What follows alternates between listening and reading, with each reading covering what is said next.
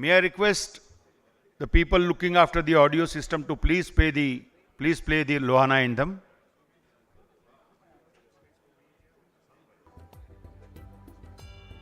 Lokabhiramam Ranarang Dhiram Rajivanetram Raghuvanshanatham Karunyarupam Karunakarantam Shri Ramachandram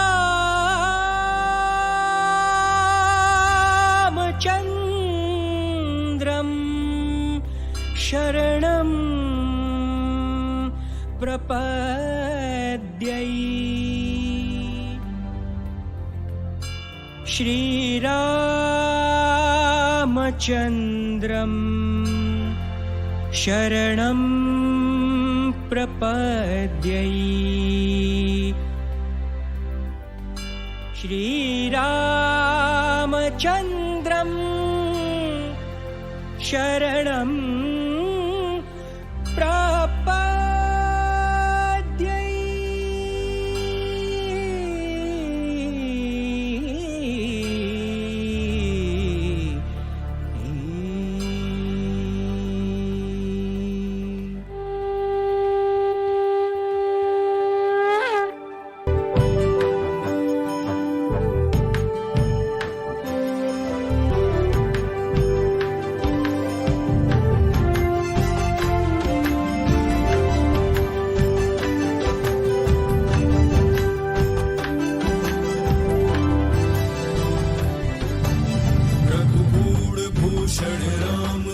वंशज लोहाना ओ अमे रवि कुल तड़ा गौरव सहित जीवन अमारू जीविए रघुवंश ना आदर्श पात्रु भाव रे निभाविए पितृ भक्ति दे समर्पण थी जीवन शोभाविए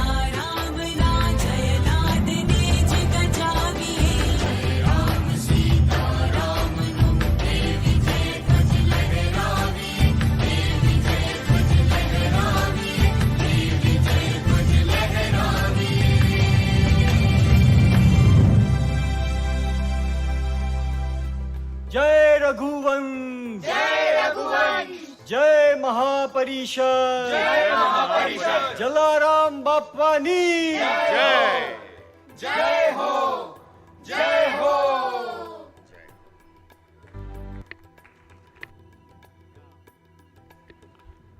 हाँ जी,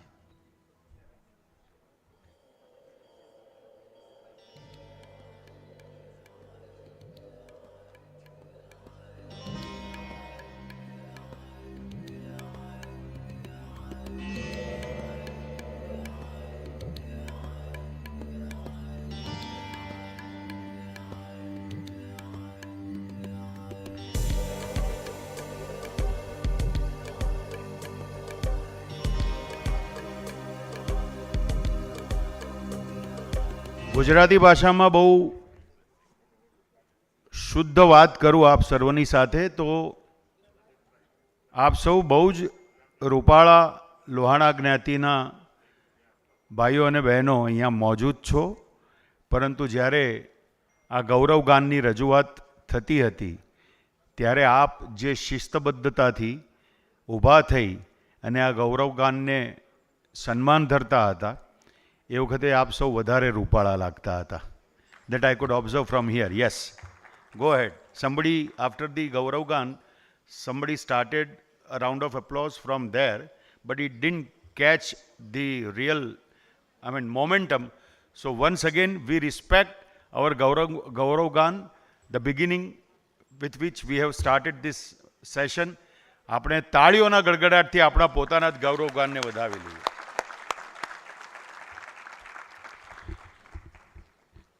Friends, I have probably been in a position to successfully implant a little bit of illusion in the mind of my very two lovely friends, Vijay Karya and Satish Vitlani, that I know English language also. And I request all of you to please continue with that illusion that I know English, because I am going to transact most of the business today in English. હવે તમને બધાને ખબર છે કે મારું અંગ્રેજી કેવું છે તે, એટલે મારી કોઈ પણ અધૂરપને મધુરપથી નભાવી લેવાની નમ્ર વિનંતી. Thank you. તો we have very eminent speakers today lined up to address you, this lovely gathering. And all those guys, I think there is no point in talking about people who have yet not come, because when they come, when there will be a full presence, at that time I want to convey a message about why they should not come late and what they are missing by coming late. That I'll convey later on when they are there, because it is going to be addressed to them. But in the meantime, આપણા એક બહુ જ અદ્ભુત સંતત્વના જે માલિક હતા એવા એક વ્યક્તિત્વ, જલારામ બાપાની નિશ્રામાં આપણે સૌ આપણા બધાનું જીવન નિર્વાહ કરી રહ્યા છીએ, પરંતુ રામબાપા 102 વર્ષના હમણાં જાન્યુઆરી મહિનામાં દેવલોક પામ્યા. અને રામબાપા વિશે ઘણું બધું કહી શકાય, પરંતુ તમે બધા જ જાણો છો કે રામબાપા કોણ છે. મને એક ફોટોગ્રાફ દેખાડવામાં આવ્યો જેમાં મોરારી બાપુ અને રામબાપા બંને રામાયણ વિશે ચર્ચા કરતા હતા. એવા મહાન સંતત્વ સમાન વિભૂતિ આપણી વચ્ચેથી વિદાય લઈ ચૂક્યા છે. તો I request all of you to please stand up and pay homage to his departure. આપણે 2 મિનિટનું મૌન રાખીએ એમની વિદાયને વંદન કરવા માટે.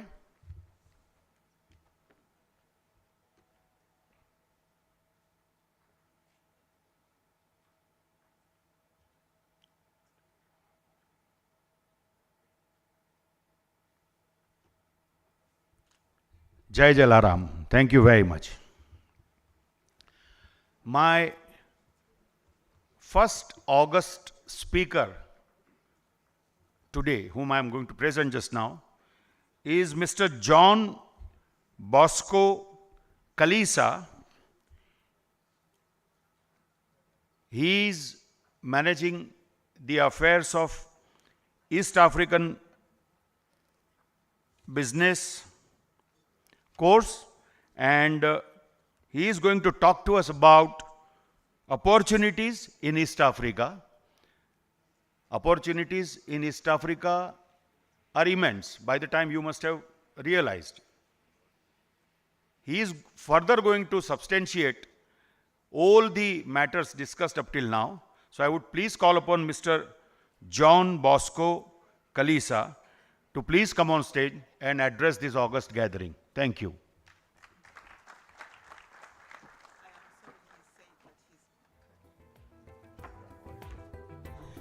Ladies and gentlemen, I'm sorry, Mr. Kalisa said that we give him about 5 minutes.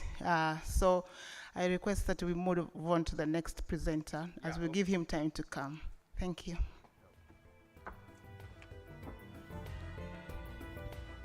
that's an interesting thing કે માત્ર શ્રોતાઓ જ મોડા નથી પડતા પણ સ્પીકર્સ પણ મોડા પડે છે. એટલે આપણને જે પણ મોડા શ્રોતાઓ આવે છે, પ્રેક્ષકો આવે છે, ડેલિગેટ્સ આવે છે, એ બધાને બહુ મોટું આશ્વાસન છે કે એઓ એકલા મોડા નથી. But my next speaker would be as Gilead John Terry, Director of Tanzanian Investment Center. What are the land of opportunity Tanzania probabilities of a forthcoming business high activities? He is going to throw light on us. He's going to throw light on that. Mr. Gilead John Terry, I would please request.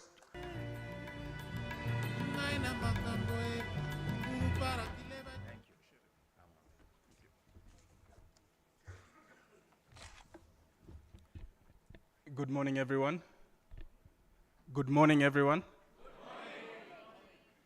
Thank you. I have a presentation, and I'm not sure if it's already uploaded. I have a presentation. Can I see it uploaded, please? And as it is being set up, I would like to express my personal appreciation on behalf of my office for the invitation to talk to you, distinguished delegates, but also specific appreciation to Mr. Yogesh Manek and his family for the invitation and facilitating our presence here today. I am with a colleague, an investment facilitation officer from the Tanzania Investment Center, and I'm more than happy to have one-on-one conversations after my talk today. So when I was preparing the presentation, I was torn between two things. One, to tell you about all the opportunities that do exist in Tanzania, which you as businessmen might be aware of them. But what I decided to focus on with my talk today is just tell you what we will be able to offer you when you decide to come to Tanzania. And on that note, I'd like to let you know that Tanzania has opportunities in everything. And by everything, I mean all the way from rare earth elements to helium to tourism.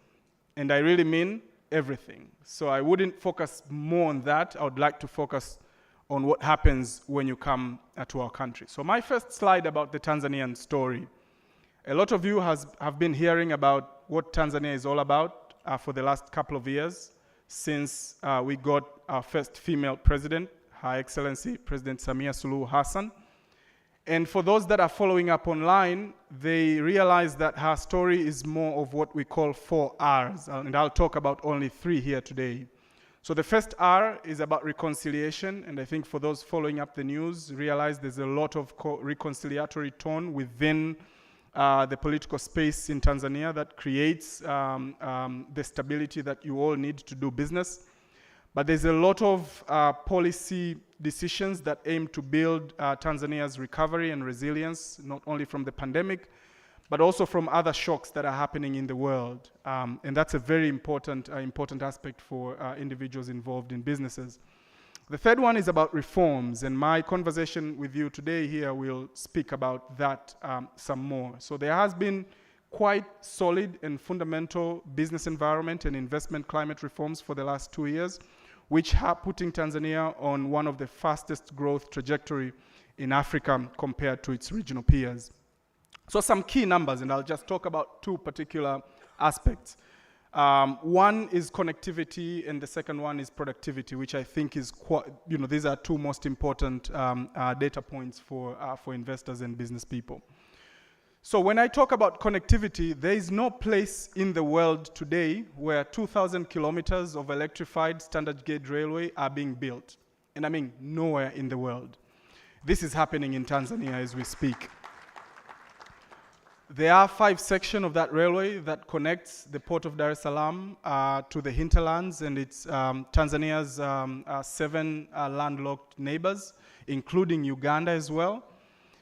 And what that means is that it is opening up the whole of mainland Tanzania, which was not as accessible as it is now through not only the railway, rural roads as well as trunk roads, electrification all the way to villages, as well as the ICT infrastructure throughout the country.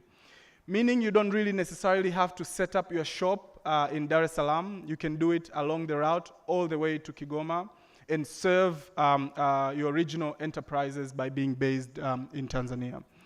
That is expanding the landscape of opportunities, spreading the wealth across from large, clogged major cities to more semi-urban and smaller regional towns. These infrastructures are lowering transport costs and logistics costs by up to 40%, which means, again, you can set up your factory anywhere along the Central Corridor Railway and still be able to make into markets quite on time. It is, again, centering Tanzania as a regional hub, which creates the space for you to set up in one country and operate within 7 or 8 regional neighbors. And what this opportunity provides for business people and investors like you is that you have the ability to serve a much larger market. Not only the Tanzanian market, but as well as the regional, the SADC, COMESA, as well as the East African Community Market, which I think my colleague from the EABC will talk about. When it comes to profitability, one, you have to, for you to be profitable, you have to have two things. One, the fundamentals have to be quite solid and stable, but also on the second part, you have to be able to lower your cost and attain the margin that you want. Tanzania has had quite solid fundamentals for the last 3 years compared to all its regional peers, and in my judgment, compared to all of Africa. Our inflation levels have remained under single digit. In fact, our recent Bank of Tanzania data shows that our inflation is hovering between 4 and 5%, which is unheard of in the current world, really. Our cost of utilities are quite competitive, so your cost of labor, your cost of water, your cost of electricity. And if you are also aware, Tanzania is building one of the largest hydropower dam in the East and Central Africa region. 2,000 plus are operational. We'll have an access and be able to sell some of that power within the SADC, Southern African Development Corporation power pool. It's important for you to notice that. But one important data point that I would want to share with you today is about the export potential in Tanzania. One of the numbers that has not budged to a point where we would really like to see has been the export growth within Tanzania. Now, if you look at the numbers quite carefully, you might find something which is a bit contradictory. One, you have manufacturing growing up, but export not growing up in the same pace that manufacturing is growing. And what that number is telling us, or at least is telling me and my team, is that there is a huge increase in domestic consumption within the country. 61 million people, as the previous census last year. Most of you having a heritage of India, you would definitely be aware that this is a story that is panning out in India as well, where domestic consumption is really driving up the demand for fast-moving consumer goods and other services as well. And that same story is happening right across the border, south of Uganda, and in Tanzania is happening. So the growth rates are quite promising. The rates of return are quite promising, and we're seeing quite incredible numbers for those who are working in finance, they're working in insurance, they're working in fast-moving consumer goods, and some of the high-end tourism value chains, and a few other spaces as well. So I really encourage you to look into the Tanzanian story with a third eye, knowing that there is something that is happening there that not everyone is completely and fully aware of. And I'm happy, again, to have one-on-one conversations with each and every one of you and talk about what is happening in our country. So a few more slides. So this changing landscape is something that our Her Excellency the President has picked up. And what she realized is that with all these things, bubbling up, we need a fundamental change of the investment landscape in Tanzania. And what our president did is that she embarked on changing the investment code that governs Tanzania. This investment code has not changed since 1997. It was approved by Parliament on 8th of December last year, and it has started to become operational on the 23rd of February this year. So I'll give you a little bit of few snippets of what our new Investment Act and the regulations provide for each and every one of you should you decide to come and invest in Tanzania. We are on sort of an overdrive when it comes to investment promotion, and this is the reason why I am here as well. But also we have reformed the law to accommodate unique investment categories. which means we have the typical bread and butter of investment incentives that you will get from any country should you go and you decide to go anywhere. But we have added a category of special investors, but also special strategic investors. Should you come, with an investment to north of, 10, 20, 30 million US dollars, we'll certainly sit down with you, look into your business, and try to provide with you specific incentives that are tailored to the investment that you'll be making in Tanzania. This committee, the National Investment Steering Committee, is chaired by the Prime Minister. The incentives that we will provide with you, they'll be approved by Cabinet, and that gives you the certainty of operation throughout the duration of the investment that you'll be making. So we have also brought back in some international best practices that I understand most of you that have business in more than one country are aware of. Things like arbitration, which were removed in the previous investment code, now are being brought back in, which provides a choice for an investor. Should you want to do your arbitration, should there be disputes, whether in country or in international courts of arbitration. The one thing that I'm directly responsible for is one-stop facilitation center, which means, and I'll talk about it in the next slide, which means when you walk in Tanzania, you only need to go to one place to get all your things sorted out. And I'll talk about it in the next slide. The other reforms that we have done with this particular law is looking into domestic direct investment. Again, I mentioned that we are seeing a huge growth of Tanzanians, not only income, but also businesses that are born and raised within Tanzania. What we have done is we have lowered the threshold for Tanzanian-based companies to enjoy investor incentive from a business that starts with 50,000 US dollars. But also we started recognizing individuals who have already invested and they were not part of the Tanzania Investment Center of this investors investment regime. So if you already have a hotel, if you already have a business in Tanzania and you are not part of the Tanzania Investment Center framework, you are now allowed to come in as part of your expansion or as part of your rehabilitation and enjoy the incentives that the Tanzania Investment Center does provide. So the one-stop facilitation center is this house. I run that house. There are 12 institutions under it. And what that means is you can come in, you can get your resident permit, you can get your work permits for your staff, you can register your taxes, you can get your national ID for those who will be resident in Tanzania, you can get your compliance on standards, and you have your electricity paid and sorted in one house. What we are trying to do is just not have these individuals here, but we are working on to have an electronic system that facilitates this problem. And the thing that we want to do it, and it's delaying us for the last couple of weeks, is that we want, if you land in Dar es Salaam and you take your biometrics at the port and get your visa, you don't need to do anything when it comes to providing your ID. We'll use the fingerprints that you've got at the airport to make sure that we help you register your business, get your taxes sorted, get your ID sorted, and all of that will be done online. And that is what is happening in Dar es Salaam as we are speaking. We wanted to launch this on the 3rd of March, but we are hoping that we'll do it by first week of April. We are on the pilot phase now, and we wanted to have at least 2 weeks to get that sorted before we open it up to the public. Next slide. These are the 3 categories of investors that we have, where we have normal investors, 500,000 US dollars. We have what we call special investors, 50 million US dollars, and we have special strategic investor, anyone bringing in north of 300 million US dollars. And these 2 other categories is provided by the highest level of government to any investor coming into Dar es Salaam. Next slide, please. Yeah, so these are fiscal incentives, and again, these are typical bread and butter that are provided with any investment agency that you have worked with. Your capital goods, 0 import duty on your goods and everything else.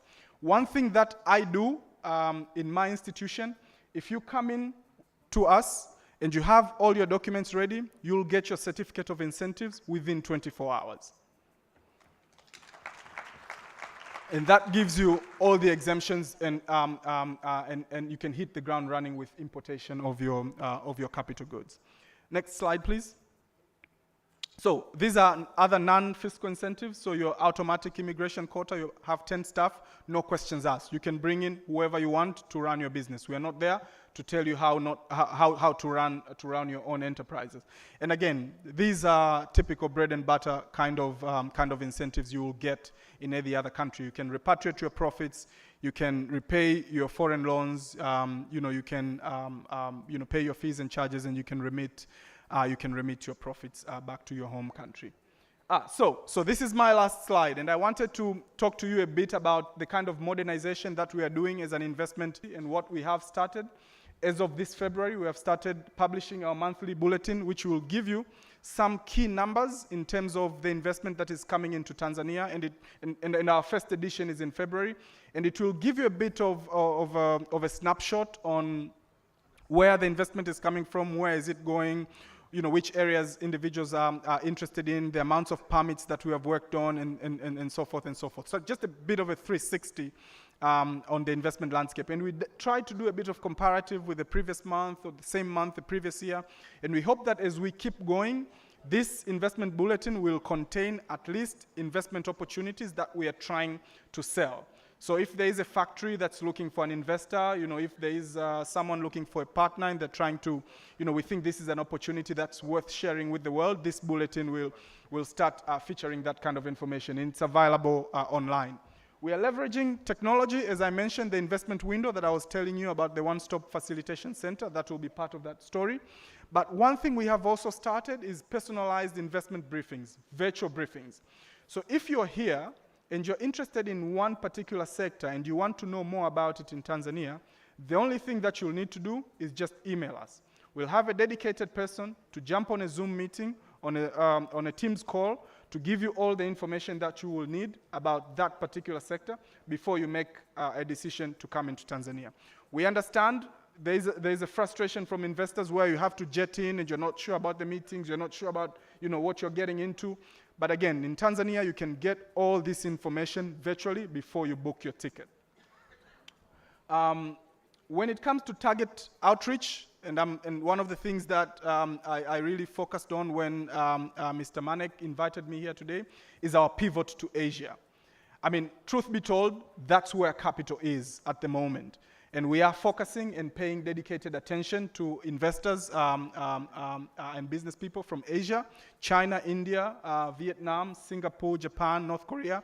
So we have dedicated staff to these particular regions, again, ready to answer your calls and ready to give you all the information that you will need to invest in Tanzania.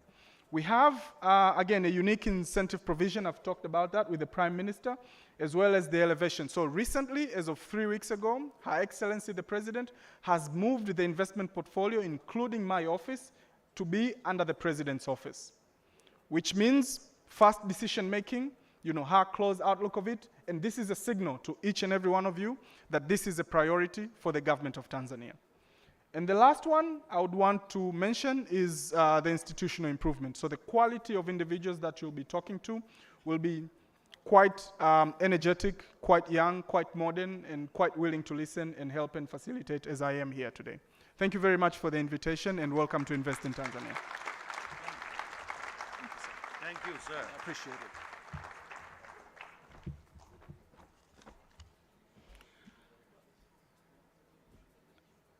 Friends, I am supposed to take care of a little bit of precise text in Gujarati. I am supposed to talk to you about the previous speaker. But Mr. Terry was almost having the speed of a jet. And it reminded me of the old movies of our great actor, Devanand, the way in which he was ushering the dialogues. He was a little fast than that also. એટલે દેવ સાહેબ આમ ચાલુ કરી દે કે मैंने सोचा था किसी बदसूरत लफंगी शक्ल से मेरी मारा मारी होगी, लेकिन जब कमरे का दरवाजा खोला तो मैं दंग रह गया। दो हसीन आंखें मेरी तरफ देख रही थी और दिल धड़क धड़क कर कह रहा था, जॉनी बेटे तेरी मंजिल यहीं पे है, लेकिन इतना याद रख अगर उसे पता चल जाए कि तू चोर है, उचक्का है, छोटी मोटी चोरियों के इल्जाम में कई बार जेल जुई जा चुका है, अभी जेल तोड़कर भागा है, तो नसीन आंखों में तेरे लिए सिवा नफरत और कुछ नहीं रहेगा। હવે આમાંથી કેટલું સમજાય? દેવાનંદનો ચહેરો અને દેવાનંદની જે મોમેન્ટ બોડીની, એટલે આપણને આમ મુગ્ધ કરી નાખે, આત્મસાત કરી નાખે, પણ સમજાય કેટલું? એટલે એવું મારે હમણાં થયું, પણ છતાંય મને જેટલું પ્રાપ્ત થયું છે એ હું તમારી સમક્ષ મૂકું તો એમણે એટલું જ કહ્યું કે સારામાં સારી વાત ટાન્ઝાનિયામાં અત્યારે એ બની છે કે જેવી રીતે આપણે ભારતમાં પણ ચાલુ થયું છે એમ વન સ્ટોપ ક્લિયરન્સ, એક જ જગ્યાએથી તમને ઇન્વેસ્ટમેન્ટ અને એક્ટિવિટીઝ, બિઝનેસ એક્ટિવિટીઝ સેટઅપ કરવા માટે એક જ જગ્યાએથી બધા જ ક્લિયરન્સીસ મળી જાય છે. આ બહુ મોટી વાત છે. એટલે you just don't have to loiter around the different government departments in order to start your activities in Tanzania. બીજી એક વાત ખાસ બહુ સરસ એ થઈ કે આફ્ટર કેર સર્વિસીસને વધારે સશક્ત કરવામાં આવી છે. એટલે કે all sorts of aftercare, they have become more, they have been converted into a more profound system of aftercare. અને ત્રીજી સૌથી મહત્ત્વની વાત મારા હિસાબે મને એ લાગી, સતીશભાઈ મને બહુ ટચ કરી ગયું, સુભાષભાઈ, કે આર્બિટ્રેશન સિસ્ટમ એ એટલી બધી વધારે મજબૂત કરવામાં આવી છે કે ન કરે નારાયણ અને કોઈ ડિસ્પ્યુટ થાય તો એ ડિસ્પ્યુટને સોર્ટ આઉટ કરવા માટે બહુ જ સરસ રીતે આર્બિટ્રેશન સિસ્ટમનું આયોજન કરવામાં આવ્યું છે. એટલે આપણી ગુજરાતી ભાષામાં જો હું આપ સર્વને કહું ને તો કદાચ મતભેદ થાય પણ એ મતભેદ મનભેદમાં પરિવર્તિત ન થાય એનો ખ્યાલ રાખવામાં આવ્યો છે. આ બહુ મોટી વાત છે કે તમને સોલ્યુશન મળી જાય અને તમને ગ્રજ એકબીજા વિશે ડેવલપ કરવામાંથી મુક્તિ મળી જાય. અને બીજી એક ખાસ વાત એમણે એ કરી કે અત્યારે એક્સપોર્ટ થોડું ઓછું છે. એનું કારણ એ છે કે ડોમેસ્ટિક કન્ઝમ્પશન બહુ વધ્યું છે. એટલે ડોમેસ્ટિક કન્ઝમ્પશન બહુ વધ્યું છે એનો અર્થ એ થયો કે દેશની ગરીબાઈ દૂર થઈ રહી છે અને દેશની ફાઇનાન્શિયલ પાવર સિસ્ટમ ઇમ્પ્રૂવ થઈ રહી છે. એનો બીજો અર્થ એ થયો કે એટલા માટે તમે જેટલું બનાવશો એટલું દેશમાં ને દેશમાં જ ખપી જશે. દેશમાં ને દેશમાં ખપ્યા પછી બચે તો તમે એક્સપોર્ટ કરો ને. એટલે આટલા કેટલાક બધા બહુ જ ઇન્ટરેસ્ટિંગ પોઈન્ટ્સ એમણે કહ્યા. અને once again thank you very much mister Terry for this wonderful address of yours. Yeah please. We are really pleased that Mr. Gilead Terry, as you know, he's from the Tanzanian Investment Authority. You heard him. He's very kindly agreed to be with us for lunch, and we will have a separate table with his name during the lunchtime today. We have, as you know from yesterday, we're going to have various industry sectors tables already, but there will be a table for Tanzanian investment. If any of you would like to go and ask him any questions whilst you have lunch, you can do that. So please be aware of that. Thank you.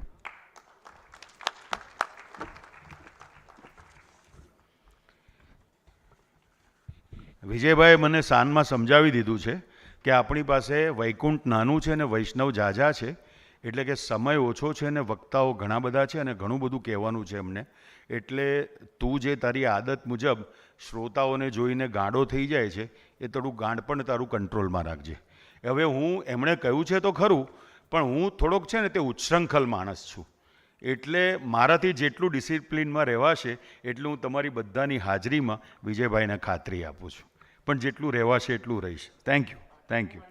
Yes, thank you. હવે મારે સાહેબ બોલાવવાના છે એ આપણા mister Charles. I would please call upon Mr. Charles Jackson Itembe, Director General of EPZA Tanzania, and he is also going to talk about investment opportunities and partnership calls. Very interesting subject. એટલે આપણે બધા we all wait very eagerly what is going to talk to us. Please come on stage, sir, Mr. Charles Jackson Itembe. Put your hands together. Thank you.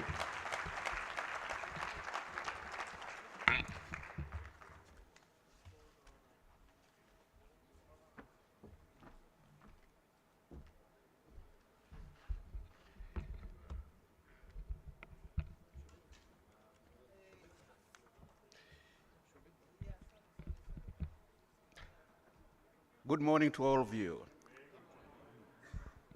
Thank you very much for this opportunity that you have given us to present Tanzanian opportunities for the Indian community, specifically Lohana community. Basically, I would like to say special thanks for this invitation, in particular, Mr. Yogesh Manek, who has made us to be here today. Mr. Yogesh, thank you very much. But more important for this Lohana community, for recognizing that Tanzania is in East Africa, it is in Africa, and we need to be here today to present to you some of the key opportunities that we have in our country. I'm promising to present to you, though I may not have the speed of Terry, I have the speed of a Bombardier, not a jet. Terry is more younger than me, so he has presented in a very high speed, which I do appreciate. And then I slow down for you to be able to get it right. Let me begin by saying that Tanzania investment avenue, when you get into Tanzania as an investor, you normally go through 3 windows. One is through TIC, Tanzania Investment Center, which Terry has covered. In fact, Terry has covered everything which I would have said, but I have to compliment for his speech. But you also go through EPZA. EPZA is the Export Processing Zone Authority. You can also be licensed through that window, but you can also be licensed through Tanzania Mining Commission. Those are the 3 key pillars where an investor can get in and land into our areas of investment.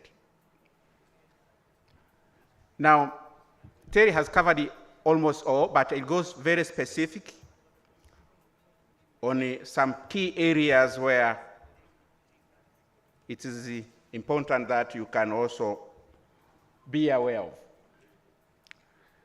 In any country, investors are looking at how that country grows.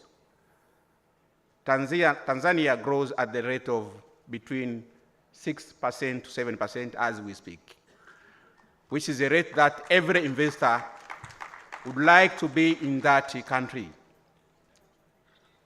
But Tanzania is made up of 61 million population. That's quite a big population that any investor would like to be part of that population to make some money. But Tanzania inflation rate is relatively low compared, of course, to most of the East African countries and in Africa. Of course, even the standard of the world. It is ranging between 3 to 5% for a decade now. But there are some uniqueness which I would point out very clear, which is in favor of any investor who is coming through Tanzania. One, we have a land of which it amounts to 44 million hectares. That is arable land. I know the Indian community who are working in Tanzania right now, most of them, they are in agro-processing. But we'd like you also to come and do the investment. We have an arable land. But not only that, we have water resources, water bodies, which are not fully utilized in our country. We are inviting you to come and do the impact in our country using the arable land which is available, using the water resources which is available in our country. Tanzania is also strategically located. We are saying that it's a maritime nation where its borders is the Indian Ocean, but it's also bordering almost 8 interland countries with a population of almost 300 million people. We are the member of EAC with a population of 100 million. We are the member of SADC. Combining all those two, we bring about 300 million population within the SADC community and the East African community. That is a great number that any investor would want to be part of. But we have some unique features in our country which I would like to emphasize. We are the land which is endowed with the natural resources, forestry, wildlife, industrial minerals, and energy sources, which Mr. Terry has emphasized that we are in the project of producing almost 2,300 megawatts, which will bring down the cost of energy. And for an investor, that is very key. But we also have, different from many of the countries, the land in Tanzania belongs to the government. You have no hassles on obtaining the land. When the land belongs to the government, it becomes so easy for you to maneuver. And we can lease to an investor from 33 years, 66 years, up to 98 years. You should not be worried about that. That's an opportunity for many of the investors who are visiting us. And in my view, right now, our dear President Samia Suluhu Hassan is advocating on agriculture as build, we have a slogan that is called Build the Future Tomorrow. Is it Build the Future Tomorrow? BBT is through agriculture. So I'm inviting you to be part of this mission which the President is advocating so aggressively, that we need to feed Africa, we need to feed the world through this arable land that we are endowed with. But the most unique feature of Tanzania is the culture of the people. Friendly people, united people, welcome people. And you have no hassles in maneuvering in interaction in Tanzania when you come as an investor. Now, I'll talk about EPZA story, very retro about it. This EPZA is mandated actually to facilitate investors. One, giving them the location, where exactly, as an investor, you are looking for a land to invest. We facilitate you to obtain the land in our country, but we also facilitate you to license the business. But thereafter, we don't leave you alone. We support you by giving you the incentives, of which we can talk more when we'll be having tete-a-tete discussion. The right time, when the right time we can, but I'll talk a little bit in the next few slides to come. So those are the key aspects that we do offer, but I'll talk about the incentive later. Scroll, please. Scroll. Next slide. Now, what are the opportunities that we do have, of which we can consider? One of the promising ones is the agriculture and the agro-processing. We are a country that we are endowed with land, and we would like to resolve the supply side of the equation. The demand side is given, but we have a challenge of the supply side, of which we're inviting you guys, bring capital, bring technology to resolve the supply side of the equation. Agriculture sector right now contributes about 27% of the country's GDP. We'd like this to move to the level of more than 50%, because there is no need for us to import food. There is no need for us to import anything. There's no need for us to buy from away from Africa. We need to support Africa, we need to support the world. But this is an opportunity for you, because we have the land which is available, we have the water resources which you can use through irrigation, but through agro-processing. As we push more on increasing production, but we are also pushing more on how do we add value to these agricultural produces. So that is an opportunity which we offer. And my institution, EPZA, is the one which also mandated to give you some incentive which you can use for adding value through manufacturing.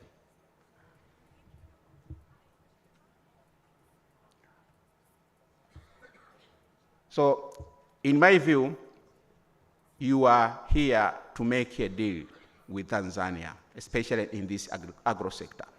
Can you move on, please? Manufacturing. There are quite a number of investment opportunities in this area of manufacturing. Looking at the Tanzania location and what it produces, we are producing cotton. But we'd like to make an impact in this area by increase both production, but again, processing of cotton so that we have finished good within the country. So we are looking forward to have you for textile and apparel industries. They are not plenty. They are very few, but the demand in East Africa, demand in Tanzania, demand in SADC is quite higher. We cannot feed the textile with the existing manufacturing industries which are available. Leather and the leather goods, those are other opportunities which are available. Building materials, the country is growing very fast in terms of construction. We have moved to the capital city in Dodoma. It is constructed every day, every second day. We need the construction materials. We need industries which can locate in Tanzania and build industries which are geared toward manufacturing. Pharmaceutical is another area that we are inviting you to come. Jewel and rapidly, we have minerals which are available in Tanzania. You don't need to travel all the way. You can just take the minerals and process them, add value, and shorten the cost, and actually ease the cost of doing business.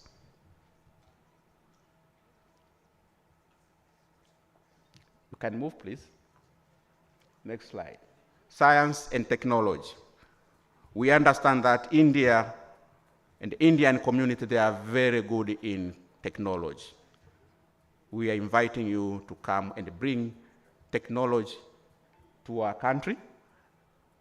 We give you the incentives, the one that Mr. Terry has mentioned, strategic incentive for any special investors who locate and build industries which are geared towards science and technology. We are a country of 61 million people, but with very young population who are looking for IT, who are looking for ICT component to make a change.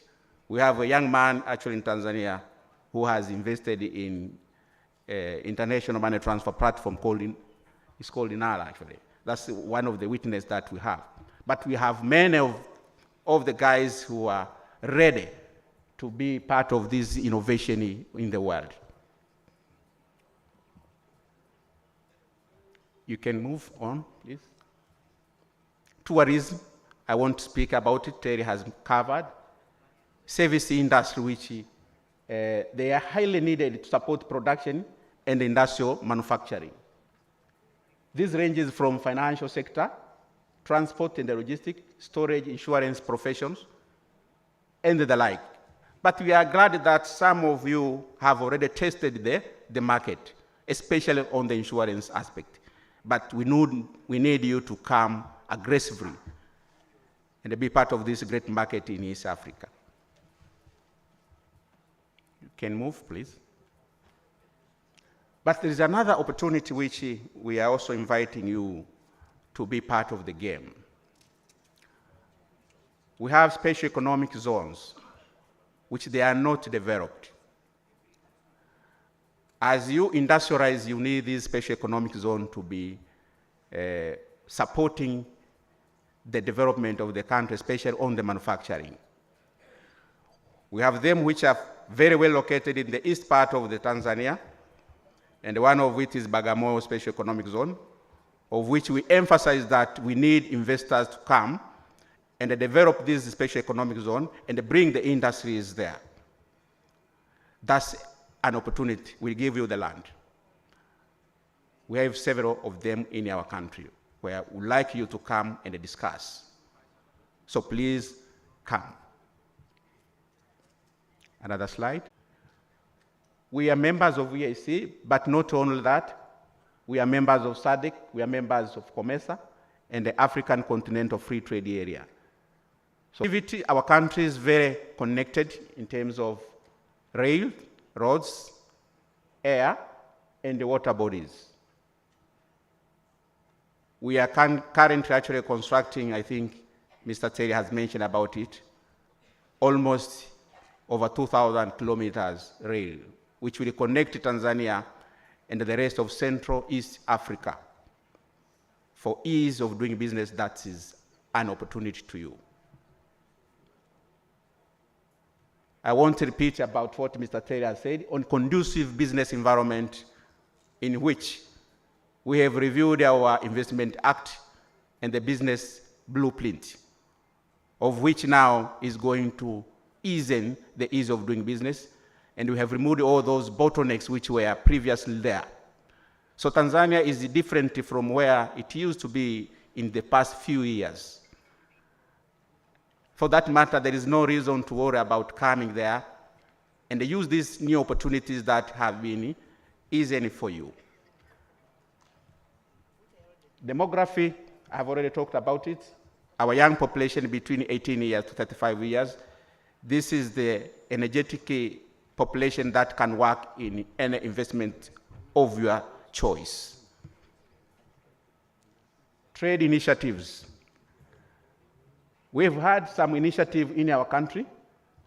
We are members of AGOA, African Growth Opportunity Act, and some of the investors right now who have invested through EPZA, they are enjoying that window and supplying to US.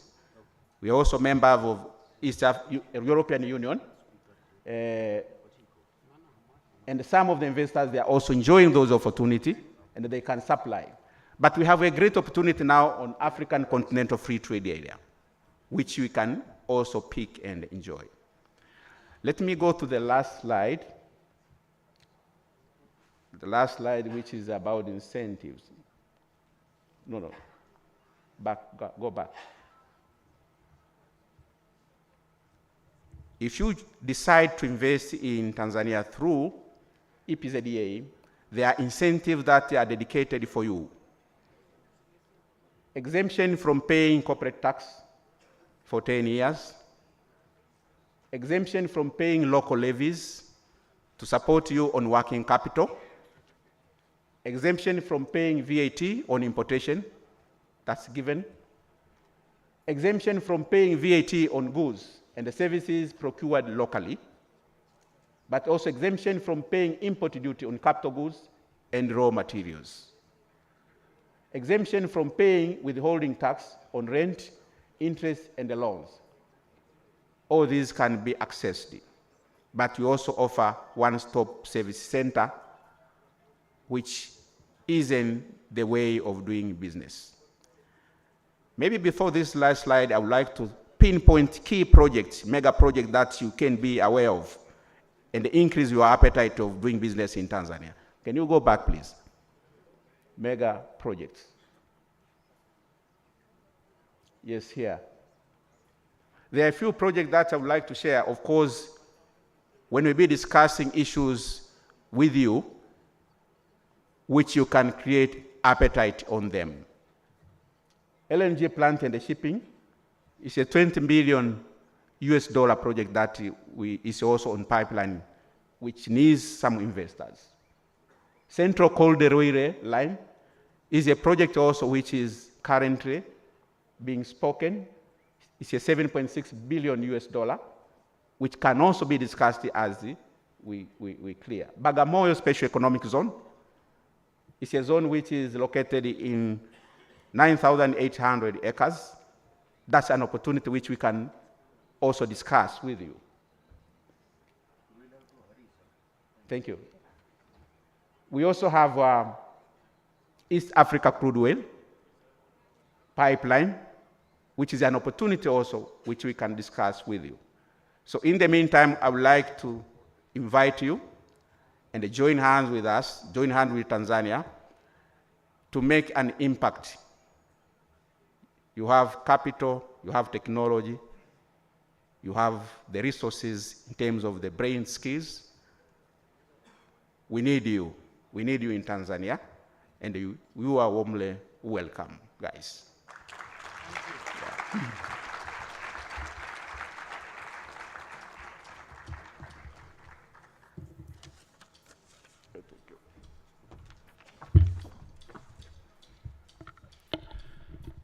Thank you very much,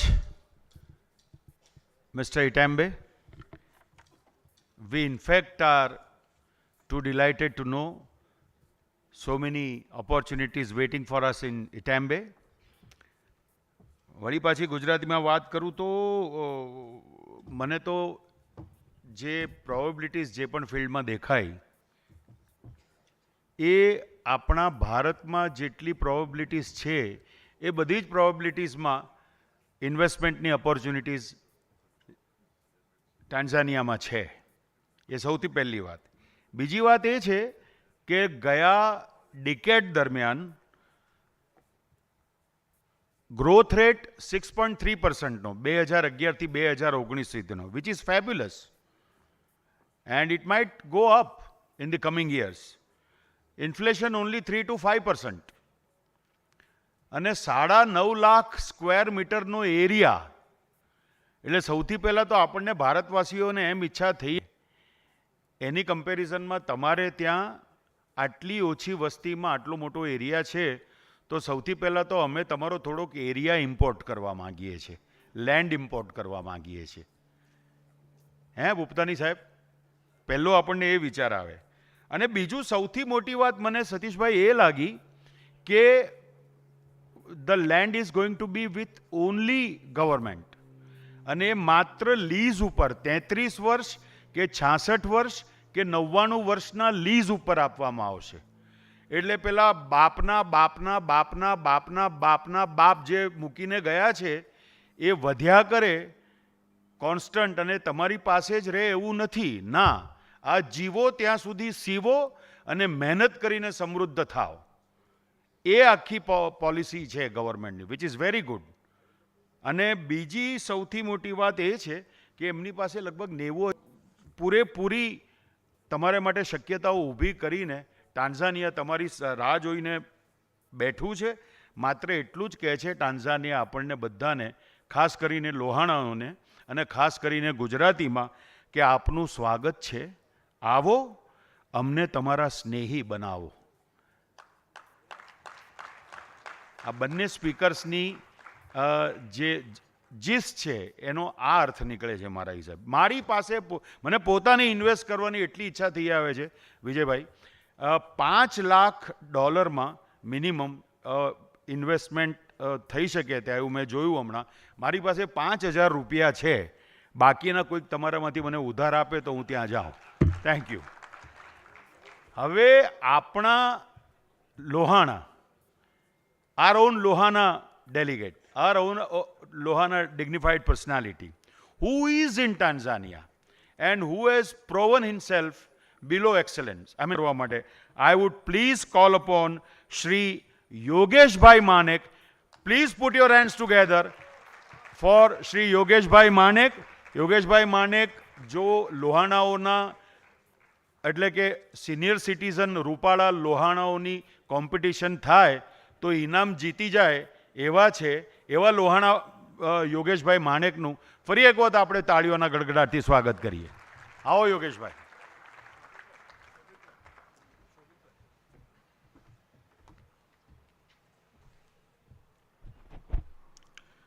Respected elders, Your Excellencies, Satish Bhai and the entire team of LMP, family and friends, Jai Shri Krishna, Jai Siya Ram.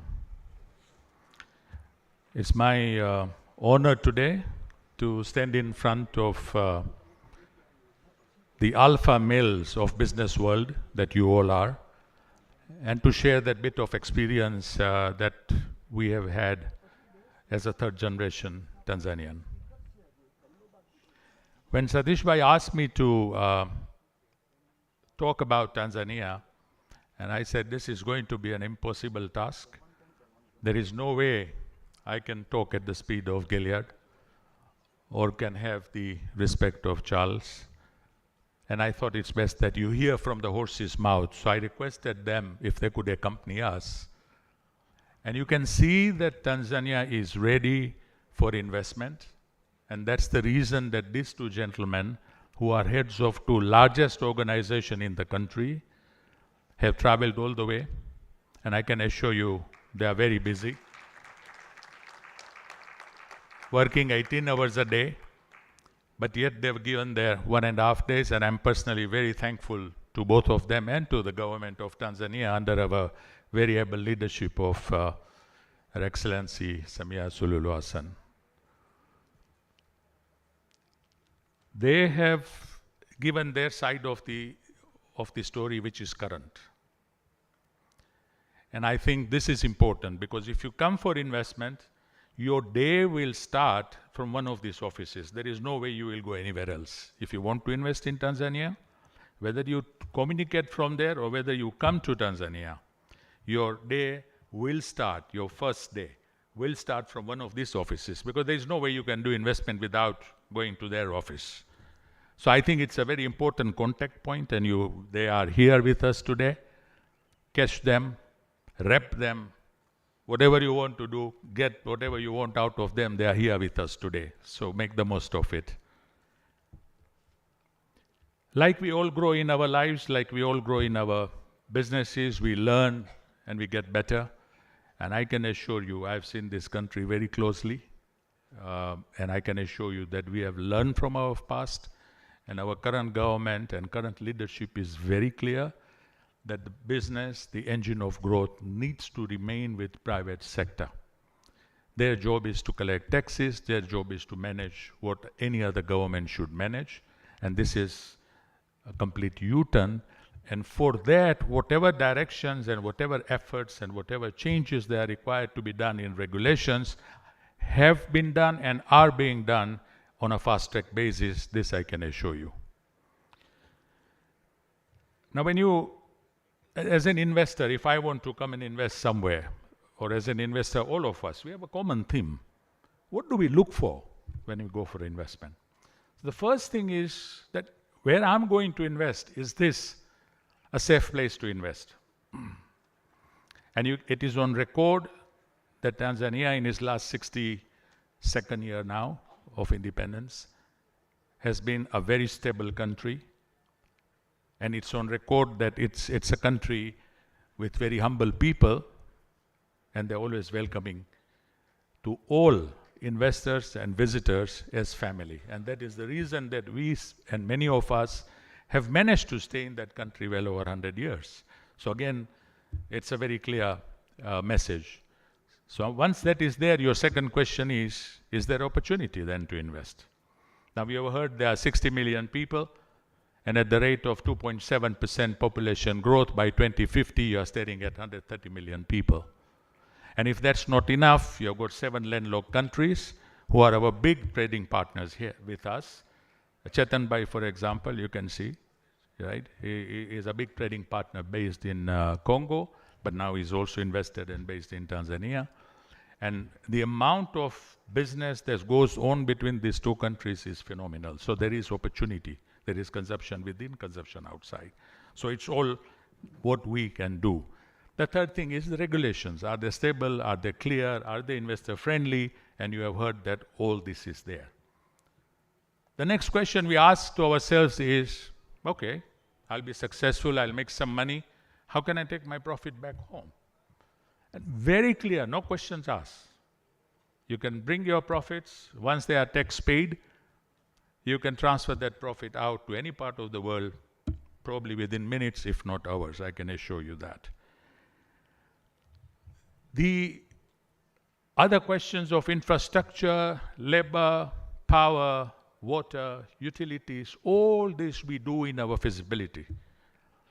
And all this has been said, and I can assure you on their behalf that we have all that in place. Within the region, we have cheapest power. Within the region, cheaper than Kenya, Uganda, Rwanda, Burundi, cheapest power is in Tanzania. which is big part of any business that we do. Likewise, labor is available, which is cheap, and our labor laws are quite friendly. And therefore, all it tells us is that 360-degree opportunity is there, foundation is there, stage has been set. It's all about an investor saying, okay, I want to invest, and I can assure you that you will be welcomed not only by them, we are also there, and you are always welcome. Our contact everybody has, and you are most welcome if we can do anything. What would I tell, for example, I've seen a lot of investors coming in, and because I have been asked today by Satish Bhai to share some of the experiences, and I found that, at times we do derail as investors. And there are some of the no's, N-O, no, don't do, don't get there. Politics is one, don't get there. It's not for you, not for us. Right? It's their country, Tanzania's country, proudly Tanzanian, and it should remain there. When you get there, everyone has their own corporate social responsibilities. Please see that your CSR are fair. Please see that they are invested. And please see that your investment is felt around you, which we forget at times. We believe we are investors, we come in and out, we'll float in, we'll float out. Traders, short-term, simple businesses, all are welcome. But is that really what the country is looking for? Gone are the days where we used to come 100 years back and the Omani Arabs would come and they would kind of, take salt from here and bring some mirror from there, and consumers are no longer stupid. They understand what they want. Government understands where serious investment is. So bring in value addition. This is not about money. You don't have to bring in $1 billion to do that. Bring in technology. Bring in anything new that you think is required or consumed in the market. And that will go a long way. So come with something that adds value to the country and to the economy at large, so that it can be felt. And invest in medium to long-term projects. Do not come with short-term mind. 2 years, 3 years, snap in, out. Do not do that. Come with medium term. Invest what you want to invest. See what is there. Be sure. Have clarity, which we all do anyway. I'm only preaching those alpha males, as I just said, of this business world. But I think these things, once they are clear, and once you have made up your mind, this is where you will now start reaping the profits. The world is very competitive out there, and the opportunities are very few, if you ask me. India is in a very fortunate position now, envious position to the world, both from internal and external resources and, thank you, ability point of view. But likewise, I can tell you, Africa is the continent which is coming out of the dark. Africa equally has, you just said about the landmass, but he was talking about Tanzania. Just look, compare yourself with Africa continent. The population is same between India and Africa, 1 billion plus here and there, but look at the landmass, it's probably 10 times more. And it is the continent that's going to grow. It's all about political will. It's all about putting in correct policies, correct infrastructures. And regionally, you can see a number of countries have done that. In front of our eyes, we have seen how countries have changed. And in front of our eyes, we are seeing today how countries are changing. Rwanda, an example. Uganda as an example. 1983, when I came here, there were nothing but bombshells and bullets and whatever in the walls, you can see them. And look at this country today. It's all about leadership. Burundi is changing in front of us from where it was. It is changing as we speak. So these are all regional opportunities. I'm only talking on the eastern part of Africa. Africa is huge. It's a continent. So I'm not even going there. So I'm saying that, this is the time that you must come and invest if you want to invest. and I can assure you that you will not regret. I don't think I should be really boring or taking away your time with all that has been said, give you statistics, anything more than that has been given. Google, ChatGPT, a lot of areas where you get a lot of information. But the reality on the ground, the experiences on the ground, you have some of us. I'm not the only one. There are many Gujaratis and Indians and whom you can kind of confide in and talk to them privately, see what they feel about it, and you will get the right picture. Just one last message that I would like to leave, and I've seen many fail in many parts of the world, including Tanzania. Investors, small or big, I've seen Unilever of this world fail. I've seen ShopRites, for example, of South Africa, big chain fail, and I can talk of names one after the other, and they are big names, not even small names, and hundreds of small names. And fail purely because they come with a notion that we know everything. I assure you, you don't know everything.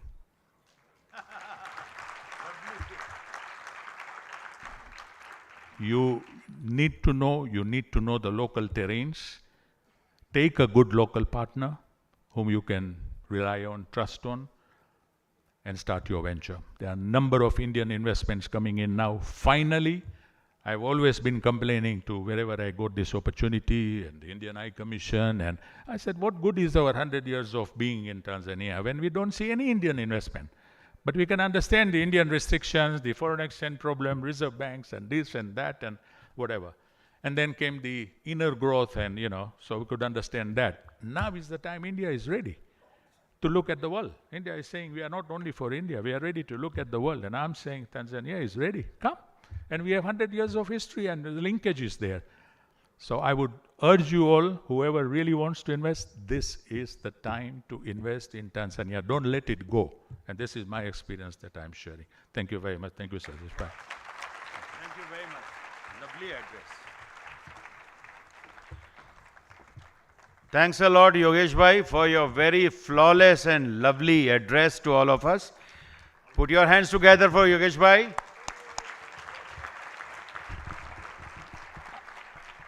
Kutchi ભાષામાં કહું તો આપણો માડું, આપણા દેશવાસી, અને આપણને ટાન્ઝાનિયાની બહુ સુંદર સફર કરાવી.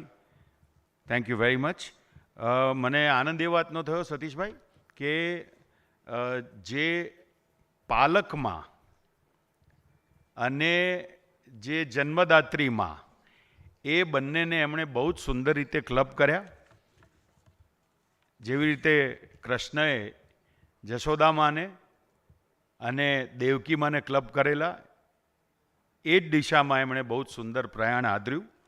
મને જે કેટલીક વસ્તુઓ પકડાઈ એ હતી કે એક તો 62મા વર્ષમાં ટેન્ઝાનિયા આઝાદીના 62મા વર્ષમાં ઘણું બધું સિસ્ટમેટિક થઈ રહ્યું છે. Total system is there. અને એક વાક્ય બહુ સરસ બોલ્યા યોગેશભાઈ કે Africa continent is coming out of dark. આ આખાય આયોજનનો મૂળ ઉદ્દેશ એ જ છે કે આ જ્યારે સુવર્ણકાળ ચાલુ થયો છે તો એ સુવર્ણકાળ તરફ ગતિ કરીએ. પોલિટિકલ વિલ અને ઇક્વાલિટીઝ છે, જે સ્ટ્રોંગ સિસ્ટમ હોવી જોઈએ ગવર્મેન્ટની, એ સિસ્ટમ ટેન્ઝાનિયામાં છે.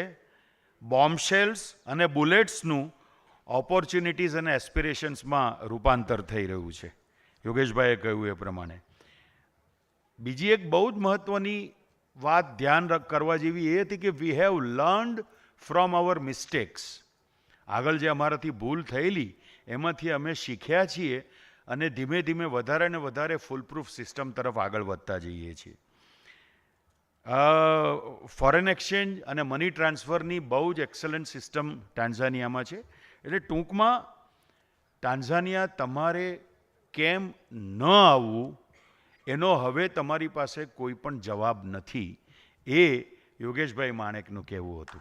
Very nice. Thank you very much. આપણે આગળ વધીએ એ પહેલાં એક બહુ સરસ આયોજન આજે કરવામાં આવ્યું છે. 4 ફિમેલ્સ જે પોતાના મંતવ્યો સ્ટેજ ઉપરથી રજૂ કરવા માગે એ સત્વરે આવીને on my right, please register your names because in the same session of this morning, we are going to present them to put forward their ideas to this lovely gathering of delegates. એટલે તરત જ આ તરફ આવે અને અહીંયા જે બેઠા છે ચાર I told them ચાર females આપમાંથી જે યોગ્ય અને લાયક પોતાને સમજે એ જરૂરથી આવે બીજી એક ખાસ વાત આપણે ખાસ મેન્શન એ કરવાનો છે કે no less than a personality her excellency high commissioner of Uganda to United Kingdom miss Nimishaben Madhvani આપણી સાથે પહેલા દિવસથી છે અને કોઈ પણ પ્રકારના પોતાના સ્ટેટસનો ઓફસેટ પ્રિન્ટિંગ કે સ્ક્રીન પ્રિન્ટિંગ કે ડેક્લેરેશન કર્યા વગર આપણી અંદર એવા સુંદર ભળી ગયા છે તો એમને આપણે ખાસ તાળીઓના ગડગડાટથી બિરદાવીએ ફોર એસ્ટીમ્ડ પ્રેઝન્સ અને ઇન્ટુ એમણે જે બહુ ડિગ્નિફાઈડ કલરફુલ ડ્રેસિંગમાં એ આવે છે તો મને તમારા બધા તરફથી નિમિષાબેનને એક શેર અર્પણ કરવાનું મન થાય છે કે આવું અજવાળું ના ઉગે ધણમાં સાંજે જ્યારે ધણ પાછું આવતું હોય યોગેશભાઈ ત્યારે એ ધણમાં અચાનક અજવાળું થવા માંડે છે એ કેમ કારણ કે રબારીના મનમાં શું જાગે છે એ આમના ડ્રેસિંગને હું આ શેર અર્પણ કરું છું કે આવું અજવાળું ના ઉગે ધણમાં કંઈક જાદુ હશે રબારણમાં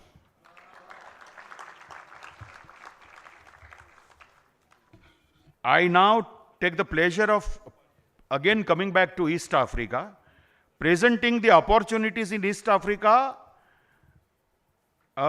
In this Investment in Africa session, I take the pleasure of presenting Mr. John Bosco Kalisa, Executive Director and Chief Executive Officer, East African Business Cell.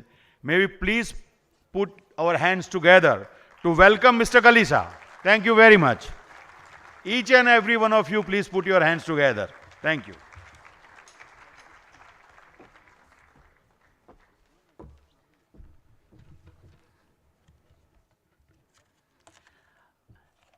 Good morning. Habari za asubuhi. Then you are true East Africans. Allow me first of all to thank and appreciate our host, the government of Uganda and the people of Uganda for the excellent reception that they have accorded to the Lohana community.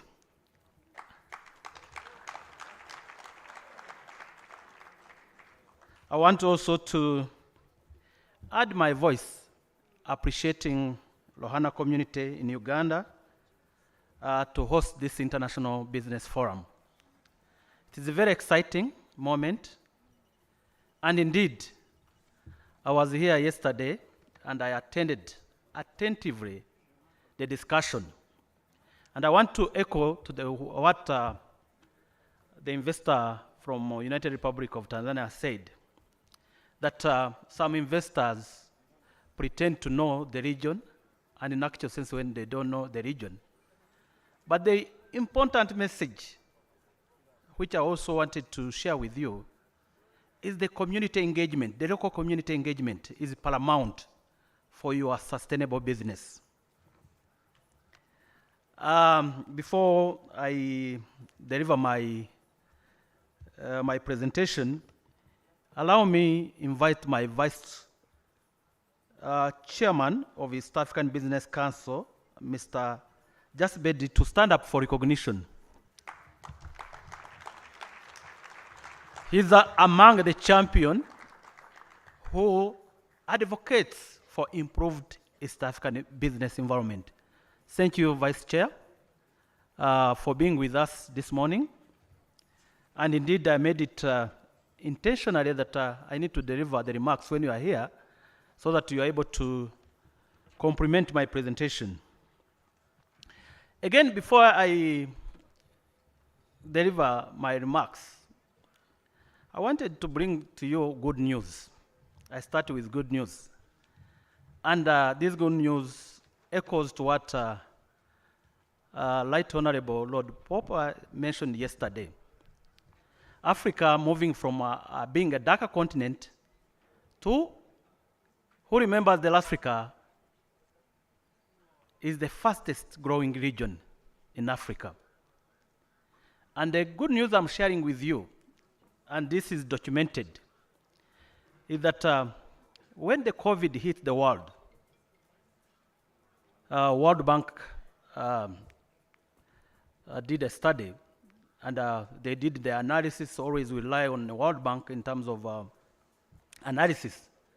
They said the entire African countries or region is going to slide into a recession. And indeed, many countries in Africa went into a recession, negative growth. The only region that did not slide into a recession was East Africa. You ask me, what was that magic bullet? Why East Africa did not slide into a recession? There are three important fundamentals that I wanted to share with you. And this complements my brothers from the United Republic of Tanzania in their presentation. One was our deeper commitment to regional integration. Deeper commitment to regional integration. We have 8 regional economic communities in Africa, recognized by African Union, but East Africa is the only region that is more integrated than other regions. And that presents enormous opportunities for doing business in East Africa, doing investment in East Africa. Another important aspect that was our savior from COVID was our diversified agriculture. That is our gold. They may say in East Africa, that's our gold. And that is also an opportunity in terms of our processing industries, adding value to agriculture. You know, this morning, I was opening one of the sessions here in Uganda, and I was sharing an insight, saying that there is this wider market of 1.3 billion population under continental free trade area, but each country has a special and a unique product to trade under CFTA. We have developed countries, we have developing countries, we also have these developing countries. But during our simulation, we realized that no country within the continent that will outcompete Uganda in terms of export of agricultural product. Uganda is going to be a basket for the entire continent in terms of food, in terms of agro-processing. And that presents an opportunity, and I'm happy to share with you that. Another important fundamental, again, has been echoed, it has been the 10 fastest, the 3 out of 10 fastest growing economies comes from East Africa. And I want to look at the 2022 report. Those who have a phone, look at 2022 report by African Development Bank. They said 5 countries, started with 5 countries in Africa that are posting more than 5% growth. Rwanda came number 1 with 7.9% growth,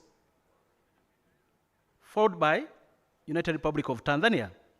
Kenya and Uganda, they are also almost on the same level, 5.9 to 6%. That demonstrates how the region is growing. It demonstrates the opportunities. And that is even despite the COVID, the region has continued to grow. But you would ask yourself, what are these drivers of growth? What are these drivers of growth? And the key one is that despite the geopolitics, there is a political will. And that was also another important aspect, that government and the private sector sit on the same table and agree what to do. So that closeness between government and the private sector is one of the bullets what I would call magic bullet in terms of our growth. My vice chair sits with the president, His Excellency Museveni, and say, these are daunting challenges that are hindering my business. Eh? You access our president across the region the way you. I'm from United Republic of Tanzania. Last week, and this is also good news I'm sharing with you. I was in India, Tanzania Business Forum. There is even a push that should we rely on US dollars? Can't we use our own currency? Tanzania and in India, they are going to start trading using their own currency. And congratulations to that move. And that is the aspect you see, that is the leadership. That is the political will. We always say our leaders are very committed to integration, are very committed in terms of improving business environment. My colleagues, again, I can go through quickly in terms of investment opportunities.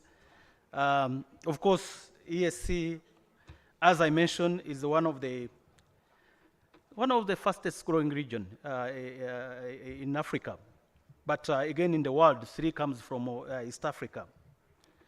So, of course, I mentioned about political stability, improved regulatory environment, and a large market.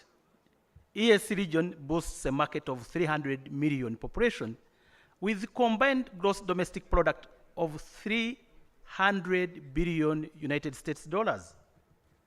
So these are, why invest in East Africa? One, that is the market access. In economics, we say market matters, volume matters. It's a market, and a growing market. And the good news that when you look at the consumption level, generally 60% of our consumption is driven by youth, our youth. Women and the young men, they are the driver of our consumption. That's a good market. Then the simplified investment procedures and one-stop center facilities. My colleagues from United Republic of Tanzania have mentioned about incentives. These incentives cuts across all investment promotion agencies in East Africa. Go to Rwanda, you will receive the same. Go to Kenya, you will receive the same. Go to Burundi, you will receive the same treatment as an investor. And we are trying even to harmonize. EABC, East African Business Council, we are pushing for harmonization of these incentives so that we don't compete amongst ourselves, but we have a combined framework to attract investment. So the opportunities transverse all the sectors of economy. Next slide, please. And I will not, again, dwell on that. I will share with you my presentation. When you look at agriculture, it's, again, a backbone of our economies. It provides a lot of job opportunities, employs more than 80 of our labor force. It contributes about more than 30% of our GDP. But also good news, which I want also to share, is that let's move from agriculture, but let's move into value addition, value creation. And that's where opportunities are. Yesterday, the previous speaker mentioned about why we have all these opportunities in Africa, but that's what I always call a paradox. A paradox. Why do we have all these enormous opportunities, but we remain in a perpetual poverty? Because we don't add value. We don't add value. India, and that is the opportunity for you, because generally under CFTA, under Continental Free Trade Area, the biggest gain done, the simulation done was that the biggest gain will be delivered from added value, manufactured products. And I'm happy the region has started to embrace industrialization, started industrialization, value addition. We need to add value to our products. We need to support. I was talking to one of my colleagues. I don't know whether Bedico, the representative from Bedico is here. I was saying that Bedico, they are coming with a very excellent initiative called Dance Africa. Bedico, I don't know if the CEO of Bedico belongs to Lohana group, but if not, but they are doing also amazing. Dance Africa. How do we add value to our oil seeds? How do we transform that? And that is the message I thought it's very important. Whatever we are doing, we need to add value to our products to move out of the poverty. There are also opportunities. Next slide, please. There are also opportunities in infrastructure. Of course, a lot has been said. Look at the corridors, both northern corridor, central corridor. There are enormous opportunities in rail, enormous opportunities in waterways, where you can, enormous opportunity in the air transport. Generally, under CFTA, we've estimated that we need around 2 million trucks to move our goods across. That's the opportunity, 2 million trucks. Energy, a number of opportunities have been highlighted in the energy sector. Natural gas, oil, coal, uranium, and renewable energy. Those are some of the opportunities. I will not dwell into that because the previous speaker had already highlighted them, but the message, high value addition and product diversification is the key to unlock Africa, is the key to unlock East Africa.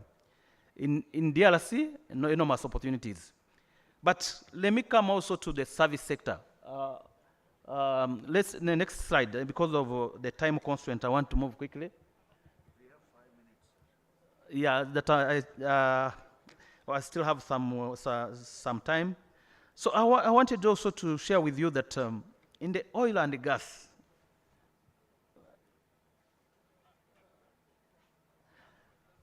in the oil and the gas, and I remember His Excellency, the High Commissioner from Republic of South Sudan was here yesterday evening. I'm not sure if he mentioned about the opportunities that are there. South Sudan, there's a huge oil deposits. Also, huge quantities are available in Uganda. Yesterday, we saw what our colleagues from Uganda presented. The same in Kenya and Tanzania. That's a big opportunity. Then coming to the tourism sector.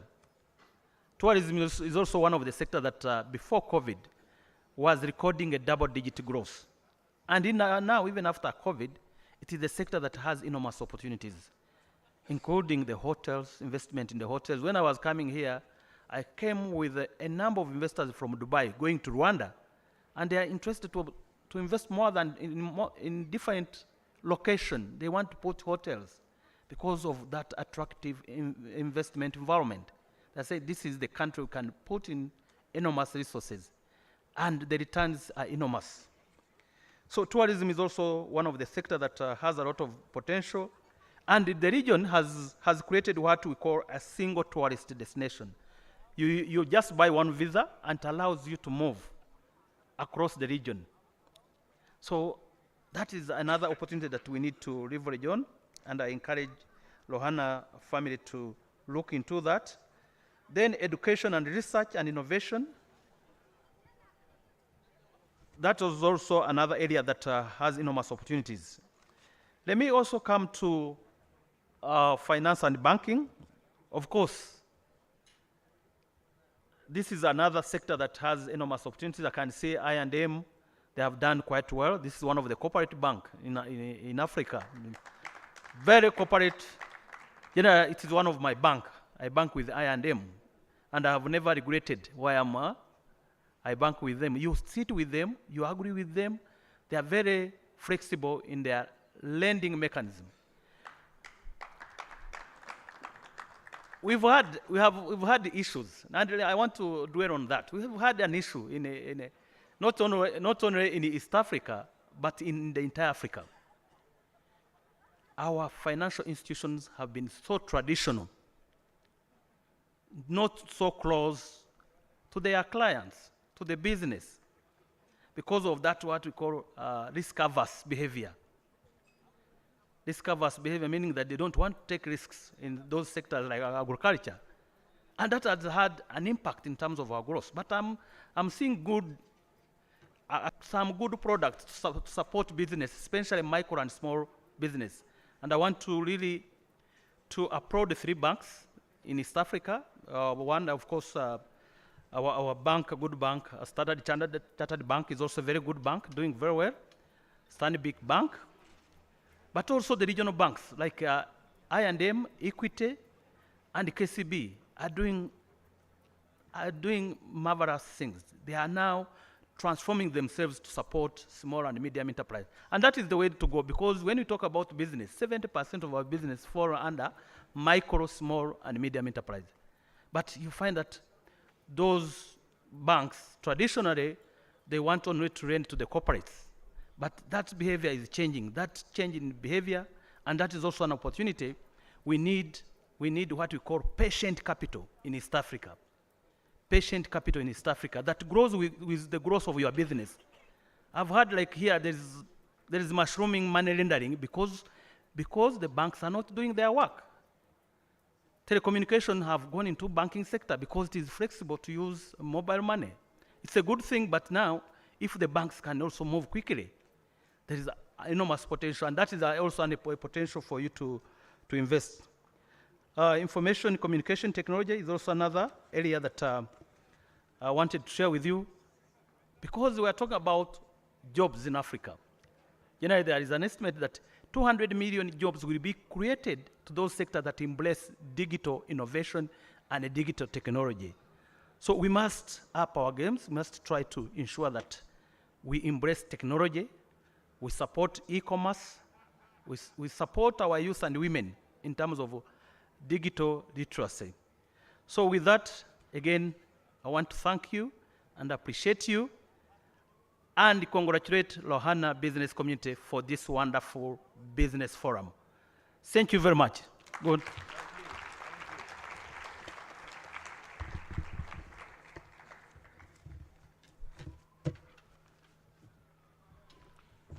Satishbhai, Subhashbhai, Vijaybhai, મને તો વિચાર એ આવે છે કે આ Lohana community કેટલી મહાન હોવી જોઈએ કે એને એક તરફથી ઈસ્ટ આફ્રિકા બોલાવે છે, બીજી તરફથી ટાન્ઝાનિયા બોલાવે છે, ત્રીજી તરફથી કેનિયા બોલાવે છે, અને આવા બીજા લગભગ 52 દેશોના નામ હું લઈ શકું. એ બધા જ લોહાણા કમ્યુનિટીના એન્ટરપ્રિન્યોર્સની રાહ જોઈને ઊભા છે. So please put your hands together for yourself. You are such a dignified community of the world. Thank you very much. જી.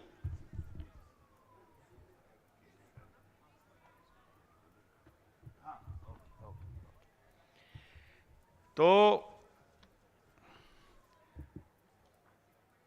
ગુજરાતીમાં મારે કરવાની વધારે એટલા માટે જરૂર નથી કે અહીંયા ઈસ્ટ આફ્રિકામાંથી પણ એ જ બધા ઇન્ફ્રાસ્ટ્રક્ચરલ પ્રોમિસીસ, ઇમ્પ્રુવડ સિસ્ટમ, એ બધાની વાત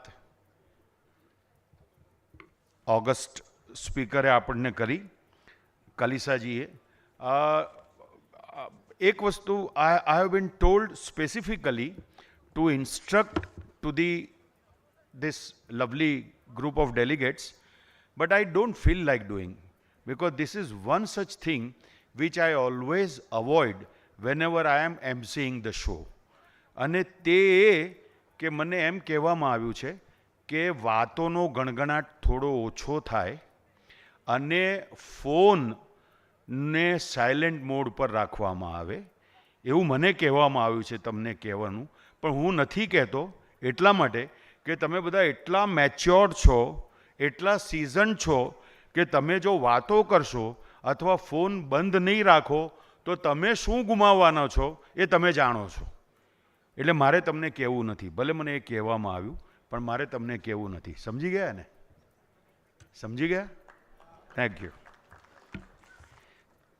We move forward, sir, and I have the privilege of presenting apna Asardar Sardar, as I call him, Mr. Jaswinder Bedi, EBS, MBS, Chairman of Kenya Export Promotion and Branding Agency. He has some very interesting matters to be put forward to you, and with your round of applause, I would please request Mr. Mr. Jaswinder Bedi, who's of course like Jagjit Singh ji without the beard, but Mr. Jaswinder Bedi. Thank you. Thank you very much, and good morning to you all. Thank you. I'm actually very pleased. My presentation has already been done. It's been done by John Bosco Kalisa as CEO of the East African Business Council. It's been done by Yogesh Manek and his team from Tanzania. I believe Uganda has already done their presentations yesterday morning, and I was told that you have to do the Kenyan presentation. Being the chair of the Kenya Export Promotion and Branding Agency, I stand here with two other posts. One is the Vice Chairman of the Kenya Private Sector Alliance, and also the Vice Chair of the East African Business Council with John Bosco, Kalisa just mentioned. But I'm looking at the theme of this forum, and the theme is Africa Calling. I think for the audience and everybody in this room, probably the correct theme would have been East Africa Calling, and that's what I'm hearing loud and clear. And the reason I say that is that, of course, Africa is the next frontier.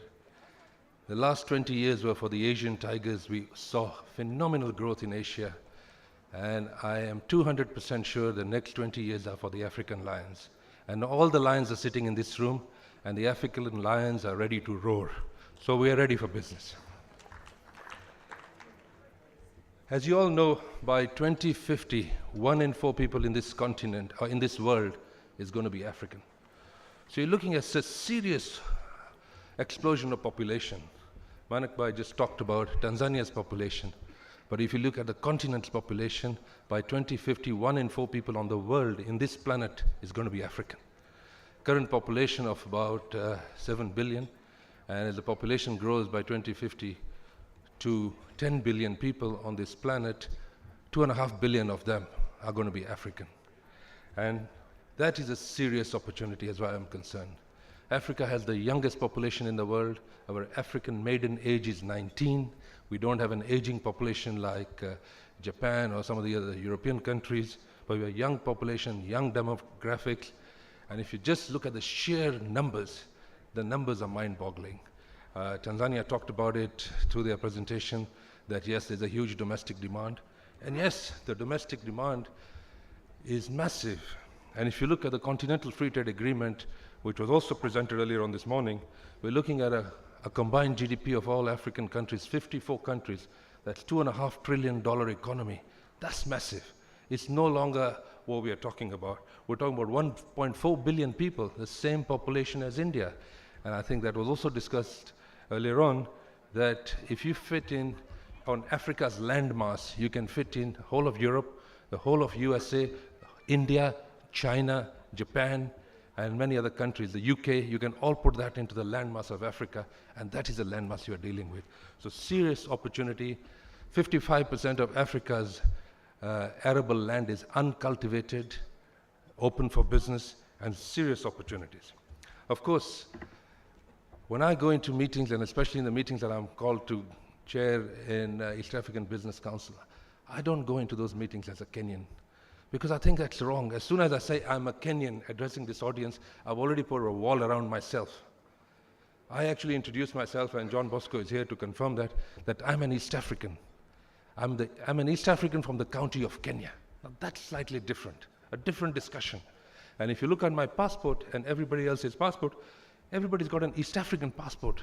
Kenya has a very small name down here, Republic of Kenya. And I'm sure, Ketan, you'll agree, we are East Africans. And we came into this continent.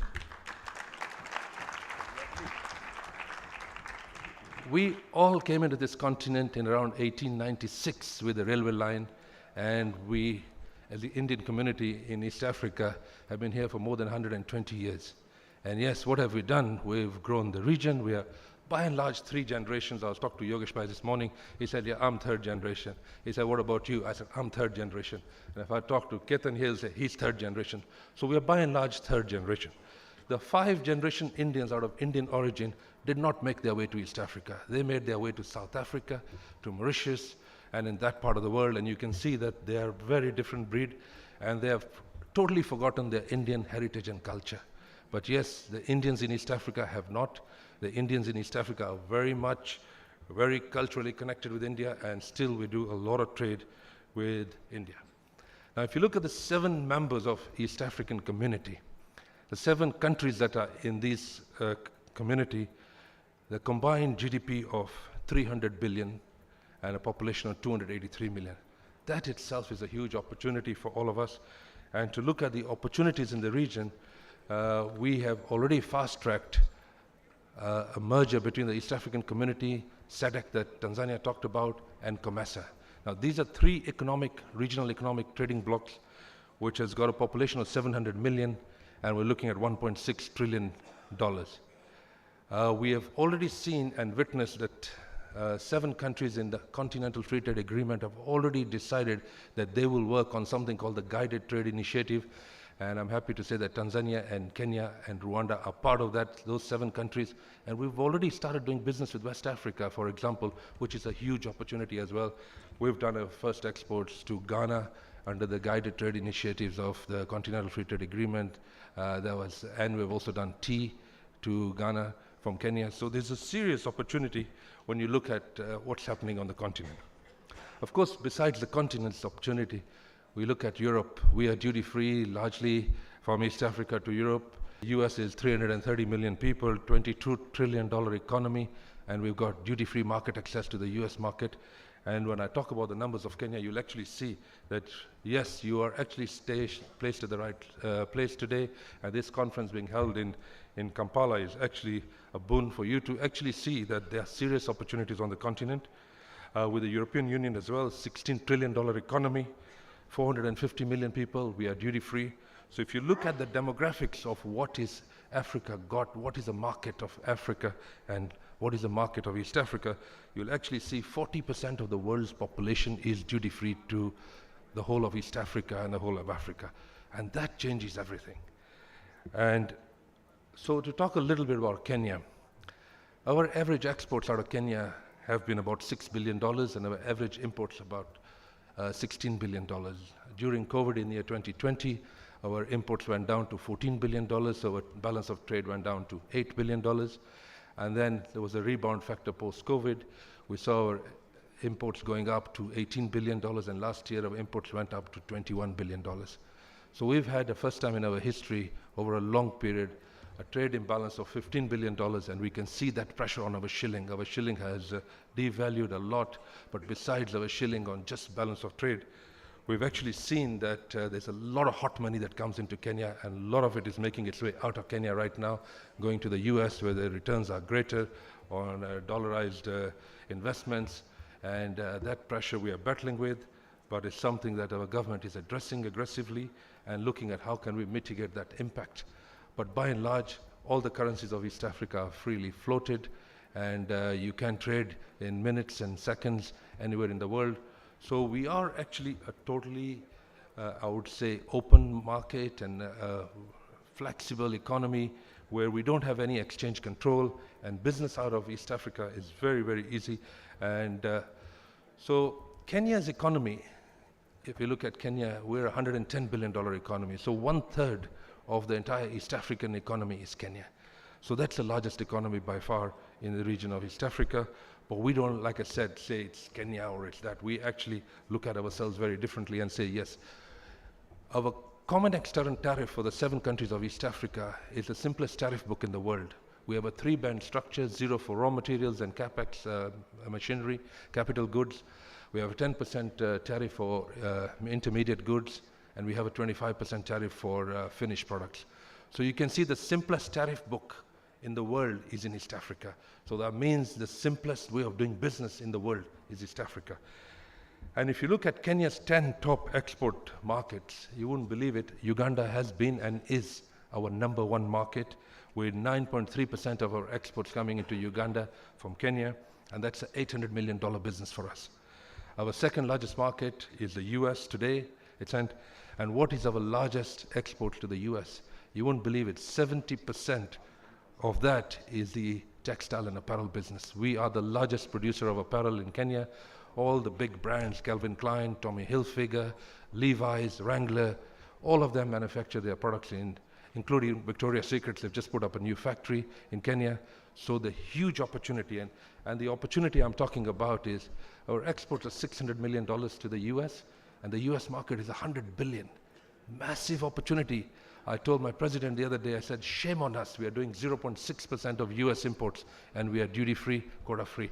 And look at a small country like Bangladesh. They are doing $42 billion export, and they're not duty-free. So there's a serious opportunity. But we need to start looking within. How can we tap that market? How can we do it differently? And yes, we're already doing it differently. We're trying to reorganize ourselves in the region. We are seeing what is it that Uganda can offer that Kenya can't offer. And in this value chain, the textile apparel value chain, of course, if you look at Uganda and Tanzania, they have huge raw material supply, cotton. But are they adding value to their cotton? Not necessarily. I think Tanzania exports more than 90% of their cotton, and so does Uganda. But that is the opportunity. Why should we be selling raw materials as opposed to selling a T-shirt, for example? So that then the value addition from selling raw cotton lint and selling a T-shirt is 15 times. It's just a no-brainer. And the number of jobs that we create in that value chain. So our third largest export from Kenya is Pakistan. You wouldn't believe that? Yes, they import $650 million of tea from Kenya. They are our number one customer when it comes to tea, and all the tea that makes its way into Pakistan ends up into Afghanistan and Russia. And so flowers and horticulture, which was our number one export, fresh foods, is now number 4 at $520 million. A lot of that makes its way to Holland, and we have almost over 1 million roses that go out of Kenya every day.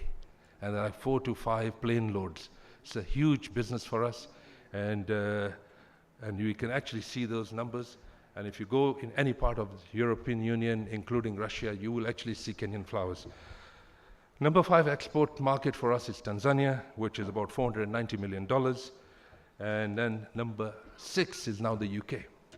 It used to be our number 3 market. At independence, it was our number 1 market. So you can see you're slowly sliding down the scale, and we do about $440 million business. And I apologize for Bimal Kantaria, who invited me to this conference, that he had to fly out last night to go to the UK. I was also supposed to go to the UK last night, but I told him, listen, you go, because he's in that space of the agricultural value chain. And I decided I'll hold fort for him. But yes, we are a developing country. Our challenges are different. Our opportunities are different. We are not the least developed country like Uganda or Tanzania or Rwanda is. And our market access opportunities have different challenges. So with the UK out of the European Union, with Brexit being a reality, Kenyan goods would have been subject to duty. Of course, we very quickly went and signed up in December 2020 an initial FTA, which we are concluding in London today and tomorrow. And by the end of the week, we will have had an open-ended market access of the UK. And that's the reason it was important that Bimal left last night. And I'm happy that we have our people on the ground who are actually going to make sure that we don't lose our market access, because it is a big market for us, be it $440 million, but it is a market. Number 7 market is Rwanda. Number 8 is UAE. Number 9 is Egypt. And very interestingly, what is now featuring in our top 10 is China. Nobody thought that Kenya would be exporting to China. I was personally involved in the trade negotiations with China, and we're exporting a lot of avocados and fresh fruits and stuff. And that was market access that we tapped onto. Initially, it was all frozen, and now it's fresh. But the truth of the matter is that a lot of countries in the world will give you market access without market. And that is what I think we need to lobby, and we need to make sure that that is not the case. And I give you a true story example. In 2010, the US had given us 27 African countries duty-free market access to 27 African countries, but that is market access without market. And I give you one value chain which that happened, and that value chain is meat. So I was having dinner with Hillary Clinton, true story, in 2011 in Lusaka, and she ordered a steak. And in that first bite of that steak, she said, amazing steak. And we were 3 of us, the Minister of Trade in Zambia, myself, and Hillary Clinton, Secretary of State at that time. And I kicked the minister under the table, and he looked at me, and he gave me a funny look. And then she said it again, and I kicked him again. And then he called me on the side. Why did you kick me, Jazz? I said, what did Hillary Clinton say? And he said, Hillary Clinton said that Zambia has amazing steak. And we are very proud of our beef. So, it's nice. I said, no. What did she say? He didn't get the message. So I shook him a little bit and I said, tomorrow morning at the AGOA forum, at the opening statement, I want you to say, if Zambian beef is good for Hillary Clinton, who is the Secretary of State of the US, surely it can be good for Americans. And surely, why should 300 million Americans be deprived of that beautiful steak? That's the statement he made in the AGOA forum the next day. Truth be told, she was so embarrassed that overnight they had to drop the phytosanitary rules of origin and this, that, and the other, and they allowed Zambian beef. And to date, Zambian beef is making its way. So sometimes you have market access without market, because the trade barriers and the non-tariff barriers, everything gets involved, and then they say, oh, we're giving Africa everything. So there's serious opportunities on the continent, serious opportunities in the region, serious opportunities in East Africa, and I'm just proud to be East African and given this audience to talk to all of you today and to tell you guys, yes, we have been here, like Yogesh Manek said, for 120 years. I think it's time we take this relationship to a new space. I'm very happy in the last 1 week we've seen the Reserve Bank of India and the Indian government actually saying with 18 countries in the world, 3 of which are East African, Kenya, Uganda and Tanzania, that we will trade in Indian rupees. That is a game changer. Wow. That is a game changer for India, that is a game changer for Africa, and that is a game changer for East Africa. And I hope we carry on at this trajectory. And one last story before I leave is I met Prime Minister Modi in 2010 at a private lunch in Nairobi, and I said to him, he was at that time Chief Minister, I said, I'm so happy that you have single-handedly transformed Gujarat. How did you do it? Wow. And he told me, which line of business are you? I said, I'm in the cotton textile value chain. And he says, sit down. So he made me sit down next to him and he said to me, he says, if I was you, this is Prime Minister Modi telling me when he was Chief Minister, if I was you, I would do the 5F strategy. And you know, he talks like that. I said, excuse me, Chief Minister, I don't understand. What do you mean 5F? He says, that's what transformed Gujarat, the 5F. He says, one was farm, number 2 was fiber, number 3 was fabric, number 4 was fashion, and number 5 was foreign. And I sat down, I wrote it down, and I said, so what you're saying is full value chain from field to fashion and export, foreign. That was his last F. I said, yeah. He said, yes.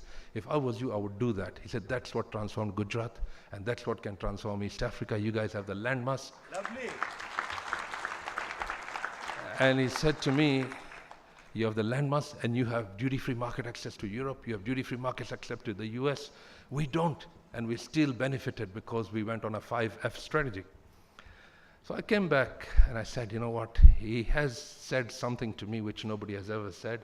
And I said, you know what, I'll embark on that journey. And I did embark on that journey. And today in Uganda, we are doing the 5F strategy, exactly what Prime Minister Modi told me. And when I met him here in State House a couple of years ago, he was Prime Minister, and I walked up to him, I said, Prime Minister Modi, what you told me in 2010, I've implemented in Republic of Uganda. I'm very happy. And thank you for that piece of advice. And the next day in the business forum, he actually looked out for me. I said, Ek Janish, somebody I met, I told him this, you know, and the rest is history. Thank you very much, and God bless you.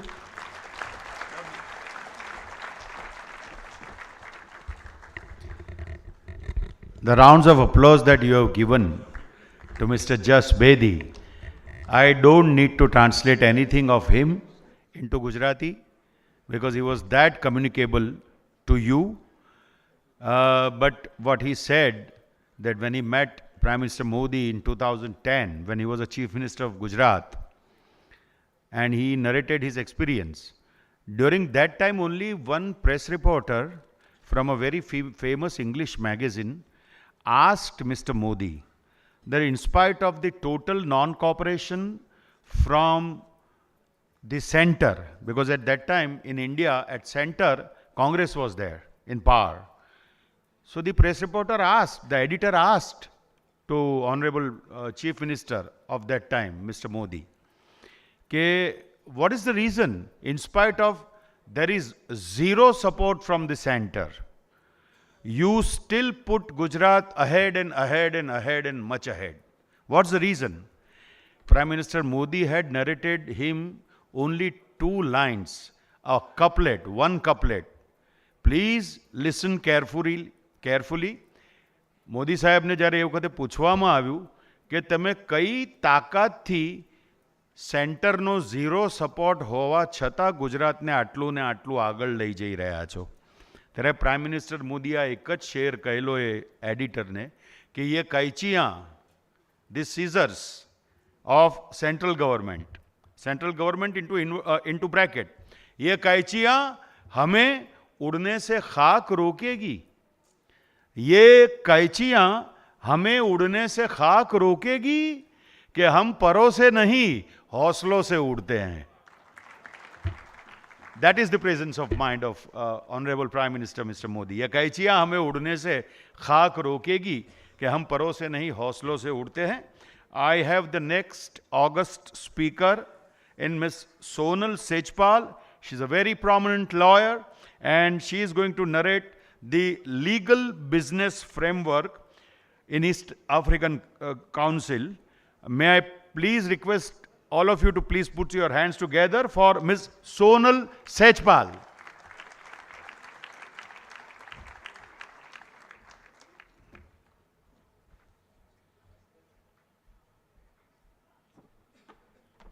As they say in Kenya, all protocols observed. In advance. So I'm speaking in. Thank you. 2 capacities. As I talk about the legal framework, I do just want to make a point. Because there haven't been many women on this stage, which is very disappointing.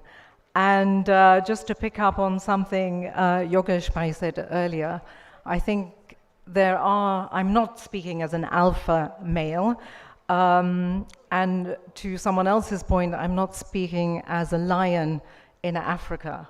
But I think amongst us, there are many alpha females and many.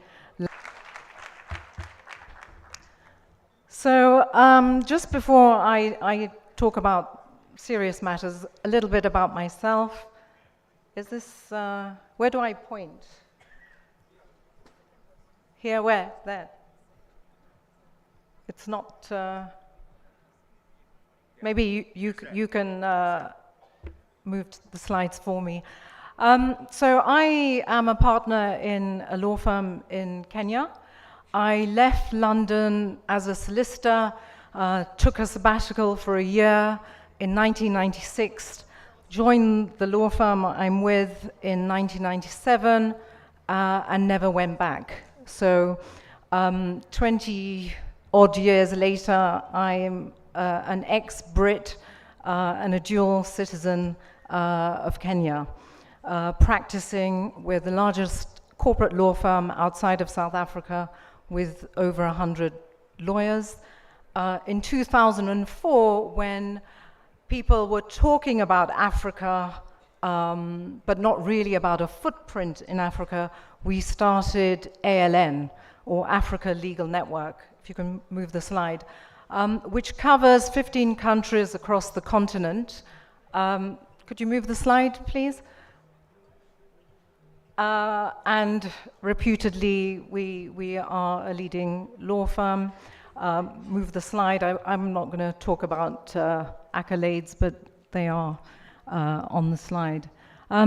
So apart from being a partner in the law firm, I'm also the chairperson of the British Chamber of Commerce in Kenya.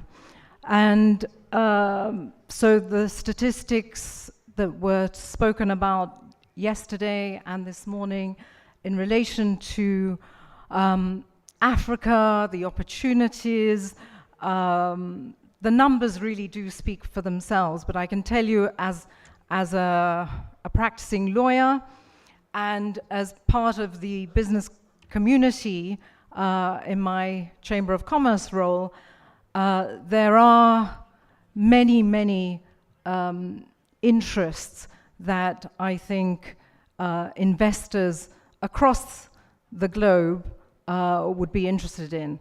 I'm going to be speaking about Kenya predominantly because obviously that's what I know best. But given the roles I've had in the region, I will talk about Tanzania and Uganda as well. So the size of Africa, I don't really need to talk about it. It's been mentioned, but it's huge. And if we look at, I mean, the issue of the population, the FDI flows are massive. They've grown to something like 83 billion.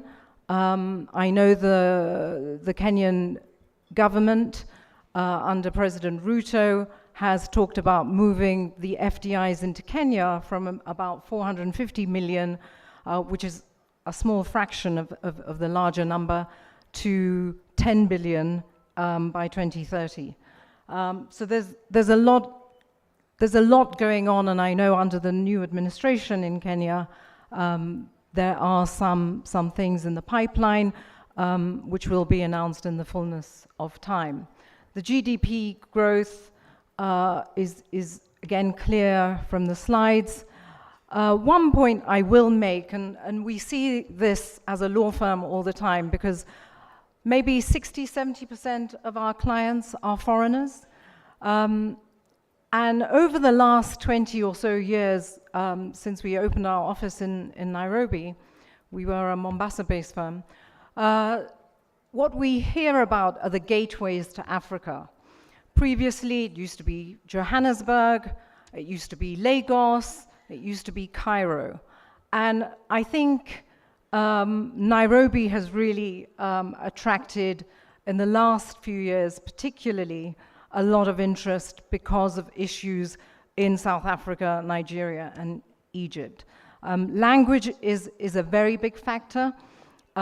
Given, if you can move to the next slide, given the history that we have in East Africa with our colonial heritage, English is widely spoken, it's a national language, and it's very easy to communicate if you speak English.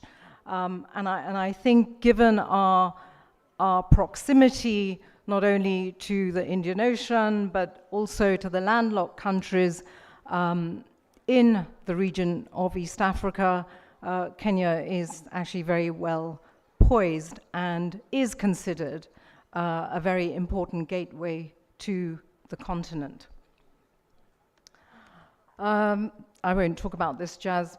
Bedi has just spoken about the size of Kenya versus Tanzania and Uganda. But if we can move on. So a little bit more about Kenya in terms of the size of the economy. It is a middle income economy like Tanzania. As I mentioned, there is a policy from the government to increase the size of FDI flows, which are quite large in the context of global FDI flows, but can be much more. And I think the current administration, which was only elected last August, is doing quite a lot in that field. We're seeing, I mentioned the gateway, we're seeing a lot of interest, and many companies are or have set up their African headquarters, or certainly their East African headquarters in Kenya. And I'm talking about the likes of Microsoft, Google, Cisco, Nestle. I can publicly confirm that Moderna, the vaccine manufacturer of the US, is setting up its first facility in Africa in Kenya. And that's something that I think is very exciting for the country. One issue that really does also distinguish Kenya from its East African neighbors, and much of the continent, to be honest, is its constitution. And, you know, the constitution is legally the supreme law of the country. The constitution of Kenya took many years to come into being. It's now about 13 years old, and it gives protection to all investors, amongst many things. And it's not just for the protection of Kenyans and Kenyan citizens, but also investors.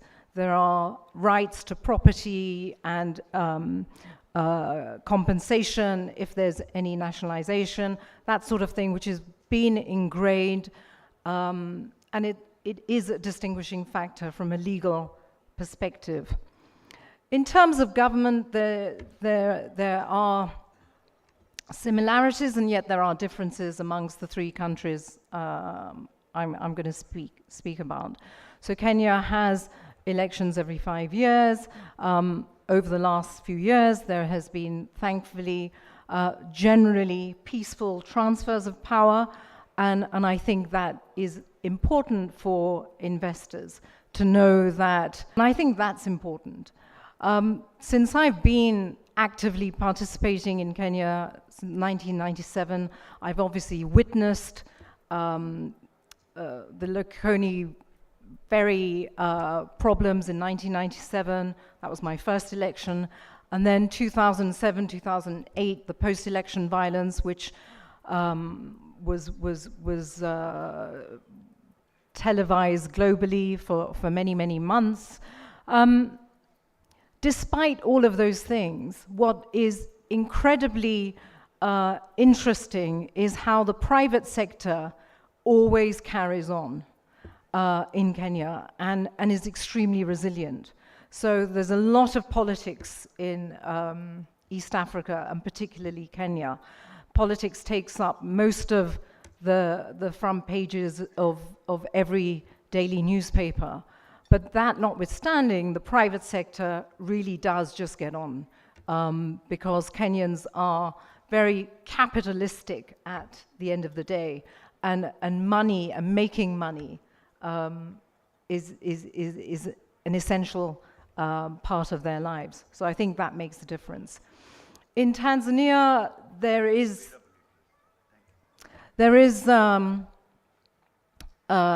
Zanzibar, which has its own laws in some areas, and then there's the United Republic government in Dar es Salaam. So those are distinguishing factors. As far as the legal system is concerned, again, it's very much of the colonial variety. We have high courts, we have supreme courts, and we have specialist courts for things like land, employment, etc. One issue as far as setting up is concerned is the availability of talent. Kenya is incredibly resourceful as far as good quality, well-educated, English-speaking talent. And we find a lot of our foreign clients who come to set up in Kenya, they actually look at talent for their home countries when they recruit. So I know there are a lot of Kenyans in South Africa, in the UAE, in America, and other places because of that talent. Setting up is easy. It's like the UK companies law, which we've adopted in essentially the three countries. A lot of it is copy and paste. We do allow single shareholding in Kenya. So as a foreigner, you can actually set up a company as a single foreign shareholder, as a single foreign director. There are exceptions in all three countries. Next slide, please. In the context of certain industries like banking, like telecommunications, like insurance, like in mining. But other than that, there are generally no impediments for a foreigner to own and control a business set up locally. Next slide. Land ownership is interesting because there are differences in all three countries. As far as Kenya is concerned, the restrictions are around agricultural property and freeholds. It's really more academic than practical, because at the end of the day, the most land is leasehold, a bit like in the UK. Because there has been so much real estate development, freeholds have essentially been converted to leasehold titles, and the maximum year lease that you can own as a foreigner is 99 years. So it really doesn't impact much in that respect. In Tanzania, we heard earlier, there is an Tanzania investment TIC title that one would have to apply for. Okay. I'm just going to finish because I literally have 3 more minutes.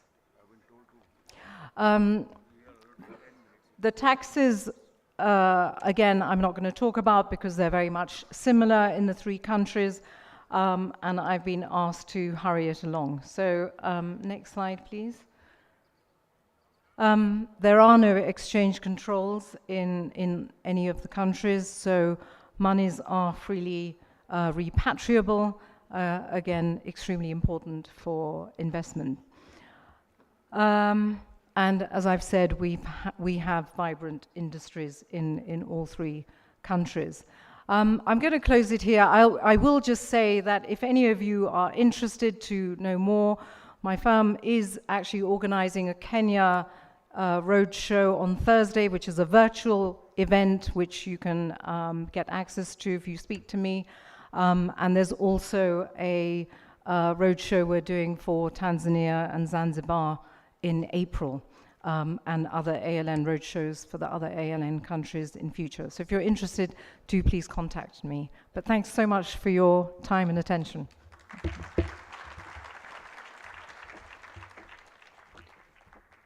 Thank you very much, Ms. Sonal Sachpal, for this very learned lecture, clearing many misunderstandings about the legal system as to how it works here. I have the privilege of presenting now 4 lovely women, one by one, from here to address this august gathering of delegates. The first amongst them is Rashmi Ben Vithlani. I would please call upon Rashmi Ben. Please put your hands together for Rashmi Ben. દરમિયાનમાં રશ્મિબેન આવે અહીંયા, ત્યાં સુધીમાં એક શુદ્ધ દેશી humour મને હમણાં જ ઇન્ડિયામાંથી આવી છે. જે પ્રકારની વેધર ચાલે છે, હમણાં જ સોનલબેને એમના લેક્ચરમાં પોલિટિક્સ વિશે વાત કરી, તો હમણાં જ મને એક શુદ્ધ હ્યુમર આવી છે. ગુજરાતમાં જે પ્રકારની વેધર ચાલે છે ઇન્ડિયામાં, કે ઋતુઓ પણ હવે રાજકારણી જેવી થઈ ગઈ છે. ઋતુઓ પણ હવે રાજકારણી જેવી થઈ ગઈ છે. શિયાળા ચોમાસાએ ગઠબંધન કરી અને ઉનાળાની સરકાર પાડી દીધી છે. Please come Rashmiben.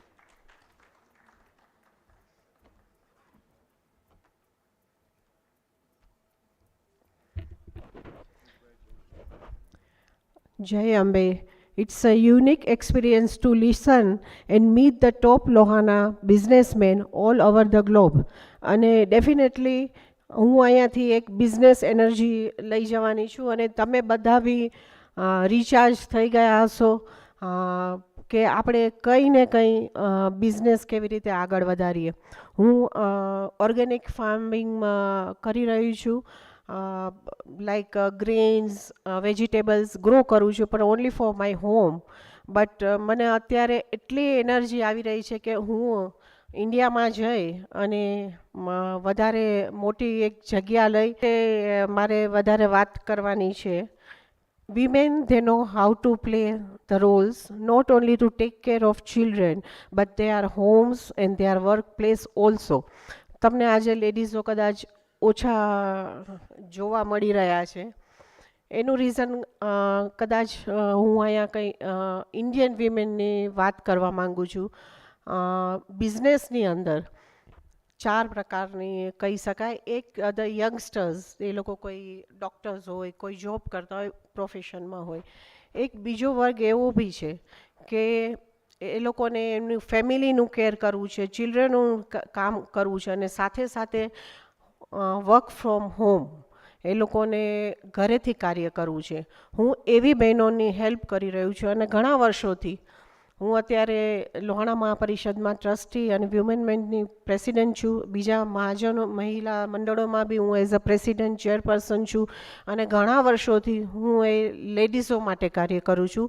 અને એવી લેડીઝો માટે કે જે આજે કેન્યા આવવા માટે કે યુગાન્ડા આવવા માટે એ લોકો અફોર્ડ કરી શકતા નથી.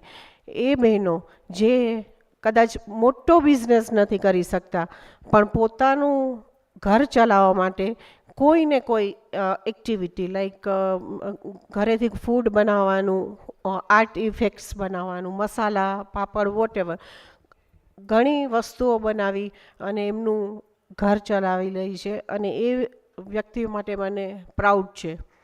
જે અને એક ત્રીજું કહી શકાય કે દે આર વેરી રીચ. એ લોકો બ્રાન્ડેડ વસ્તુઓ વાપરે છે, they have expensive car and everything, પણ they are not allowed to work. એ લોકોએ બહાર જઈને કામ કરી શકાતું નથી.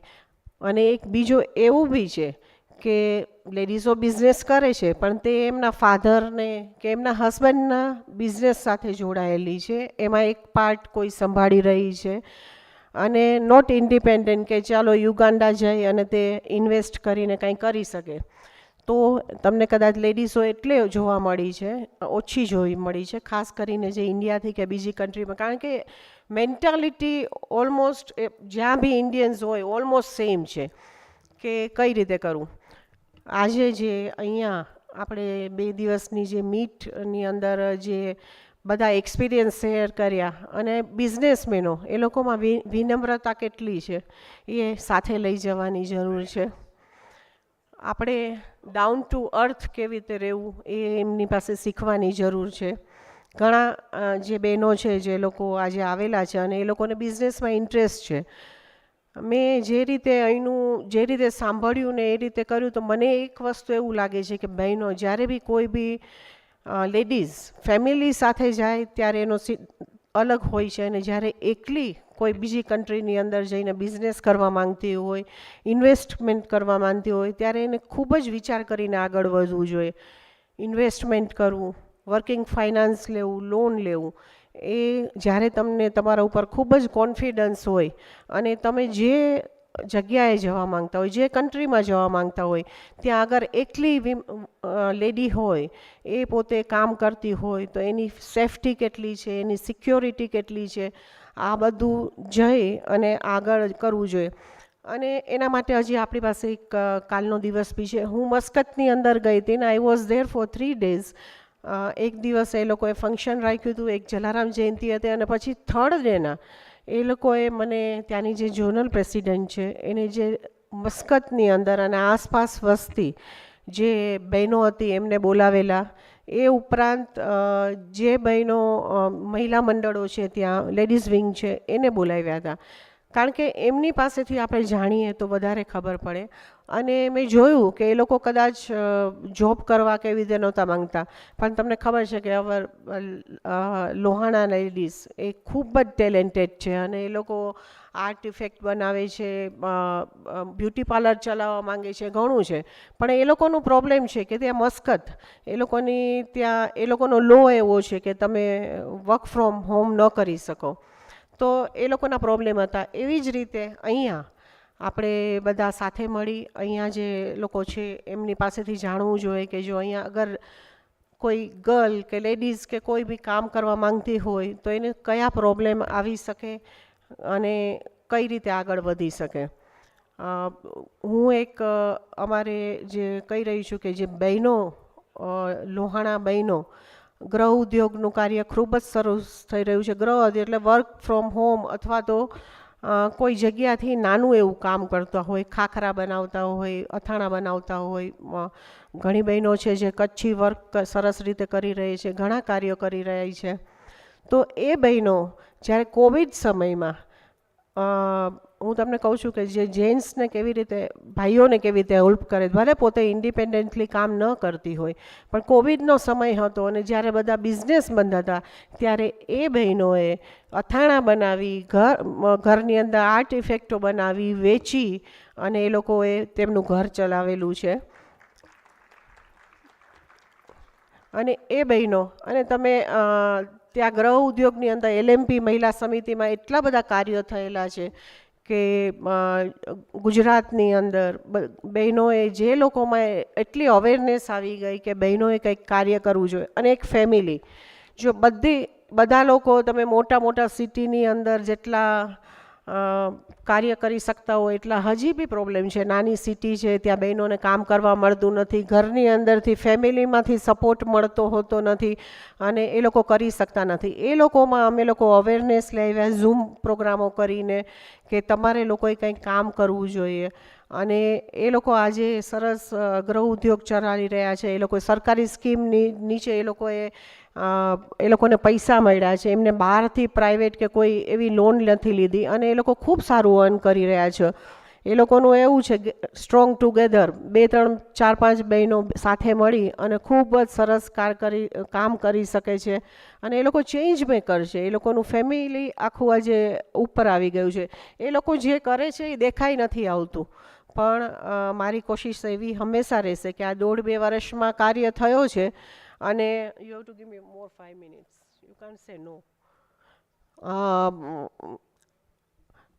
જે અંદર જે કાર્ય એ લોકો આઈ ફોરગોટ ચેન્જ મેકર છે અને એનું ફેમિલી સરસ ચલાવી રહ્યા છે. અને મારી ઈચ્છા એવી છે કે એ લોકો ખૂબ સરસ રીતે આગળ આવે, નોટ ખાલી હોમ લોકો આવે આગળ. આ જ મારો એમ છે.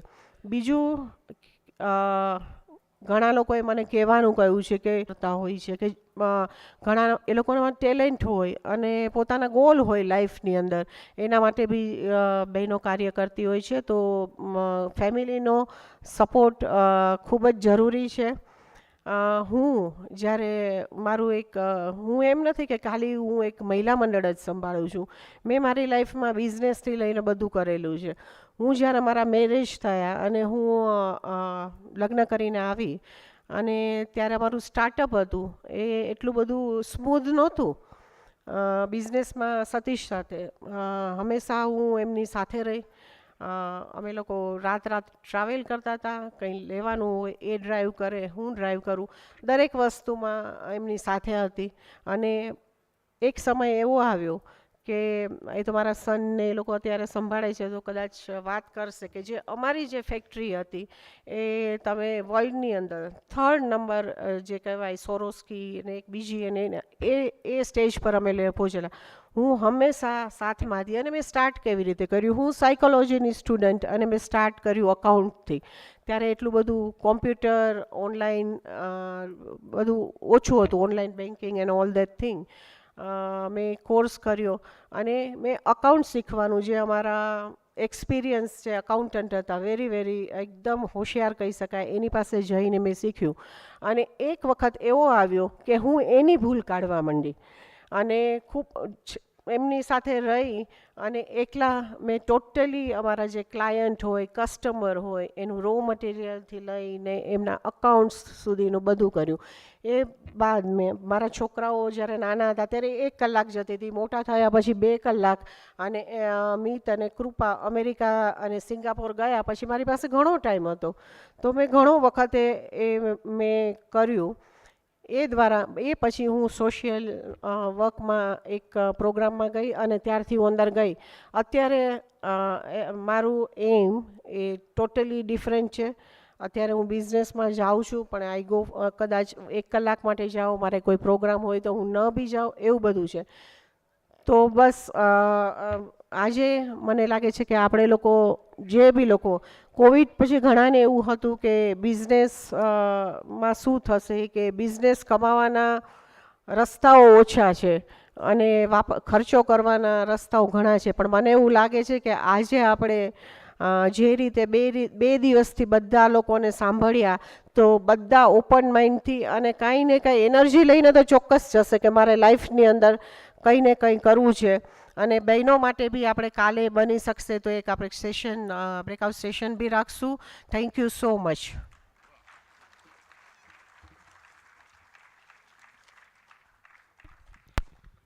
સાથ આપવાની અને સાથ મેળવવાની બહુ જ સુંદર વાત રશ્મિબેને કરી, રશ્મિબેન વિઠલાણીએ. ખૂબ ખૂબ આભાર આપનો. I have the next lined up orator to address you is Sunaina Ben Vora. May I request all of you to please put your hands together for Sunaina Ben Vora. And I have been instructed very specifically by the organizers that everyone is allotted 5 minutes. Thank you very much. Sunaina Ben Vora.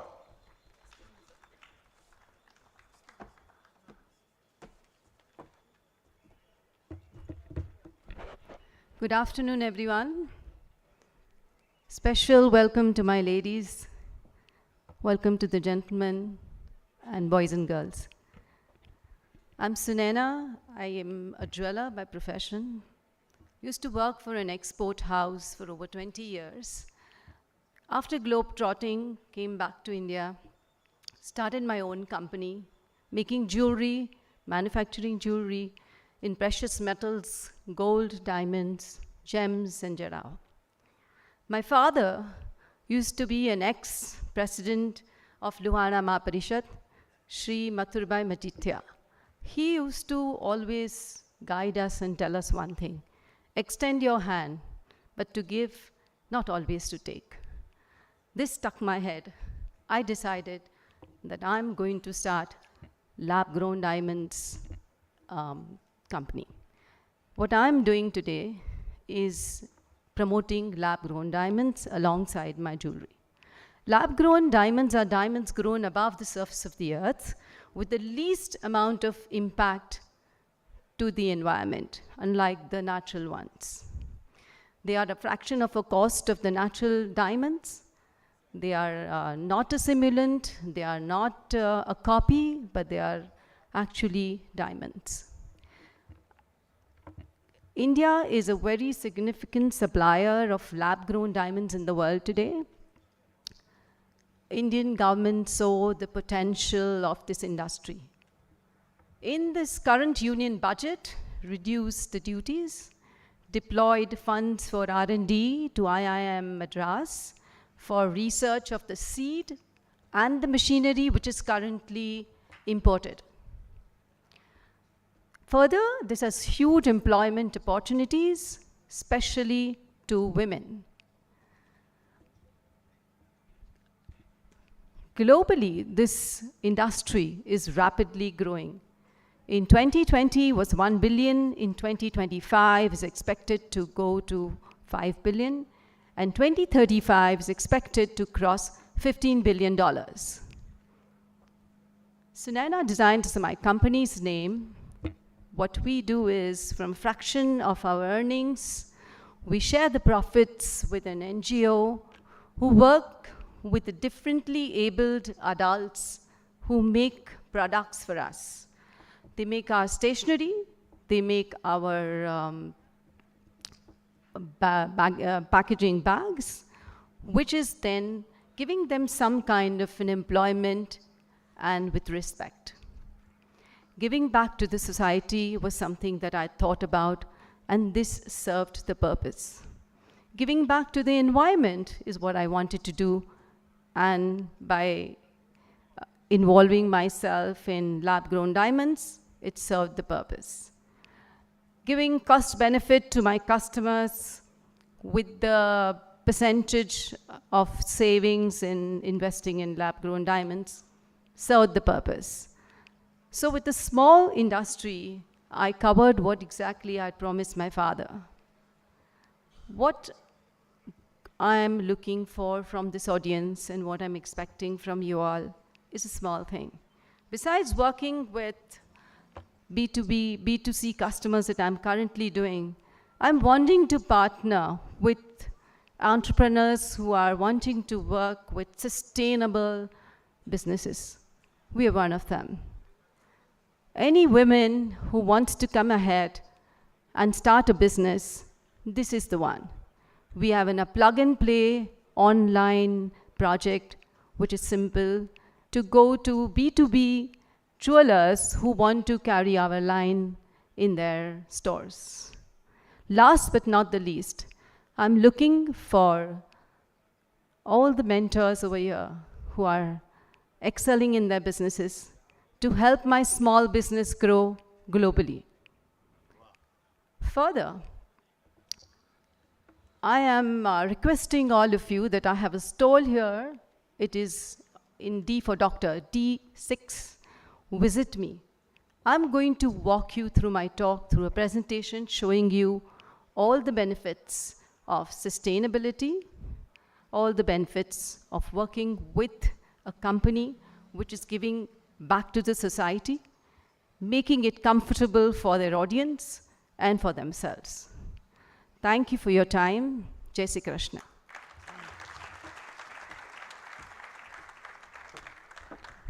I'm 100% sure after this very lovely address, that stall is going to be houseful for the evening part. I'm 100% sure.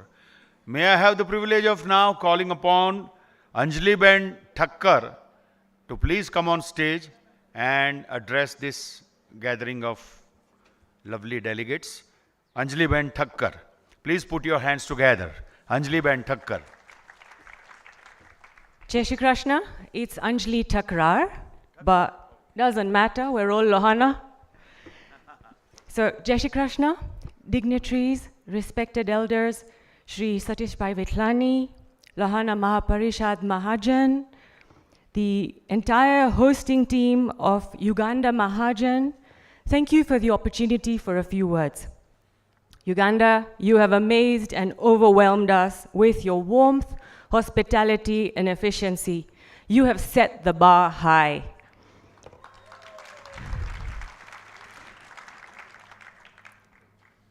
As I said, my name's Anjali Takrar. We have an audit firm and a tax advisory in Nairobi. We also do company secretarial. We have 500 corporate clients, and I founded it in 2012. I was in another practice, an audit firm, before that for 14 years. 5 of the last, I was managing partner. And in 2012, we formed Takrar Financial Consultants, which I started from scratch. Thank you. For anyone looking to invest in Kenya, we're a pro-investment hub. Company formations take 2 weeks, tax number, few days, everything is easy.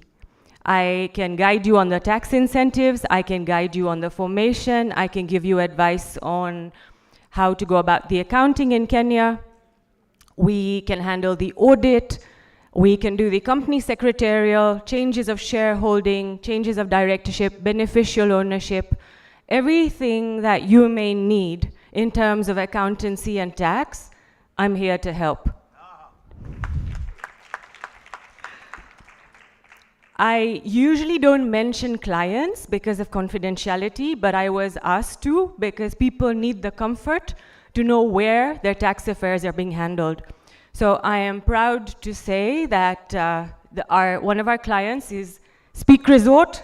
Dr. Sudhir Bhai Ruparelia's children, Meera, his eldest daughter, is one of our large clients. We handle all the Kenyan affairs for Meera Ruparelia and Ravi Kotecha. Yeah, so you're in safe hands. I think Jyotsna Ben may be able to confirm that. And Meera, who is not here today, but yes. So yesterday we talked about the youth and we talked about ladies. And so I'm going to structure this around that because they said, Lord Dolopapa correctly said, we need to focus on the youth and promoting our ladies. So when I started, I used to phone people because I had 0 clients. And I used to phone people and I would say, please, I've started, can you give me work? And they'd have known me, but it's hard because you're a girl and you're new and you have to deal with the revenue authority. So I called Rasik by Kantaria, and I'm very proud to say our clients are in this line here. Prime Bank, Elgan Kenya, of course, the Ruparelia Group. So I feel so proud that all the Kenyan, my Nairobi delegation, that table there, almost everyone on our table gave me business when I started. That is, our motto in Nairobi is unity is strength. And I can live up to saying that that is true. It rings true for Kenya. So I called Rasik by Kantaria, and I said, please man, kam joye che, 15 minute aao, he's the chairman of Prime Bank, and he pass time na hoy. Okay? Tumai dikri cho, aaje aao. So I went, I said, Nukale avis.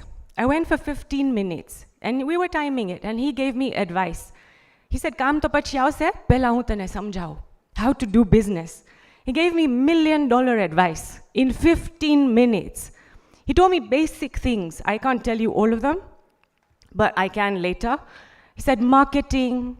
He said things that are common sense. Badana funeral ma javanu. I won't carry on, but I can tell you that was $1 million advice. He said, tu badana darwaja khakravis ne, to tu thaki jais. Tu ek cocktail rakhi de, jet laos and badatan kam apse. It's true story. This is a true story for what happened. And then Bimal Kantaria, Elgan Kenya, he called me and said, we're going to give you the regional internal audit. So I used to come to Uganda for Uganda crop care every quarter. Now we have a big team, so I have an internal audit department. Before it was one person and me. So I used to come, Uganda, Tanzania, Rwanda. The day Bimal gave us the work, sorry, I will be quick. Time is money and we are hungry. The day he gave me work, I said, okay, we're there. So in short, I'm a prime example of young lady, and I'm successful because Lohanas in Kenya supported and mentored me. 3 years later, I went on to get the best business icon, 2015 and 16 in a row, because it's voting by the Asian community, and there were 8,000 to 10,000 votes garnered. So I got best business. Very quickly, women in Kenya, breaking the glass ceiling. East African Breweries head, Jane Karuku. Coca-Cola Vice President, Deborah Maliwa. Central Bank of Kenya, District Governor, Sheila Bijiwe. Africa's progressive for women. With the support and mentorship of Lohana businessmen, Lohana ladies can also be at those levels in business. 40% of the highest posts in Kenya are held by women. 2 teachings by my parents. My dad, which is a moral code of conduct. My dad had one word. He was a doctor. He said ethics. In our business, ethics is everything. My mom, the power of focus. She told me this story in the Mahabharata. Dronacharya was teaching Arjun how to learning archery. And he said, you need to focus at the eye of the bird. And all the students were asked, what do you see? I see the trees, I see the branches. Arjun came, what do you see? I see the eye of the bird. It is that one focus that will make you successful. You need to focus on that one aim in life. I'm only saying this for the youth, the seniors. Dr. Sudhir Bhai Ruparela can teach me a few things, but I'm just telling the people who are younger than me, this is it. So the focus and the ethics. Come to Kenya, we'll help you. We're pro-investment. Thank you. One more. Uganda, thank you. Kenya looks forward to reciprocating this hospitality. Jai Raghuvansh.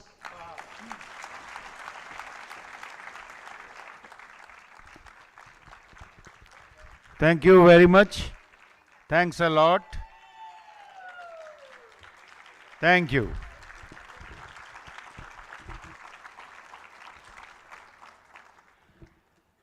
After her very flamboyant address to all of you, may I please call upon Arunaben Mashru. Yes, she's come. Please put your hands together for Arunaben Mashru.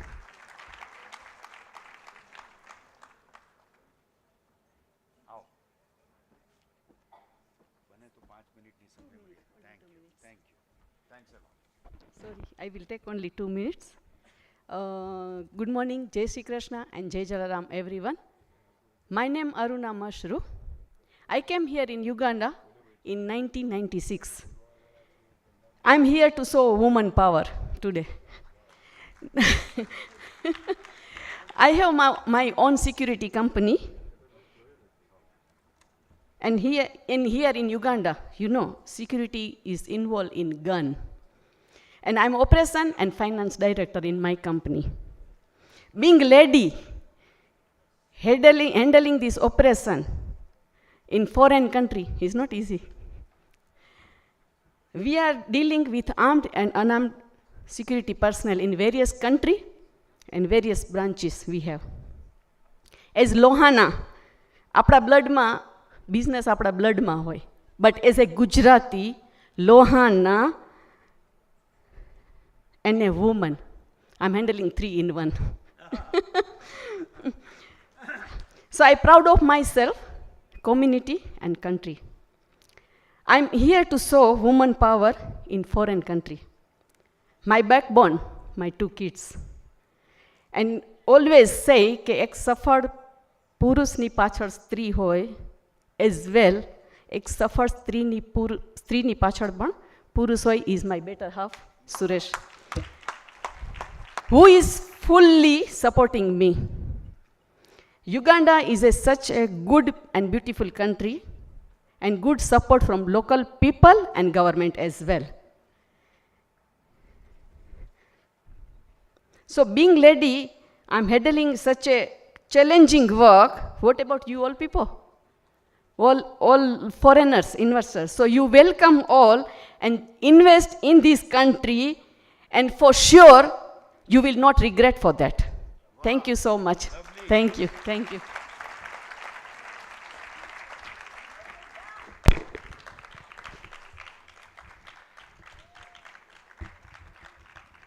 પહેલા 1, પછી 3 દેવિયા અને પછી 5 દેવિયાએ જે ઊભા થઈને તાળી પાડી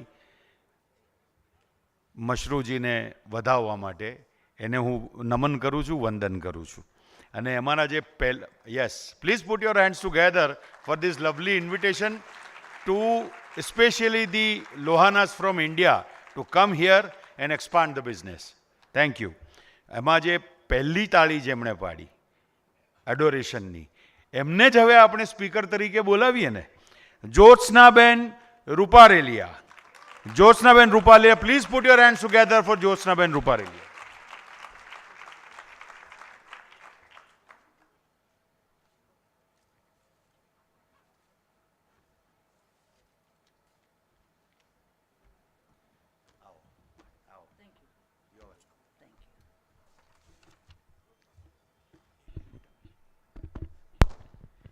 Jai Shri Krishna, Jai Jalaram.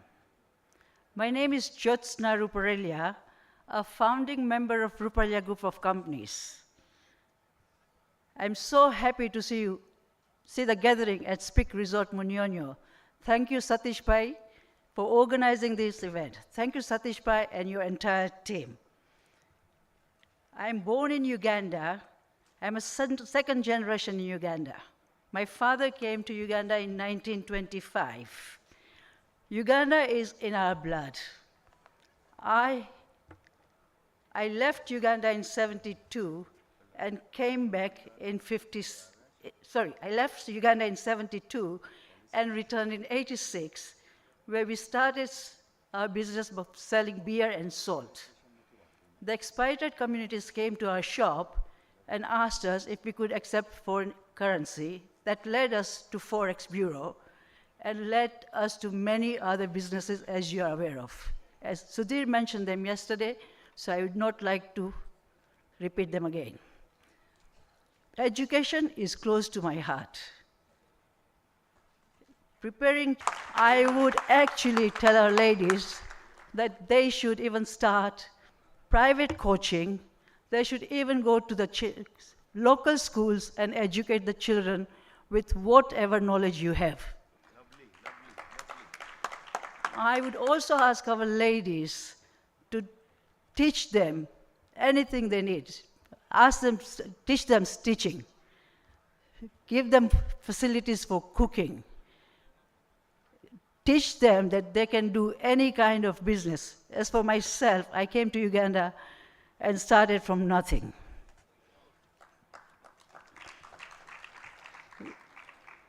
In our organization, we believe in gender equality. We give more opportunities to women to prosper. In our rose farm, we employed 80% women, and we are educating them. And luckily, they have been able to save money and invest into small businesses of selling beers and sodas.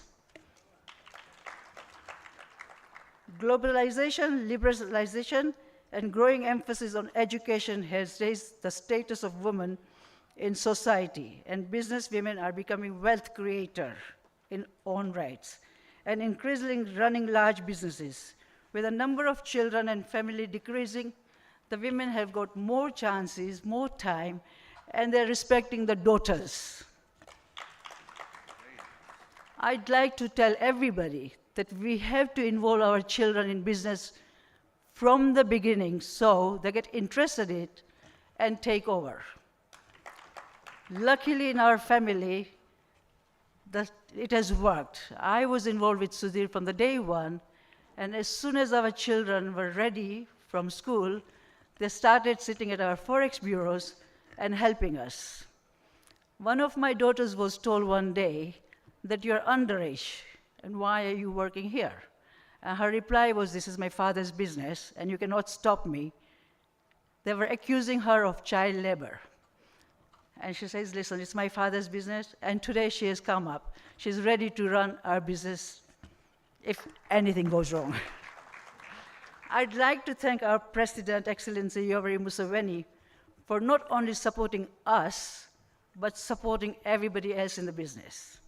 Like Rashmi Ben said, that during the COVID time, the women had a lot of opportunity to make food from home, sell, and gave them a lot of courage. The same thing happened in Uganda. We were supporting the women, and Indian Association, chai pani, and selling it. And she's the best example, and I'd actually request everyone to visit her stall and support her. I'd like to thank everybody who spoke, and I'd actually ask women to make sure they become strong and support each other. If they're making any mistakes, please correct them. Do not talk behind them. Respect everyone. Thank you once again for listening to me. Enjoy Uganda, Pearl of Africa. Karibuni sana, sente sana. Very good. Thank you very much. Thank you. Thank you. Jyotsnaben, it was a very, very warm, very full of emotion address, especially the part where you are talking about the child education instead of child labor. Child education is the need of an hour. In India, it's going on, being supported by the government in a very big way. And why child education is the most urgent need of the day, I would like to tell you the reason in a very poetic form. Because today's education of a child is converting that child into a very normal, smart, thinking human being, and perhaps that particular child might be in future become the leader. At that time, that leader will be a learned leader, qualified leader. Instead of આપણા દેશમાં જે અભણ નેતાઓ અત્યાર સુધી આપણા માથે મરાયા છે, એમાંથી મુક્તિ મેળવવા માટે ચાઇલ્ડ એડ્યુકેશનની બહુ જ પ્રાઇમ જરૂરિયાત છે. Yes, please put your hands together for the need of child education. તમને બધાને હું એક બહુ જ સરસ કવિતા સંભળાવવા માગું છું. ચાઇલ્ડ એડ્યુકેશન શું છે? 2 મિનિટ મને માત્ર જોઈએ છે તમારી.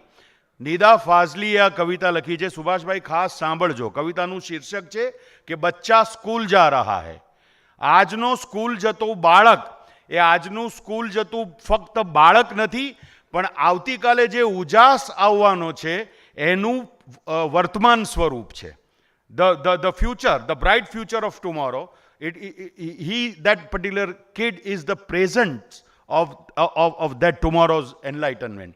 कविता સાંભળજો ખાસ. નિદા ફાઝલીની કવિતા છે કે બચ્ચા સ્કૂલ જા રહા હૈ, હુઆ સવેરા, जमीन पर फिर अदब से आकाश अपने सर को झुका रहा है कि बच्चा स्कूल जा रहा है।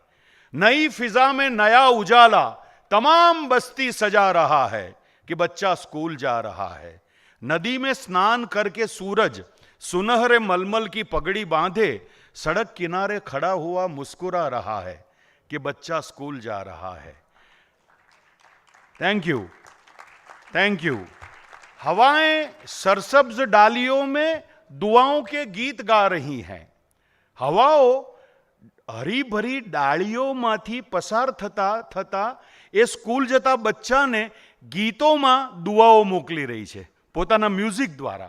हवाएं सरसब्ज डालियों में दुआओं के गीत गा रही हैं, महकते फूलों की लोरियां सोते रास्तों को जगा रही है।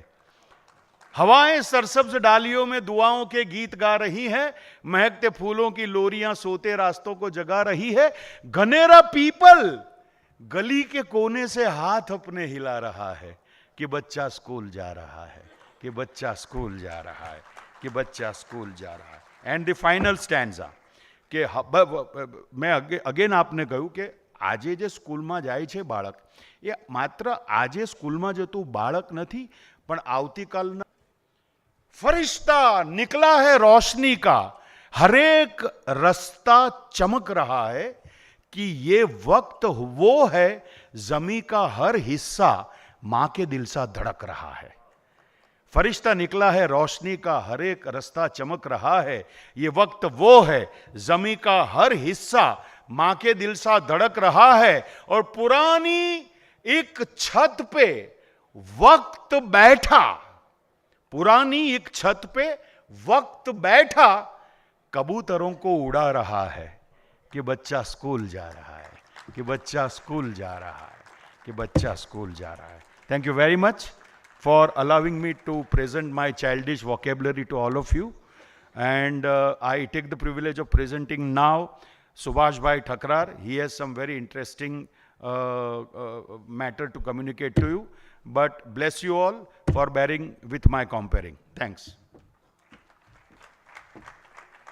Thank you, Sobit Bhai. Just, I'm not going to be making any speeches. I'm just going to make some announcements.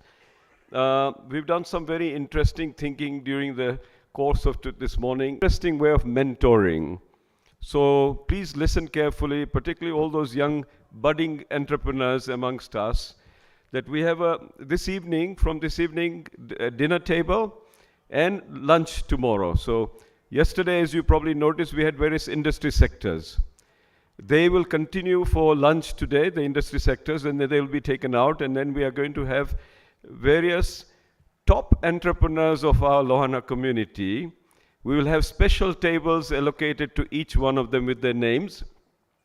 And so all of you who would like to go and talk to them on a one-to-one on that table, have lunch or dinner with them. It will be lunch today, dinner this evening and lunch tomorrow, so that you can go and talk, and they are very open and very willing to come and for you to ask them any questions that you want.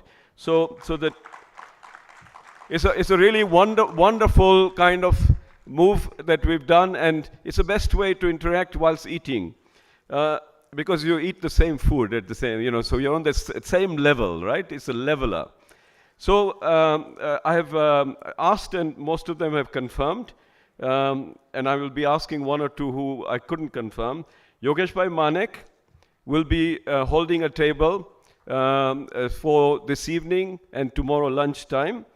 Now, Yogesh Manek, he wasn't properly fully introduced, but he is one of the leading Lohanas in the Tanzanian government, not government, but Tanzanian economy.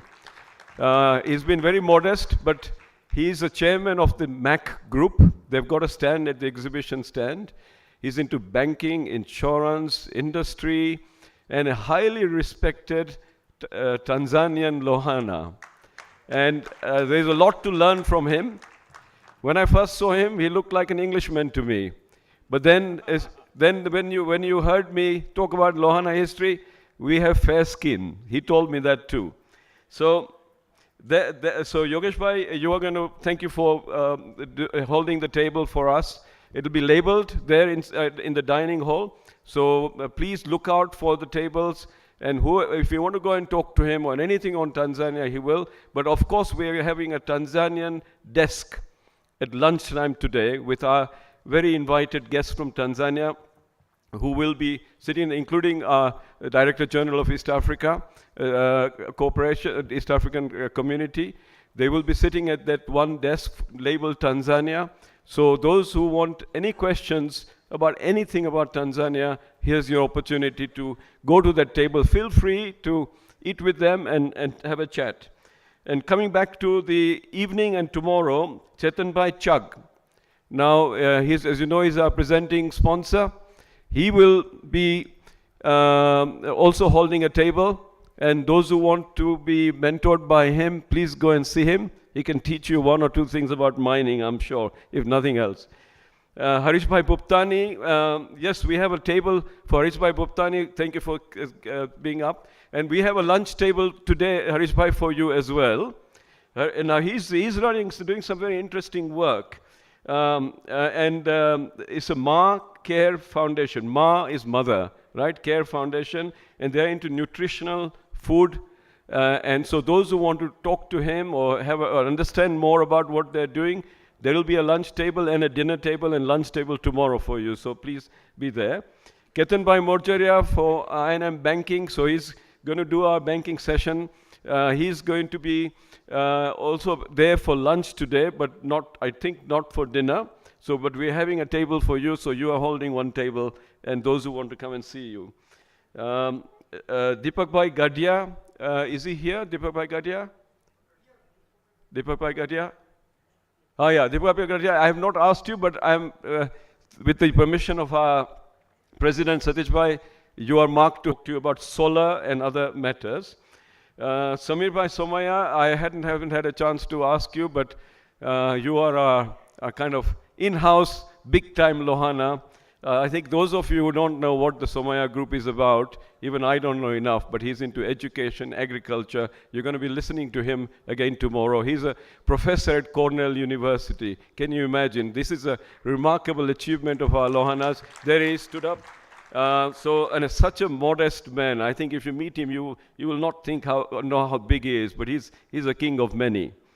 So Samir Bhai, you are going to hold a table for dinner tonight and lunch tomorrow in your name so that people can come and have a chat with you. So all the young entrepreneurs, this is your greatest opportunity to really make the most of this. These people will not normally be available for an appointment, right? So hard to get hold of them. They are very, very busy people. So don't miss this chance.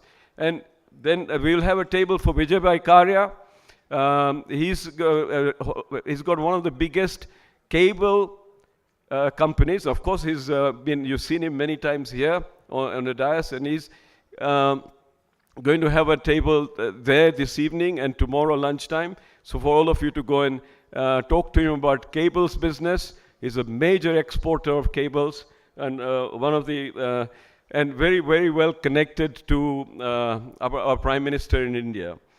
Samir Bhai mentioned Sanjay Bhai Thakrar, who you heard yesterday.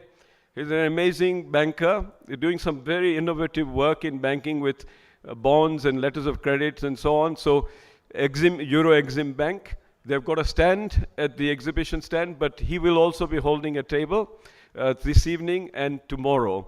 So please go and talk to him. And you know, it's not just about your business, but you can just talk to him about your career, about way forward and so on. And then Vinay Bhai Dauda. Vinay Bhai Dauda is involved in FMCG, and so is my brother Raj Thakrar. And so they will be there at the desk at the FMCG. There's going to be a desk for FMCG for Vinay Bhai Dauda to manage. And anybody who wants to talk about FMCG or to get some mentoring, so feel free this evening and tomorrow they will be there.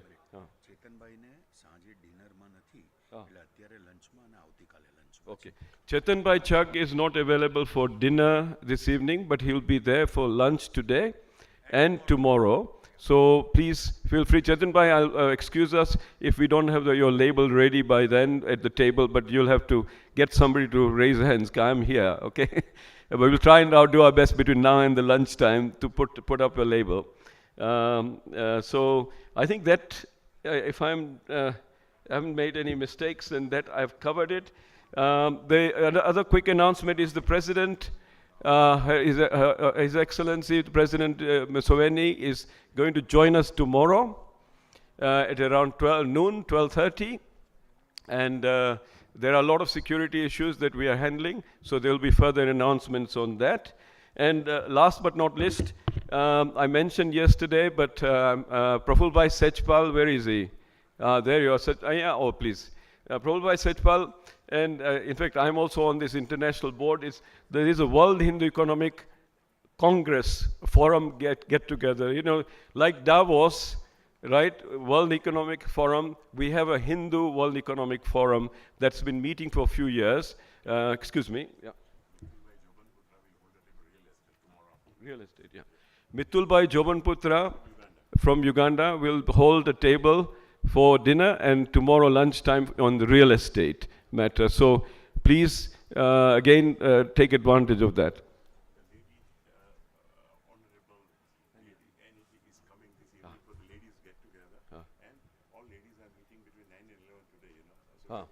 Okay, one other announcement. I'm coming back to this thing, but the ladies, for ladies, there is a get-together for ladies between 9 and 11 this evening, 9 p.m. and 11 after dinner, where you can all meet. And Honorable Honorable Annette, Evelyn Annette, who I'm told is the closest person to the president, probably after his wife, I'm sure. But she is going to be part of. She's part of the this afternoon's ladies' meeting. So she's going to be joining you. So you have another interesting speaker participating. So I'll come back to the World Hindu Economic Forum. This is it's been going on for a few years. Had a number of international meetings. Again, there is an interesting change. Mitul Jobanputra ne ત્યાં ચેતનભાઈ ચક જમવા જાય છે. ઓહો. એટલે કાલે available છે, આજે સાંજે નથી. ઓકે, મિતુલભાઈ જોબનપુત્ર આજે સાંજના નથી કારણ કે સાથે જમવાના છે. આપણે બધાને ભૂલી ગયા.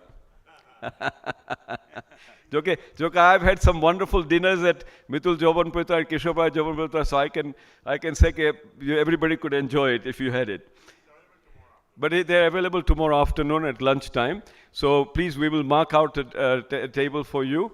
And Mitul, please make sure you're there. And any other real estate participants, if you feel you want to get them on that table, do that so that people can interact.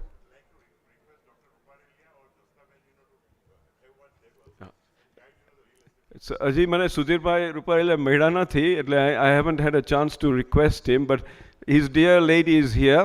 So I'm going to ask Joshna Ben to insist on Sudhirbhai holding a table. So now she says, why me? And you too, of course, both of you. So both of you hold a table, and you can interchange if you wish. But so we are going to mark out that table. Sudhirbhai, તમે નામ લખતા જાઓ, નવાન રખાય આપણે છે. પછી અને then so we will have that table for dinner and lunch tomorrow. So now one more thing, coming back to it. Now don't interrupt, please. I'm going to still announce this World Economic Forum. Yes. It is taking place between 24th and 26th of November in Bangkok. So you must all participate. We as Lohanas have participated here in big numbers, and the World Economic Forum is even bigger and far more involved, because we Lohanas are Hindus as well, and we need to support this cause. But it's again a business and economics conference. It's nothing to do with religion, but again encouraging business and investments amongst Hindus. That is what the whole thinking about this is. There are brochures available. Prafulbhai Sachpal is the convener, one of the senior participants in the event. So he's got brochures. Anybody interested, please collect from him. And we would love you to participate. I'll be seeing you there. Thank you very much. Satishbhai, have I any other announcement before I...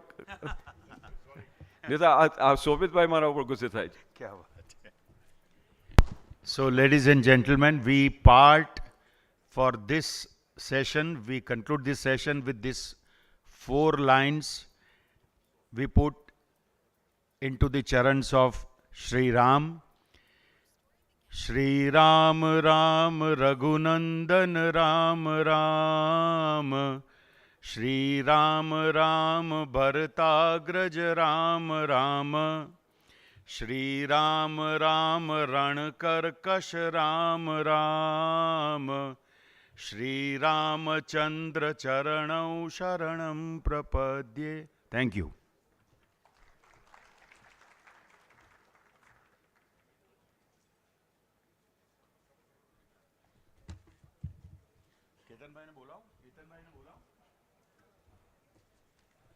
Ketan bhai, wherever you are, please come ASAP on the dais to handle the subsequent session. Ketan bhai?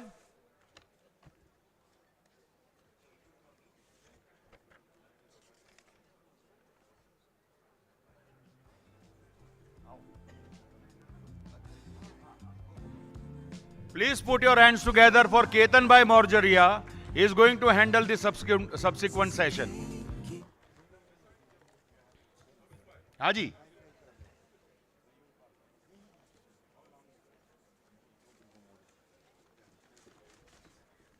Thank you, sir. Thank you. God bless you. All the best. Sorry guys, lunch is not on yet. You got to finish my session first. Could everybody please sit down? Hello? Sorry, this session is not over yet. We will do lunch in 30 minutes. So can I all have you back here, please? Hello? Can I have you all back here again, please?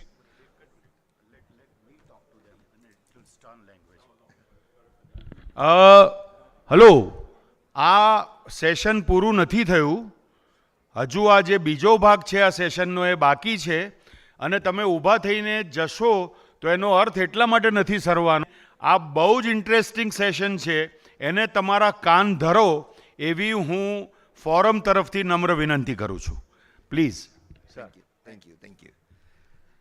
Jai Shri Krishna, Jai Jalaram. For the delegates who don't know me, I would like to give a very brief introduction of myself. My name is Ketan Mojaria, born in Uganda and returned here 40 years ago. So I was one of the first Ugandan who came back in 1982. Out of that 40 years, 30 years I've spent in banking, a bank where I was one of the founding members, Orient Bank, which evolved eventually just 2 years ago into merging with I&M Bank, which is a more regional bank. I'm also a founding member of a bank in Kenya called Credit Bank. And I just also want to let you know that members of the Lohana community have got a fantastic footprint in banking industry in East Africa. You must have seen from this lady who talked about Prime Bank, which is set in Kenya, is also owned by Lohana. We also have Yogesh Manek from Tanzania. He's got Exim Bank. So Lohana community members have taken or invested in that sector. On those few notes, I would like to, today's session is mainly finance and how does finance help to grow the sectors of your investments. So I would like to call members of this panel. First of all, I think they've got members of Standard Chartered Bank. Somebody came and told me Standard Chartered is here.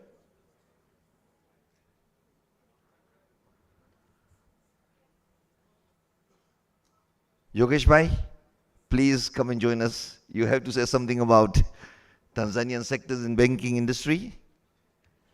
Sam is our CEO at I&M Bank. Although he's in Uganda, but he would be able to discuss a lot about the regional side.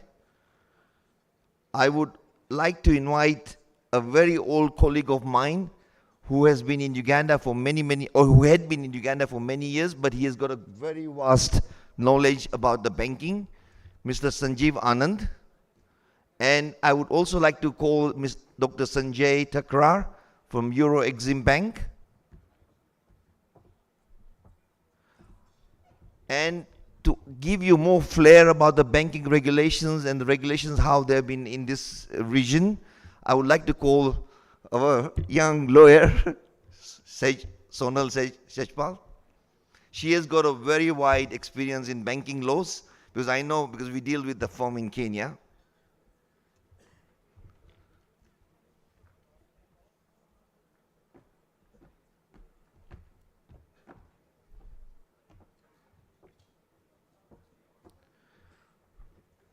Rupesh, you are here. You'll probably give us some more insight on the private equity side. Rupesh Hindocha.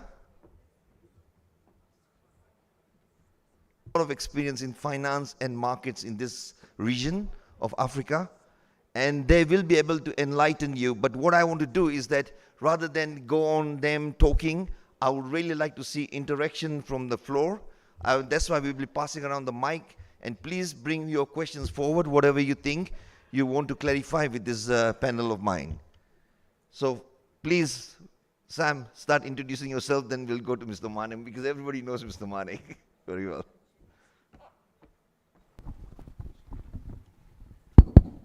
Oh, thank you. Thank you, Ketan. Good afternoon, ladies and gentlemen. My name is Sam Ntulume. I'm the acting managing director for I&M Bank, Uganda. Nice to be here. Yogesh bhai, just say hello to everybody. I know everybody. Thank you. I'm Yogesh Manek, an investor and chairman of Exim Bank. Sonal? Sonal Sachpal, partner, head of banking, finance and restructuring, ALN. Hello, Lohana. Kem Cho. Thank you. Thank you, Lohana community, giving us this platform to talk on this forum. And I can see very many delegates coming from different countries, almost 22 countries. Welcome to Uganda. This is a wonderful country. And welcome to East Africa. I am Madhumita Mandal from Standard Chartered Bank. Thank you. Hi, everyone. My name is Kushbu Dutia, and I'm the head of investment advisory for Kenya and Uganda. So I'm here as part of Standard Chartered. So happy to be here. Lovely to meet some of you. I'm based in Kenya, but I cover the region. Thank you. I'm Sanjeev Anand. I am currently holding two positions. I am the group advisor for Exim Bank. I'm the group advisor for banking and M&A. And at the same time, I am a group managing director for Atlas Mara. I have been associated with Uganda in the past. I set up Citibank over here in Y2K. This was the only project which Citibank took at that time because of the constraints because of Y2K. But they decided to go ahead with Uganda, and I was privileged to be part of that opening. Hi, my name is Dr. Sanjay Thakra. I am the founder of Exim Bank, and I guess I'm all over the place doing all sorts of things. But very nice to be here. Thank you. Good afternoon, my name is Rupesh Indocha. I spent 20 years in investment banking focused on sub-Saharan Africa. 7 years ago I retired from that. I'm now based in Nairobi, where I'm the CEO of a renewable energy company that's funded by Helios Capital of the UK and Africa Investment Infrastructure Managers of South Africa. So thank you very much, members of the panel. You can see this session is going to be very fast. I'm going to be very strict, being a banker, stick to my timetable, because it's very important for us, the appointments. When somebody makes an appointment with me, I got to make sure that I fulfill the timing of that appointment. So on the first side, only thing is I'm going to take 2 or 3 minutes of yours. Not that I am I&M Bank or anything like that, but I would like to sort of give you a flair of what I&M does in this region, so you'll be able to understand where the regional presence have taken place for I&M Bank.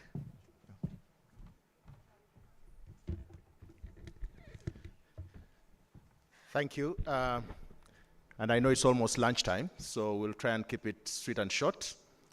Can I have the I&M presentation on the screen, please?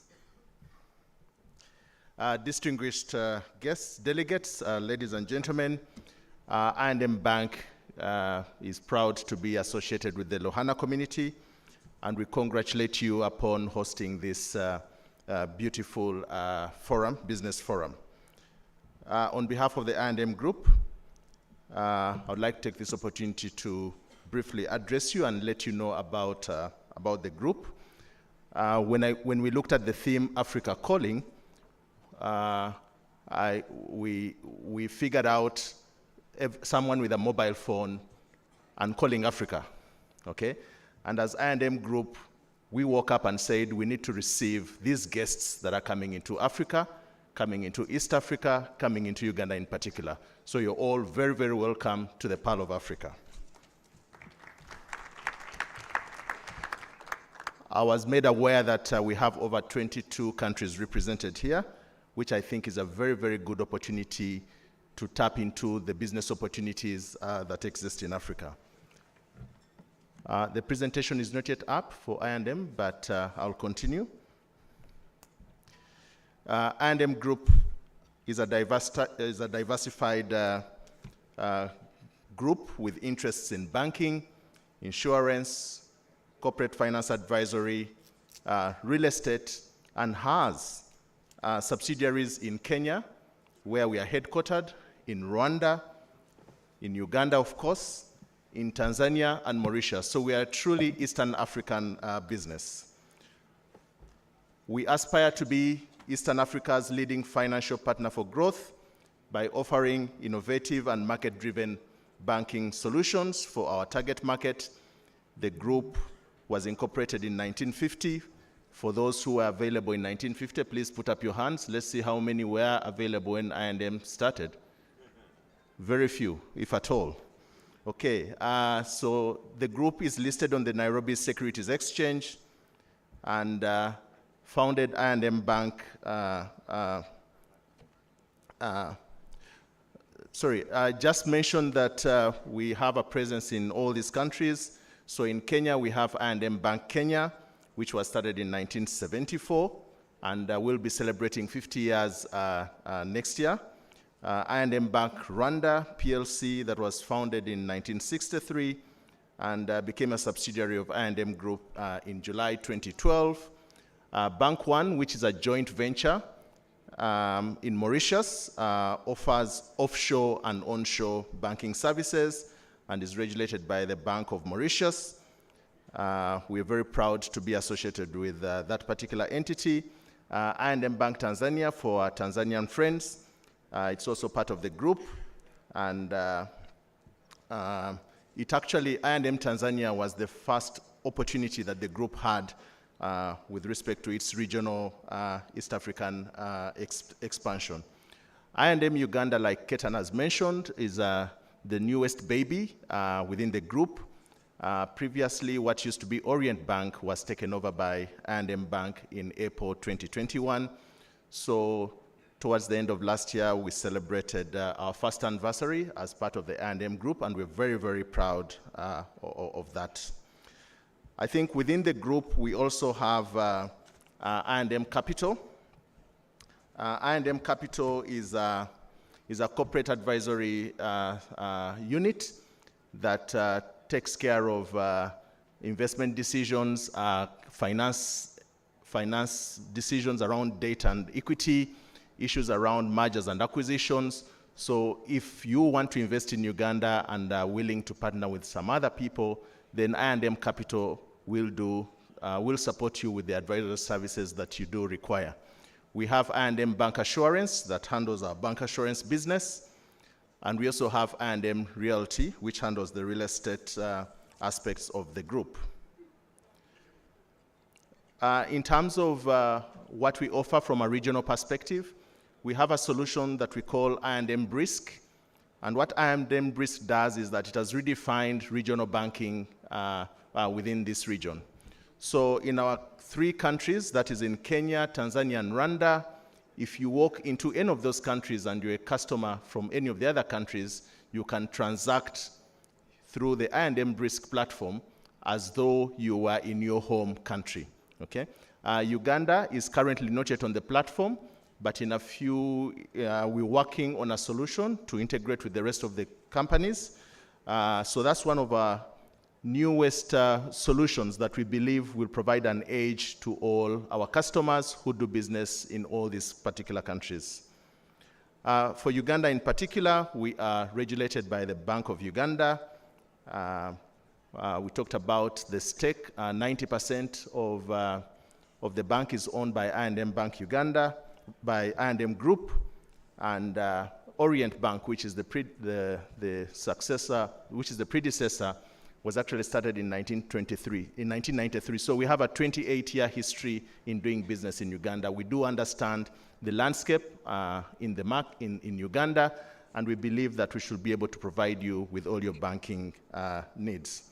We offer banking services, we offer bank assurance, we offer financial advisory, we offer investment advisory, real estate investment advisory, and also capital investment advisory.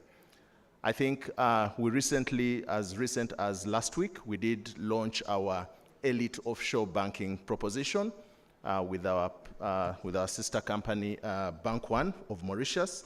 And today, if you come to our bank, we shall offer you offshore banking services in partnership with Bank One. Of course, there are many benefits that come with that: tax efficiencies, financial efficiencies, safety, and protection as well. Earlier on this morning, we talked about running sustainable businesses and making sure that we are part of the communities within which we do business. I think from a bank perspective, we have 4 key pillars that we focus on. We are very cognizant of environmental conservation, the need for us to protect our environment so that the future generations that we are talking about here can find a planet Earth that is worth living on. We do support different communities from an economic empowerment perspective. We do provide education and skills development within the communities that we operate. And we also do support different activities through our enabling giving platform. We do have a stall in the exhibition hall, so please feel free to pass by for more information, but our contacts are also on the screen. And just in closing, we've all heard about the acronym VUCA, that stands for volatility, uncertainty, complexity, and ambiguity. I think that's the world that we currently live in, but we are also cognizant of the fact that Uganda, East Africa, has many, many opportunities, and we want to turn that VUCA acronym into something more positive with a better positive outlook and look at the vision for this region, for this country, the need for us to understand this region, the need for us to have compassion for Africa, compassion for the East African region, and the need for us to be agile. I think agility is what is going to take us very far, and we look forward to working with you, the Lohana community. Thank you very much.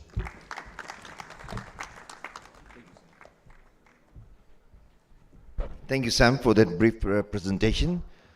I would like to invite the questions from the floor now. Anything for you to get clarification on financing, growth, banking regulations, private equity investments, then please let us know or raise your hands. We can send the mic to you, and then the panel can answer the questions. Can somebody, sorry, can I have some support here? This person, there's a gentleman. Is it better that way? Okay. Hello. Okay. All right, so whoever wants to ask the questions, if you can come on this side, we can give you a microphone here, and then make sure the question is related to the banking, which is the finance, growth, anything to do with the banking regulations, anything to do with private equity investments and things like that. I think, has it been resolved that we wait until all of you finish and then we ask questions? No, we are finished. No, what I'm asking you, are all of you going to introduce yourselves? No, they've said who they are, so they'll okay. take the questions now. So, do you want me to come there, or can I ask the question from here? There also is fine. Okay, why I've been we are one of the borrowers, not the depositors. And what I want to ask the bank, that you are lending money against collaterals. Have you ever thought of why is that product of not investing money in equity? And this is not available in East Africa. The other countries, they do. Lot of big banks, World Bank, they also do it. Why this product is not available within your banks? Thank you. And I've got another question later. Thank you. I think, Sonal, you're the right person for that one because you know the banking regulations. So what Ramesh Bhai has asked the question, you tell them why the bank cannot take a part direct equity into the products schemes. Okay, I think the answer is, as far as the commercial business they can do with money.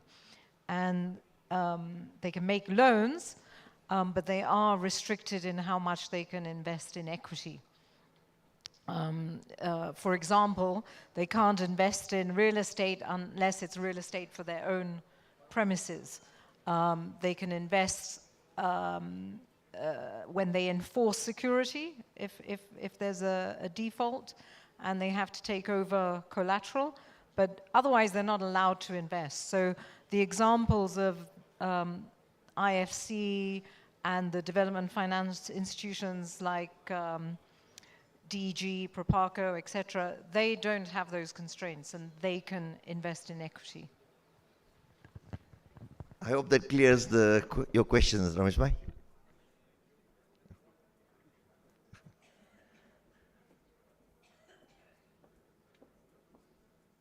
Going to be very short. Is it not possible that you guys, being the bankers, can ask this product to be available? You see, to establish a bank, there are certain rules and regulations you have to follow. So central bank have got their own regulations which the investors have to abide by. So we have to be very, very careful. We cannot introduce even any products which we launch. It has to be vetted by the central bank. I'm sure, Sam, I know more about Uganda, but I'm sure Yogesh Bhai, Tanzania is the same way, right? Sure, please. Hello. No, I think it would be unethical for a commercial bank to invest in equities. It's unethical. It's not your money, while we would invest public money into enriching the shareholders of the bank. So I think that's not on. And the difference that Sonal just said is that there is this line between commercial banking and development banks. This business is for development banks and not for commercial banks. Thank you. Sorry. You want to say something, Rupesh? Sorry, Sanjeev. So, hello. Yeah. So I would like to add one more thing to that, where you hear that banks are investing in equity, they have a separate division which is completely ring-fenced. The commercial and investment banking division can never lend in equity. There may be a separate equities division that can participate, but that is a separate vehicle structure. That's all. Thank you. Thank you for that clarification, Sanjeev. Sorry, your name, please? Sorry, is that? Hello. Yes. Hello. My name is Sunil Soda. I am from Bombay. I just want to understand that government of India has announced a bilateral trade agreement to settle the export payments in Indian rupees. So when can it will be operate? Because some of our somebody told me that some Bosco account we have to open. So can you please share your views about it, please? Rupesh, you want to say it, or I'm quite, but anyway, you say it. Thank you. I'll leave it to the commercial bankers to give you a time frame. I can tell you in Kenya, we're just starting the process of opening our Nostro accounts. We import quite a lot of goods from India, and we've been told by next month we'll be able to settle directly in INR. So for Kenya's point of view, I think it's happening next month. Obviously, the guys in Uganda, etc., will be able to explain what their time frame is, but it is imminent, and we're all very aware of the US dollar shortages across the region, and it's being worked on and I'm a client, so I can tell you that it is happening. So I think the important, somebody from Standard Chartered, I'm sure you're quite aware of what's happening. Yeah, thank you. I think, as you said, and my presenters also mentioned, is we see the constraint in the dollar cycle, and we're opening up. In fact, with Standard Chartered, you've got multiple currencies. INR is one of them, and we have our global platforms that you can access anywhere in the network.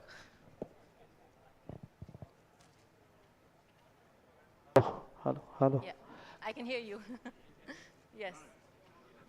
But is it possible if we have exports in last week, we have done the shipment in last week, and we raise the invoice in Indian rupees, and they can settle the payment maybe in next week or some, is it possible now? Because the agreement has already done, I think bilateral trade agreement has already done. Let me just come into that one. You see, let me explain to you. The settlement is going to happen is something we call a correspondent account. Like even in Uganda, for example, if I want to send from there, we do the settlement in dollars or sterling in UK and things like that. So with India, they have started to give us rupees now to do the settlement in rupees. So whichever country is going to accept that has to open a Vostro account, which you said, and which fund the account with rupees. For example, Uganda would do it. If Uganda is exporting a lot of goods to India, then India will do the settlement in shillings. They don't have to do the conversion in dollars, and it will be accepted. Then if there are any import payments which Uganda has to do, it can be paid from that account by the commercial banks from Uganda. That's how the system it will work. That's true, but for opening Vostro account, how much time it will take? Maybe my clients are here. See, they've just said it last week, that 18 countries have started. Okay. Now it's just going to be with RBI, the central banks of different countries, when they're going to put the structures in place. So hopefully it should be done pretty soon. Okay. I'm sure they're very eager to start the business quickly. Thank you, sir. Thank you. Thank you so much.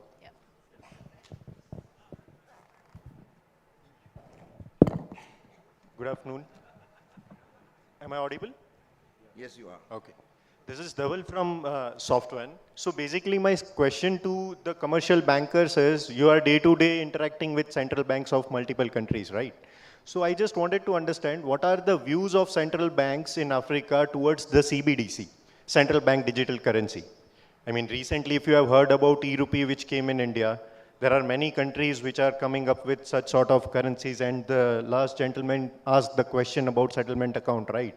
If something like this is coming up in Africa, those sort of things will be easier to cater. So what are your views on that? That's what I just wanted to understand from you all.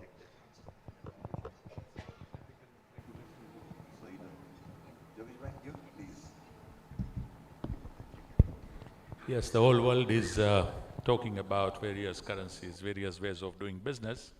And globally what's going on, we all know, and all this is not helping, be it the hard currencies, be it the ethers and whatever that you talk of.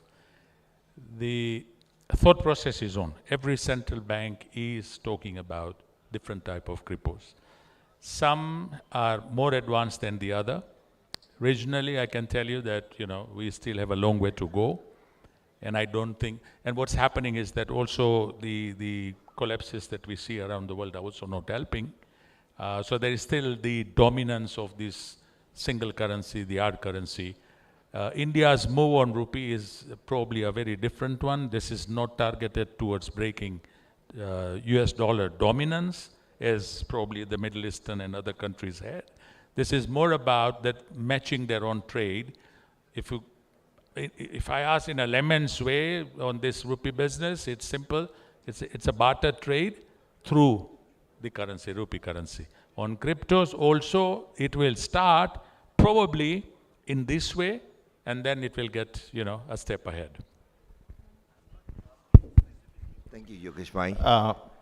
Sorry, Sam. Let me just add, I'm afraid to say that the government of Uganda does not recognize cryptocurrencies at the moment, and hence it's not legal tender that can be used in the country.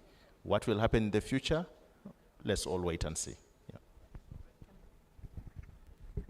Yeah. Just on, from the Kenya perspective, the central bank did issue regulations in draft or a paper where they want to explore the idea of a digital currency for central bank, which is obviously different to a cryptocurrency. For cryptocurrency, they have basically said it's illegal, we don't recognize it, but there are efforts being made because Kenya, I think, is 6th in the world in terms of active cryptocurrency users, and the Capital Markets Authority has actually is taking steps now to actually give it some recognition. But there is a disconnect between the Capital Markets Authority in Kenya and Central Bank on this issue. Central Bank of Kenya has actually told the banks it licenses that they cannot facilitate transactions. So if I have a cryptocurrency account, I have to use money offshore to pay for the asset. I can't use my Kenya bank account. Sorry, I think, yeah, now I'm audible. So my question was not towards crypto. That's where I have asked central bank digital currency, which is regulated by the country and the central bank of the country. And that's what the question was around. Yeah, so on that side, Kenya has, as I said, issued the paper. They've received comments. There is general confusion in the market. I absolutely agree. They're very different. But I think we're not there yet, and we're going to have a change of central bank governor this June. So let's see what happens with the new governor. Just a different way that even if it comes, there is no way any currency will come without central bank involvement. Without central bank involvement, correct. So that's extremely important because it has to be embraced by the local regulatory bodies before we can start trading on those currencies there. No, they're all working on it. They're all looking at it, but they're also being cautious about it. What happened to Signature Bank in New York? I mean, I don't want to start going into all that. Silicon Valley Bank, I mean, it happened. So, this is why they're all very, very cautious about this. Hi, Sorry, good afternoon. please give your name first as well. Yes, my name is Jayesh Karia. I'm from Pune, India. We are within our close family group. We have interests in the tobacco business, pharmaceutical packaging, gaming, which is amusement and casinos. The pharmaceutical packaging contributes about 20% global market share.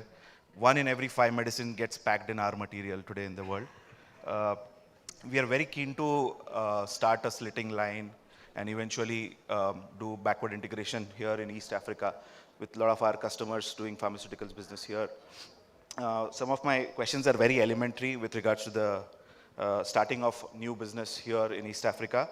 What kind of interest rates scenario exists in East Africa? And are these interest rates pegged to a local benchmark rate or let's say an international benchmark rate like a LIBOR? What kind of moratorium is available to a starter, to a new starting business? Do you do forex loans at subsidized rates like how we do in India? And what kind of paperwork is needed? It's not subsidized, it's market rates. India never subsidizes anything. Right, but it might be lower, might be pegged to a base rate or whatever it is. Right, like when I did overseas. But that's the government doing the scheme of rebate and all that, right? There's different scheme altogether then. No, if you do a forex currency loan, for example, I did a LIBOR-linked loan with United States dollar. I got it at a 2% interest rate compared to an 8 to 10% rate which was available for an INR loan. Going to the next question, what kind of paperwork is needed for the import-export compliances? Because in India, it's a very cumbersome procedure. Like bank has to be involved with all your outward and inward payments. They have to have the documentation pre and post completing the transaction. So is it equally cumbersome? Why I ask this question is what kind of man-force would be required for us here to maintain the operations? Sure. I'll repeat them. So I'll ask the lady from the Standard Chartered because I know you're very familiar with these trade transactions and the settlement. Please, you can take that over. Thank you for this question. I will give you the question like what are the documentations you need when you're from a foreign land and you want to have a business in Uganda, as per the law, you have to register your company here with us first, with the regulator. So you have to have set of documents, which maybe when we are talking later, because there is a set of documents you need, how many directors you have, what are the shareholding you have, and then if it's a branch or you are setting an entirely different entity in this country. So those are the basic requirements. Then you need to have a director's permit, which is very important. Being a traveler or a visitor's visa, obviously you are not going to have a business set up here. So it is always required that you follow those compliances to have register with our regulatory bodies to have the director's permit. After that, then you go for the other requirements. Our URA norms are very easy, and to set up a new business is very friendly. So when you are here, there are very many organizations or the law firms, they are there who are there to help you, as well bankers like us, all other commercial banks. We are here to help you when you be in touch with us. I hope I have given small answers to you. Anything else, please? Do we need to report to the bank with paperwork with regards to what that import payment was for, or what the export collection is for? So, for example, in India, we have to submit them the invoice copies, the shipping documents. Yes, it is very requirement here when you are doing any... You take it for Uganda what the process is. It's not like central bank, but let him explain to you for Uganda how they do it here. Just for the Uganda market. For the Uganda market, yes, we need, whenever you are importing that, the fund is landing to us also here in this country, we need those documentations, why the money is coming, what is the source of that wealth. It is very important. Okay, we need those documentations. Okay. It does not abruptly, we can receive any money to your account. There should be an accountability why this fund is coming, and we require for those questionnaires like you have to fulfill with us. Okay. And related to the rates which you are talking about, the LIBOR, yes, we are very competitive here. We have very many commercial banks. We fight against each other who can give you the better rate. If depend upon your credibility, like you can negotiate, and rates are very competitive. Is there a range, and what are they linked to? Is there a benchmark rate here in East Africa that the rates are linked to? For the rate... Sam, you take the question on. What happens in local market is a different way of doing it, so he knows about it.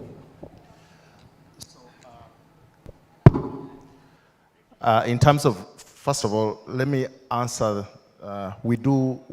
Commercial banks here do offer loan facilities in foreign currency, but I think the key requirement is that you must demonstrate that you have foreign currency inflows in order to obtain foreign currency loans. Get a natural hedge. From a local funding perspective, there are two aspects. We have the central bank rate as the benchmark rate, and it's currently at 10%. But what at times other banks do is that they look at the treasury bill rate as a reference rate. All these rates, central bank rate, treasury bill rate, sort of have some commonality among them. So that's what is then a benchmark, and then based on the assessment done by the bank, based on your documentation, they could add a premium over and above that. Yeah. Which would range anywhere between 2 to 4%? Prime lending rate is on average 20% for local currency, okay, and around 12% for foreign currency lending. Okay. Yeah, on average. Okay. Yeah. The question about moratorium, is there a moratorium available for a new setup? Because it's a capex heavy setup. So what kind of moratorium? I mean, I know there cannot be a standard answer to this, but do you at least kind of have a practice of giving moratoriums to capex heavy businesses? Yes, in this market we do offer moratoriums based on our understanding of your business and why we believe you qualify for that. Yeah. Okay. All right. Thank you. Thank you for that. Oh. Hello, very good morning. Jai Shri Krishna. This is Kamlesh Thakkar from Gandhinagar, Gujarat. I am the CEO of Suryam Group of Companies. That is one of the fastest growing professionally managed multi-business conglomerate of Gujarat, Gandhinagar. We are involved in the business of auto retail, real estate, financial and insurance services, healthcare services. And very soon we are going to diversify into the launching company of UAV and renewable energy. Coming to the point of Uganda, since last 48 hours when I reached Uganda. Please ask your question. Yeah. Let's get directly to the question. Yes. Otherwise, we're going to be talking. I'm coming to the point. See, we are Suryam Group is involved in the business of financial and insurance services.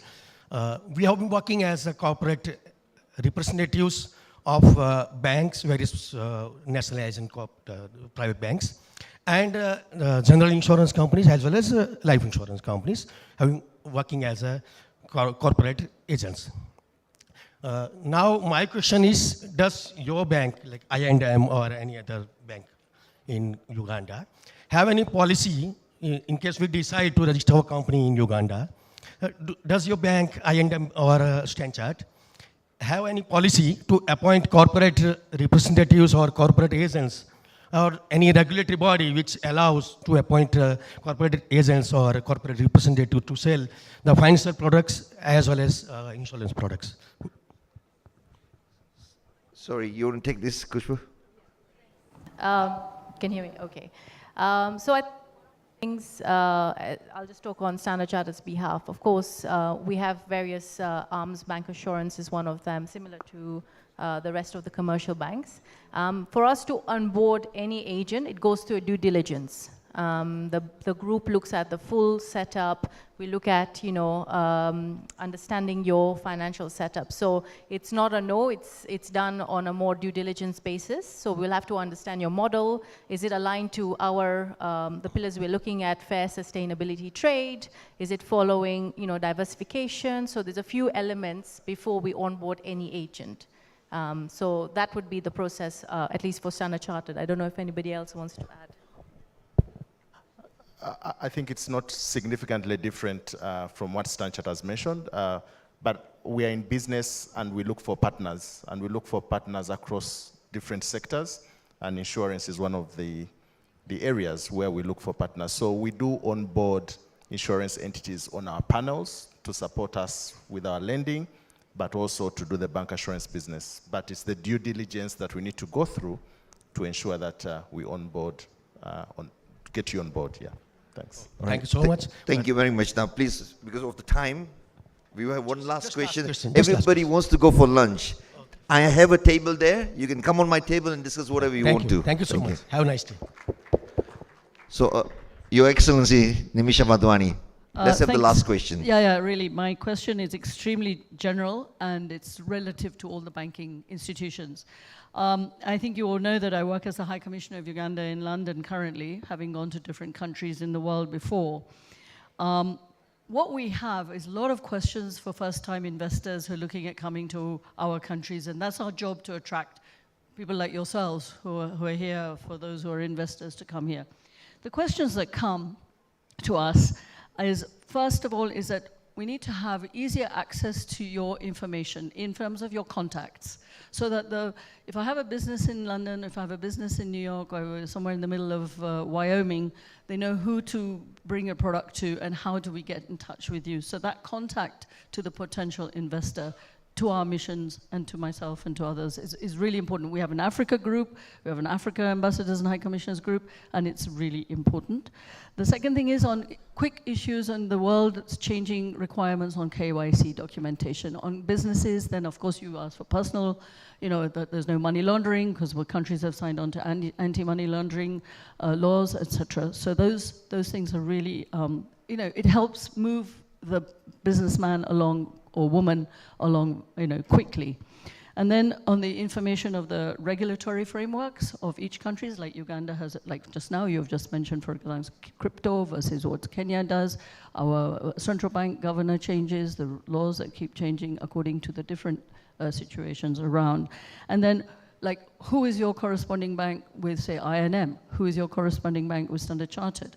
If somebody's got some accounts already in Dar es Salaam, can that person easily bring over the contact into Uganda and do the business? I'm not talking personal banking, I'm talking about commercial banking. And then these are the ones who are looking for the partners in financing to do the business. So it's extremely important for us to have that information in this world where, you say go online, but that go online is really, it's a big pain. You have certain places where the online doesn't work. You can't get online, then you can't get a person, then you're just going online, and you never get a human being. But I have to give the businesses, so that's how you came to Uganda 100 years ago. Thank you, I'm not talking anymore. But it's very, very important. I'm expressing very, very clearly some of the frustrations that we're faced with at the other side. Thank you. Thank you very much, Nimisha. That's very important questions you have raised, and I think this is very, very important because sometimes you said online doesn't work in Uganda. We are down with internet and all that, so sometimes information doesn't flow. But I'm pretty sure the bankers would say that they are sharing with the mission abroad the information about which banks are operating in which countries, what the information of correspondent bankings are, and how does the settlement, the contact point of business development managers and your top RMs and things like that. That's correct, isn't it? I mean, that's what you do at Standard Chartered. I'm sure INF does the same. Yeah. So maybe please. I can just start. I think Standard Chartered, obviously, we have a global footprint. We are in over 13 markets. One of the models we've embodied for corporates is a global account. So you could be in Singapore, in London, anywhere. Of course, we have a point of contact in that country, which liaises with the market you want to be in. So it's very seamless. You have one account across. You can, you had a question? Yeah, I know, we know that. So in London, you'll go to, the city and go to Standard Chartered, get the information. But what they'll want is what's available. Can you share with us quicker information before they start reaching out to your people? So the contact here so that they can actually get in touch with somebody here, not around the world. No, of course, city, I know Sanjeev, nice to see you again. What the Ambassador Nimisha is saying, if somebody from Ugandan banks or Tanzanian banks or somebody like that gets in touch with the embassy itself and gives this information so that she can pass on to any inquiries they receive in London. That can be done. Yes. Of course, everyone has everyone everywhere. Sanjeev, you know very well when you were at Citi. It's nice to see you again. But you had to have the contact here, and we were able to get in touch directly with you when we started with Citi Trading. So it's in that context that I'm saying. Understood, and that can be provided for sure. No, Nimisha, your point is very well taken, and where we haven't done it, we'll do it. What I can tell you is that in EuroExim Bank, where I'm currently advisor, we have, as a matter of fact, a network larger than Citi as well. Citi had 125 or 130, because they've also been downsizing. We have in 180 countries, 880 plus, 185. My CEO is saying it's 185 countries actually. Out of, I don't know, 230 countries in the world. So what we have is a network of agents, and we have a weekly contact with the agents, and whatever queries they bring forth to us, we try to address them as a group. So, that helps to address some of these things.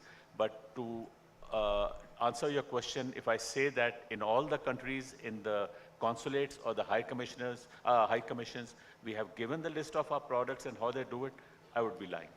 I think what we can do is to start with, we'll start with the major hubs. Like London is definitely a hub. New York might be another one. Delhi could be one, Mumbai could be one. So we can start gradually. But it's a very good suggestion. We appreciate and thank you for it. Thank you, Sanjeev. Thank you very much. So now, Vijay Bhai, I'm going to close this session and end. Thank you very much for giving us, Mamta. Well, all right, one last question.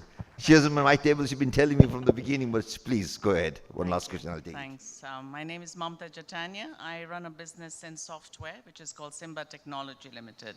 I work with all the 3 East African countries. I have a question which is not specific to banking, but it is to doing business in Uganda. I don't know how this is going to be addressed, but I would like the panel to take this up, because when we give you services or sell goods into Uganda, and when you remit payment for it, there is a very high taxation clause that applies. It comes to 33%, withholding VAT and withholding tax. So 33% is a large amount of chunk that is withheld or kept back by the government, and then the rest is remitted to your account. When you try and complete that up, or gross it up, you become very expensive. You don't become viable or competitive enough to sell in the market. Is something being done about this? Sam, this is your question, because from UBA, and I know everybody's working on reverse VAT and all that. Thanks a lot for that. It's a very pertinent question that we always pick up from our vendors. Tax policy, when you talk to the Revenue Authority people, literally all they are saying is, especially from a withholding tax perspective, is that there is no harm. They do withhold that, and you can apply that to your future tax liability. However, I don't know that it creates a squeeze on your cash flows as a vendor.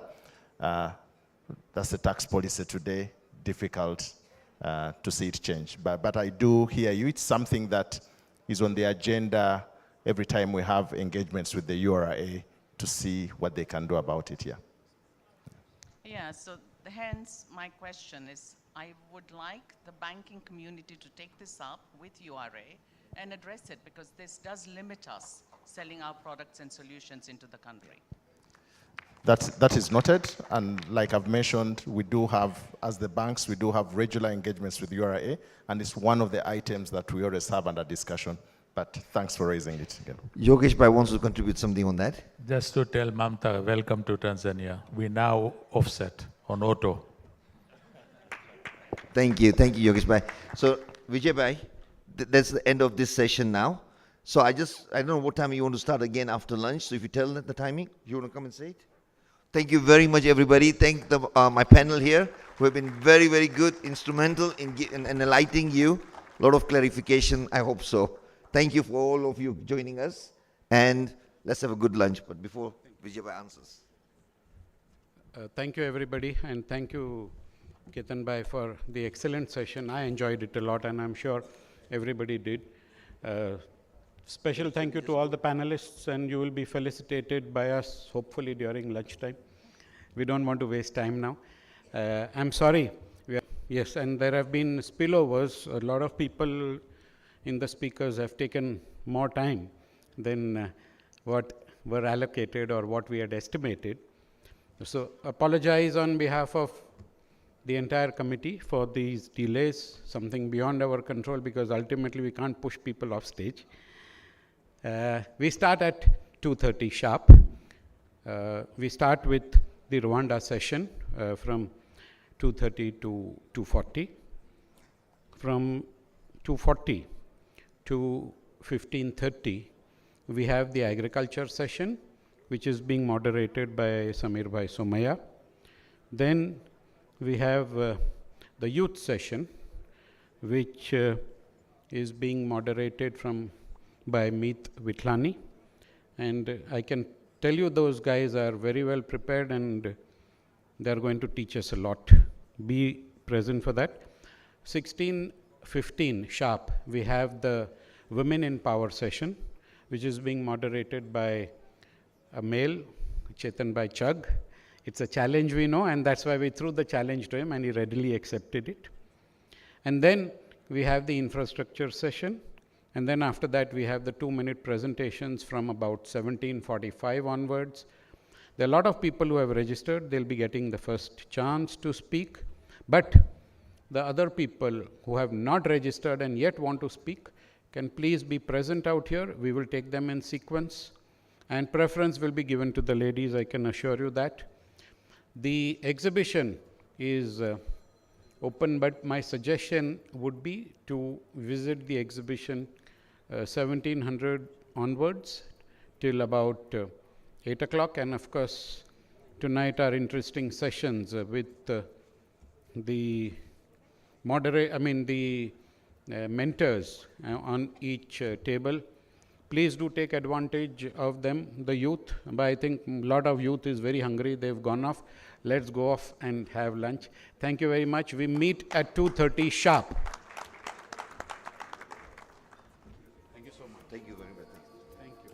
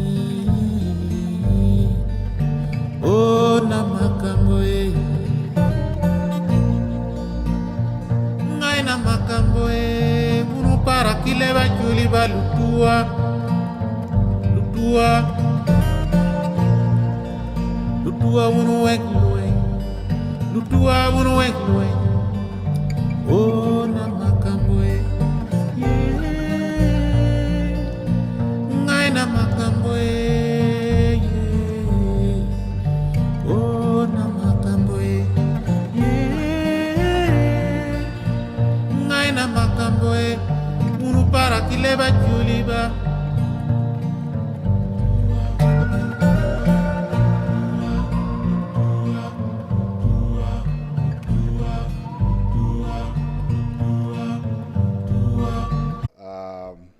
members. Oh, raise it. Thank you. Good afternoon to you all. Honorable members, Your Excellencies, Lord, the Rwanda Development Board, and, oh, I'll be closer. All right. All right. You go a little closer. Okay. It's a pleasure for me to present to you the Rwanda opportunity. But before I start, I just want to take this opportunity to thank the organizers of the events, the Lohana business leaders, the management committee, and everyone involved in putting this together and inviting us. We appreciate it and we're very grateful. Well, to start, we have prepared just a short video that will give you a good glimpse of Rwanda as a country, the opportunities available, and then from there, I'll maybe come back and add a bit more color on some specific information that will be really, really useful to you. With that being said, I think our video team is ready. Let's move to that. Thank you very much. Enjoy.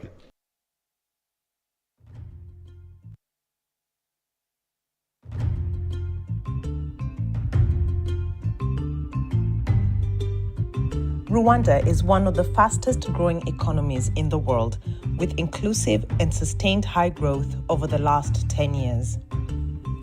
This has been driven by a well-articulated and ambitious development agenda, which has resulted in high economic growth averaging 7.8% per year, recognition by the UN as the most improved nation globally in human development, and recognition as one of the safest countries globally.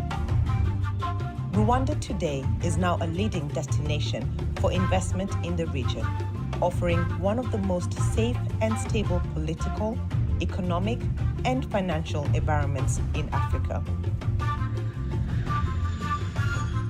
Rwanda has adopted an open policy towards foreign investment and has invested in modern connectivity and world-class infrastructure to enhance trade and investment. Rwanda offers access to global and regional markets through a robust network of free trade agreements. Proximity markets give investors easy access to over 80 million people. Rwanda offers an attractive incentives framework for investments across several priority sectors, alongside a competitive tax framework ranging from tax holidays to capital gains exemptions.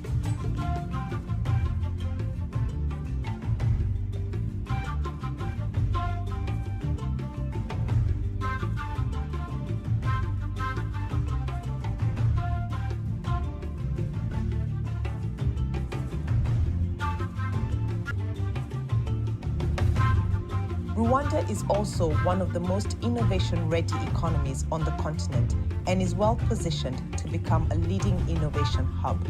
It has established itself as a vibrant proof-of-concept destination, attracting innovators seeking to develop, test, and scale their business models in Rwanda for the globe.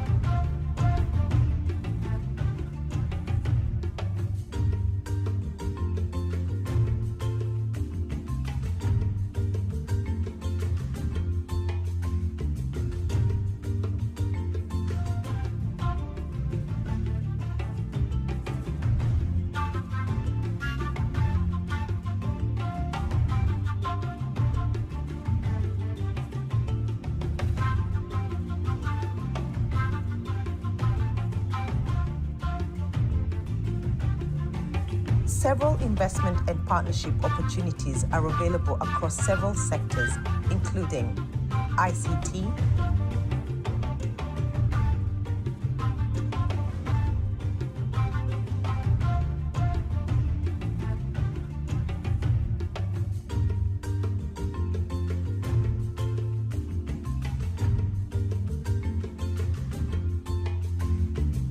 agriculture,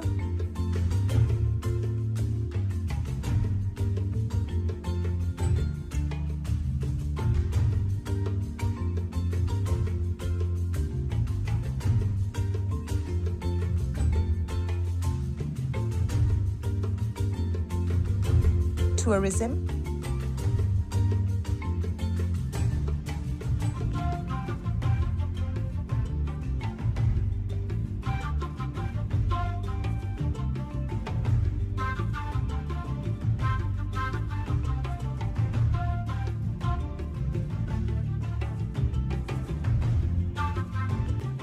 glass manufacturing utilizing high-quality raw materials, light manufacturing, particularly garments and light construction materials. Mining also presents several opportunities including exploration, refineries, separation plants, as well as cutting and polishing gemstones from Rwanda and the region. Rwanda's fast-growing health sector also presents several investment opportunities across services and manufacturing. The sector has also received a boost with plans proceeding for the first vaccine manufacturing plant in Africa in partnership with BioNTech. A dedicated investment team from the Rwanda Development Board will ensure your venture into Rwanda and beyond is efficient, seamless, and positioned for success.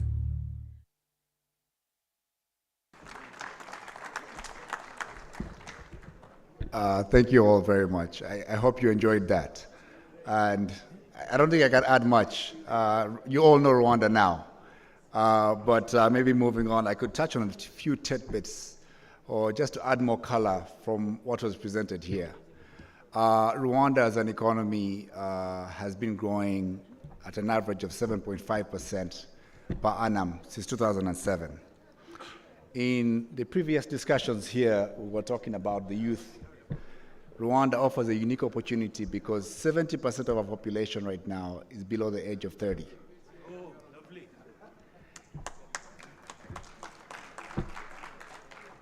That is a young, dynamic workforce, agile and growing market that is available for you to take advantage of.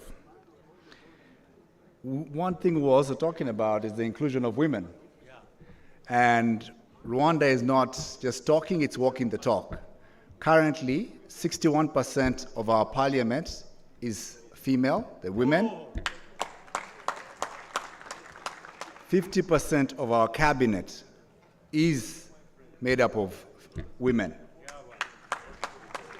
So earlier, when I was seeing the women coming up here and talking and offering the opportunities, it was bringing joy to my heart because this is the shared values as far as promoting youth and women is what the Rwanda culture is about. As far as network readiness, Rwanda is #1 in ESC. We have 4G network set up at 97% of Kigali, which is the capital city. We have a highly digitized and efficient administration. At the Rwanda Development Board, you can register your business within 6 hours. And not only that, at the Rwanda Development Board, we have a true one-stop center. And that one-stop center is where, for all your licenses, permits, any information you might need as an investor, you have a dedicated team to walk you through that process and make it a very, very easy process from beginning to end until you're fully registered. We have no restrictions on foreign ownership. There is no restrictions on capital flows, capital gains, or transfer of shares. We have some of our priority sectors in the video, financial sectors, agriculture. Maybe you can move down to some of the other slides as I highlight this. We offer a unique place as far as market accessibility because of where we're geographically located. Rwanda currently, if maybe move on to the next slide. Rwanda currently has robust trade agreements. You know, we were talking about the ESC free trade agreement, so you set up in Rwanda. You not only have access to the region, but you also have access to COMESA, which is the common market for East and Southern Africa. Now, we talked about the 300 million market that East Africa presents to you, but if I to go to maybe a little more granular on that, Rwanda itself has a population of 13 million. Of that 13 million, that's what investing in Rwanda offers you. Regionally, the DRC has 81 million, 20 million in close proximity to Rwanda. Uganda has 43 million people, 22 million in close proximity to Rwanda. Burundi, 11 million people. Tanzania, 57 million people, of which 60 million are in close proximity to Rwanda. So a unique market in the region, but also you have proximity if you're to come and set up in Rwanda. We have what is called the Kigali Innovation City, which is an innovation and knowledge hub. It has world-class learning institutions like Carnegie Mellon. I know there's a few professors here from reputable institutions. We have the same in Rwanda. We also have financing ready. So it's not just about looking for you to come and invest. We have startup ready, financing ready to go. This map just kind of shows you what I was talking about in the region.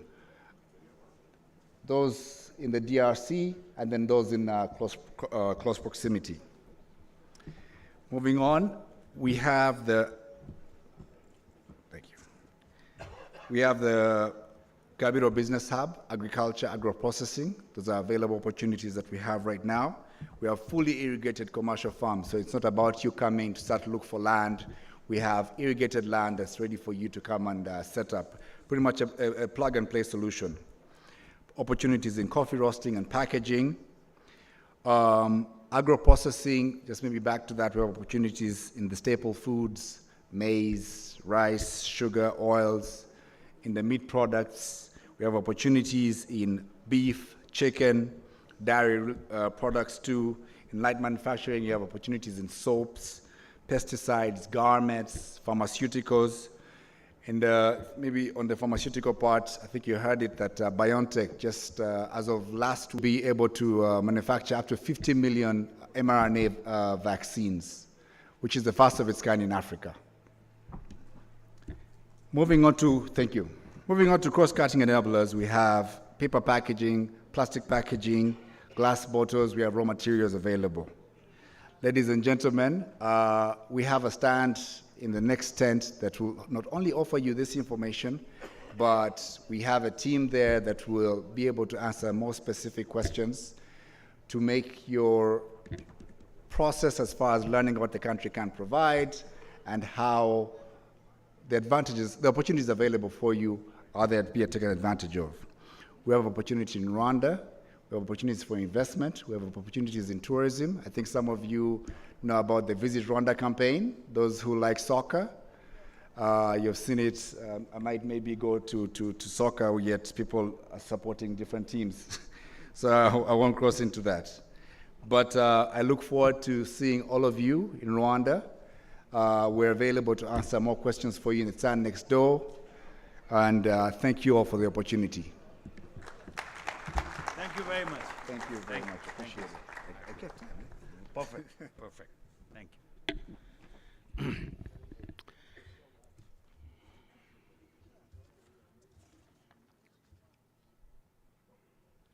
Thanks a lot, Mr. Dennis Katare. It was a very enlightening speech about the invitation to come to Rwanda. I would now call upon a very multidimensional personality on stage. He is basically into the medical infrastructure, that is, he has the running very successful hospitals. He is into real estate. The group is into the education, big time education, and the biggest strength and the biggest contribution of this group is that they have preserved the real aesthetics of Mumbai land in some part of Mumbai. And I would call upon the person who deserves all these compliments, Mr. Samir Somaiya from Somaiya Group. Samir Bhai is going to talk to us about strengthening value chains in agriculture and food processing sector. Please put your hands together once again for Samir Bhai Somaiya.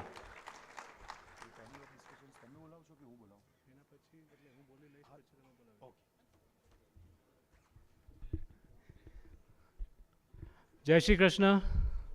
Good afternoon. Pleasure to be here. Satish Bhai, Vijay Bhai, thank you for the opportunity. It's great to be here. I want to talk about agriculture and using it for disruption and how we are adding value. And what I think the world needs to understand is to become more sustainable. For too long, we've been living off the fossil economy, and it's time to transition to the circular economy in agriculture. What we heard today is that Africa is rich in sun, soil, and water. And of course, as we see, people and youth, I think it is a fantastic place for all these things to come together, and that be the base of the sustainable revolution that is now necessary and upon us. Next slide, please. I just want to say that I'm inspired by both my grandfather and my father, and they've been also active members of the Lohana Mahajan and the Lohana Mahaparishad, so it's wonderful to be here in their footsteps. I want to talk about very quickly the circular economy. I want to talk about our company, Godavari Biorefineries, not only as we innovate on the farm, but also as we innovate with chemicals from biomass. I also want to talk about how we are innovating on the field with the farmer.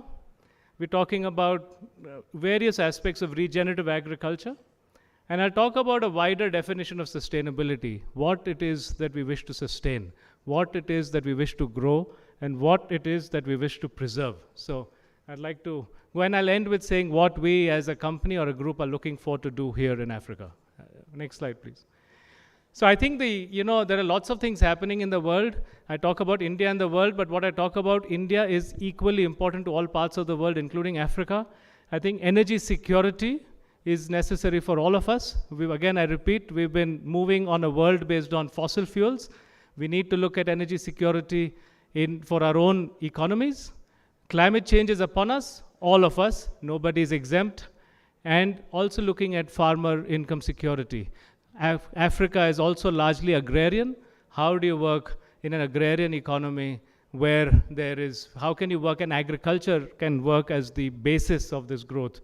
In the world, I think we are seeing customer preferences around the world, looking at how customers want to meet their net zero commitments. You're seeing this a lot in the USA. How can you meet net zero commitments by creating atmospheric carbon-based products? Next slide, please. I think, our whole approach is, how do we reduce our footprint? How do we create what is called a cascading and circular biorefinery? How do you increase value per every ton of product produced? How do you create a range of products? And always while doing that, have the triple bottom line. Somebody said it yesterday: profit, people, planet, financial, environmental, and social. Next slide. So that's us. That's one of pictures of one of our ethanol facilities. We make about 600,000 liters per day. We're now planning to expand to 720,000 liters per day. And it's driven on the basis of Indian policy. We make sugar, ethanol, electricity. We do a lot of biochemicals and biomaterials. Next slide. Yeah. So this is what a typical sugar mill does. It takes sugar cane, it produces ethanol, sugar, and power. And I'll explain to you very quickly. Vijay Bhai, I'll go very fast and explain to you very quickly what we do. The whole idea, I think what our Prime Minister Narendra Modi government has pushed is how to give stability to farmer incomes. If you look at a Western lens, they're always looking at a food-fuel debate. But when you look at an agrarian economy, food and fuel actually gives you balance to the economy. So I think whenever we look at an economy globally, we have to look at what is the local context and what is right for the context at that time. In India, there are 50 million farmers, but the whole idea over here is how do you provide energy security, mitigate climate change, and give optionality when the markets are so volatile. Next slide, please. So, I'm giving an example of India because markets were created. And in the government in India pushed a program that there should be 20% blending of ethanol into fuel by 2025. Now, that created an enormous hockey stick kind of market. And And now India expects to consume 10 billion liters of ethanol, which was only 2 billion liters of ethanol 3 years ago, and it's currently at about 5 to 6 billion liters of ethanol. So that's what our company has done. We have dramatically increased our capacity over the last 4 to 5 years. We went from about 20 million liters of production 3 years ago, and we will be about making 120 to 150 million liters of ethanol this year, and we're targeting 200 million. But research is the bedrock of everything we do. You know, the knowledge economy, it's not just physical assets that we want. You need physical, financial, and intellectual assets. And intellectual assets are a long-term investment. You have to think about it for the next 5 years, 10 years, 15 years. And I think this slide. So this just shows that we do research on the farm. That's the top left. On the bottom is the laboratory, and on the right is where we have pilot plants. Actually, the pilot plant on the right, if you can, is an old sugar go-down, which we transformed into a research lab. That's the one on the right-hand side, just to show you can have adaptive reuse and intelligent reuse. Next slide, please. So this is what I showed was a normal sugar factory making sugarcane, ethanol, power, and using sugarcane. And take the next slide. Next slide. This is all the places where we are innovating. We are innovating on the farm with different feedstocks. We are trying to make biocomposites from bagasse. Traditionally, you burn bagasse to make electricity. We are trying to make cellulose. If you have tablets of, for example, paracetamol, it's coated in a microcrystalline cellulose. We've been able to make that from bagasse. Sugar derivatives, there are lots of products that are going into the world in sugar, and of course ethanol derivatives which go into fragrances, flavors, and we're doing a lot of products in that line. Next slide. So as a company, we were earlier called the Godavari Sugar Mills. We changed to Godavari Biorefineries. Sugar is now less than 30% of our business. Ethanol and chemicals are more than 70% of our business. So that's a transition, and we want to see ourselves growing further, and with a whole range of chemistry, much more chemistry coming from fiber and coming from ethanol. Now I'll just shift to the farm. I think we have been exploiting the land. I'm glad Africa has not to that extent, because you still have a very rich soil microbiome. So you should preserve that microbiome and find out new ways to do it.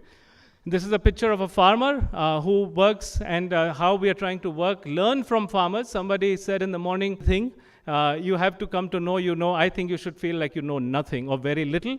And I think our whole approach is, how do we learn from our farmers? Even if he's a 1-acre farmer, 2-acre farmer, try and understand the best practices from them and see how you can improve upon them. So we are working on low carbon farming. This is working in traditional practices. So we use what is called Panchagavya. I don't know how many of you know what Panchagavya is. Panchagavya is 5 things from a cow. That is doodh, milk, ghee, yogurt, dung, and urine. And we first thought, not sure whether this is right or wrong, but for 5 years we experimented on our agriculture plots and found that the soil microbiome is extremely healthy when we use that. Compared it to modern agriculture, we found yields to be similar, but the soil healthier for the future. Next slide, please. We're doing other feedstocks for ethanol. That's a sugar beet intercropped with cane, tropical beet. Next slide.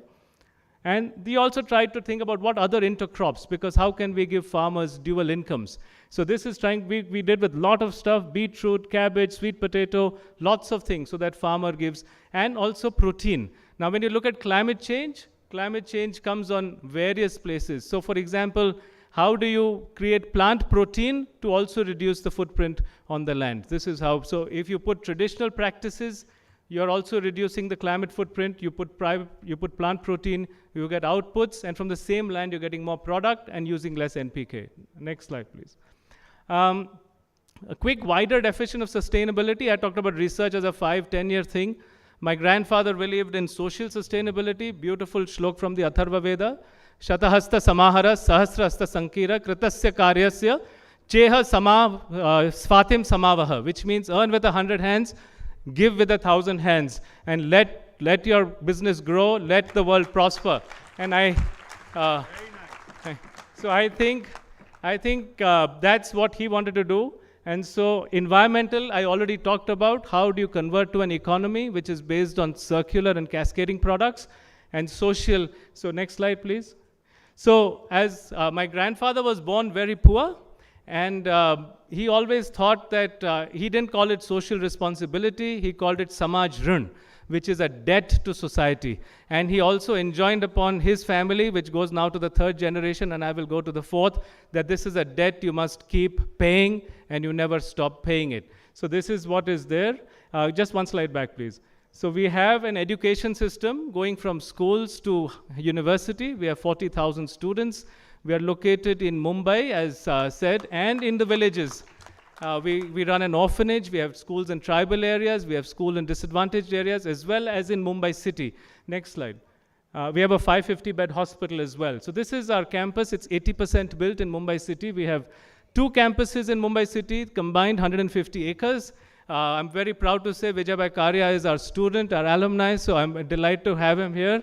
I think the importance is of scale. And you know, when we benchmark, I had a professor at Cornell where I studied who said, seek to learn from us, but do not seek to become us. Because he said that there is much to learn from us, but if you want to ape us, that's not good. And because that was a time in which I used to say that these are the best universities, he said they're good, but try to do different, try to do better. And so this is our campus. We're doing lots of education over there. As I said, Vijay, I'm proud to have you as an alum. Next slide, please. And this is the other campus in Mumbai, which we are master planning. It's built, this is 20% built, the first one is about 80% built. So it's about scale. We have 3 million square feet built in education, and now we have master planned for another 7 million. So we're looking at 10 million and this is not real estate, sir. It is investment in, as I said, it is a debt to society we repay. It's done as a purely non-profit. Next slide, please. Yeah. And next slide, please. So I think we're also doing, as I said, villages. This is a library we built in a village school. I'm very happy to say it won the London Design Museum Award for the best academic building 3 years ago. We thought that, you know, our students, whether they're in villages or in a city, it doesn't matter if people visit them or not, they should get a chance of seeing world-class in aesthetic. Next slide, please.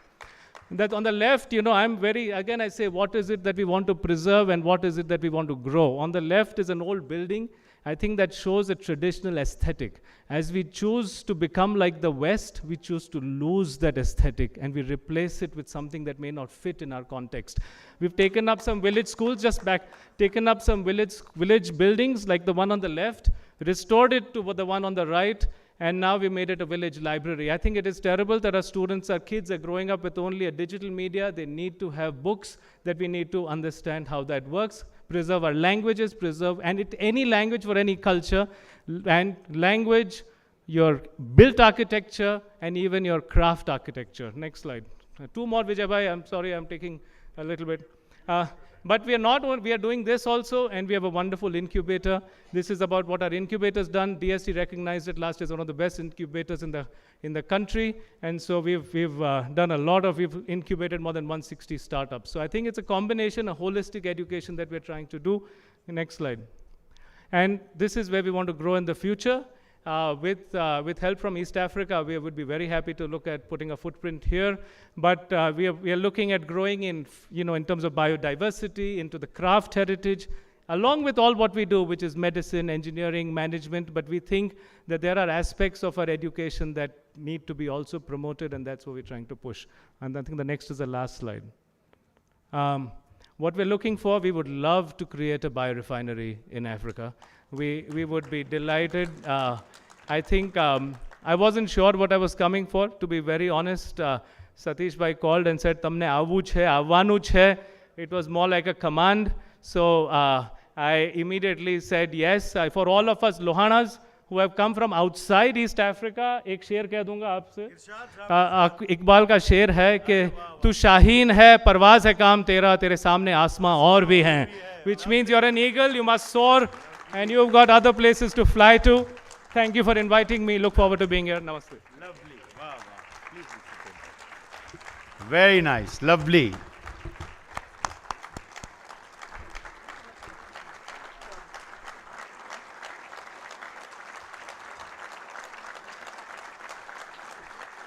Thank you very much.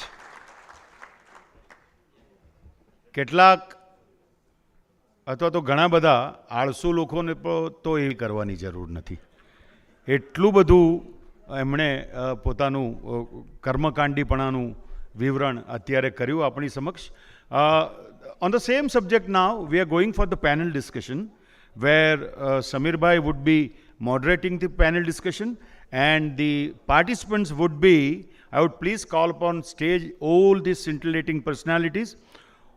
Odrek Wabwogo, Mahendra Mehta Group's representative, Madhwani Group's representative, Sanjay Bhai Kotak, Mr. Mohan Rao, Mr. Bijay Varghese from Lato Milk, Mr. Bharat Bhai Kotak, Mahendra Bhai Nathwani, and Sandeep Bhai Thakkar.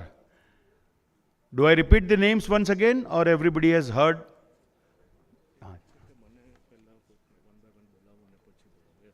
Okay. Yeah. સમીરભાઈ હું આપને પાછા ફરીથી બોલાવું છું, આ બધા આવી જાય પછી I'll please call you upon for as a moderator of this panel discussion.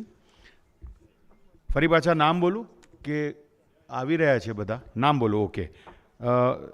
Mister ઓડ્રેક વાબવોગો. હા, ઓકે. હું હવે જે આ જેમનું ઘર છે એમને જ કૃષ્ણાર્પણ કરી દઉં છું, એટલે કે સમીરભાઈને જ રિક્વેસ્ટ કરું છું કે એમના નમણા આદેશથી આ બધા જેન્ટલમેનને બોલાવે. Thank you very much. Thank you. Mr. Odrek Rabwogo has thrown me a challenge. He's asked me how I'm going to speak and moderate at the same time. Now it's my turn to moderate, sir. I would like to welcome you.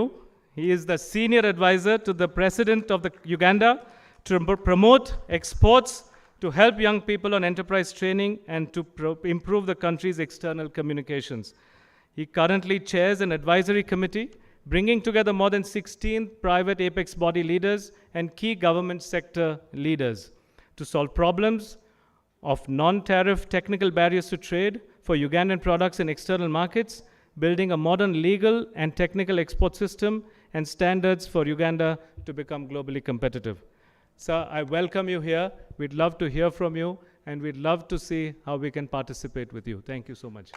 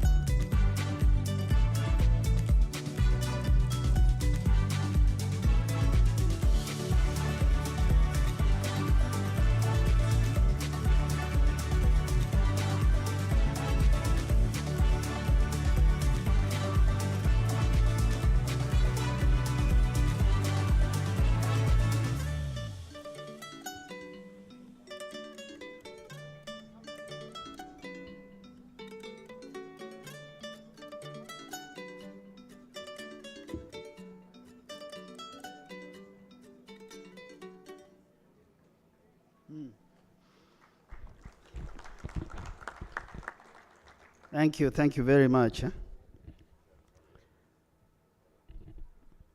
think let me start by thanking you, Satish Vitharani.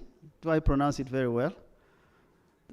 President and Managing Director of the Managing Trustee. My brother Subhash Thakur, who really reached out to me because I wouldn't have been here. I didn't know what was being cooked. So now I really can see what was in the planning. My sister Nimisha, our ambassador to the UK, who's doing a fantastic job representing her country of birth and her country of travails and her country of prosperity and success. My brother Vinay Dauda is here. I recognize people who I've sort of made contact with in order to come. And my brother Samia Somaya, for what you presented. Fantastic piece of work. Thank you for connecting family, business, present, and future. First time you attend a session and you don't see government officials, I don't see them. I haven't seen the Ugandan Chamber of Commerce and Industry, PSFU, but I'm hoping that somehow they will connect because what's going on here is so important. It's a once in a lifetime opportunity for a country to host these kind of people. So I want to welcome you to Uganda and to thank you for making time, getting on the airplanes, and it's a rainy season in Uganda. Our city roads haven't been good lately. So if you are here for the first time, you've made an effort, and I want to welcome you and to let you know that this country is such an open country in terms of its culture, in terms of its people, in terms of food, in terms of economy, in terms of politics, and it's so open that we bend backwards to accommodate often non-tariff trade barriers that are put on us, on our products, just so that we can maintain our thinking that Africa can only work if people know it as Africa, not so many countries. So I wanted to thank you. Somewhere, someone saying that the Lohana community is 120 years old here. And I said, no, because I like history. And when you take me in history, we'll spar until the cows come home. So I was looking at a place called Goji. It's in Gujarat. It's in northwestern India. And about 7 years ago, there was a discovery of ancient finger millet and sorghum. And those seeds dated 2,500 years ago. And then I checked in 2017 or 2018, in Busia, we have a border district between us and Kenya, and there is a constituency there called North Teso.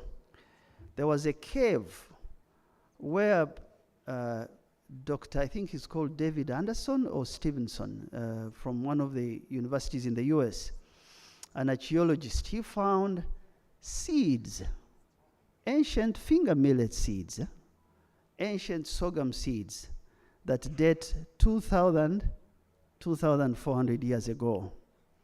So I thought, okay, that cannot be a coincidence. Either there must have been trade relations between East Africa and India, or there was wind dispersal across the ocean to take these seeds.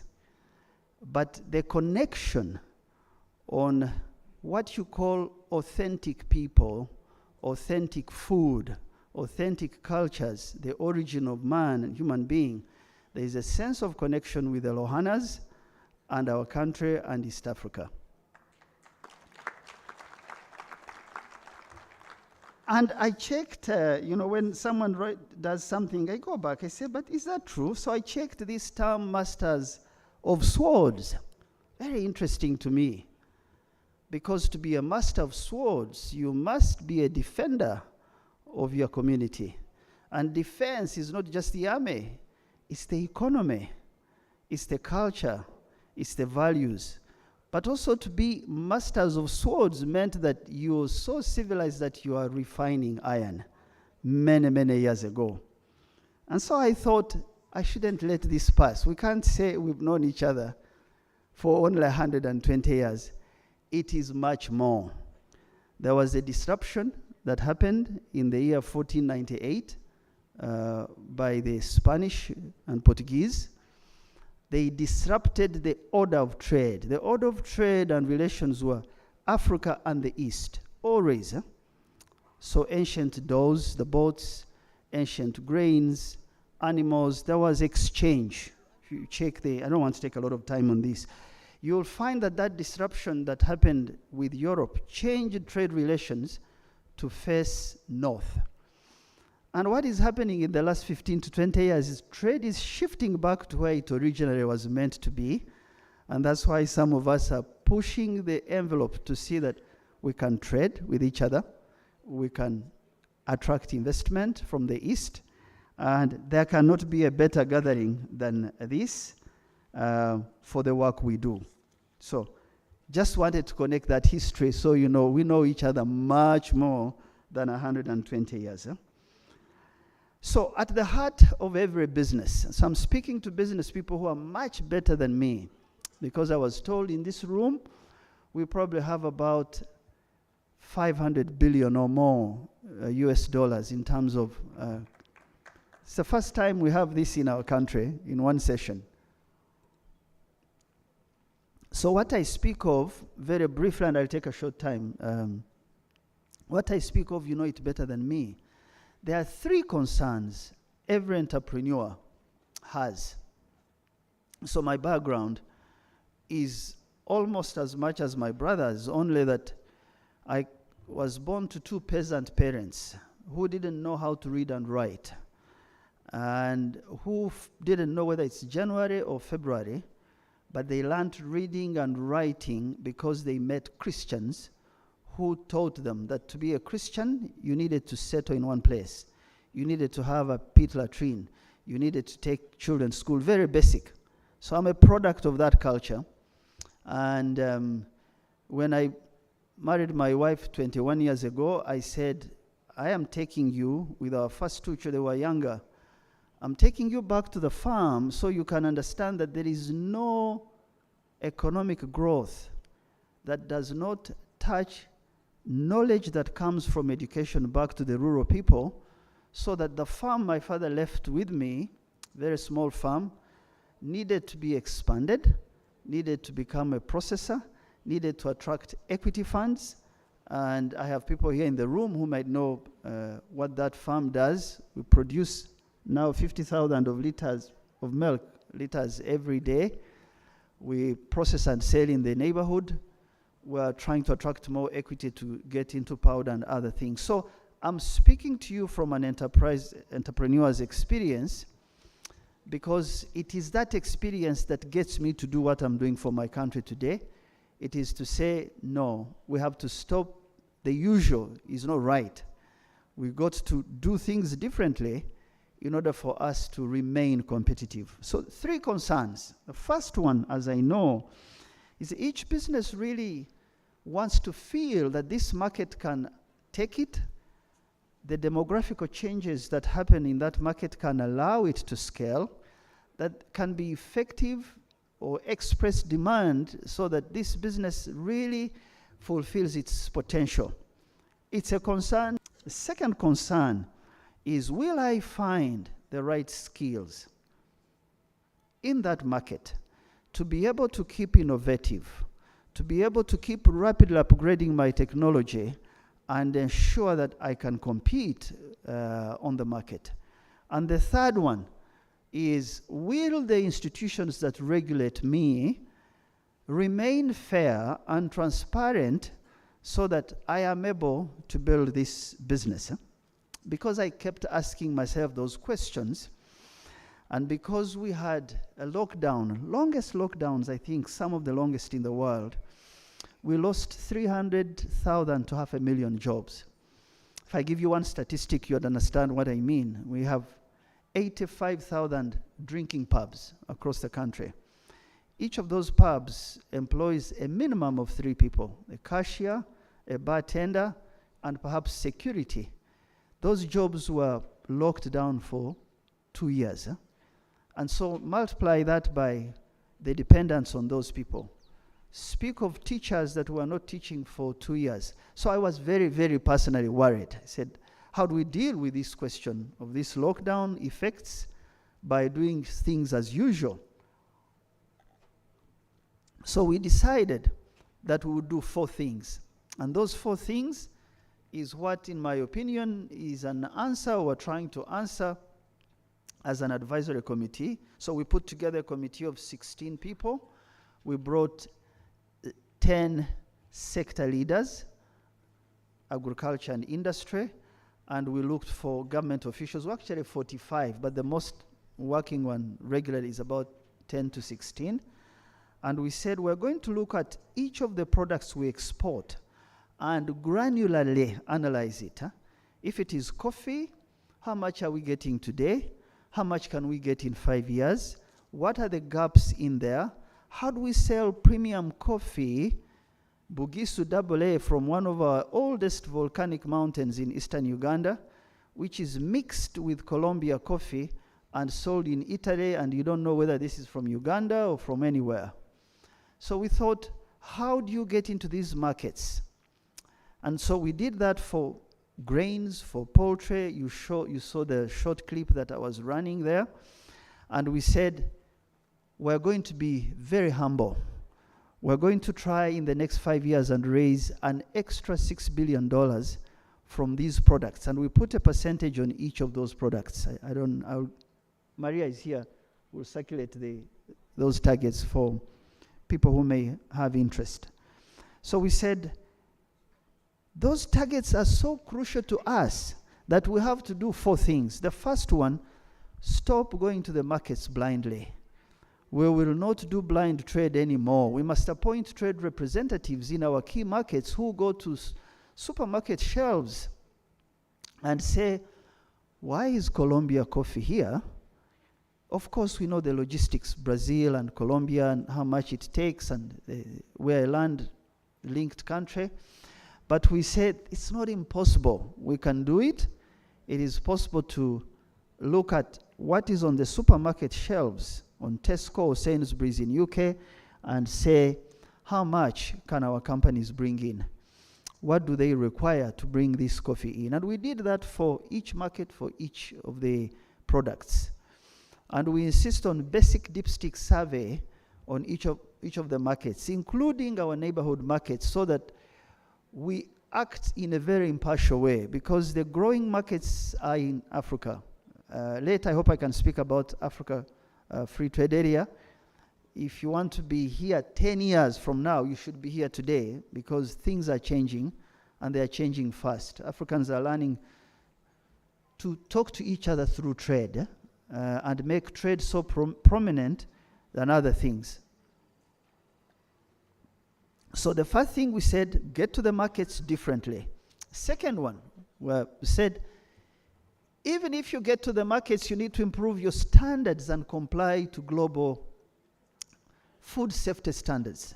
Check your food from the farm to the fork. Ensure that your laws and regulations are updated. And ensure that you can speak confidently about your very interesting sweet pineapples or the large avocados. You see, the world global chains are forcing us to abandon where we have some cultural content. You must make a small pineapple, yet our volcanic soils give us the sweet, watery ones. You must do Hass. It's okay to do Hass avocado, but there are large avocados to make a kilo in Uganda. So we said, get those and ensure that they comply to standards and rules and regulations. And then you can trade in those markets. Then we said the third one, there is specific infrastructure that supports exports.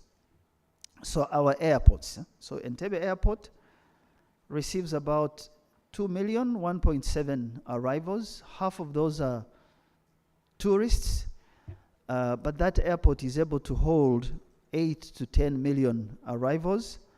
I know some countries in our neighborhood that are aiming higher.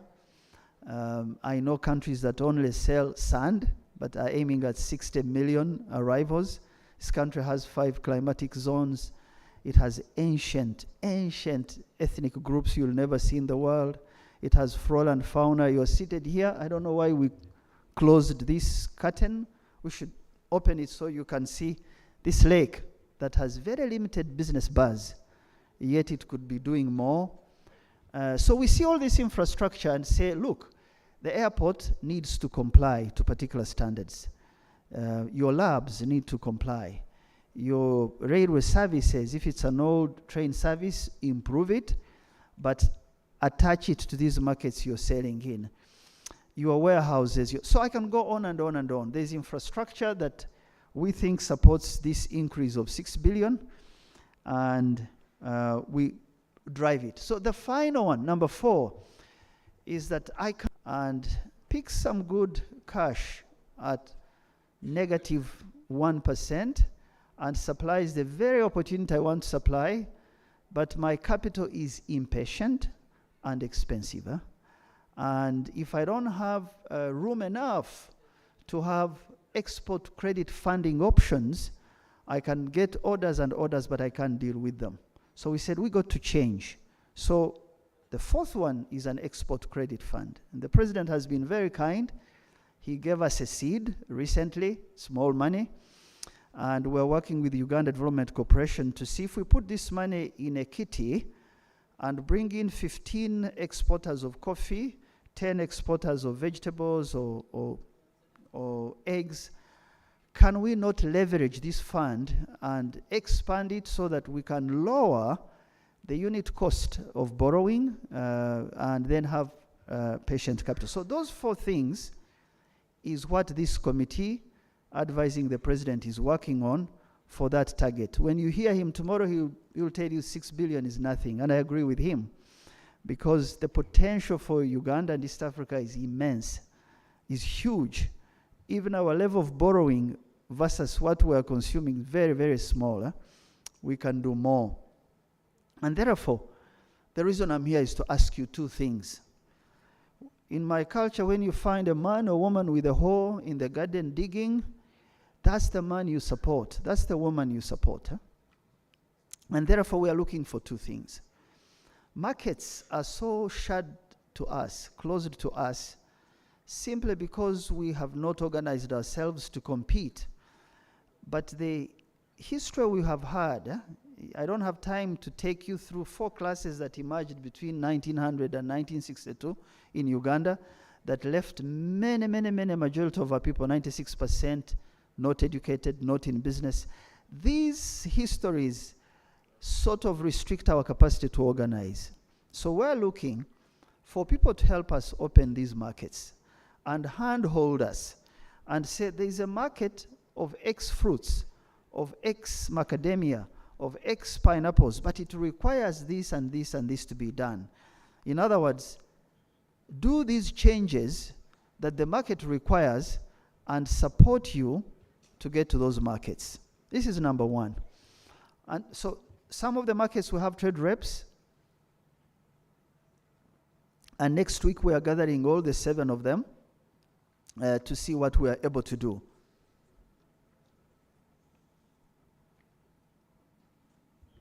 Thank you. So the second and final request that I have is that for us to develop and exploit those markets, we need inward investment in our value chains. So if I give you myself as an example, so we began with $1.5 million to start this small plant. We attracted an equity fund. We are only able to do these 50,000 liters, but we have capacity to do 20 tons of powder a day. You require partners and investment in that. I can say that for all the 13 products.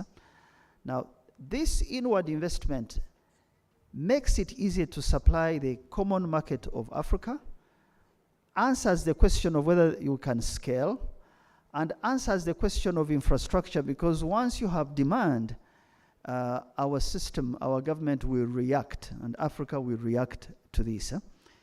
I want to stop here. I want to thank you very much. And I'm hoping that these 900 people, Subhash, that gathered here, we are able to just do more than just being in, and I thank Mr. Sudhir for gathering you here in his resort. At this center of Africa, this eye of Africa called Uganda becomes where you radiate to the rest of the parts of Africa. I thank you and God bless you.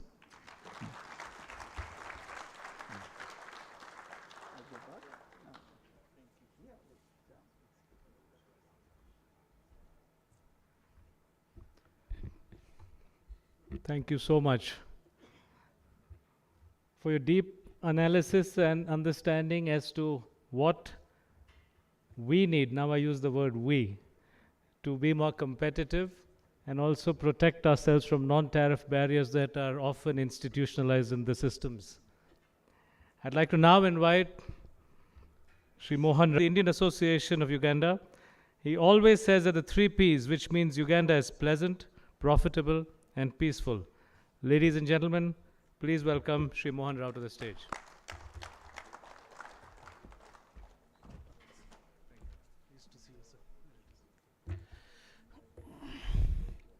Good afternoon, everyone. All Lohana community who has come from India all together. First of all, I have to say thanks to organizing committee. I never expected this many people come from overseas, more than 700 people. When I'm interacting people, I'm seeing everybody is above 500 crores. I never seen a person below 500 crores of worth of investments. I'm really surprised and amused about this. Thank you for giving me opportunity to come over here. My name is Mohan Rao. I'm the chairman of Indian Association, and I'm a honorary consul for Colombia to Uganda also. I'm doing a lot of things in coffee. I met you so many times, sir. That is another thing, a portion of a honorary council on that side. And I'm doing Gromo seeds and chemicals. I'm growing seed here in this country for beans and maize and selling it here in this country. And I'm importing vegetable seeds from India and Netherlands, and we are selling it locally. Within 2 years, I wanted to do some vegetable seed here in the production with the Netherlands company. I had to come and discuss with you, sir, about this. Then I always say Uganda is land of 3 Ps. And I say always, Uganda land, we are blessed actually to be here. You know, whatever you sow on the ground, seed, it will come out. And whatever you dig under the ground, you will get a minerals. What else you want in this country? This is blessed country by God. Then about my 3 Ps, always I say 3 Ps, it is peaceful, pleasant, and profitable. Some of the African countries, you cannot walk around after 6 o'clock. I think many people can witness this, but in Uganda, you can go around in the midnights. No objection, and you are safe always in this country. Then pleasant. You have 2 weathers here, which is climate is very good for seasons, and 4 months wet season and 2 months dry season. In 4 months, you will get a crop like beans, maize, all these things, and you will harvest in next 2 months. And it is a God-blessed country, that's what I say. You know, you will get 2 crops without any irrigation, without anything in this country. Then profitable. I wanted to say all these expats who has come from outside. Many countries have restriction to repatriate their profits, but here it is not there. We are here more than 100 years there. So many people are witnessing this one.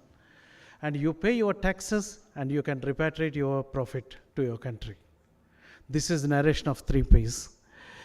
Thank you so much for giving me opportunity. Thank you, sir, for me.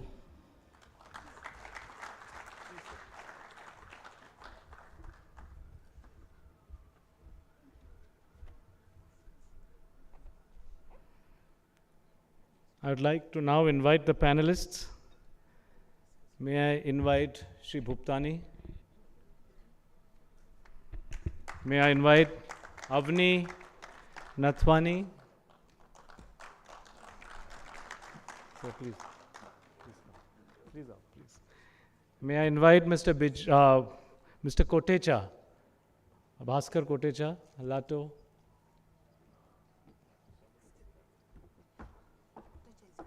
Oh, I thought he's okay. Mr. Bijoy Varghese, so he's not there. Okay, sorry.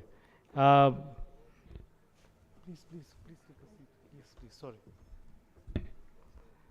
Is there a representative from the Mehta group? The Madhwani group? Please. Welcome.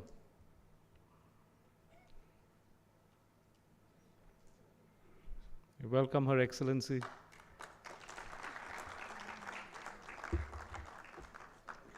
Thank you.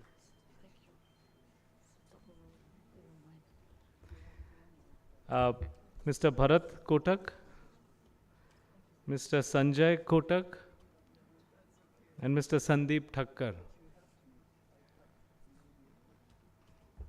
Okay, I guess this is our panel.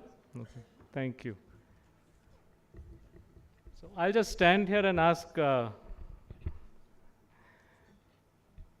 I'm going to call on you first. So the microphone is right there on your, you and your family have a successful business in India, and I would like to ask you, what motivates you?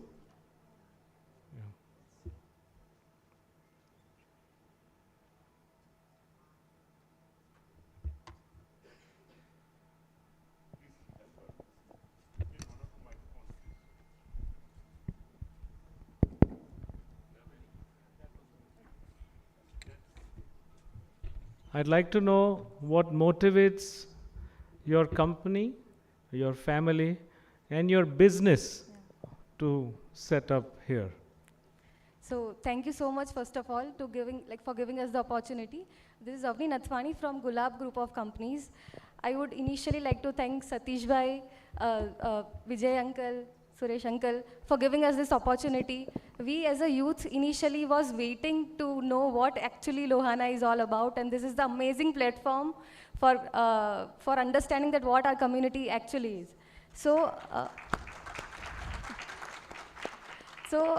basically, I am from Gulab Group of Companies. We are into edible oils. Main product is groundnut oil. We are into cold press oils. We are into healthy snacks and organic range of products.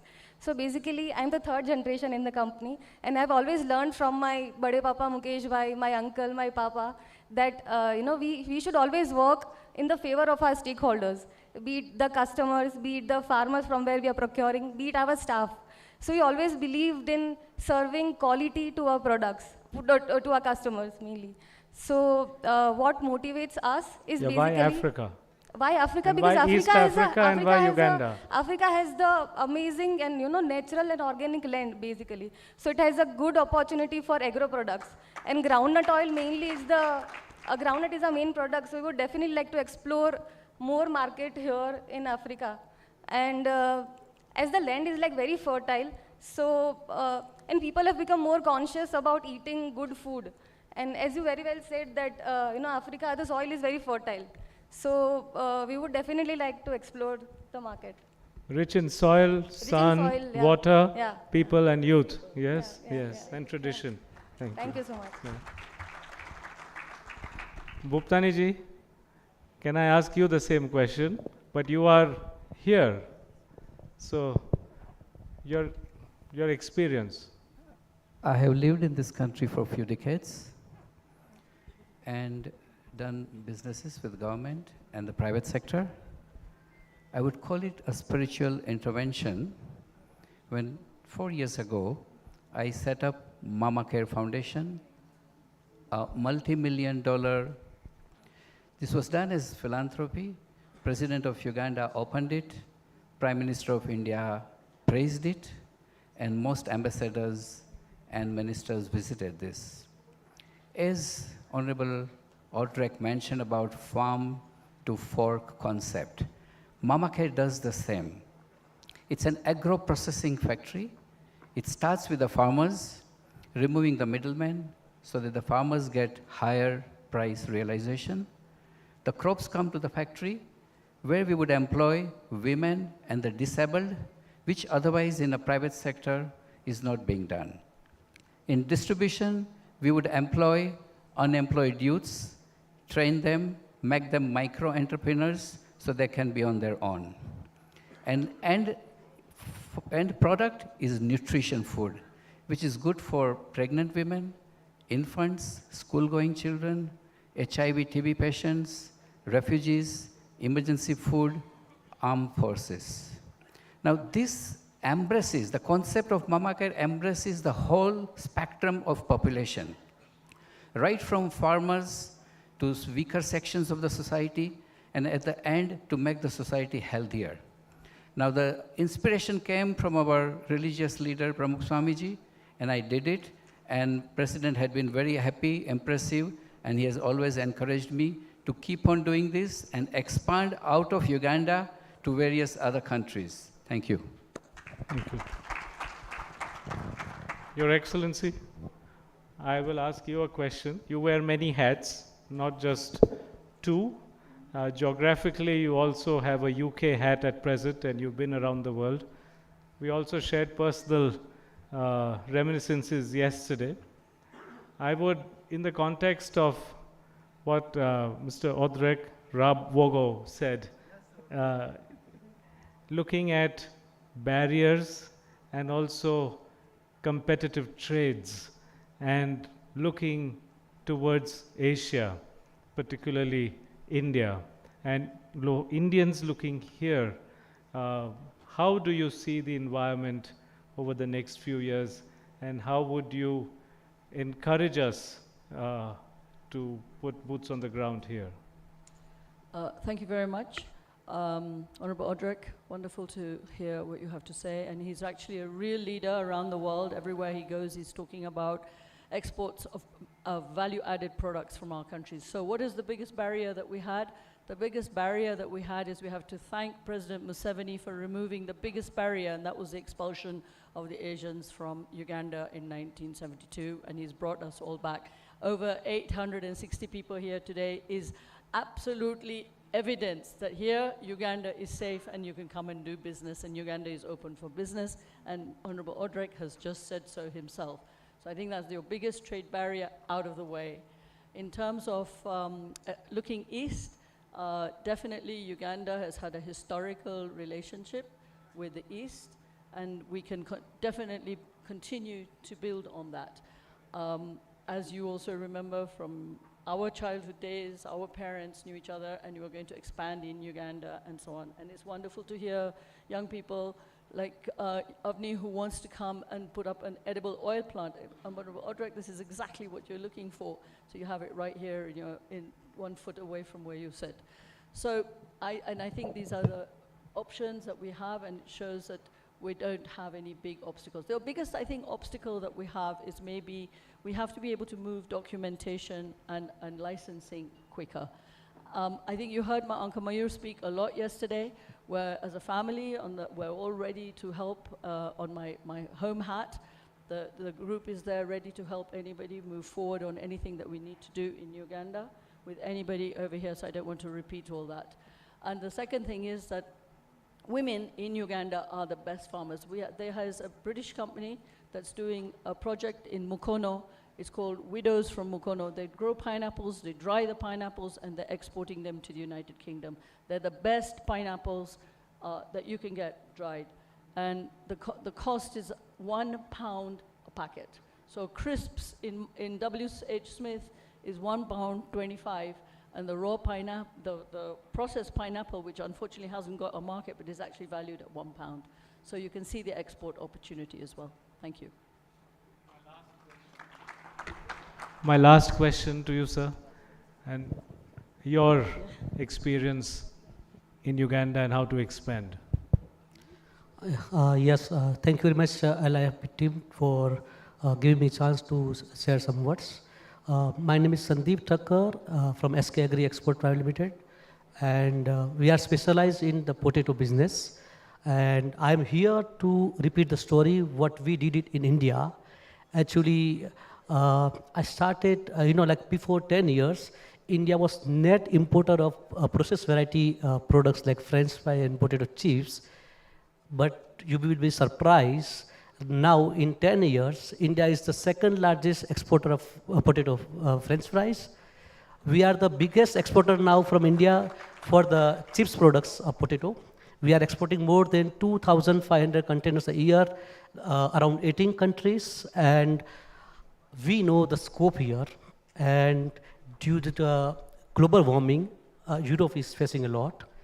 And actually, my worldwide customers are forcing me, they are pushing me to get a alternate of Europe, and I think the Uganda is the best options, because not only the Uganda or Africa, the market is ready for the potato. Either it's a potato French fry or potato flakes or potato chips. It's growing everywhere in the world in double digits. There is a market available everywhere. There is a shortage. And the sugarcane is already grown here. It can be a intercrop potato. We can do it here. So I think the potato we can get a 2 season here. So only require is infrastructure like cold storage and the processing plant and the French fry community here. So we can have a market available readily. This is my aim. Thank you very much. So, sir. We are excited as Lohanas to be here. We see the opportunity, we see the warmth, and we see that our fellow Lohanas have made this their home. We would love for all the others who are from outside to make this also our second home. And we thank you for your welcome. I think we are running short of time, so I will end here this panel. Let's give them all a big hand. Thank you.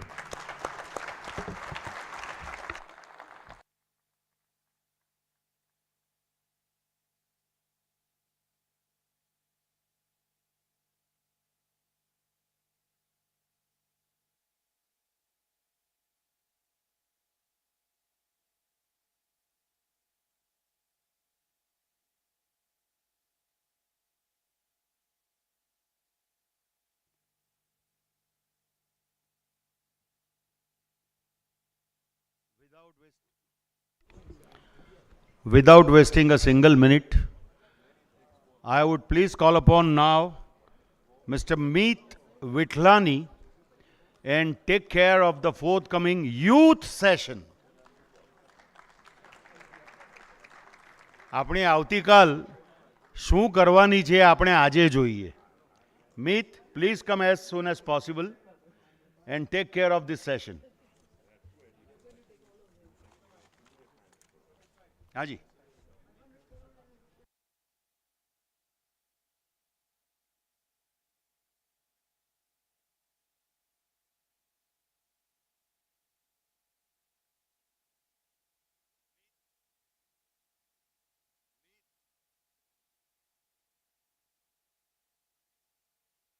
Hello. Yeah. There is a last minute change. Chetanbhai Chug has much earlier commitment for the evening today. So we are taking now the Women in Power session, work-life balance, which is, I'm so jealous of you, Chetan Bhai, that you are going to take care of this women empowerment session. Please come and take care of the session. Put your hands together for Chetan Bhai Chag.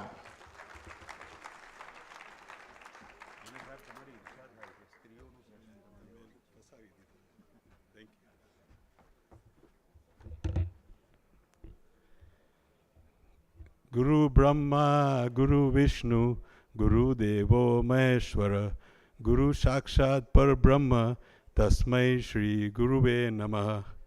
In divine presence of my Gurudev Shri Harichan Das Bapu, Lohana, brothers and sisters, distinguished guests, it is an honor to be moderating a session with women by sharing about mother. The mother is a person who always blesses you as a child. You can be doing any mistakes, you can be doing any blunders, but she's always there to protect you, to help you in any situation, till the end.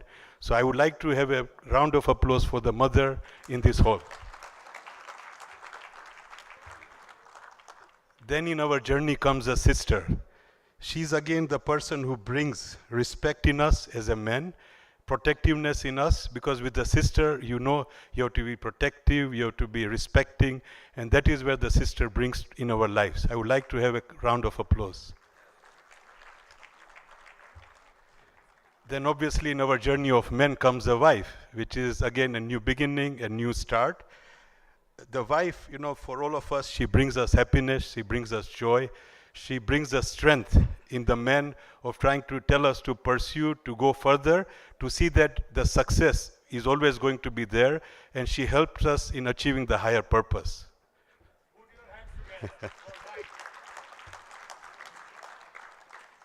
Then in our journey comes a daughter, whereby she brings the humbleness, the gratitude in our life.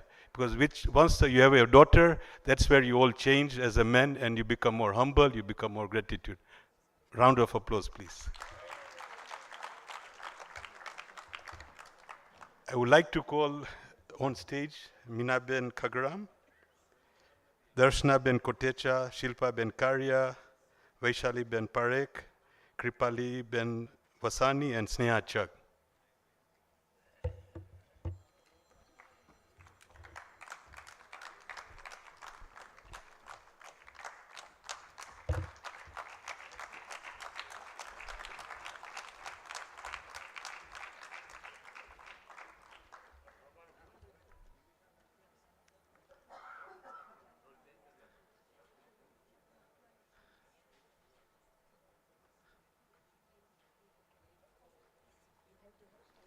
Please.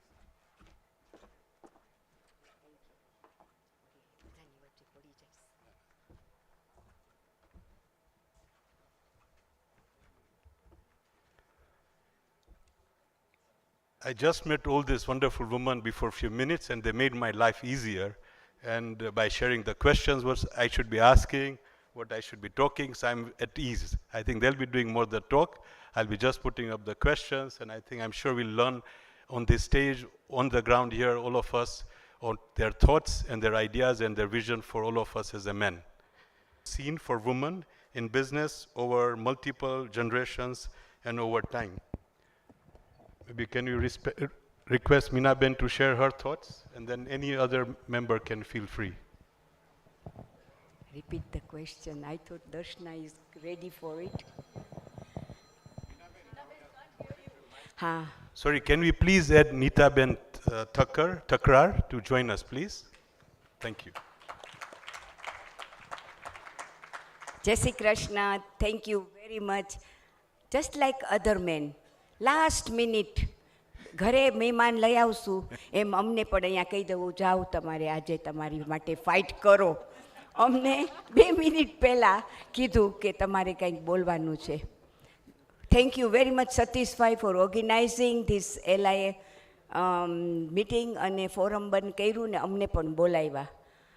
હવે મારા બારામાં મને કીધું હતું તો મારા લગ્ન 1966માં થયા, એટલે યુ કેન ઇમેજિન હું કેટલી એન્શિયન્ટ છું. ત્યારે I wasn't born as well, so I'm happy to know more now. Born in 1946. In very small town near Kisumu, where Lake Victoria is, જેની હું બહુ નજીક છું. અને born and brought up in Kenya, education પણ ત્યાં જ કર્યું, લગ્ન પણ કર્યા. લગ્ન in very smaller town than where I was born, in Nakuru, which has now turned into city. હું જ્યારે આવી ત્યારે કામ તો એવું નથી કે નતા કરતા કોઈ, સ્ટેનોગ્રાફર છે, બહુ ભણેલી છે, બહુ રૂપાળી છે, એનો નશો ઉતરી ગયો. જ્યારે મગ કરવાનું કીધું ને ત્યારે, અને immediately I found my self કે હું બોર્ડ થઈ ગઈ છું, મને કંઈક કરવું છે. સો મારા બાપુજી, મારા સસરાએ કીધું કે વહુ કામે જશે તો અમારી આબરૂ શું, કે અમે નથી કમાતા. પછી શું કરવું, મારા સાસુએ કીધું ટાઈમ નહીં બગાડવાનો, સવારે ઉઠીને પહેલાં વિચાર કરી લેવાનું શું શું કરવું છે, અને જેટલો ટાઈમ બચે તો ઘરેથી કરવાનું. સો મારી સ્ટડીઝ પૂરી નથી થઈ, એટલે મેં મારું A levels કર્યું, અને ડ્રાઇવિંગ લેસન્સ ને આ ને તેને. ત્યાં સુધીમાં આઈ હેડ my baby.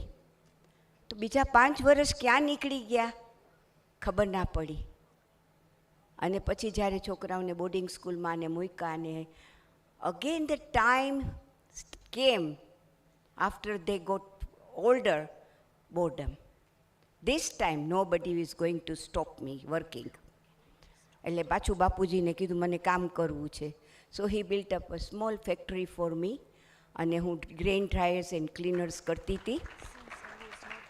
This time I think he found me mature as well and confident. અને thanks goes to my bapuji, that is my sasra, who helped me all set up કરવા માટે.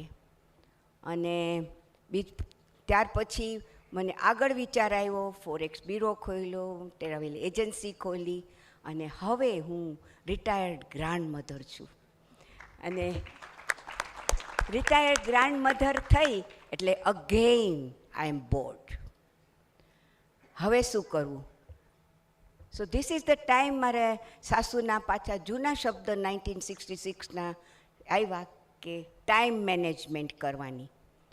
તારું બધું કામ પતાવી લેવાનું, ઘરે આવે એટલે ગરમ રોટલી માટે રાહ જોવાની, ત્યારે ને ત્યારે રોટલી દેવાની, એને બીજું કાંઈ જોતું હોય નહીં. અમે કરીને આવ્યા એટલે જંગ જીતીને આવ્યા, એટલે રોટલેવલ ઉપર બેસીને તબલા વગાડે, અને જલ્દી જલ્દી ખાવું હોય, પીવું હોય.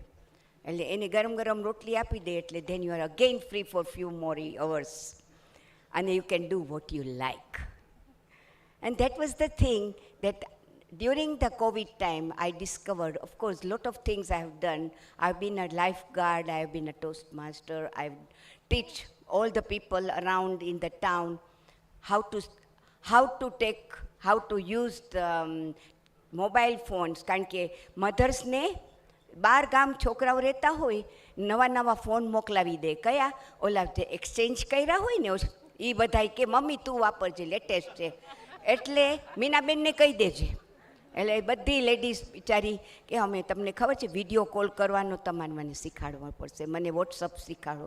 તો I really enjoy doing that. અને પછી ફોટોગ્રાફી, એમાં લેડીઝ બધી જે સાવ એને એમ કોઈ દુનિયામાં ઇન્ટરેસ્ટ જ નહોતું, છોકરા નીકળી ગયા હતા, ઘરમાં કોઈ જોવાવાળું નહોતું, તો જેવા તેવા કપડાં પહેરતા હતા. તો એ લોકો સરસ કપડાં પહેરી, મીનાબેન મારો ફોટો પાડો, મારા છોકરાઓ મારે એ કોમેન્ટ મારે છે, મને ફોન ઉપર વાત કરે છે સારા કપડાં પહેર્યા છે. સો ધીસ ઇઝ ધ હવે how to win men during this time.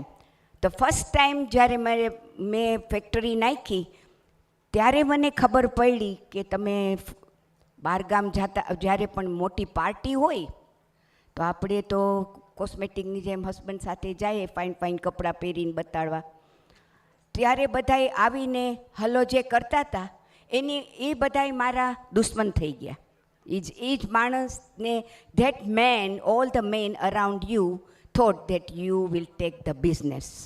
So that is the first thing you, I am sure બધી લેડીઝને આ ચેલેન્જ મળતું હશે. એટલે ત્યારે રિયલાઇઝ થયું કે મેન અને વિમેનમાં શું ફેર છે. Man also have good jealousy, અને ગુટલી કરતાંય આવડે, not ladies only.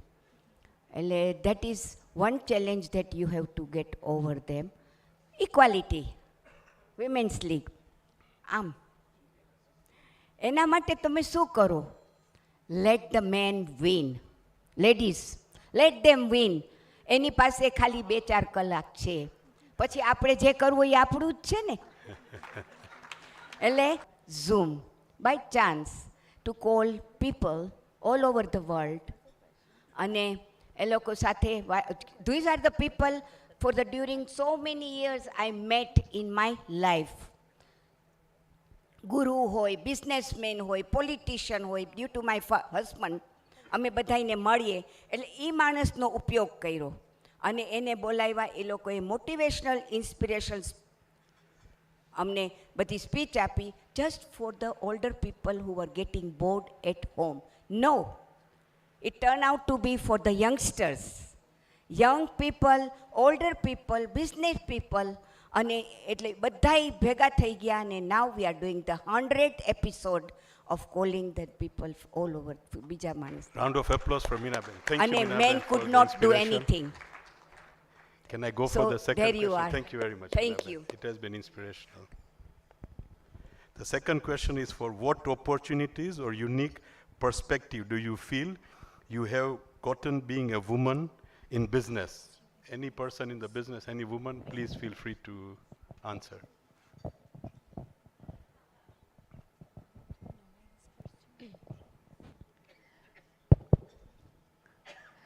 Hi, Jai Shri Krishna. This is Vaishali Parekh from Rajkot, Gujarat, India.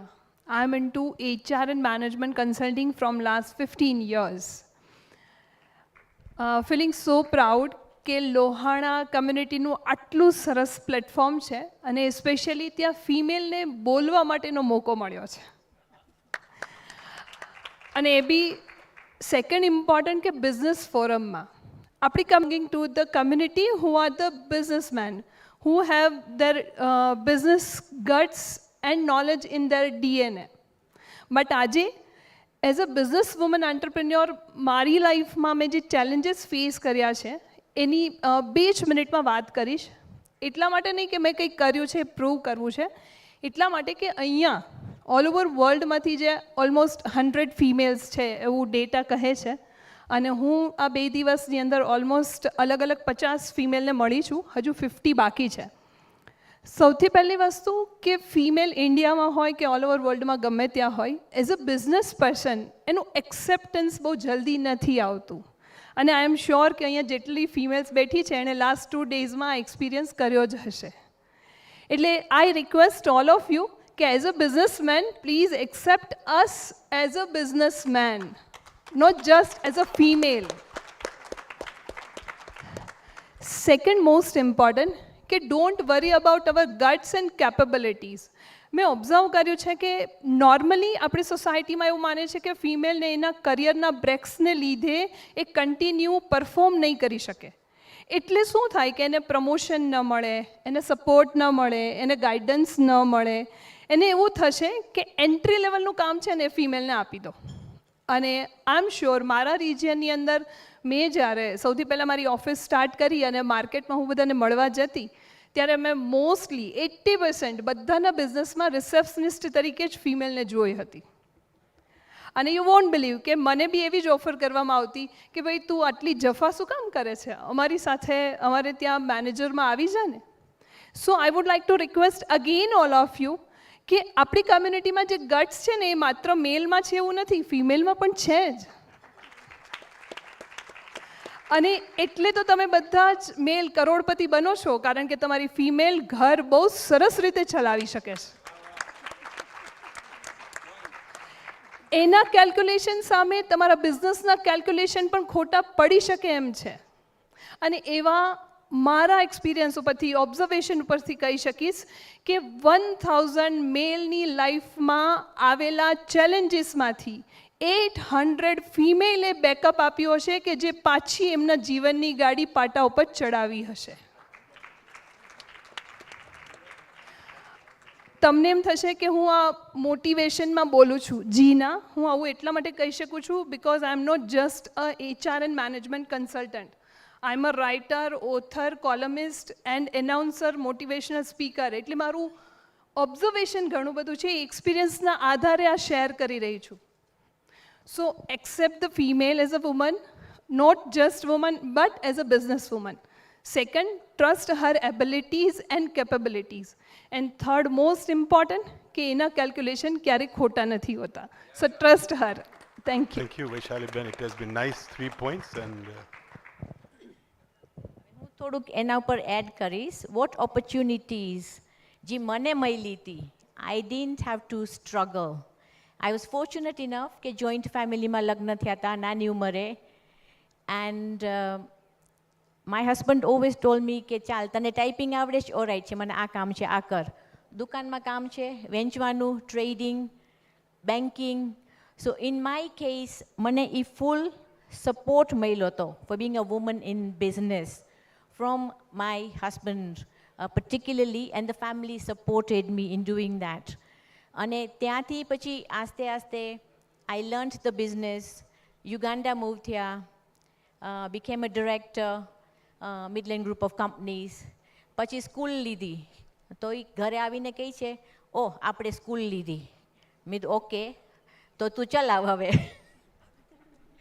so it was like throwing me in the deep end, but with a lot of support. એટલે એવું નથી કે men do not support, they do where they feel, and it's on us not to give up. I always had a dream કે ના હું કંઈક કરીશ લાઈફમાં. Work life balance was important. ઉઠી ઘરવાળાને ધ્યાન રાખવાનું દેરાણી જેઠાણી બધા જોઈન્ટ ફેમિલી રસોઈ કરી લ્યો ટાઈમ ટુ ટાઈમ બધાને ગરમ રોટલી મળી છોકરાઓનું ध्यान રાખી લીધું પણ also found time for ourselves like Meena Ben said time management is very important and that's the opportunity I was given but I made sure I made use of it. School IP, so I'm the resident director, international school ચલાવું છું with full support and also અમારી લુહાના communityમાં we always thought કે એક woman બીજી womanને empower કરે અને આપણી ઘણી બધી ઇન્ડિયાથી લેડીઝ બધી આવી હતી અમે અહીંયા બધા અમુક સેટલડ હતા એટલે કાન થાય કે આ બધી મોટી લેડીઝ હવે હાયરે આપણે શું બોલશો શું નહીં કરીએ પણ વી ટોટ ધમ કે ના we are throwing you also in the deep end બોલતા શીખો public speaking we are giving you the opportunity કેમ લખવાનું કેમ સરખું બોલવાનું so I think it's very important for women to also empower women and let's just not wait for the men to empower us. Some of us are very lucky that we do get the support but I think women should empower women and like Meena Ben said look at where she has reached 80 plus so great motivator here 77 thank you She's still young. Thank you Darshan. The other question I would have is what would you want men in the audience to know or how would you want them to support you? Anyone in the please feel free. Hi everyone, my name is Sneha. It's very interesting to have a panel about women moderated by my father. So I would say, speaking to that point, in fact, I think I've been working with him for 5 years. I do think I am very lucky and blessed to have a family which has both men and women which have been very supportive of my career. And of all of my aspirations. In terms of what I would say for the men in the audience, maybe stop complimenting my father, my fiance, for letting me participate in business. I did not need permission. You do not say those things to your sons. You should not be saying them to your daughters. You should not be saying them to other women in business. Stop asking me when I'm going to get married if you're not going to be asking your sons those same questions. Ask me what I want to do, what my passions are, what my aspirations are. That is how men can support women and also other men. Ask your sons what they would like to do at home. Ask them how they are going to contribute, how they are going to raise their children. Don't only ask the women about work-life balance.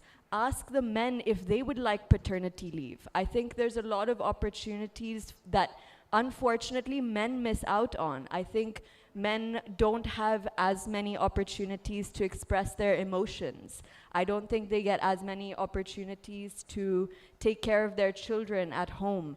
And I think that's when we talk about equality, it's not just about equality for women, it is also about equality for men. And so I think it's very important when we have these conversations to make sure that there are more men and women engaging amongst each other in these conversations and in these topics, rather than just focusing on, again, a women's point of view or a female point of view. Just from Sneha's point, I would just like to add a little bit. I know I've gone through that experience with her.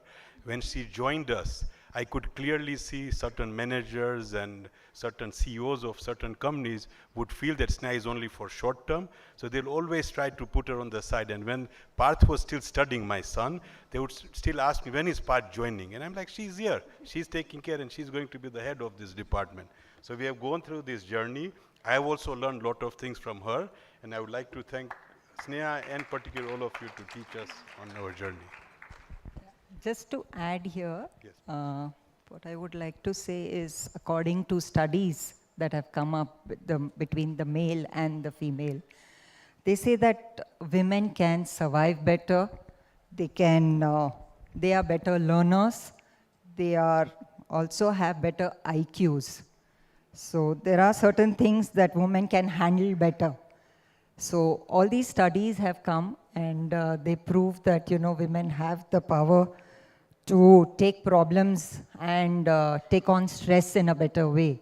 So I would just like to, say that even when you see where the education goes, you can see that women are doing much better than men or the boys in schools and colleges and all that. The rankings that come up, they are also much higher than the men. So I think women have the power and they have the ability than the men do. It's all in the statistics and it's all there that shows that women can do better. So as Sneha said, it's not that we should be asking people, it should be saying that yes, women can go ahead and just do things. I'm sure after this session, all the men in the room will accept all of your points and start changing. I have another question is, on what changes have you managed to bring into your workplace to promote equality? Yeah, hi, I'm Jeshi Krishna, Jai Shri Lohana Mahaparishad, Jai Jalaram. I'm Dr. Kripali Thakkar Vasani. I'm a dental surgeon by profession. We have multiple hospitals in Mumbai. I am just saying this because I'm privileged to be in a family where my mother, she made sure that I studied. I became a very good doctor. I'm managing my hospitals. They were never dependent on my brother, that he will maybe grow up and manage the hospital. My father always said, "You are my first son." So coming from a father, his words, and I always lived up to that. So females can do anything. Females can manage their work, career very well. At the same time, when I got married, earlier it was different. Maybe females were not given that opportunity to work post-marriage also. But now I'm privileged to my in-laws, my husband, Chintan Vasani. He supports me, even my in-laws support me to, they allow me to work. They allow me to pursue my career. So things have changed a lot now. It's not like before. And we as youth, we are privileged to have so many opportunities. Even in our workplace now, being a hospital, we have 90% of our staff are female. Females are more caring, they're more nurturing. So I feel females are getting more opportunities and men are also supporting females. So things have changed a lot now. Thank you, Kripali. It's very nice to know there are 90% women working in your hospital, and it's great to learn. Thank you. I'll just add to that. Sure. School ma evu thai ke I have a lot of, it's a 50-50 balance. Atle maro principal ke se Mrs. Cottage, I think we should have one more man in the senior leadership team. So whoever find somebody capable, please, then I'm okay with that. But even when it comes to LATO, we have a rule, one of our packing departments, that is 100% women there. And we make sure that women ne buses savare tedi ave, sanje muki ave for the safety. So even that's the gender balance is also there, even in all our workplaces. And when I was the resident director at school, international school hoy એટલે બધા આવે તો they'll say we'll meet the director. તો ઘણા આવશે, oh, woman, Indian? So that's the kind of look you get sometimes. So હું કહું gone are those days. So yes, you do find these difficulties, but gender balance, I think most industries are also having it now. And as a woman, I feel proud that we are doing it. Thank you, Darshana. Thank you. I think I would ask Neeta Ben Thakrar to share the aspect of the dreams. You know, maybe she can share. Sorry. Pursue your dreams is my subject. My name is Neeta Thakrar. I'm the Honorary Consul of Malta in Uganda. Many of you do know I'm partially sighted, and that's why I wanted to talk, pursue your dream. I lost my eyesight when I was 21 years old, and like many of you can read with an ordinary pair of glasses, I need magnifying glass. However, one day I decided this is not going to stop me from doing anything I want to do. So it's a slightly different subject. Now, when I was nominated to become the Honorary Consul, I was asked to go to Malta, and I was interviewed. So my first thing was I did say to them, I'm partially sighted, keep it in mind, but I can do this job. I can do any job, really. I passed everything. I was appointed. I'm doing my job very well. I go to Malta once every 2 years for the conference. And out of 800 consuls and ambassadors, there's probably about 10 of us women. So I would encourage a lot of women here, don't shy away, go do things. If I can do it, you can all do it. Thank you. Round of applause for Neeta Ben. So please, ladies, don't be shy. Go out there, the world is all waiting for you, so many opportunities. Thank you. Thank you. Thank you. Thank you, Satish Pai and team for organizing this event. It's wonderful. Thank you. Just to add one Yes. more thing to this, I would always feel that, men, when they, at companies and all that, they should look at the aptitude of the person rather than gender, bias or something. So it is always the aptitude that counts more. Thank you, Silvia. No, I agree, and also I think that is what we have found in our own group companies at every level, from India office, from Tanzania, South Africa, and I think if we get an opportunity, we'll play a small video that we did on the Women's Day by Sneha, Anjali, and other members. I think when we get the chance, we'll play that small video, which was encouraged for the women to be working in our group and what they do in the workplace. Thank you. Thanks a lot to all of you. If you still have one last point. I just want to add only 2 sentences which I have applied in my life. मंजिल उन्हीं को मिलती है जिनके सपनों में जान होती है. मंजिल उन्हीं को मिलती है जिनके सपनों में जान होती है. पंख से कुछ नहीं होता, हौसलों से उड़ान होती है. And I think every female need to understand only one thing: you have capacity, you have guts, and you have everything. Just fly in the open sky. Believe in yourself. Thank you. Thank you very much. Thank you. May I just would like to thank all of you for thank this. also Lalit Bhai and team, and Rashmi Ben in particular. She's been a backbone. She's been motivating us, convincing us, ladies, you must have this forum, you must speak something. So thank you so much, Rashmi Ben, for inspiring us and all the work you do. Thank you. Thank you, Rashmi. Thank you, all the ladies, all the women in the room. We would like to thank you, and also all the members who could not join us as a lady, as a woman, because they're busy in other things. We would like to thank all of you, and a big round of applause for all my panelists and all the women in the room. Right. I would like to tell મારે એટલું કહેવાનું કે બીજી વાર જ્યારે આપણે આવું forum લઈ આવીએ બિઝનેસ ફોરમ તો સ્પીકર્સ બધાએ એક પછી એક મેન જ આવે એવું નહીં, એક મેનનું આવે, એક ફિમેલનું આવે, અને એવી રીતના અમને બધાને ઓપોર્ચ્યુનિટી એ મળે અને ઇન્ટરેસ્ટે આવે. એટલે Satish Bhai, this is just a hint for you and all the committee. Thank you so much. Definitely this point is giving well us noted chance. and it will be considered for sure. Thank you. Thank you everyone. Thank you. Jai Jalaram. Thank you.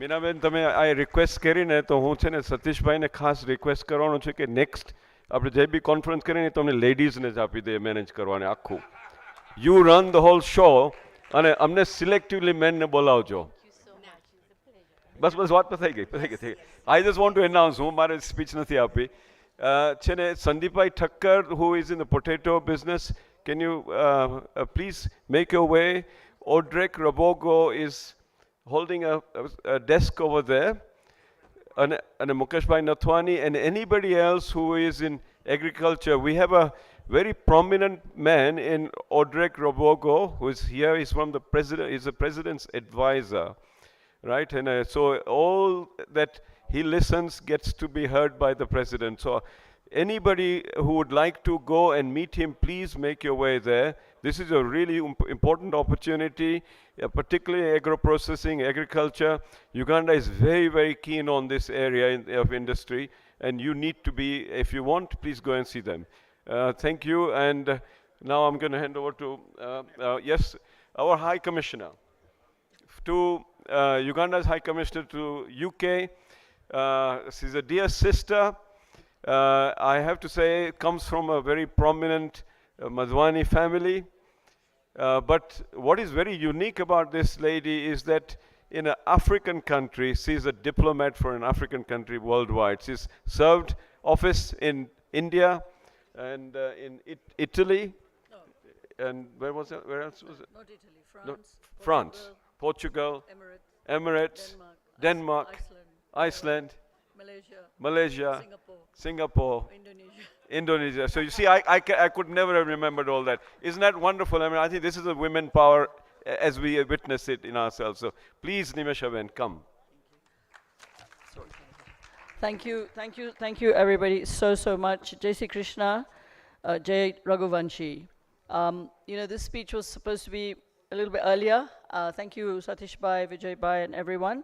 Your Excellency, President Museveni and Mama Janet and Honorable Odrek, all the ministers who are here, and Satish Bhai, Vitlani, Vijay Bhai Karya, and all the Lohana communities around the world gathered in Uganda for the first time, and I'm told this is the second largest Lohana conference. It's such an honor, and as I said earlier, Uganda khuli gyu chhe business mate. Don't be afraid to come. Dhando na karvo hoy kai vando nahi, but come and visit us. This is the best place on earth. This is heaven on earth.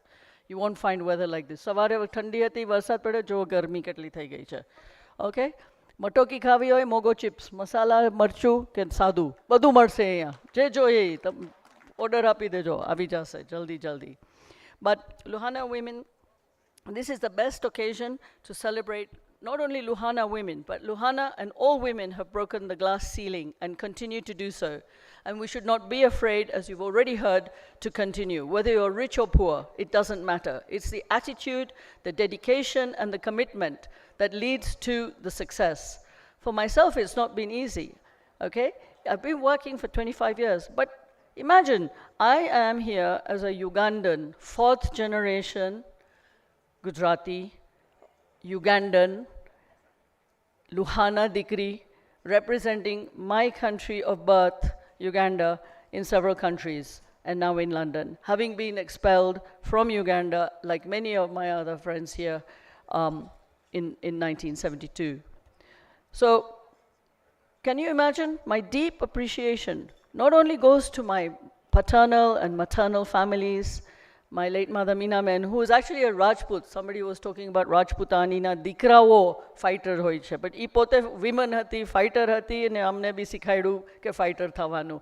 અને મને એક લઈને નહીં, પણ આ બધા કે જ્યોત્સના મારી દીકરી છે, નીતા મારી દીકરી છે, આ તો મારા સગા છે બધા, you know, kept encouraging, બધી છોકરીઓ કામ કરો, don't just sit at home. And now it's lovely to see the Nishis and the younger people of this next generation who are here taking the mantle. And of course, also to my great-grandfather, we already heard Mayur, my father, Muljibai Madhwani, my late father, Jayanbai Madhwani, my uncles, my family, Mahendrabai Mehta, and everybody else who've really helped me. But the special thanks, not only for me, but for all of you, is to President Museveni for really allowing us to come back and to bring and open the doors for everyone else to come and invest and be in this country. And it is my job in London to entrust, he has entrusted me to invite you to the Pearl of Africa, and it's great to see you. So now you're all actually the ambassadors of Uganda everywhere you go, including those Sudanese who have come from San Francisco, including the other one that has come from Masaka, sitting over there, and my colleague ambassador, where Bosco is going to send his milk to Algeria, and everybody else, you're all here as ambassadors wherever you go.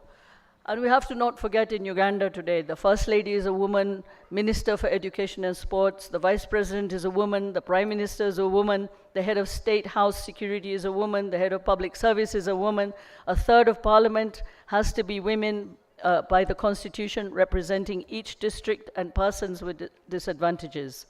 And because of this visionary leadership, Uganda is determined to build a middle-income country through enhancing investment, trade, tourism, green energy, climate change issues, digitalization, sports, working with our partners in development. Uganda is endowed, and you know, you've already heard everything about this beautiful country and the opportunities. Not only in Uganda, the markets are there. You've got Chetanbhai from DRC, you've heard the Rwanda Investment Authority, you've heard the Kenyan opportunities, you've heard the Tanzanian opportunities. We've got oil, and there's room for everybody. You can be a bioscience, you can be a woman. It doesn't matter. The gender is not the issue. It's what you can contribute to both your life, your family's life, and to the country in which you are. So this lays the strong foundation for the future of Uganda for girls. And change is in process, and the women in Uganda are on farms, in hospitals, as nurses and doctors, and the list goes on, and people are looking for them to go abroad.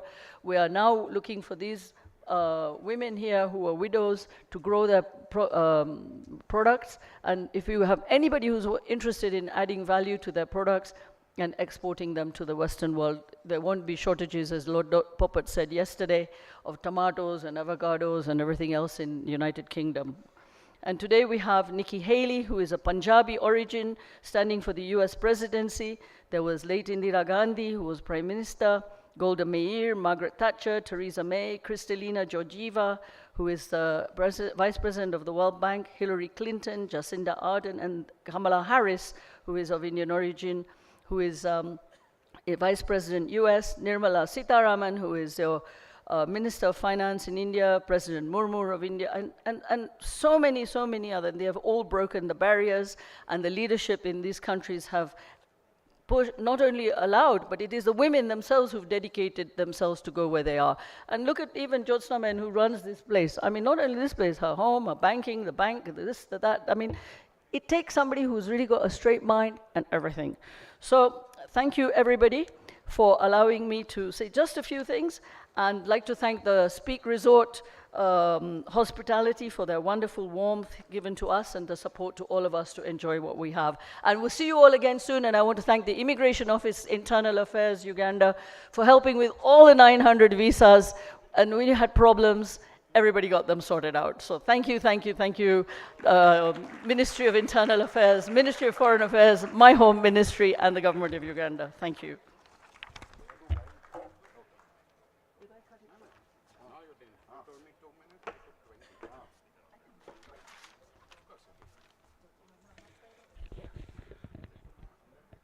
Satishbhai એક ખાસ વાત કરવી છે મારે, and I am very serious.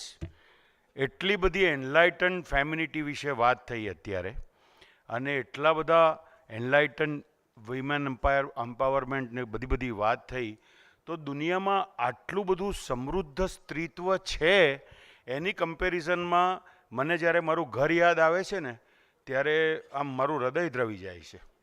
કારણ કે હું તમને મારી પર્સનલ એક્સપિરિયન્સની વાત કરું તો લગભગ 70-80 લાખ રૂપિયા હું એક વખત કમાયેલો, લગભગ 15 વર્ષ પહેલાં.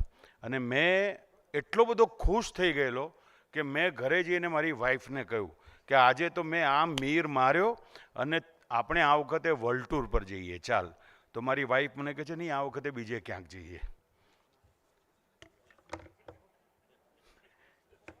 જ્યારે સમજાય ત્યારે મને લાફ્ટર આપજો. Thank you. I would please call upon Meet Vithlani and take care of the youth session now. અને youth session માટે મીત વિઠલાની આવે એને 2 મિનિટની વાર છે. એ પહેલાં વિજયભાઈનો જે રિંગટોન છે ફોનનો, એ રિંગટોન અત્યારના સેશનને હું ડેડિકેટ કરવા માગું છું. અને રિંગટોન છે છોડો કલ કી બાतें, કલ કી બાત પુરાની. So talk about youth. Meet, come. Please put your hands together for Meet Vithlani.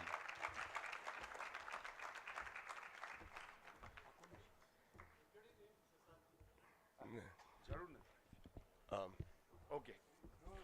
I honor your words. Okay.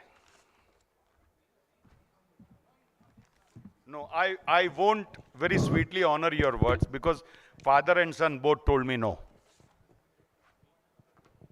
Hi, good afternoon. Jai Mahaparishad, Jai Raghuvanshi, Jai Jayaram. We're going to start our panel discussion today. And the topic of this is what the youth want from the community and what the youth can offer back to the community. I would request my fellow panelists to, I would be moderating. I would request my panelists to come and join me on stage.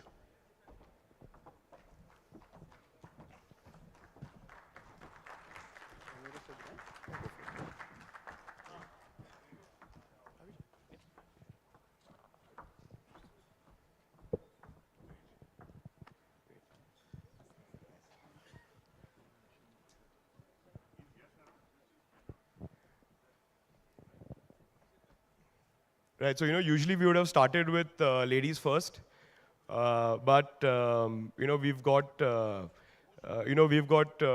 two women here who are here because of their achievements and their talents. So we're just going to start with Pratham because that's the namesake. So we got Pratham Karya from Mumbai, Director of Sales and Marketing at Ravan Group. He's a third-generation entrepreneur, past president of Indian Merchant Chambers Youth Wing. He was one of the 86,000 people who volunteered at the BAPS Pramukh Swami Shatabdi Mahotsav, where he gave his seva for 30 days.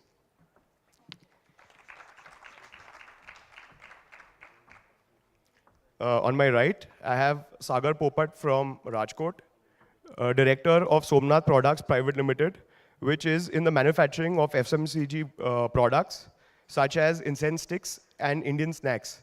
He recently launched a super snack startup named BitKit, which received a pre-seed funding just last week. So we can. On my left, we've got Sneha Chugh. She spent, after spending her schooling years between Dar es Salaam, Toronto, Kinshasa, Pune, Mumbai, Sneha studied business administration and film at the University of Southern California. Since January 2018, she has been working with the Winmart Group, based out of Lubumbashi in DRC. She has led Winmart Foundation through organizational restructuring to promote more sustainable and developmental projects. Winmart Foundation focuses on the sectors of education, entrepreneurship, healthcare, and infrastructure, including water and environment. Sneha leads the HR, IT, and communications department of the group, participates in operations of drilling and solar businesses, and is working on developing a project to further process the various metals produced by the group.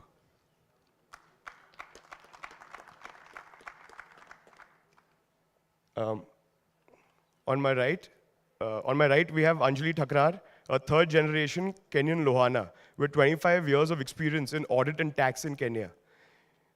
In 2012, she founded Thakrar Financial Consultancy, which has an impressive list of clients that include some prominent Lohana houses. She has been awarded the Best Business Icon Female by the Asian community in Kenya.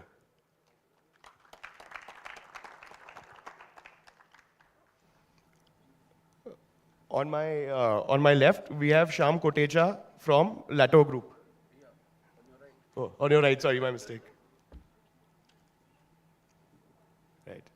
And we have Chintan Vasani from Mumbai, founding partner at WizBiz Developers, which is a Mumbai metropolitan region-based real estate, marketing, and development company. He is the LMP Youth President and President of the Briya Mumbai Developers Association, which is a part of the National Association of Real Estate Developers. Please give it up for our President, for our leader. Right. So we're going to start director at Art Group, and we're going to start. Can you give your introduction?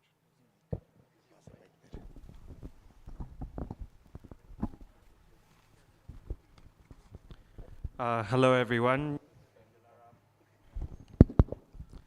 Jai Jalaram, Jai Raghuvanshi. My name is Akash Adia, born in 1994. I'm 28 years old. I was raised in Uganda, studied most of my studies here, and then I went for my master's in Toronto. I did that in mechanical engineering. Once I came back to Uganda, I started an FMCG company, which was an extension, a family inheritance, and which was focusing on coffee and confectionery in Uganda. I then ventured into property development, property management, and project management. Currently, those are the two fields I'm working on, and I'm very happy to be here. Thank you.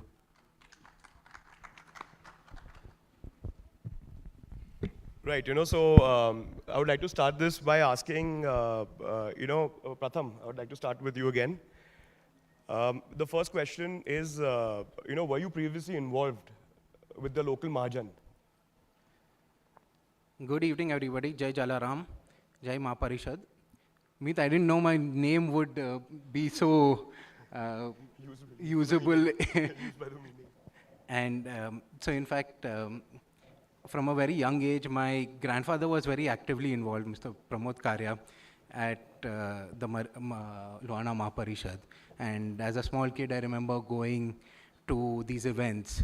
But when I was that old, I did not have anybody to speak to, or did not have anybody to interact. So then I didn't continue going there. But after looking at this event and interacting with a lot of people here and seeing, so in fact, last evening I was added to a WhatsApp group where, in an hour I saw it was a youth group, and there were about 160 people just added in that group, which are present here. And it's great to interact with such people and have this kind of youth present here. Even what the Youth Wing had done during COVID and the kind of webinars that were there, it was very, very interesting, and it was great to have that kind of interaction. So, I think we should enhance this, and I definitely want to be a part of this. Anjali, you were a part of the Nairobi, you were born and brought up in Nairobi, I believe. And you were you involved with the Lohana, your local body, your Lohana Mahajan in Nairobi? Yes. So Nairobi and East Africa are very close-knit. I've been attending Lohana functions since I was a child. Diwali, Norta is the norm, but we have a fest, I believe. So I've been attending these festivals from 15, 16. And I know almost everyone who is Lohana in Nairobi. I know pretty much Dar. I know a lot of people in Uganda. So yes, we've always had, we're far away from our motherland, but we've always had that connect, that Lohana connect in East Africa. I'd like to ask Chintan, just, one thing which we are seeing is that, you've got people who are outside the country, you've got Mahajans who are outside the country, where the youth out there are more connected with each other than many of the Mahajans in India. So, what is your take on that? What do you think about that? So, Meet, I can think of one thing which can define this. Whenever you are traveling abroad, you can eat food, you can eat various cuisines, but on the fourth day, you need your Indian food. So I think that is the reason, people who are not in India are, our fellow Lohanas, They have done great work coming outside of our motherland, making name for our community, and they have tried to reach out to maximum people. And when you are in a foreign land, you know you have a brother or sister looking after you. So I think that is bringing everyone closer. And I have to appreciate, you know, how our president, Satish Bhai, has been traveling all around, connecting everyone.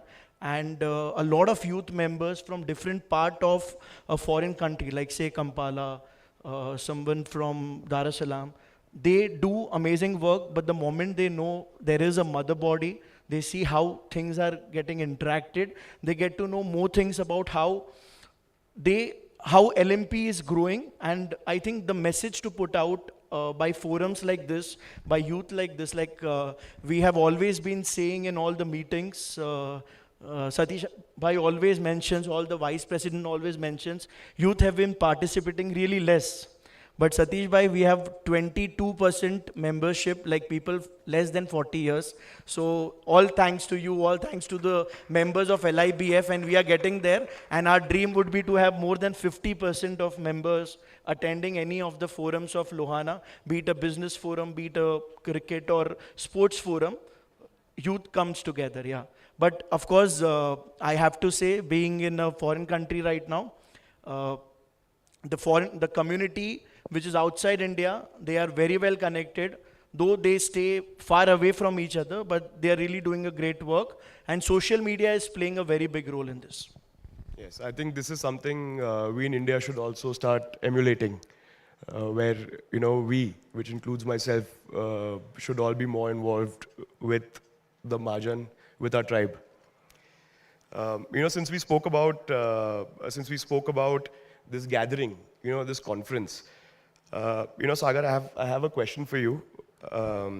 You know, before you came here, what expectations did you have from the conference? So, Jai Jalaram, first of all, I would like to thank your President Chintan Vasani to invite me on this platform and give opportunity. So, to the answer to your question, I would say, honestly, I have attended only Jalaram Jayanti functions and this kind of functions in my city, Rajkot. So, this was not beyond imagination function, the management and everything organized, and you know, this is not just a gathering, this is a learning and development platform as well. And moreover, we have connected so many people. I would like to ask the same question to Sneha.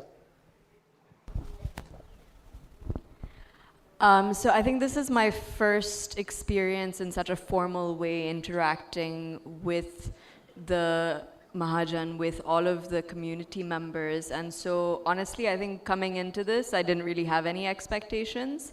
But from the first experience in terms of, I think, getting the visas, in terms of landing and immediately getting a greeting from someone from the community, from a volunteer, being given a little food kit, I think there's been so many details that have gone into organizing this event, which have shown that there's a lot that we can do when we come together, and there's a lot of potential for future events and future conferences. And Shyam, could I please ask you to answer the same question?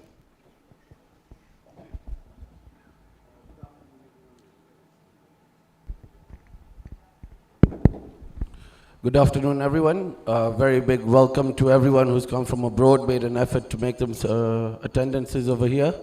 I hope you are impressed with the bar we are going to set, and we are going to raise even the next time in Uganda, Kampala. So basically for me this conference is in two parts. One is the social aspect of it, where it's called meet and greet. So you get the social aspect, you meet, you enjoy, you can, and you don't have to do anything. You can even travel as friends, go anywhere in the world. The second part is the business. The business part is opportunities. If you look around over here, look at the different banners that are there. All industries are covered by Lohanas in every corner. And then I would like to congratulate first the youth. Look, we are a very small percentage of us, but come on, have faith in us. So, I mean, does this meet your expectations or exceed it, or are you underwhelmed? Exceeds. That's good. Okay, in the last, okay, this question is for Pratham. In the last 2.5 days, in the last 2.5 days, we've had this conference. What has been the best part about it, or what has been the best takeaway according to you? So, Meet, have you seen Three Idiots? Yeah. So, there's a dialogue out there where Amir Khan says that, in any classroom, I just start learning things. So, it's been very similar here. Wherever you go, whoever you meet, there's always a learning. And that is the beauty of this, meeting so many people with so many varied backgrounds, with so many different industries. You find, so much of knowledge. And that is the business aspect of it. From the social aspect, we were chilling till late last night and had a great time. So I've made new friends. I've made about 10, 15 new friends just in last night. So I am enjoying both of this. Akash, I would like to ask you the same question.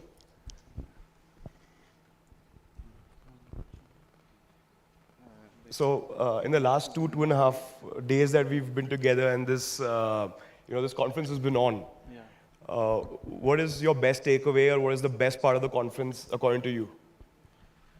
Okay, so for us, being part of the organizing committee, I thank you, Sanjay Bhai Tucker and Vinay Uncle. They involved me from quite an early start. It's not been 2.5 days, but more like 2.5 months trying to get everything together. But the best part, I think, is what I know is a lot of people have come for the first time to Uganda. And it's so good that so many Lohanas are, once they put their mind to something, they're so adamant and so aggressive to get it done. And that's the best part, to see so much energy, so much positivity. And again, I agree with all the youth colleagues here that it's great meeting one another for the first time. We're friendly with each other. And I'm sure that this is going to turn out to be something which will continue for many, many years. Chintan, would you like to add to that? Meet, there's an incident from last night. Satish Bhai, we had an amazing get-together in the evening. We expected around 40. That party started at 10:30 in the night. It went on till 3. The best thing about the party, I'll tell you, there was one corner, 2 people were just chilling. One person was from, I think he was from Kampala, and the other person was from Nagpur. So the Kampala guy is like the Amazon of India. He has a .com Kichibu, like he had made a video about inviting us all to come over the conference. And this youth wing member from Nagpur, he's 27, he had a business plan in his mind. So now, because I understand, the UI or the app is the most difficult part for any business. The person who is running this multi-million-dollar business in this particular country, he was actually showing his insights to the person from Nagpur, and there was a statement passed by him. If you want to do this in Nagpur, please let me know. I would be happy to help you as a company, and we can expand there. So just imagine we have unicorns happening from a conference like this. And this is the power of LIBF. And I think I'm just waiting to see the after effects of this particular thing. The most fulfilling thing for me is I'm able to connect with so many people at one go. Like one example is sitting right here. We have 60 members added to the Rajkot Lohana youth group. They have already done their 2 meetings here at Kampala, and they are planning to do a meeting once they are back and add more members there. As we know, the highest population of Lohanas are in Rajkot. So I think these 2 things would be remembered by me forever. Thank you. I think just one more thing, I think Chintan forgot to add, the possible joint venture which was being discussed was at 2 a.m. in the morning. So till, it wasn't that we were wasting our time till 3 o'clock in the morning. So there was no agenda meeting, but we did a lot of good stuff. And we are planning to do that even today. So everyone who is listening and who is below 45, there's a Bollywood night, and this platform is the best place to put out the word. Yeah, even she's coming today. Yeah. So And it's going to thank be at the you. ballroom, and it's going to get bigger and bigger every night. So there's going to be the next set. I have to thank the Lohana community, the youth wing of Kampala, and let's give them a round of applause because, you know, in a matter of 2 hours, we had a great party. And today, like, you know, I'm expecting even like a off the roof party. And please, please, please, whoever is above 45, there's a different party happening. Thoda hum log ko time de do, and thank you. So there were around 30 people over 45 over there, but they were very well attended by us. But if possible, if you can just, I'm not, nothing to offend anyone, but I've seen whenever you give up, like, you know, you give freedom to youth, there would be more interactions and they would be more open for conversation. So if it is possible, if we would love if it's only the youth members in the party. Or we can do, Satish bhai, one thing till 11 a.m. everyone is allowed. After 11 p.m. everyone is allowed. And after 11 p.m. it can be just the youth member. Ones who can take it. It might work out. And there's one more thing he wants to add. You come with your ID, we'll check it. Thank you. Right. You know, I mean, since we were talking about last night, you know, let's take that. You know, to start off with that, Sneha, can you, you know, I mean, what do you think? How can we? So there are two aspects. You know, we're talking about two aspects so far. We're talking about the social aspect of the community, of youth in the community, of getting involved in a social way, and we're talking about the business aspect of it. So I'd like to split the question in two parts. I would like to ask you from a social aspect, how do you think we can involve, we can improve or increase the involvement of the youth? I think from a social point of view, it's about maybe organizing more of these events, maybe having a bit more of that preparation and planning. I definitely think the Uganda chapter of the youth did do an amazing job so last minute and so quickly to be able to bring so many people together. But I think if we have a bit more time to plan, we can also organize maybe some activities, we can do some icebreakers, we can have sports, we can have different things to actually accelerate the connections.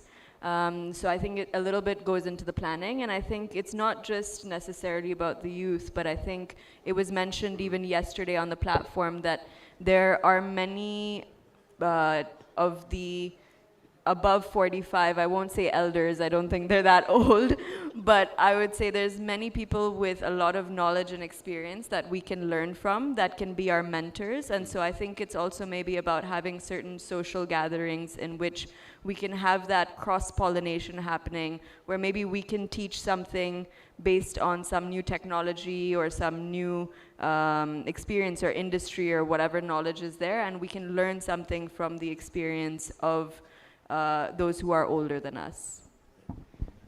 Akash, can you give us your input? You know, because I guess you were a part, you were helping out with this whole, with the organizing of this entire event, which is done extremely well, which is done really well. I think I must say that first before anything else. Secondly, I think East Africa itself has a very close-knit you know, unity when it comes to the social aspect of, you know, bringing people together. So, you know, just out of your experience, what is something which you would, you know, you would suggest we incorporate in our Mahajans in India, or even with Mahaparishad between Mahajans? So for me, I think, yeah, I agree with Sneha to some aspect that the youth needs to be gathered more. They need to do more events. Sometimes even the unplanned one, like the ones yesterday, are quite lucrative for the youth because they always find themselves going for the spontaneous and, you know, going to something last minute. But to involve the youth, even from a young age, whether it's in the planning, whether it's in the committee, is actually a very good thing because that will give them more encouragement to they feel a part of something. Most of the times you see some of these bigger decisions are taken by, you know, not the elders, the non-youth, or however you would call it. But it's not a must. I think everyone has something to contribute, and just listening would help the youth to be more encouraged to come along. And then from there, I think they can bring more people. And then, of course, the rest of the activities would be a good way. What do the current, you know, the youth keep liking different ways to interact. It's not just one way, whether it's attending religious or social functions. They also need something out of the traditional social gathering. So thinking of new innovative ways to meet together, doing new activities that, you know, because they always like the novel activities. So the two things together could gather more youth. Thank you. Anjali, I think, you know, I mean, you were mentioning even before, you know, some of the things you were participating in when you were younger, you know, some of the things. Can you suggest some of the things that we should really incorporate? I think the youth want to meet in an informal environment. They want to talk to each other. They want to learn about their roots, and they want to mingle in, I would say, you could say a business forum, but if you were looking at 25, 30 and under, you'd be better having things like a cocktail or having another sort of event, something fun for people to connect with one another, I think, in short. Right, so then, you know, one aspect which we addressed was the social part of it. I would like to ask Sagar on what he thinks would encourage, or, you know, what is it that we can do from the business aspect, you know, to increase our cooperation. So I would suggest a few things to encourage your businesses, because there are a lot of talented youth. We have bank of talented youth in Lohana communities. We just need to give some opportunity, some platform to, you know. So one thing I would suggest, we should have an organized, I would request President like BNI or GITO, we should have a, you know, formally plan something and city-wise chapter that can mean every month or something like this. That could be, you know, youth can do together, and they could do businesses within Lohanas, you know. So this concept could go on. And another thing I would suggest, we should have an app. Recently we have launched app, but I'm not sure it's for youth or something like that. So yeah. So currently we do have a, you know, there are 15 zones in India. So every zone has a youth wing working. Right now we have meetings every 2 months, but we are trying to, like, you know, every 3 week or 4 week we have a Zoom meeting, and every 3 months we have a physical meeting. We are working on it. Let us also give a round of applause to the Women's Committee of Sri Lohana Mahaparishad. Like, you know, they are doing meetings, I think, every week, and we should learn, like, you know, we are trying to reach to that particular level. Also, one more thing, Meet, if I may, what we do is, it's not just a youth wing. It is a youth wing, but there are 3 to 4 things that we are focusing on. Like, for an example, there is Work Wednesday. So every Wednesday, all the members, they just post about work. Like, you know, if I'm a chartered accountant, I'm a CA, I'm doing this particular thing. Someone else is an architect, he would say, like, you know, this interesting thing I've worked on. So this kind of groups, WhatsApp groups, there are in every zone in India.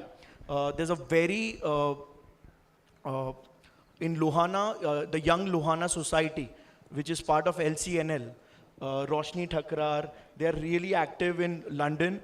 Kampala is doing really great. We are, and one thing we have noticed, you know, every meeting, whenever the Lohana Mahaparishad, the body visits any particular zone or any particular city, it gets activated. Like, you know, we have almost 200 members from Rajkot.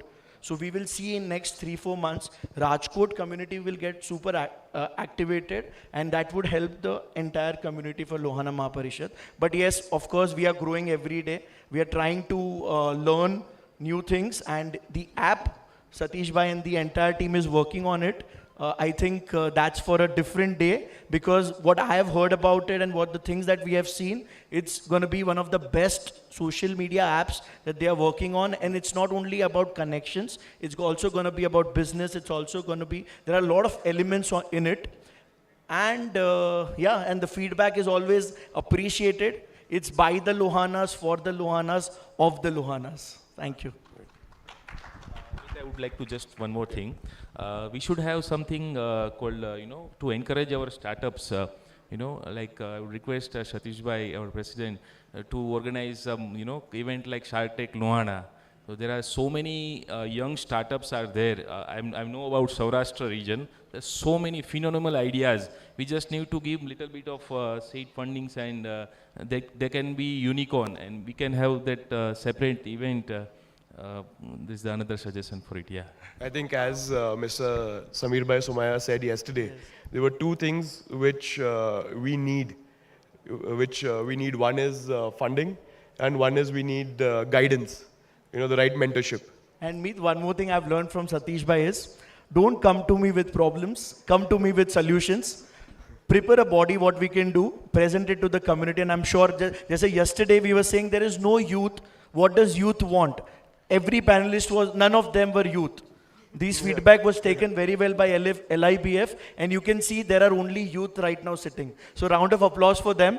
And of course, anyone, any suggestions, I think let's present it with proper ideas, and also how can we add value. For everybody who's watching from home, that if you do have any suggestions, I'm sure if you give it to them and you present it in the proper way, I'm sure they will take it up seriously. Would anybody else like to add from the business perspective, how do we add our collaboration? Yeah, so I have to look at this in one way. Don't forget, there were all youths at one point as well. Yeah, and they made it to give us a golden spoon. So we have to make that golden spoon a diamond spoon with our own efforts as well. Not only dependence on family businesses. Venture out on your own. Have a vision, So also let's work hard. And I'd also like to add the part that I'm here third generation in East Africa since 1928, my grandfather in Kenya, late grandfather. My dad, I think he was here. Mom is there. Mom has been the LMM, how many, 18 years? 18 years with the Luhala Minda Banda. I was with the youth for a bit, but then because of travels and work, I even ventured out on my own now. I support the family business. But now I'm in real construction, interior architecture. I have import and export from China. But why should it be China, not India? Right. Pricing. Right. Yeah, so let's get the volumes up and let's partner from foreign places for East Africa. Yeah, let's do it. So, just to add to what you said about venturing, I was fortunate enough to speak to Brahma Vihari Swami. And as you know, he's a great orator. So he said one thing, that, if you wanted a comfortable life, you should have just stayed in your mother's womb. Because life is just you're meant to have certain hardships in life, and you're meant to experience them to have a full life. So that's just one small addition. Anybody else would like to contribute to how we can increase our business? How we can increase our cooperation in business? So I think we just need to interact more with people. Just have more sessions or even Zoom calls or something, and have interesting topics. And I think we'll get there. I think somebody was also suggesting a youth forum like this. Like just having a youth forum, maybe somewhere where just people under 45, from a business perspective and from a social perspective, go somewhere, meet up, maybe not for too long, maybe just for 1 weekend, and interact with each other. I think that was one of the suggestions with which I've got from a few of the people. Add a couple more initials. I would also just add, I think there are many organizations like YPO, like EO. I think there's many youth and again, parents as well that are in the audience that are part of these organizations, which have been around for decades, which we can learn from. I don't think we have to reinvent the wheel. I think we can also take a lot of learning from other organizations for where we are trying to go. I think things like Zoom sessions, which can have certain speakers online for motivation from the business point of view. I think having maybe a tie-up with certain universities, whether in India or abroad, where we can all collectively go together, get some case studies, understand, learn a little bit of theory. I think many of us have got the MBA on the ground, and I think being able to go back to that theory and then also network in those environments could help us learn from each other, learn from people, again, with experience. And I think we saw yesterday as well, there's many very successful business people. And so I think what we're trying to figure out as well to an extent is how can we become those billionaires of tomorrow? I think that's a great suggestion. You know, I mean, we should definitely follow something along the lines of BNI or YPO, whatever is more applicable to us and our institution and our community. Sorry, repeat the question. So I mean, the question was, you know, you know, how do we, you know, now, you know, we've met. You know, I'm going to change the question a little bit. You know, I mean, now over the last 2.5 days, we've met a lot of people. We've had some great interactions with people. We've probably made, you know, meaningful friendships and relationships, you know, that could lead to future cooperations. So how do we keep this ball rolling? How do we keep this the momentum rolling after tomorrow? So my question is, are we going to have a directory of people who attended, or is it the app, or what is it that? So from you know, so I think they did mention on Sunday, you know, they've actually made an app which has a directory and it also has a sector-wise directory. So I mean, that is something which you know, I mean, we should use. So perhaps now that we have the membership and we have the app and we know the people who are interested and we know the amount of youth that are interested, we should do this more frequently. Maybe for a shorter time. I don't know how possible this is to do more frequently. But I see that being the future, so that it's not once and then in another 5 years when it's forgotten. And so what is the plan on the frequency? Every alternate year.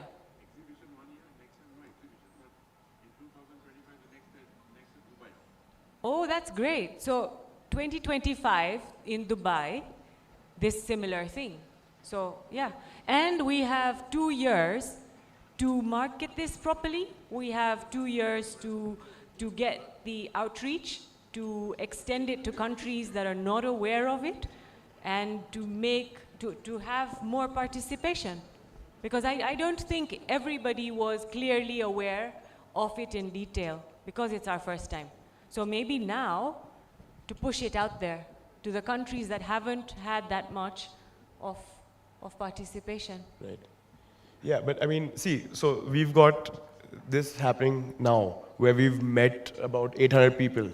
So so my question is that, you know, between these two shows, between these two conferences, between these two meetings, there's a span of 2 years. You know, many people have, you know, met other people. They've spoken about business ventures. They've probably they've done soft deals. So how do we keep the ball rolling? You know, because there's a momentum build. We've met so many people. How do we keep this momentum rolling to? So what I'm personally planning to do with all the business cards that I have is send out a mail next week, and wherever I know there's a question or a query, or I know what this was about, I'm already on the WhatsApp with them. My office is already dealing with them. Today I have company formation right after the speech. We're already interacting. And we believe that by next week, yeah, thank you. Yes, I will come, because I have been told that his father has a 10,000 client CA firm. So I'm so impressed with his dad. So that's a different story. But yes, so next week, we're going to start following up on all the the new clients that and the new people that we've met. And I would suggest everybody does that with all the business cards that you've collected and all the phone numbers and all the WhatsApps that we've exchanged, so that we don't feel like we attended this and then very little came out of it. The next week is critical to us to follow through on everything we've done in the last 2 days. You know, I mean, the committee is asking us to wrap up, but unfortunately, I would just like to say that, you know, people say that there is a power in holding a mic. So now that the youth has the mic, we would request the committee for a few extra minutes, just a few extra questions. Just an additional 5-7 minutes. Yes. Okay, I think one final line. Yes. Just one final thing from.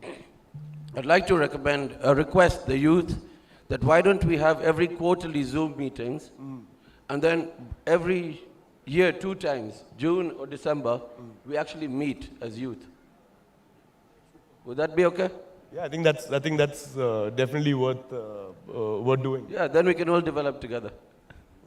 So we all have 4 hours, every youth, all the 200 people.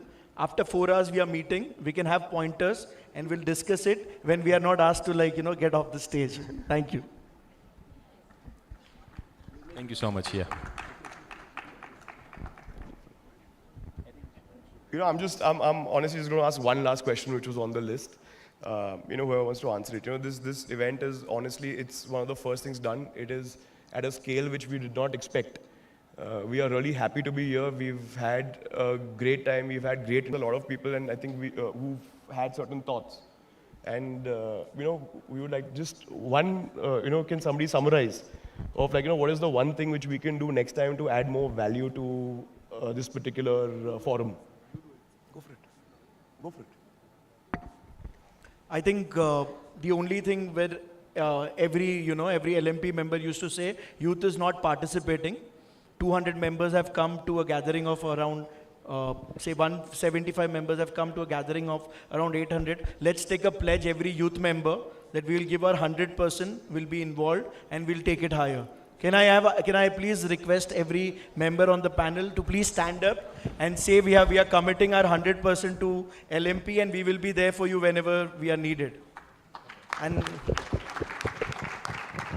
thank you. Great. I think thank you very much, and thank you again for the opportunity, and see you all soon. See you again.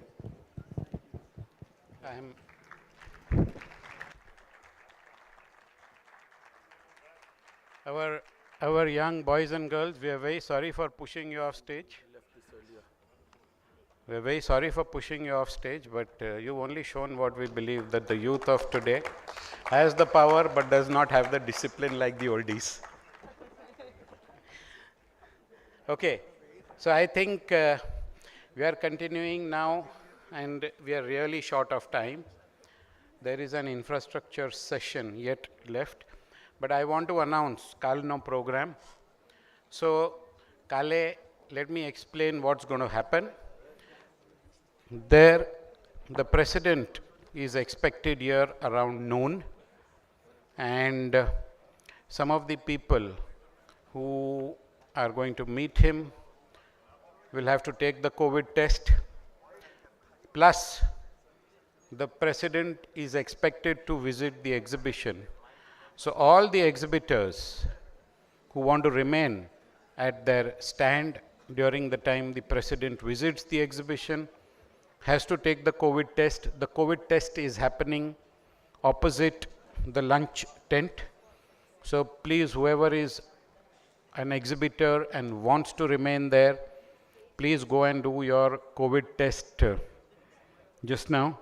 This free COVID testing is closing in next few minutes. So if you really want to be part of the stall, and this is only for the exhibitors, please go there. Now, I am announcing for tomorrow what the program is, because the president and it upsets our schedule for tomorrow, but please bear with us. We are living in a VUCA world. So this hall will continue as a breakout session. There will be 3 breakout sessions tomorrow. This hall, which is the lower Peace Bay, or what we say the lakeside, and near the exhibition tent, there are 2 breakout halls on the ground floor below the Victoria Hall. Those halls are Mira and Sheena. So what will happen out here, and I invite people to make note of this, and if you want to be part of the discussions tomorrow, please come and register your names for the sessions. And જે કોઈ પણ આજે register કરશે અમે એ લોકોને એનું profile જોઈને we will consider them for the panel discussion. So the first panel that will happen out here, and please tomorrow let us start early on the dot of 9 a.m. and the first session, Peluvelu session, is for the FMCG, trading, manufacturing and exports. This session will be moderated by Vinay Davda, and we have already a few names in this session written. One is Raj Thakrar, one is Rajendra Majithia, and we have Samir Manek from Tanzania. These are the names we have for this session: FMCG, trading, manufacturing and exports. 9 વાગ્યા session ચાલુ થશે. જેને ભાગ લેવો હોય અહીંયા please તમારું ಈ સેશનમાં નામ લખાવી દો. તમારું નામ લખાવો ને તમારું શું બિઝનેસ છે એ જરા લખાવી દો. We will then confirm to you about your being on that panel. Second જે સેશન અહીંયા થશે after this will be, this session will be for 45 minutes. The second session out here will be family succession and planning, 30 minutes. Whoever wants, there are 3 people who, or 4 people, 5 people, sorry, 6 I know who have taken already part in this. So whoever wants to listen to this and whoever wants to understand this can take part. We do not have perhaps more people to be fitted into this panel because we've shortened it from 45 to 30 minutes. The third session that will happen out here is a session for 45 minutes, which will be the IT session, the software and infrastructure, and how can it help all of us, the professionals as well as business persons in the session. In this, how can IT help all of us? We have a huge list of people in this session, already IT experts. So just to read some of the names that we've shortlisted is Atish Sachdev, Darshit Badani, Meeta Pabari, Mitesh Kumar Khakheria, Nimish Manek, Prashant Pujara, Premal Kumar Batavia, Satyajit Ramji, and Miss Sonal Thakkar.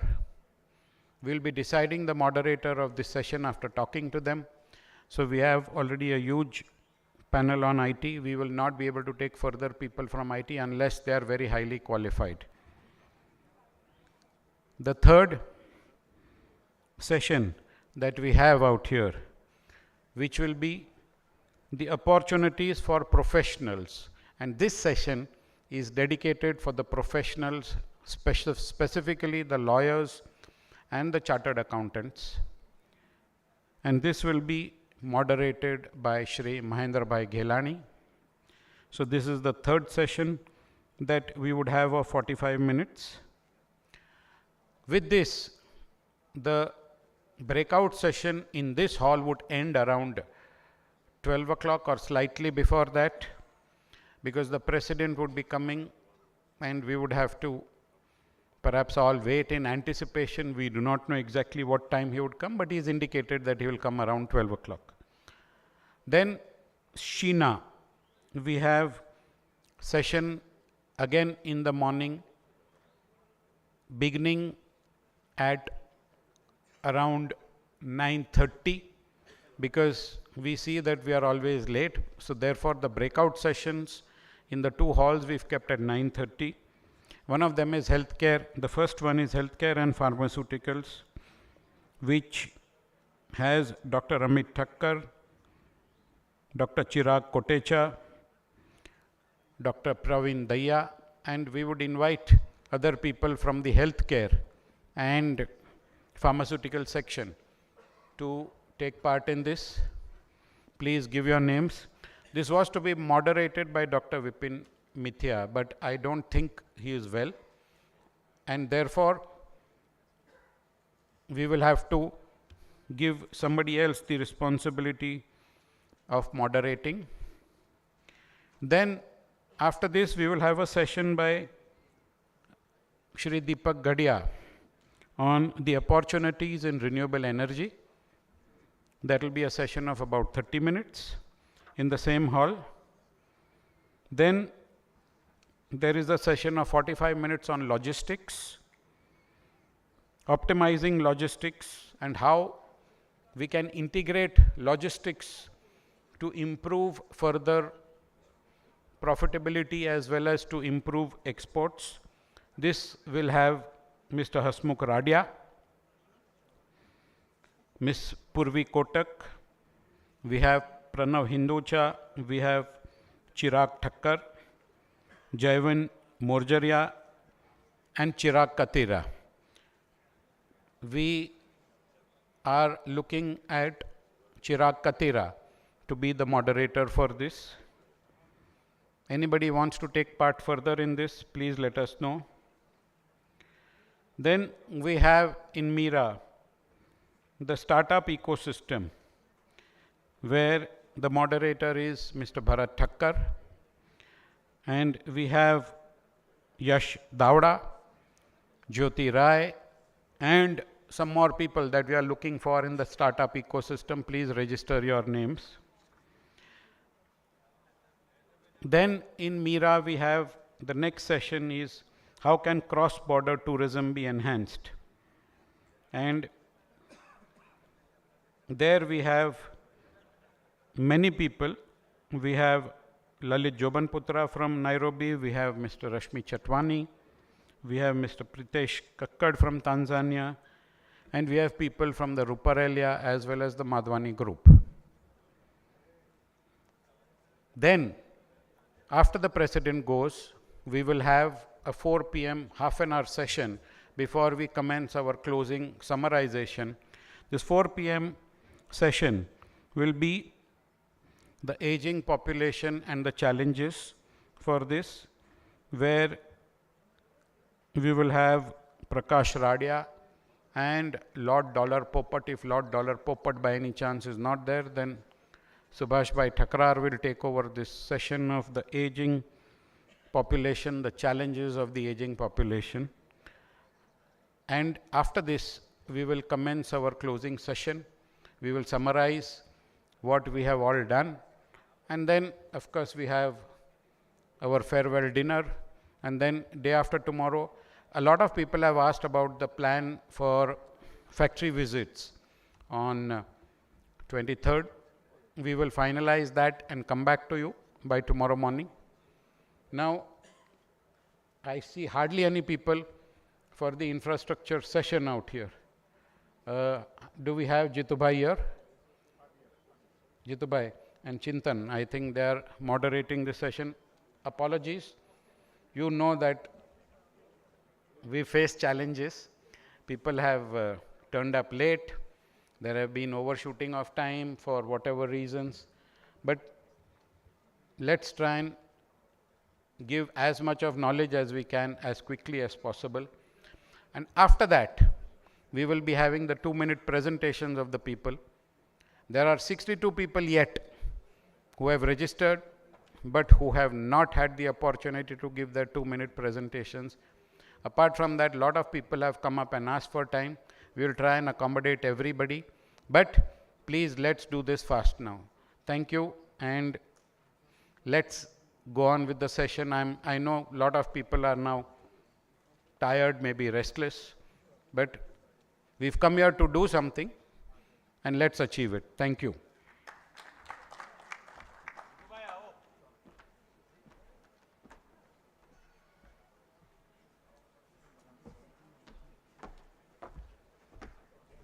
A very good evening to everyone. Let me quickly welcome our moderator and also our first guest, Shri Jitendra Bhai Thakkar, Vice President of Shri Lohana Mahaparishad. He takes care of rest of India except Gujarat. He's the founder member of CREDAI India.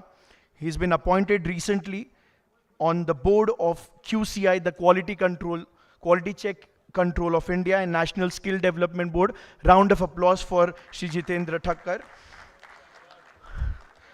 Let me quickly welcome Shri Umang Thakkar, past Vice President of Shri Lohana Mahaparishad, and very recently he has been appointed as a trustee of Shri Lohana Mahaparishad. Umang sir is a chairman of Dharmadev Group and Nilkant Hotels. He is past president of CREDAI Gujarat, and let me also say CREDAI is like the biggest body which represents the real estate in India. So we have a good representation from the body of India, so round of applause for them. Zonal Secretary for Lohana Mahaparishad, Uganda. He is Joint Secretary of Indian Association of Uganda, and I have got a chance to attend one of his Zoom sessions. He's a chartered civil engineer, and he's the Managing Director of Labella Associates Limited. Can we please have Mr. Sanjay Thakkar? Round of applause for him. Let me quickly welcome Mr. Tushar Mashru, structural engineer. He's into PMC, project management consultancy for turnkey projects. He's also into the fuel business, and he's from Kampala, Uganda. And today's topic is everything to do with infrastructure. And let me ask our moderator, Shri Jizubai Thakkar, to please take it ahead. Round of applause for them.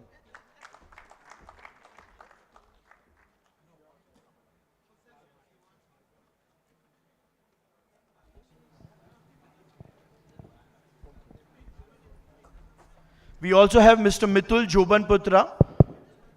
I would request him to please join us on the stage. Mr. Mitul Jobanputra.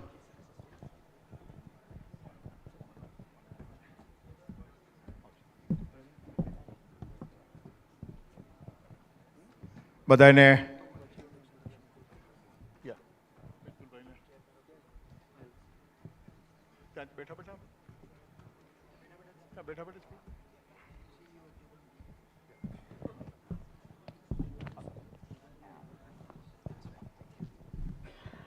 Mr. Mitul Jobanputra is the CEO of Jobanputra Group, and I would also request Mr. Mitul Jobanputra to please also introduce about your projects here in Uganda. Thank you. I think now it's like towards the end, so the attention might be a little bit less, but we'll give you a quick recap. So we're into manufacturing, we're into agriculture, agro-processing, and we're also into real estate and some degree of infrastructure as well. Thank you. Thank you. Welcome everyone. બધાને જય જલારામ, જય Lohana મહાપરિષદ. Real એસ્ટેટનું session રાખવાનું આ એક ચર્ચા હતી, પણ કીધું રિયલ એસ્ટેટને બદલે આપણે blend of Africa and India in infra project કીધું આ સેશન આપણે રાખીને એના ઉપર ચર્ચા કરીએ, અને એની અંદર લોહાણા મહાપરિષદ, લોહાણા કમ્યુનિટી કઈ રીતના કોન્ટ્રીબ્યુટ કરી શકે આ વિષય પર ચર્ચા કરી રહ્યા છીએ. અને એ ચર્ચામાં મારો બધાને માટે કોમન ક્વેશ્ચન એ છે કે બેસિકલી દરેક સિટી માટે, લાઈક સંજયભાઈ, યુગાન્ડાની આપણે વાત કરીએ તો યુગાન્ડામાં કઈ ચીજ એવી ટ્રિગર થઈ ઇન્ફ્રાસ્ટ્રક્ચરની કે જેને કારણે યુગાન્ડા ઇમિડિયેટ નેક્સ્ટ લેવલ પર ચાલ્યું ગયું?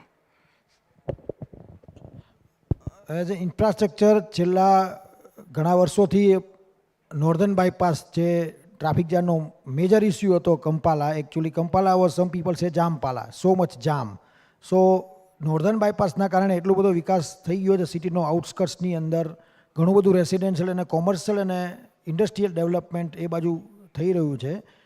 રિસેન્ટલી એક્સપ્રેસ હાઈવે જે બન્યો જે કનેક્ટ કરે છે નોર્ધન બાયપાસને એનટીબી એરપોર્ટ સુધી, એણે પણ કંપાલાના વિકાસમાં ઘણો બધો ફાળવેલો છે. તમે બધાએ જોયું હશે કે વિધિન 30 મિનિટ્સ તમે યુનિયન રિસોર્ટમાં પહોંચી શકો છો, જે પહેલાં 1-1.5 કલાક 2 કલાક થતા હતા એરપોર્ટ જવાના.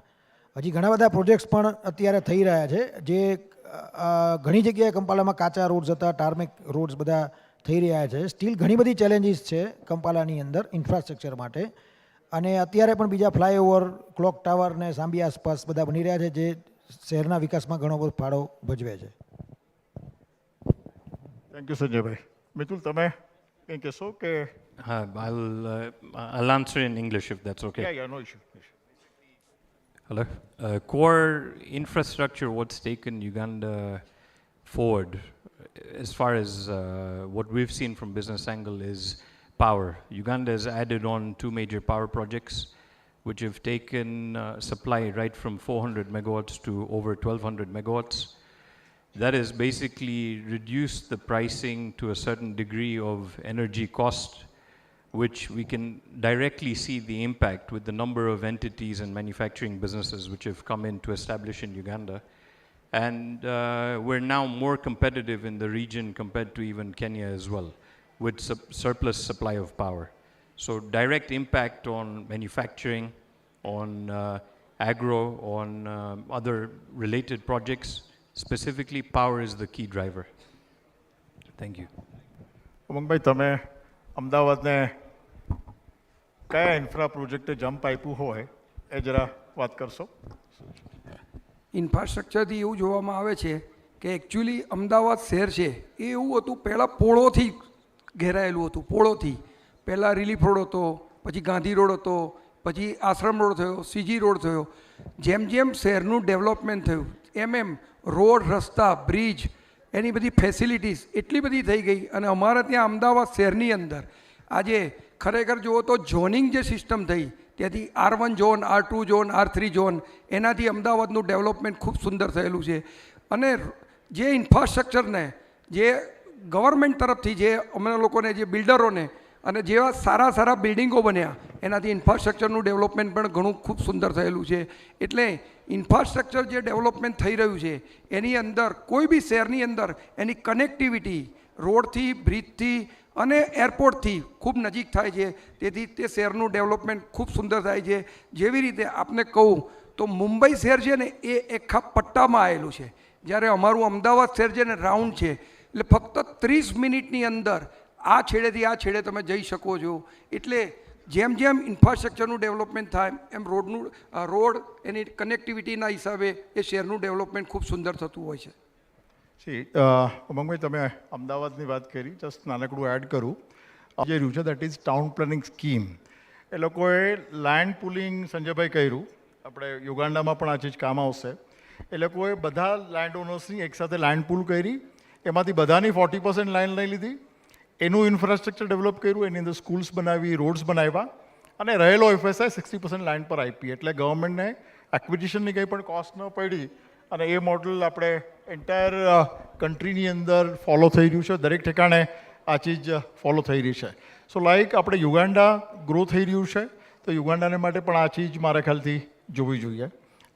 મારો આપણે હજી એક પ્રશ્ન છે કે યુગાન્ડાની અંદર આપણા લોકોએ, એટલે જે રિયલ એસ્ટેટ ડેવલપર્સ છે કે કન્સલ્ટન્ટ લોકો છે, એ લોકોનું શું બેસ્ટ કોન્ટ્રીબ્યુશન રહ્યું કે જેને કારણે યુગાન્ડા ઇન્ફ્રાસ્ટ્રક્ચરમાં નેક્સ્ટ લેવલ પર રહી ગયું? એ જરા આપ પ્લીઝ કહેશો.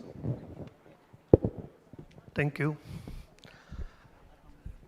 યુગાન્ડા આઈ થિંક મોડર્ન વર્લ્ડની અંદર એક એક્ઝામ્પલ બનવું જોઈએ કે બીજા દેશમાં infrastructure takes a long time to develop. When I came in 95 in Uganda, there was only one highway. Today you can connect to every town of Uganda in a tarmac road. In 25 years to achieve this is a very big achievement. So for a country like this who always depends on donations and grants and loans and everything. So bridges, power, like Mitul said, the biggest thing in 2012, we don't have power in Uganda. We had 3 days of load shedding. Today we have excess power, although only 1500 megawatts, but we have extra power. like real estate, you see, as Sanjay said, that the bypass has created a lot of expansion of Kampala. Kampala is constrained by hills, too much slopey sides and all that. So people didn't want to go very far, but because of the road infrastructure which was created by government, suddenly the spur in real estate has come in. And you know, infrastructure developments are based on three things, according to me: transport, communication, and power, energy. Energy, I also add water. Drinking water problems of Kampala, you couldn't believe Kampala has 24 hours drinking water on tap, which is very rare for some of our Indian cities. So three things are doing very well: power, roads, and communication. Communication, you have to see, Kampala has cheapest rates of telephones and data. Okay, I can't compare with India, but in the region, or even in Europe or compared to any other country, Uganda is the cheapest data. And that data has created a very big boost in this country. And this is going to take us to another level. As you said about real estate, let me tell you, Kampala was a very small town 10, even 15 years back. Today, the growth of city is going to like 10, 12 folds in 12, 15 years. So real estate has made a very big contribution to the government, to the country, in terms of taxes, in terms of employment, and real estate is the biggest employer in the country. Thank you. Thank you. Thank you. Chintan, એક પ્રશ્ન તમને છે. See, basically, મારો એક experience share કરું. નાસિક મુંબઈ, નાસિક પૂના, આ બંને એક્સપ્રેસવેના tenders એક જ દિવસે નીકળેલા, એક જ દિવસે. હજી પણ ગડકરી સાહેબ મળે ત્યારે અમને વાત કરે કે જીતુભાઈ, ઇટ ઇઝ યુ કે નાસિકને એક્સપ્રેસવે મળ્યો નથી. કારણ શું હતું કે નાસિકના એક્સપ્રેસવે બનવા માટે થઈને અમારા એક મિનિસ્ટરની લેન્ડ રોડ ટચ હતી અને એક્સપ્રેસવેને કારણે એને લેન્ડનો અપ્રોચ બંધ થઈ જાય, દેટ વોઝ ધ કેસ. એને માટે થઈને વી miss the bus of expressway. તો મને કે ત્યારે જો તમે તમારા પોલિટિશિયન્સના અગેન્સ્ટ ઊભા રહ્યા હો તો આ ડિફિકલ્ટી ના આવત. એટલે સિટીને માટે કોઈ ચીજ જો સારી થતી હોય ત્યારે આપણે ઊભા રહેવું જોઈએ. ત્યારે મુંબઈ, પૂના, નાસિક અને પૂના આ બંનેની ડેવલપમેન્ટનો એજ ગેપ લગભગ 7-8 વર્ષ હતો. જસ્ટ વી મિસ ધીસ બસ. આજે આ એજ ગેપ આવીને 30 વર્ષનો ઊભો રહ્યો છે. તો ચિંતન, મને તમને પ્રશ્ન એમ છે કે બે, એક તો મુંબઈને શું ઇન્ફ્રાસ્ટ્રક્ચર થયું જેને કારણે મુંબઈ જમ્પ થયું? રાઈટ. Ajara તમે કયો. So uncle, I would, Jitubai, I would want to add this because I also have a market research firm. Pune has done absolutely, like, 3 to 4 times the properties have gone up compared to Nashik. But again, when you see, there is chance for growth in Nashik. So a market to invest right now would be a city where you can see development. Now let's talk about Mumbai that you asked me. Mumbai is blessed with one thing, that is population. Infra, of course, plays a very big role, but because we have so many demand of real estate, say commercial, residential, retail, every project that you launch is doing really good. But if there is an infra push, like if you say there are small markets, if you study Powai, if you study Mira Road, there are the small markets which have done new infra projects. They have grown, and you still see the growth of 7 to 8% happening every 2 years. Infra projects which every Mumbai real estate developer is super excited about today is metro. We are expecting the metro to be ready in a few years, and after that, it will totally change how Mumbai is traveling. Mumbai is known for the local train.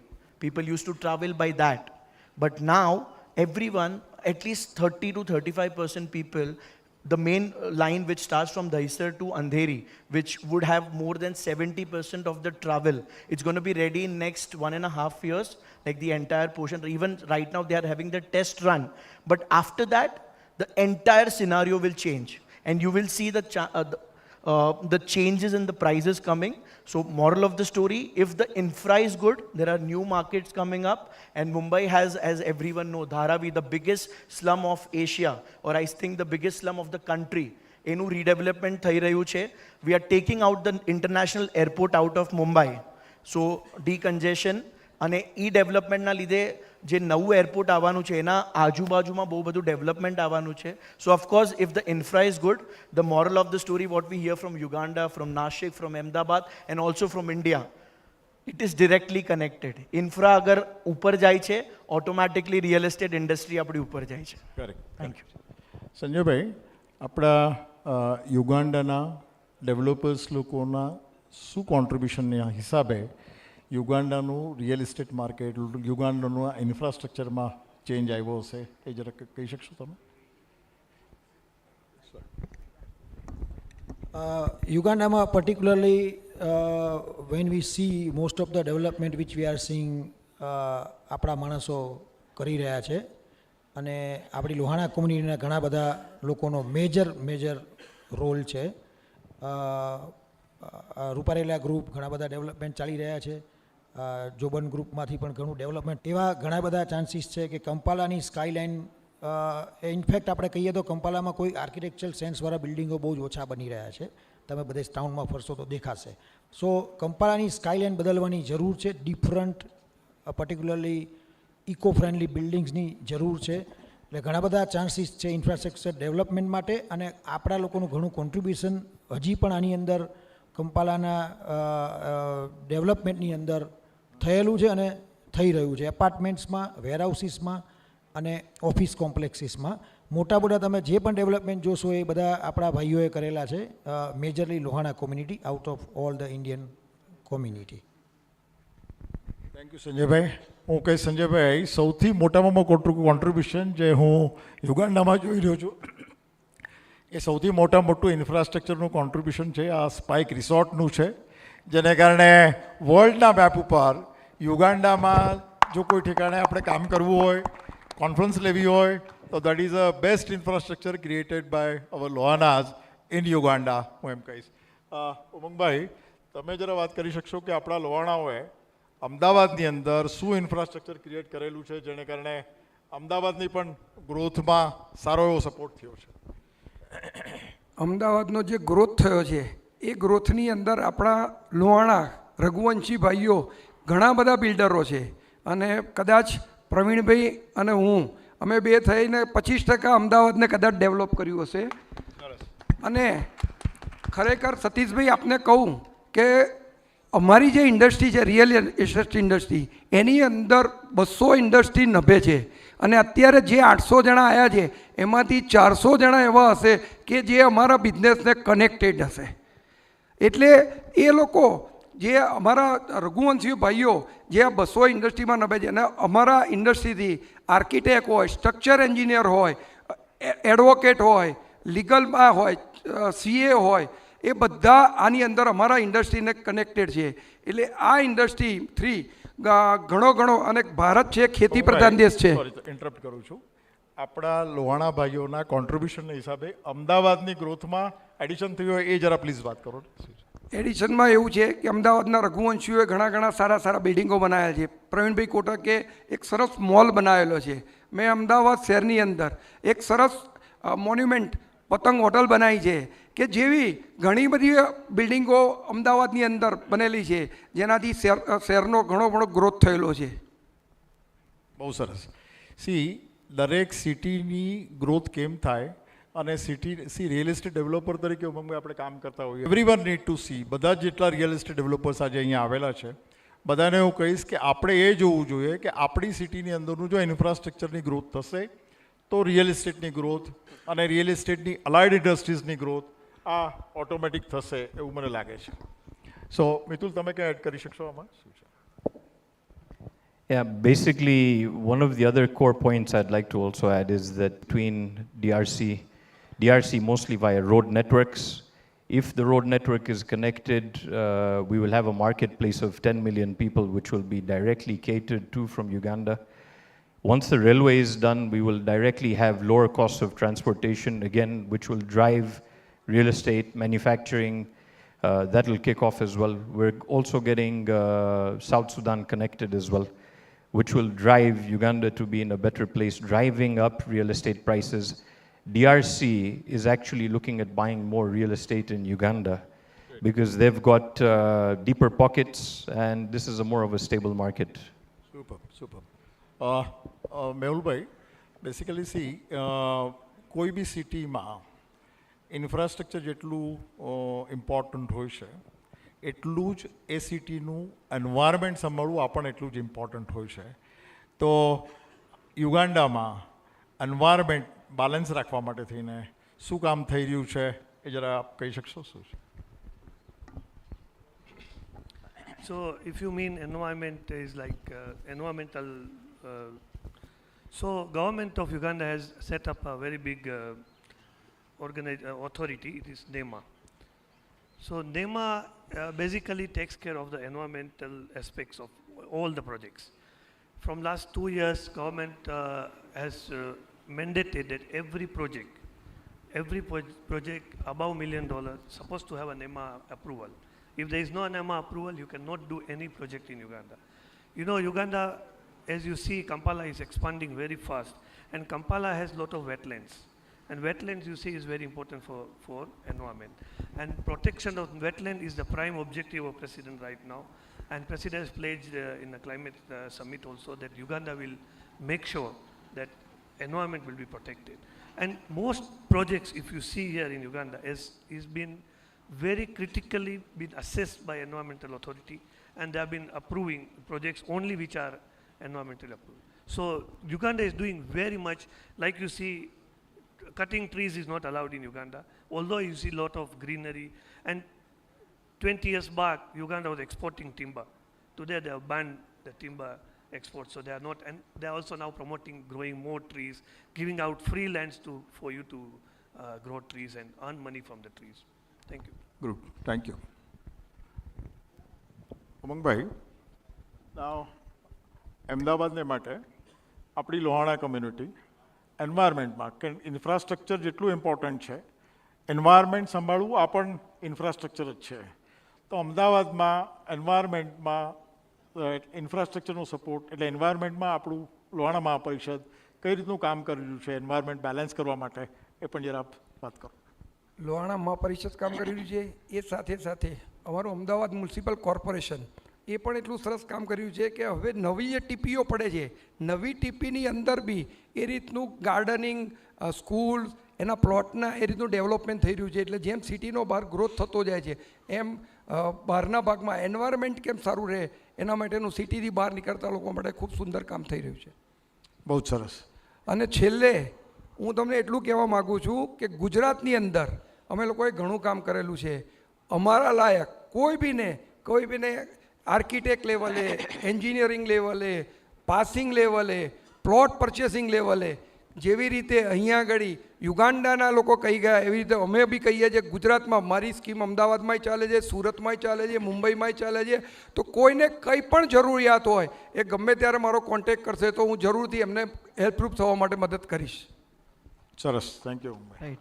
Jitendra, Mr. Jitendra, if I may, as we have good representation from CREDAI, I would also want to ask you, how does an association play a role, or we as real estate developers, how can we help grow the infra, and indirectly or directly it grows the real estate? So if you can guide some light, how as an association or how you as one of the founder members of CREDAI have done it in the past?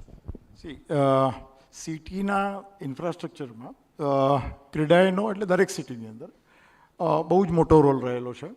એટલે દરેક સિટીનો જ્યારે development plan બનતો હોય, દર 20 વર્ષ માટે થઈને 20 years માટે થઈને ડેવલપમેન્ટ પ્લાન બને. સંજયભાઈ, અહીંયા આપણા યુગાન્ડામાં પણ ડેવલપમેન્ટ પ્લાન બનતો હશે. ત્યારે માઇન્યુટેસ્ટ ડિટેલ્સ રિયલ એસ્ટેટ ડેવલપર્સ જઈને એમાં કોન્ટ્રીબ્યુટ કરે છે. right from burial ground for different communities, to roads, to gardens, to schools, for large parks, networking, દરેક રીતે. તમને કહું કે નાસિકને માટે થઈને અમે લોકો હમણાં વાત કરી રહ્યા હતા. Nashik Nagpur Bombay express way last CM Devendra Fadnavis હતા ત્યારે તમને ખ્યાલ છે કે ડિઝાઇન થઈ રહ્યો હતો, અને એ નાસિક સુધી નહોતો, જે ઇગતપુરીની બહારથી પસાર થઈ જવાનો હતો. સો અમે લોકોએ જઈને એમને ઇમ્પ્રેસ કર્યા અને એ રોડ નાસિક સુધી લઈ આવ્યા. તો હવે નાસિક મુંબઈ ડિસ્ટન્સ ખાલી 2 કલાકનું ડિસેમ્બર 23 પછી થઈ જશે. Likewise Surat Chennai express way પણ જતો હતો, એ અમે લોકો થોડો ટર્ન કરાવી લીધો અને ક્લોઝર ટુ નાસિક એ પાસ થયો. સો સુરતથી નાસિક પણ 2 કલાકમાં પહોંચી જશે.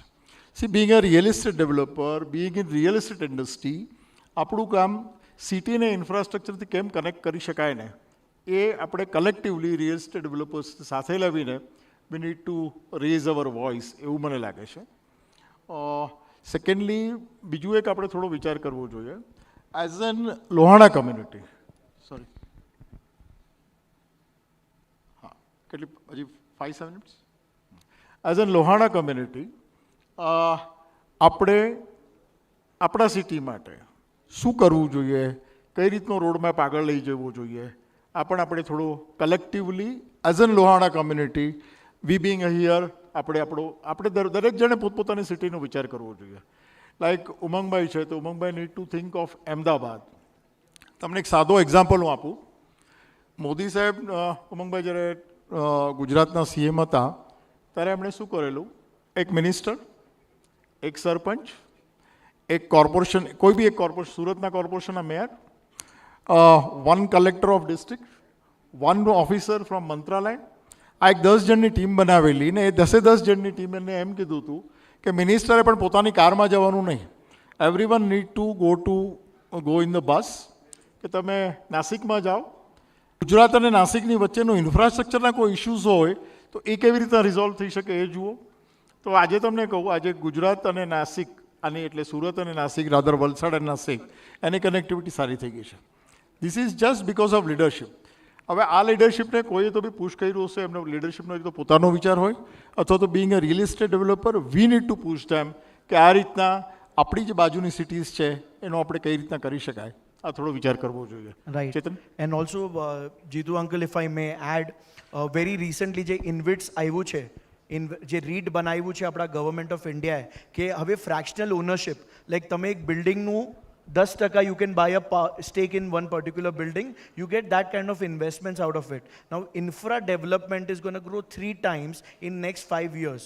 The number of roadways ne badhu je vadhwanu che, to infra ma par there is going to be a lot of money which we can make as investors. So InvITs, the government of India has started this very interesting thing where I can own 0.001% of a highway, like a Mumbai-Pune express highway ma હું એટલો stack લઈ શકું, 0.001%, અને એનું જેટલું પૈસા એ particular national હાઈવેને મળે છે એટલું મને per month I'll get a return out of it. So I think InvITs is one going to be the biggest thing which is going to take the infra of India to the next level, and being a panel from across India.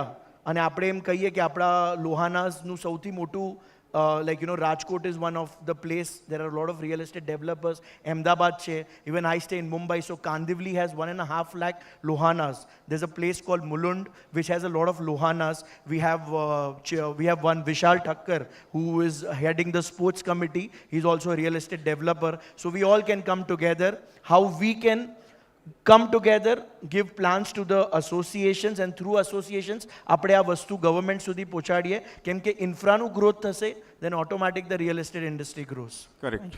So bottom line is કે we being a real estate developer collectively આપણે એ ચીજનો વિચાર કરવો જોઈએ કે આપણે આપણી સિટીની અંદર ડેવલપમેન્ટને માટે, ઇન્ફ્રાને માટે ગવર્મેન્ટને શું સજેશન્સ આપી શકાય.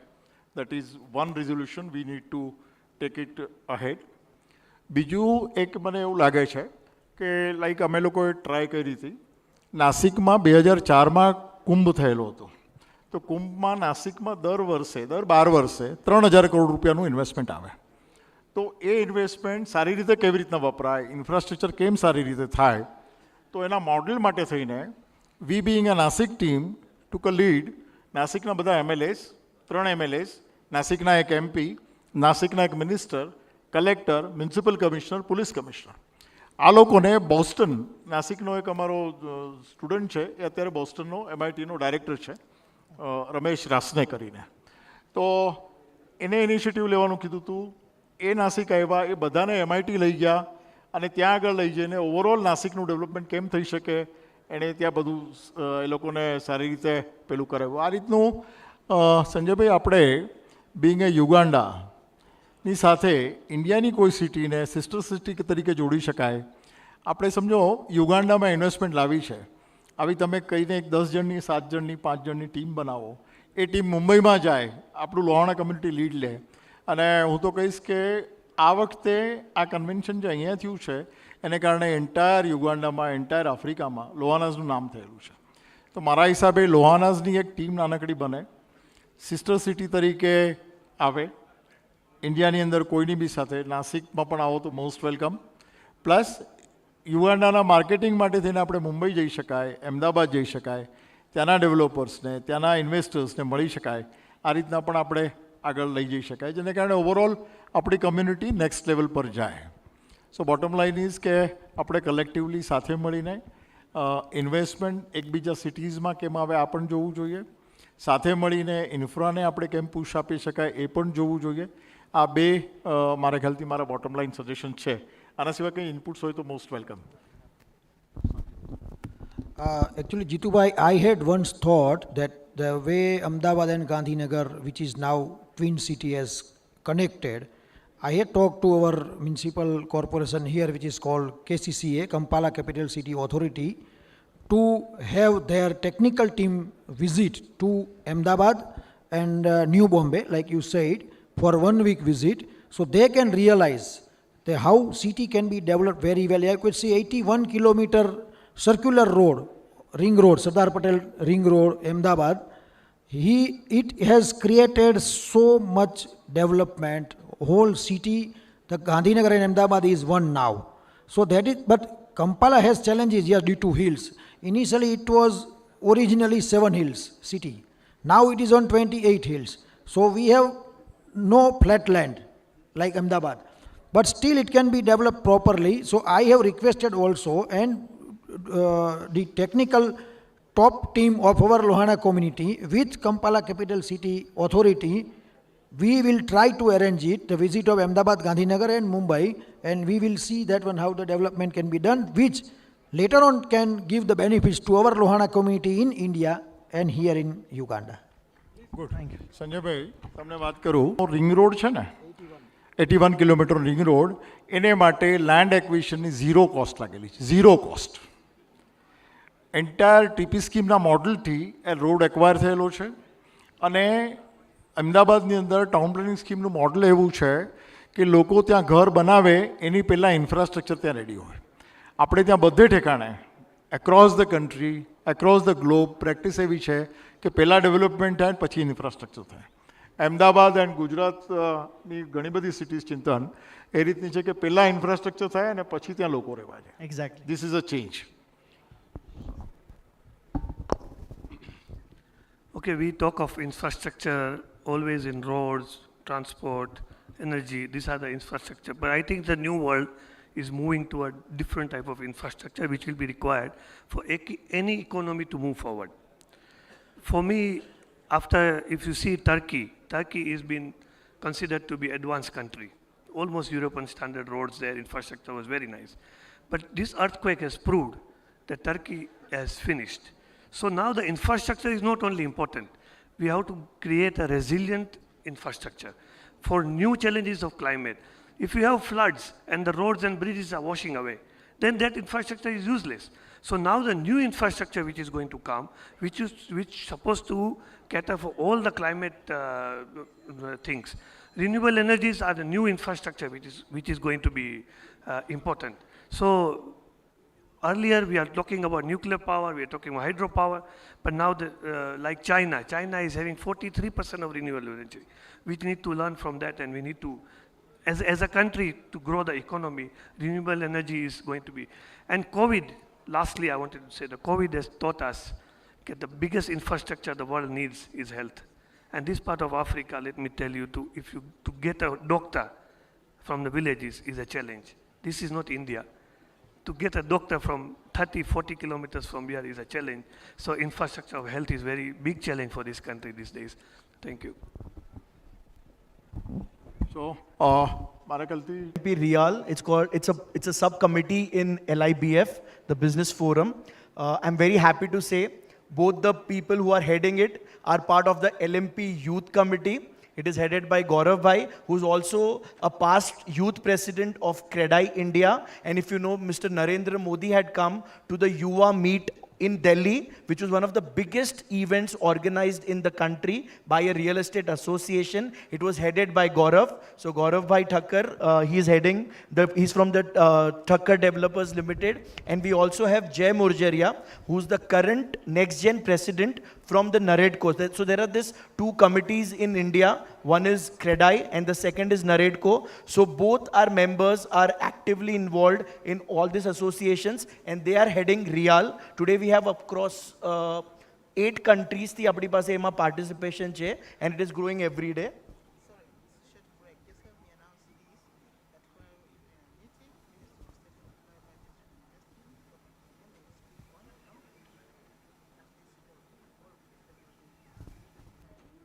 So we have a very good participation, and any members who have anything to do with real estate, they can get in touch with me. They can get in touch with Umang Bhai. They can get in touch with Jitu Bhai, and we can add you in that particular group. There's no Jai Jalaram, good morning or anything happening in that group. Any infra related topics, pan India, pan abroad, and now we will have good participation from Uganda. So we are excited. We keep sharing those things. And if it is okay, Jitu Bhai, we can have parting words from everyone and we can wind off this particular thing. So if I can start my parting words, I'll tell you, every fashion industry or every industry has one thing which will be a game changer thing for the future. So if you ask me for real estate, it is going to be the green revolution. If you are a green construction, we have to think more towards how strong our projects are.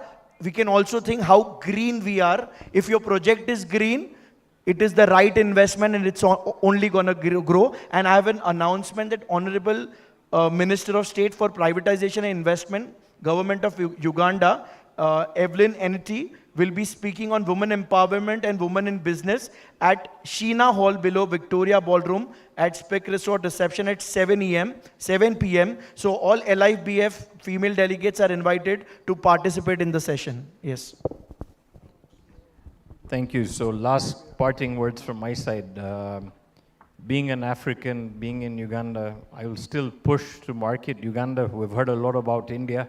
India has gone far, but we also have a lot of opportunities here. Definitely in the real estate space also, just to add, is that even in infrastructure, in 2015, there was a PPP law which was passed, which allows for private investors to invest in the power sector, which allows investors to invest in the road sector as well. So as a community, the best way we can see is that how do you participate collectively in some of these bigger projects where everyone puts in a certain amount to a certain size of a ticket and get the benefit, because returns are still very lucrative in Africa. Thank you. So thank you, Mitul. So now let us resolve one thing. In every city, we need to form real estate developers small group. આગળ આપણે એ સિટીનું infrastructure કઈ રીતના આગળ લઈ જઈ શકીએ. સો મારા ખ્યાલથી આટલું કરીને we need to end the session. So thank you very much. Thank you for participation.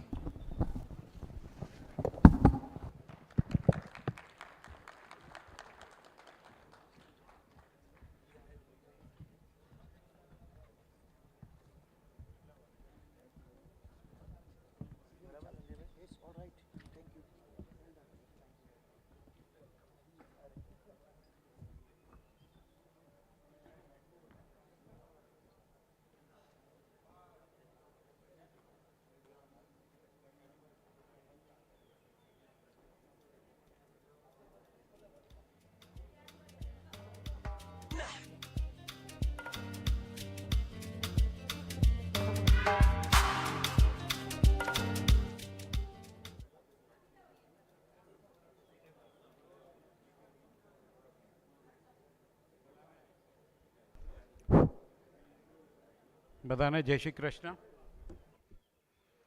મને ખબર છે આજે બહુ મોડું થઈ ગયું છે, પણ વાંક આપણો જ છે. આપણું 9 વાગ્યાનું સેશન 10 વાગે ચાલુ થયું. એક સજેશન એવું આવેલું છે કોઈક લોકોથી કે we do these 2-minute presentations we do at 9 a.m. tomorrow. If you all are willing to, we are more than happy to. And whoever wants to do today, we can continue. Choice is yours. શું કરવું છે? Okay, કરી નાખો. અમુક લોકો કહે છે તો આપણે એમ કરશું કે જે લોકો તૈયાર હોય આજે કરવા માટે આજે કરી નાખીએ. Let me announce કે tomorrow, just repeating, there will be 3 breakout sessions starting from here at sharp 9 o'clock.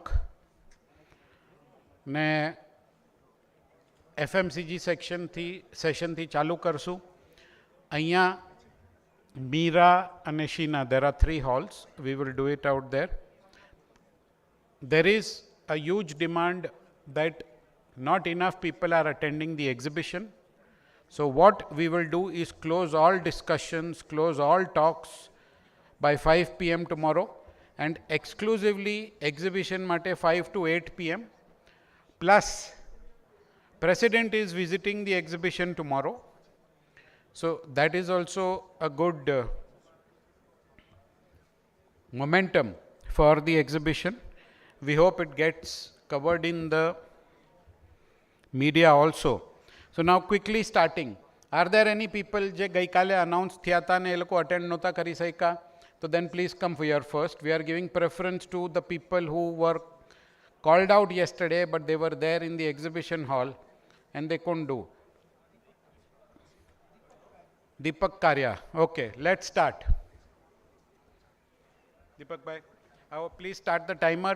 Let's try and keep it as quick as possible. Less than 2 minutes. So ઘણા લોકોનું આજે થઈ જશે.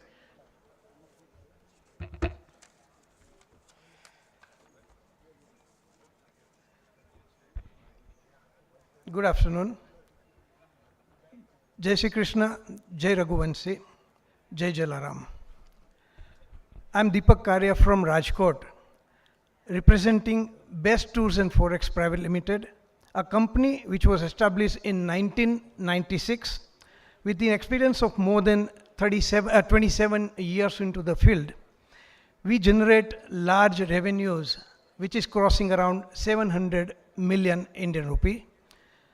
We are accredited by IATA, TAI, TAFI, OTY and Reserve Bank of India, full-fledged money exchange bureau. We have a team of professionals with the help and with the leadership of myself and my family members, consists of my wife, my son and daughter-in-law. We work toward a vision of achieving a passion to become most preferred travel agency in the globe before 2030, which is possible with the core values of the company like integrity, transparency, customer first approach, efficiency in service, commitment to commitments and punctuality. We provide all travel related services under one roof, starting from international domestic air tickets, passport, visa, immigration, international and domestic package tours, and group series departures all across the globe. We also have our valued presence in the region as a full-fledged money exchange bureau. We specialize in international group departures, and we also do huge volumes into dealer incentive groups and conferences all across. We have our online presence through besttours.online, a travel portal, and I wish to be a service provider to all fellow Lohanas. Thank you so much. તમને જો દારૂનું કે તમાકુનું વ્યસન નહીં હોય તો હું ખાતરી આપું છું બેસ્ટ ટૂર્સનું વ્યસન કરાવી દઈશ. Thank you. હર્ષિલ ગઈકાલનું હતું? ના, વી આર ગોઈંગ ઇન. હા, ગઈકાલનું તમારું હતું. આ કોઈકનો ફોન રહી ગયો છે દીપકભાઈ આ ફોન મારો લઈ લઉં આવો સાહેબ મારું ખાલી સ્લાઇડ શો છે હા ટિકિટ ફ્રી ચાલો 1.5 લાખ રૂપિયાની ticket free. Hello everyone, I am Jitendra Sachde representing Manicare Hygiene Limited. Kindly show my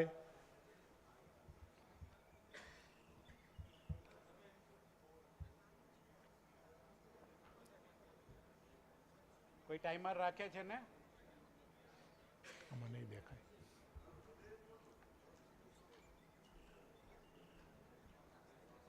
સાહેબ વાત કરો ને તો it's more effective. We are largest manufacturer of goat swab in India. Daily we are producing 1 million pieces of goat swabs, and now we are exporting to at least 25 countries across the world. Uganda, Ghana, Kenya, Zambia and Australia is our main customers. In India we are supplying across all the multi-specialty hospitals, orthopedic doctors, all the surgeons are our main clients. We are established in 1994.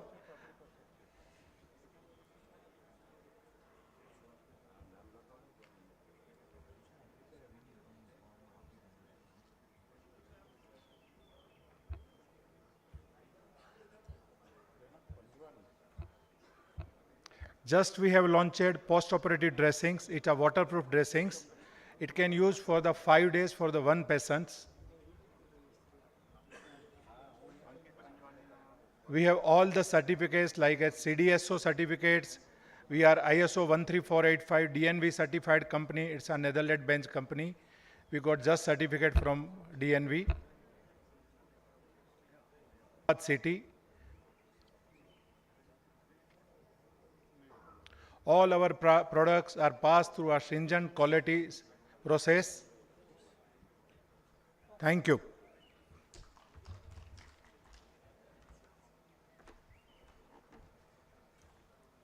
Are there any leftovers from yesterday? Koi che? Otherwise we'll go sequentially. First name is Yogesh Thakkar, Ashirvad Tools. Is he there? Yogesh Thakkar, Ashirvad Tools. Dharmendra Raichura, Steel Masters International. Is he there? Rajesh Manek, Accurate Built. Kamlesh Kanabar, Kanabar Estate.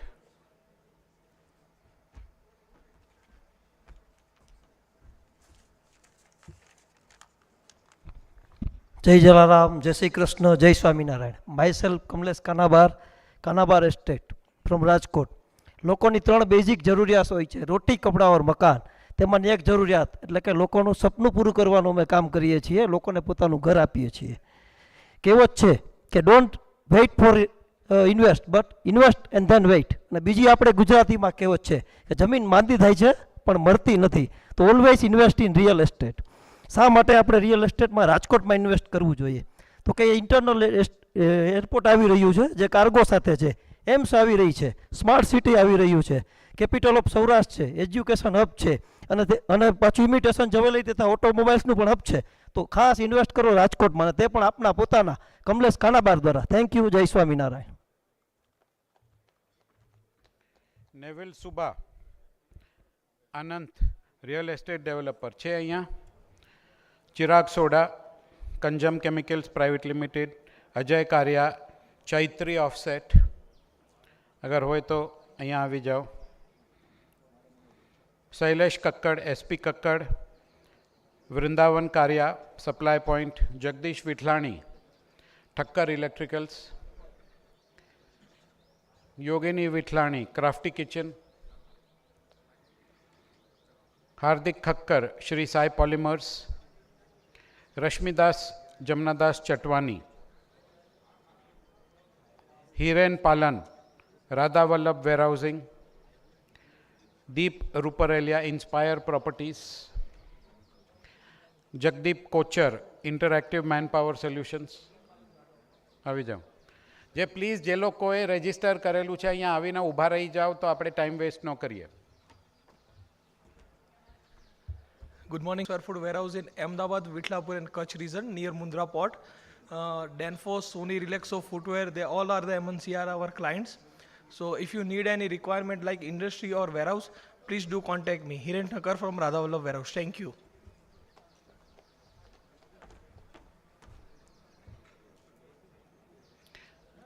Deep Ruparelia, Inspire Properties. Jagdeep Kochar, Interactive Manpower Solutions.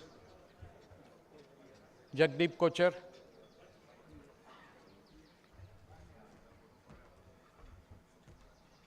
Thank you. Jai Shri Krishna.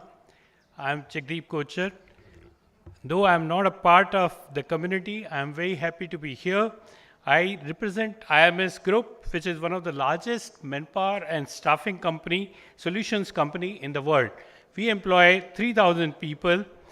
We help identify the best talent for hundreds of companies, currently mainly in US, UK and Australian markets. We are based mostly in Ahmedabad, but we have offices in Jaipur and Manila. Latest is security of IT systems to us and will take care of the rest.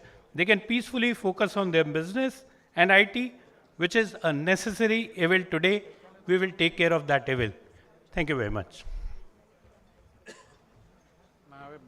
Last Sheetal Popat Travel Care Limited. Vrishik Rajani, Cabbage Soft Technologies. Nishant Badiani, Richie Rich Infotech. છે તો પછી તમે પાછળ રહી જશો તો plane ઉપડી ગયું તો કાંઈ નહીં બચે. આવો તમારું નામ? આવો.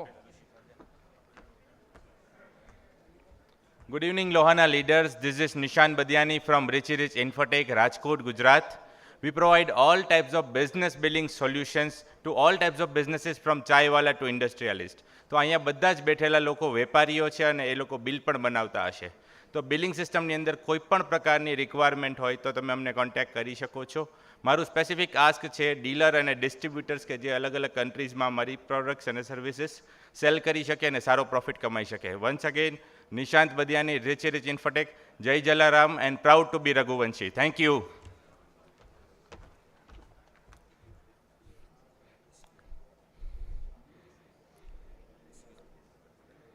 મિત્તલ ખેતાની.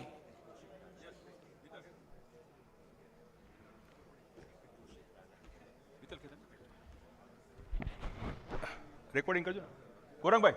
રેકોર્ડિંગ. જય જલારામ મિત્રો.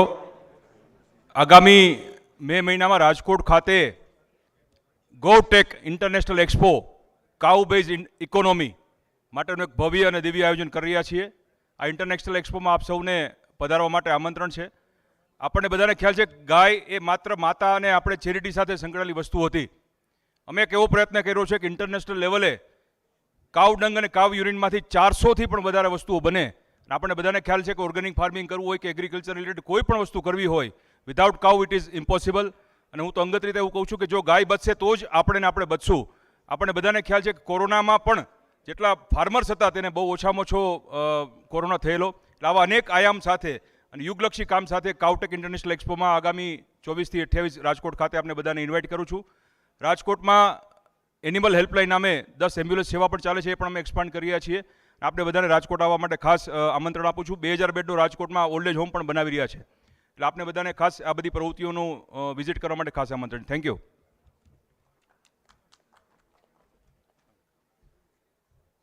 Hi everyone. Thank you for organizing. Okay. Hi everyone. Thank you for organizing such a great event. And we are from Kabbage Technologies. We are providing software solution, including in Uganda also. So if you want to connect, you can connect anytime.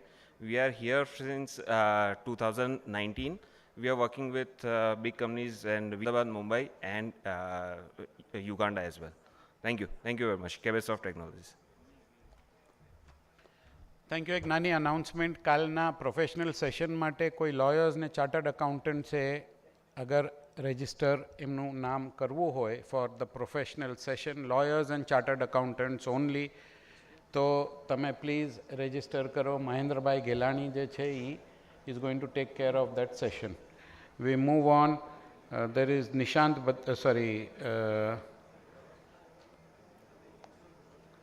વૃશુક રાજાની, રીચી rich, Mittal ખેતાની પણ થઈ ગયું. Gaurang Shri Giriraj hospital છે. ભાઈ પાછળ નહીં ઊભા રહ્યો. મેં કીધું તમારે જે લોકોએ રજિસ્ટર કર્યું એ પ્લીઝ આગળ આવીને ઊભા રહ્યો. Let's not waste time.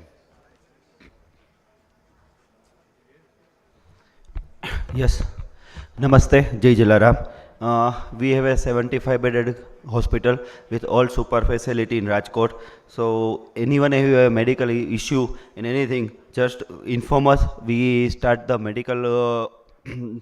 Hello, yeah. We have started the medical tourism is also. We have a critical care, cardiology, pulmonology, internal medicine, nephrology, urology, all super facility. We have also a cardiology facility. Thank you. I am Gaurang Thakkar from Rajkot. Krunal Thakkar, strings FP. Umangbhai, તમે ત્યાં બેસેલા છો. તમે ધર્મદેવ ઇન્ફ્રાસ્ટ્રક્ચરનું લખાયું છે, તમારે વાત કરવી છે કે જવા દઈએ? Mukesh Thakkar, હાયા ઇમ્પેક્ટ્સ.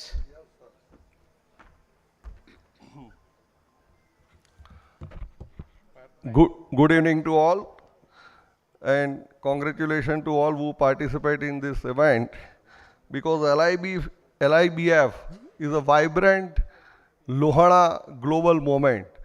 So one say that Haya Impacts is situated in Ahmedabad. We are dealing in several machineries like garment industries, textile industries, weaving industries, orthopedic industries, and also we are 20 years experience of this machineries, and I am myself from since last 40 years back to the textile industries. So any question, any query, we can solve the problem, and we have outsourcing of orthopedic, all sources we have. We are dealing in India, AAA company in our country, but this is a pride moment for us to explore ourselves in such an international platform.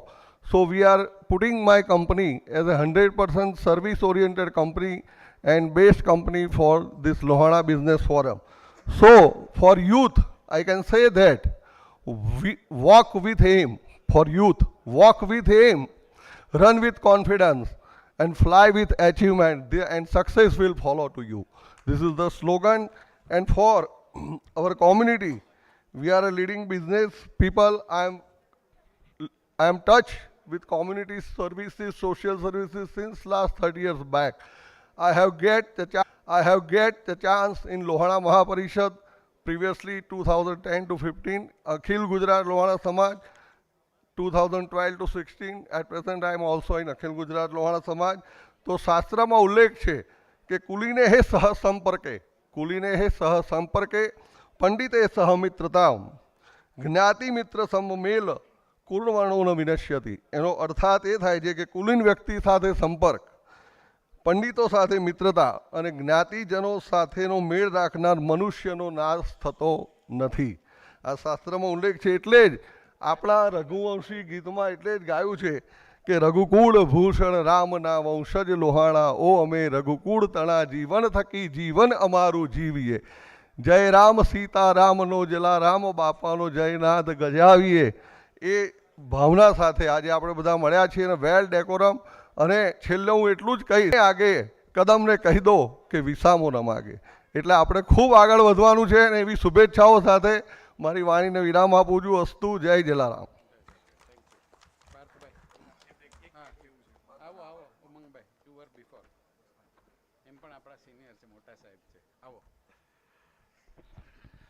મિત્રો,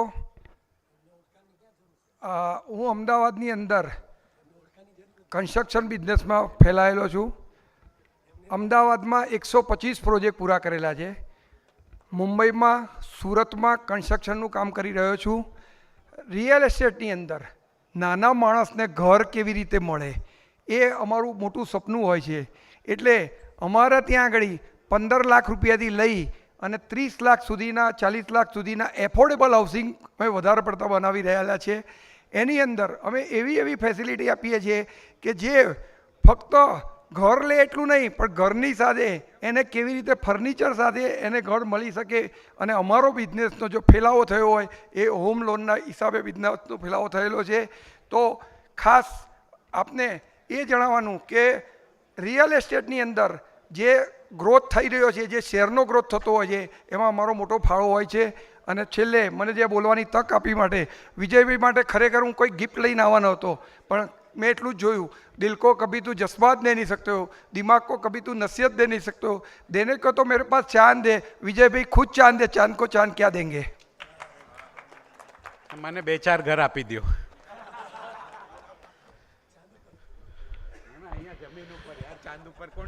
Very good evening to all of you, and finding myself after a lot of speakers that who has spoken, I would like to tell you, like every wife tell to their husbands, that I shall not keep you wait for the long, but I don't know how to do it any differently.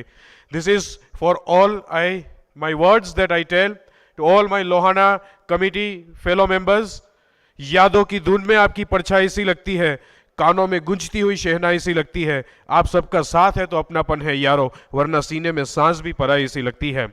When I would like to also insist to all motivational speaker who has touched more than the life of 25,000 students, faculties and individuals till today. I wish anyone, anywhere you need where I could be helpful to the youngsters, to your organizations, it will be a pleasure for me to be there, to guide them. And once again, to entire team of them. We have lot of problems, lot of suggestions and lot of things to tell. When we go there, when we tell them, and the way they respond, the entire team, whether it's our President Satish Bhai, Vijay Bhai, Nitin Bhai is here, Bharat Bhai, entire team, when they respond and you give the satisfaction that, okay, we'll take care of the things, this is really an amazing. This is really the good start. And to all of them, આપણો problem લઈને જઈએ ને જ્યારે solve કરે ને ત્યારે એવું લાગે છે અને એવું ફીલ થાય છે कि वो मेरे चेहरे तक अपनी उदासियां लाया तो था, मैंने उसका हाथ चूमा और बेबस कर दिया. To all of them, thank you very much for organizing it, and anywhere, anytime, any collaboration with the universities and students where I could help you, it would be a pleasure. 2 minutes were given to me, 5 seconds is still remaining. This is what you call profit, and as a Lohana, you should know this. Thank you very much. Jai Jalaram, Jai Mahaparishad. ખાલી બધા પાર્થભાઈના shoes જોજો, મેં એવા shoes આજ દિવસ સુધી જોયા નથી. કલ્પેશ, અરે ભાઈ માઇક. હા ભાઈ પાર્થભાઈ, તમારે હિસાબે માઇક પણ બંધ થઈ ગયું તમારા શૂઝ જોઈને. કલ્પેશ ગણાત્રા, ઓરા design.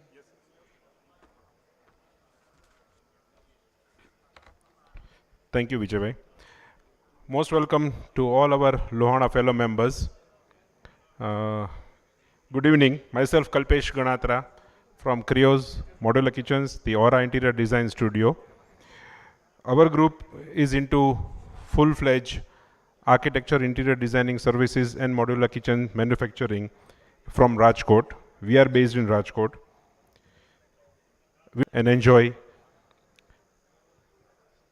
For that, we have a live example over here in Kampala. Sanjay Bhai Adhia, Akash Bhai Adhia no project, the Aura Residency, અમે આ ડેવલપ કરેલો છે, જેમાં 7-story બિલ્ડિંગમાં 18 flats of 3 BHK full furnished, totally exterior elevation, landscaping, એમના 2 penthouses, બધું ready થઈ ગયું છે. તમે લાઈવ કંપાલામાં મારો પ્રોજેક્ટ જોઈ શકો છો. Another thing is કે we are also we try to develop spaces, જેમ સંજયભાઈ ઠક્કર આપણા ચેરમેને કીધું હતું કે ગ્રીન બિલ્ડિંગ્સની બહુ જરૂરિયાત છે જે ઇન્ડિયામાં ડેવલપ થઈ રહ્યું છે. તો we try to build more spaces which are eco friendly and which are more green buildings. Along with this, we are also into giving good health to people. Kept the live demo at our exhibition, and our stall number is D3. So I kindly request you all to visit our stall. One more thing, આપણે આપણા better half, આપણી વાઈફને રાજી રાખવા માટે સારા સારા આભૂષણો લઈ દેતા હોય, સારા સારા કપડાં લઈ દેતા હોય, પણ તોય ક્યારેય એ રાજી રહે છે? કોઈ એક એવું મને કહી શકે તો I would be more then happy. એક વખત અમારા ડિઝાઇન કરેલા ઘરમાં એમને ગિફ્ટ કરો અને ધેન યુ સી કે એમની પાસે કોઈ તમારી પાસે ડિમાન્ડ કરવા માટેનો મોકો નહીં રહે. એટલું સરસ સ્વર્ગ જેવું સપનું એમનું અમે સાકાર કરી આપશું. Thank you. જય જલારામ, જય શ્રી રામ. થોડું સ્પીડઅપ કરવા માટે હું 3 નામ કહું છું. પ્લીઝ તમે ઉપર આવીને ઊભા રહ્યો. જયેશભાઈ સેદાની, મનીષ ગનાત્રા, નિકેશ દિનેશ મહેતા. કોઈ છે આમાંથી? ના, નામ હું વાંચું છું, એમાંથી કોઈ છે? અમિત રાયકુંડલિયા, રામકુમાર બરચા, ચિરાગ વસંતકુમાર ગડેસા, લિનેશ એસ સુંદરાની. આવો. પ્રતિક ચોટાઈ. આ હોય તમે 3 લાઈનમાં આવી જાઓ. Thank you Vijaybhai. Good evening everyone. છેલ્લે સુધી બેઠેલા અને અમારી સ્પીચ અમારા જે લોકોની સાંભળવા માટે રોકાયેલા લોકોને thank you very much. Okay right. Thank you very much તમે છેલ્લે સુધી બેસવા માટે થઈને. Myself is Chirag Gadesha from Rajkot. Our company's name is Rototon Polypack Private Limited. We are in the manufacturing of the flexible packaging, and actually we are dressing up the product precious for many industries. So we are already doing the printing more than 4,000 products in our floor, and we have a setup of 11,250 square meter in Metoda, and having a planted setup of 65,000 square feet, and production is capacity we have of 15,000 kg per day. So getting a good market over here and a planted setup over here also. So thank you very much, and thank you again.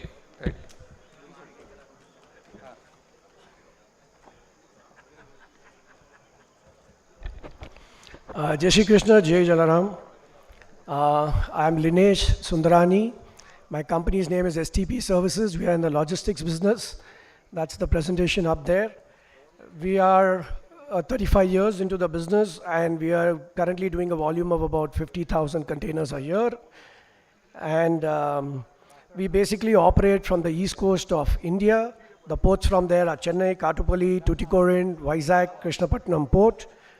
And basically we are a one-stop shop for all the importers and exporters, because we cover all the activities related to the logistics. We have 2 CFSs in Chennai itself.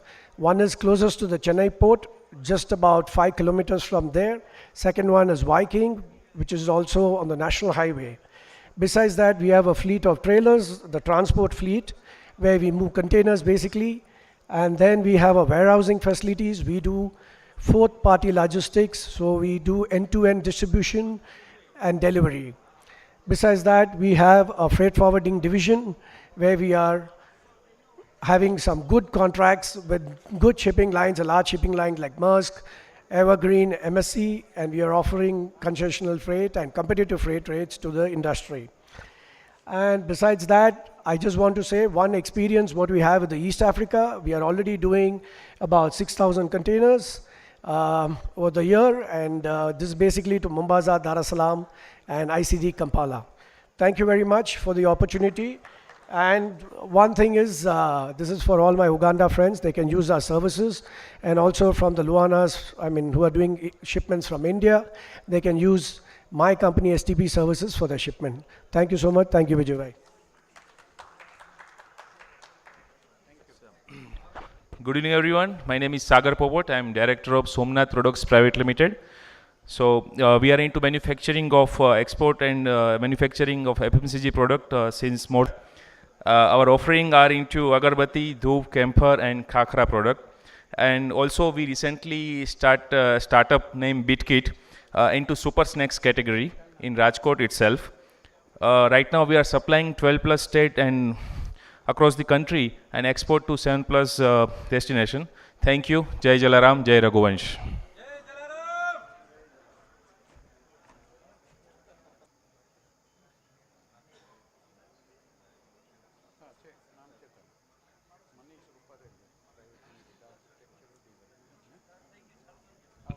Can someone put up a presentation, please? Thank you. Good evening. My name is Sonal Thakkar. I am the co-founder and CEO of the company called DieQuery Digital. Name DieQuery primarily is combination of digital and query, and that's what we are. We are the answer to all your digital queries.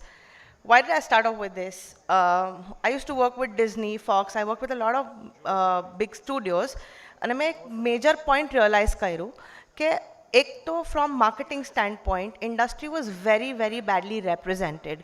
Everyone would overpromise, underdeliver. Nobody really had a clarity of how do you build your idea of starting DieQuery was to clear a lot more ideations. Can we go to the previous slide, please?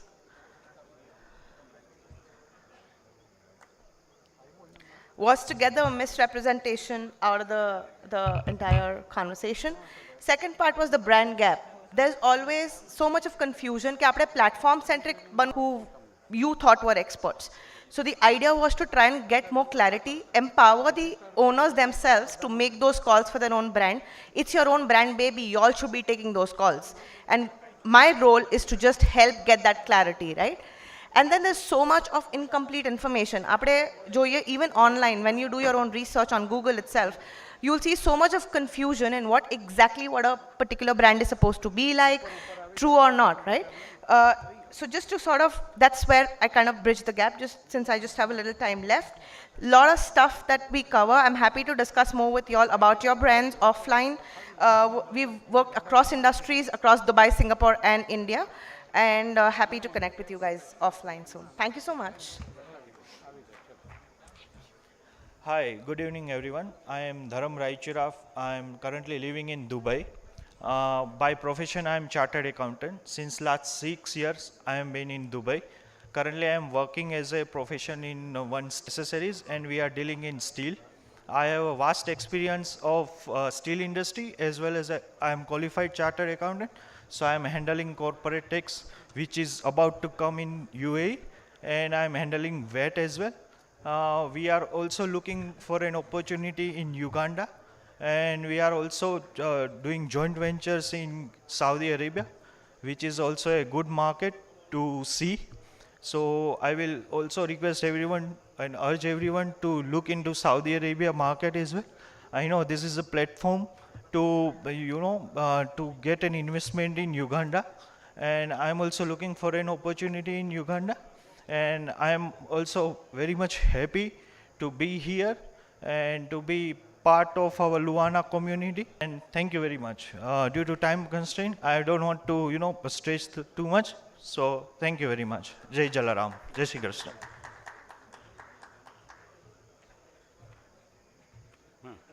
Sutyo, bolo jaldi.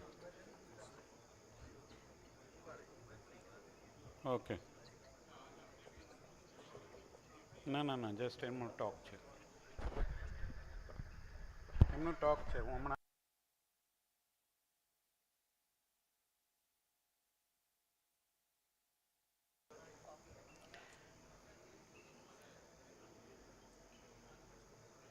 Sheetal Popat Travel Care. છે અહીંયા Amrish રૂઘાની MSR services, Priyesh Kotecha, B free.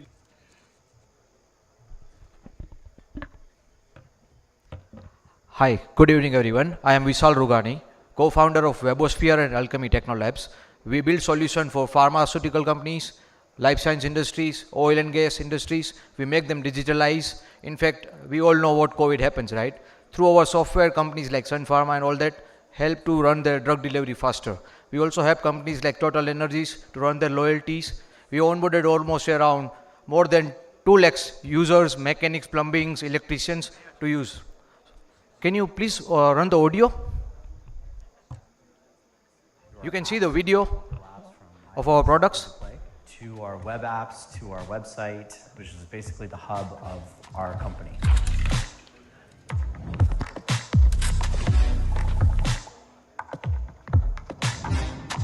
From a founder perspective, I don't have a large tech and put it into a nice, seamless timeline for us.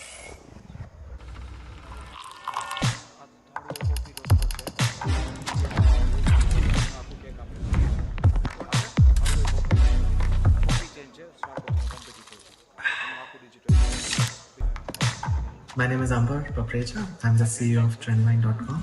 They were able to understand what we needed. The entire team is very, very comfortable with tech and design, and that's a deadly combination in today's world.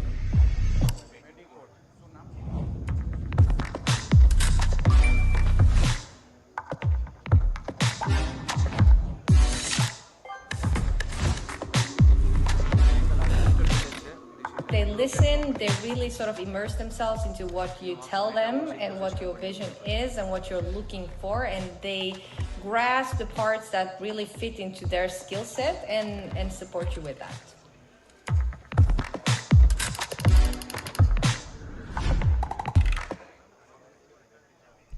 Thank you, everyone.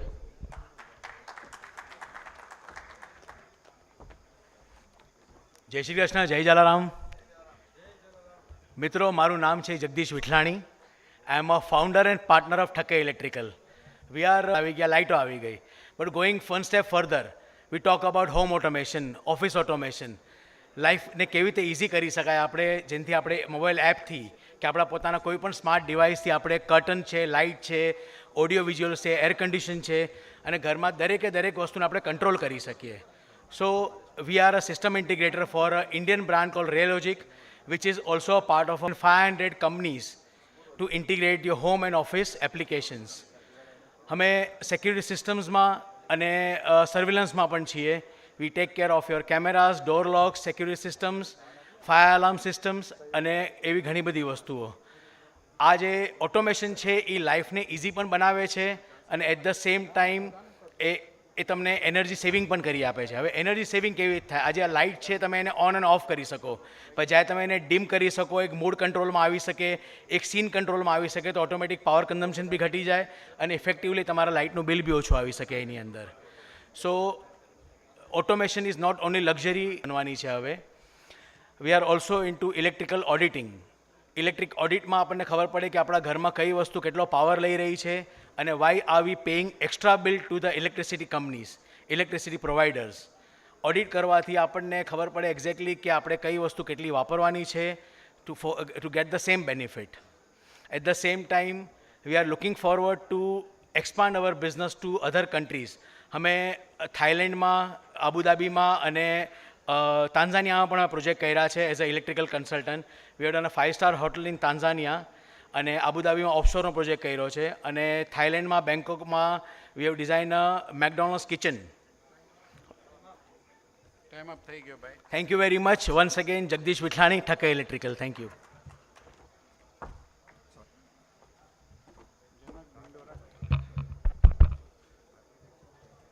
Good evening.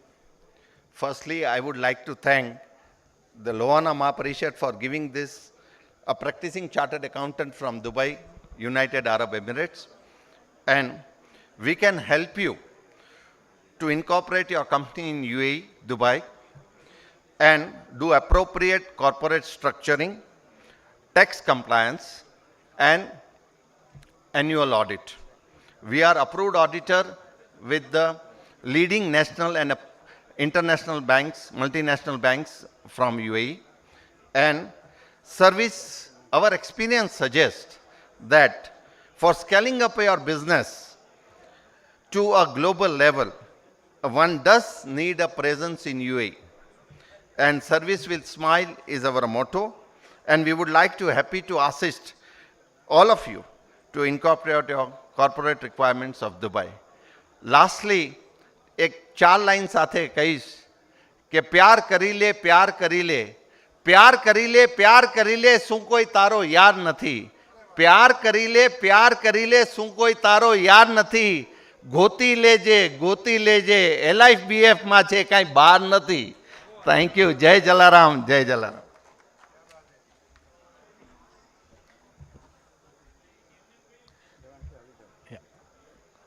Jai Jala. Can you please share this my slide? Daksh, please. Yeah. So I'm the founder of Daksh Consulting Group. We are in technology applications specifically for SAP implementations and support and robotic process automations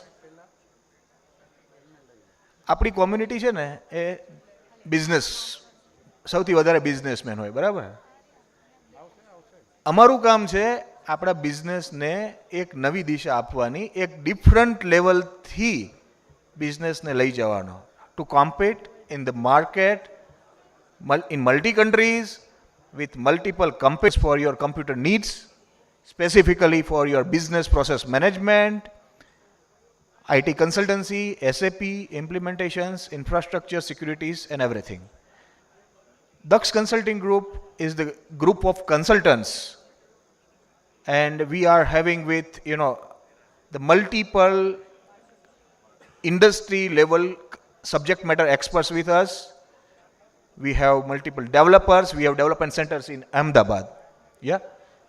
So કોઈ પણ તમને લાગે કે ભાઈ મારા ધંધામાં મારે એક ડિફરન્ટ લેવલથી લઈ જાવો છે તો we are here, right? So connect with us anytime. જય જલારામ, જય રઘુવંશ, જય મહાપરિષદ. દેવાંશી રૂપરેલિયા, એમના મને લાગે છે કોઈક બહાર ઊભા છે, ફોન ઉપર વાત કરે છે, એમને તમારું સાંભળવું હોય તો પ્લીઝ અંદર આવી જાઓ. દેવાંશી પછી Meeta પબારી.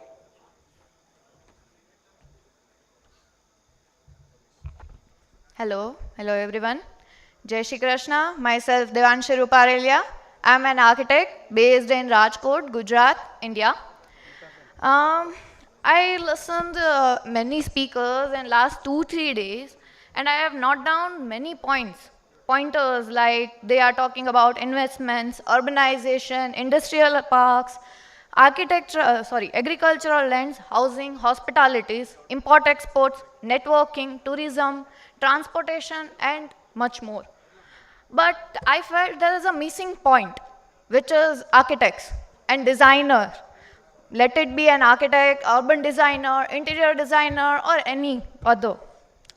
They are not talking about designers, but I think they are most important link in all the sectors so it could work properly. Think, if there is no proper port design, how would an import-export work?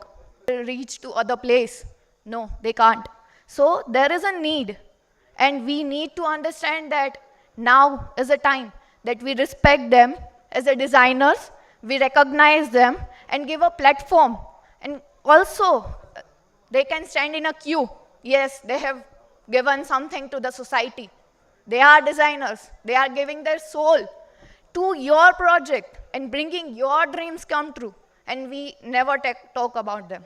So I think this is the most important thing rather than talking about what I saw. Thank you. Thank you everyone for giving me time. And thank you Lohana Samaj. Thank you. પૂજા કારિયા.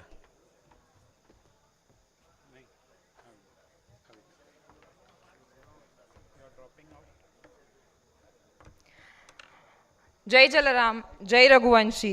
હું રઘુવંશીની દીકરી મીતા પબારી બધાને સૌથી પહેલાં thank you કહેવા માગું છું. આ Lohana international business ફોરમના આધારે હું એટલા બધા લોહાણા ભાઈઓ બહેનોને મળી, એના માટે thank you. I would also like to thank all the organizing committee and the volunteers who made us feel home away from home. I'm Meeta. I'm a founder and executive director at SmartSense Consulting Solutions Private Limited, Gandhinagar. SmartSense is a product design and engineering company. We work in latest technologies like blockchain, data science, IoT, cloud computing, AI, ML. We have experience in working with companies like BASF, TU Ireland, Certified EY, IBM, across Europe, USA, New Zealand, Australia, India, and much more. We do have our own products in latest technologies. In IoT, we have our product named Do, which falls in home automation category. I have a demo kit with me in case if anybody is interested. Let's connect. Our second product is Foster. It is an ecosystem for a college student, universities, and corporates. Third product is Smart Proof, which authenticates certificates with easy verification using blockchain technology. Thank you, everyone. And I'm also willing to get more clarity for SEZ framework, as we are in science and technology field. for East African company. Thank you.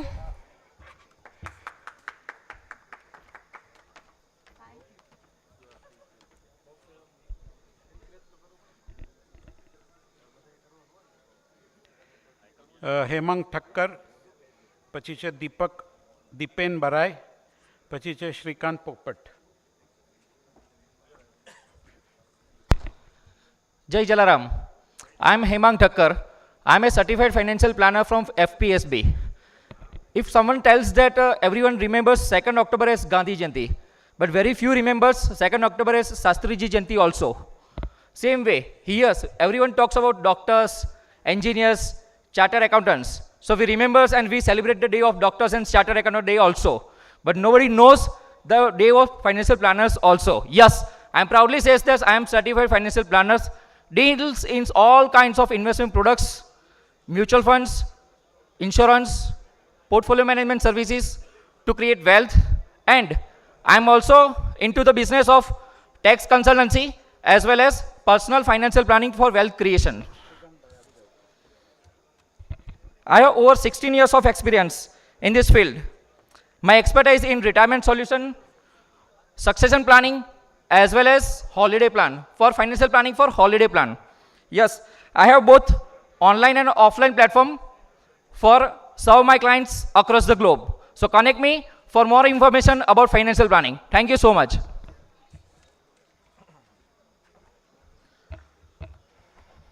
Hello everyone, Jai Shri Krishna, Jai Jalaram.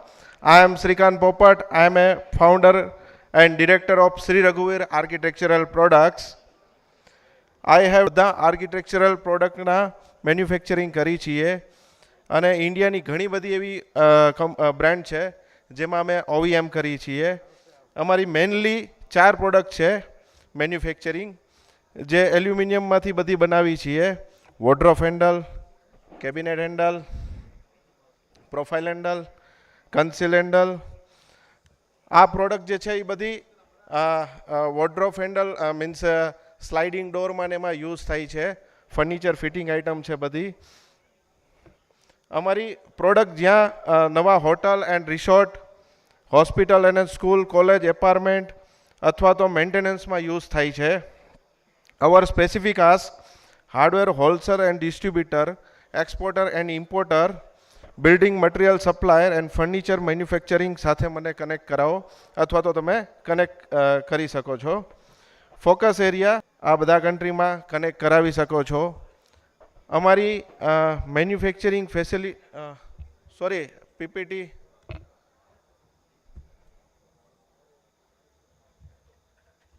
એને આપેલી હતી. એટલા બધા લોકોમાં એ લોકો પણ થોડા confuse થાય ને. શું કરું, હોલ્ડ કરું કે પછી એમને પીપીટીને ટાઈમ લાગવાનો હોય તો આપણે બીજાને બોલાવીએ કે છે?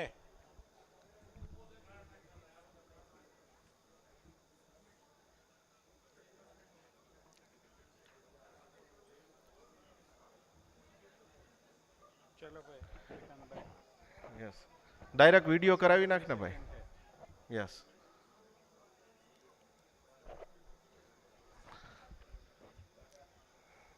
અમારી મેન્યુફેક્ચરિંગ ફેસિલિટીનો એક નાનકડો વિડીયો તમને પ્લે કરાવું છું.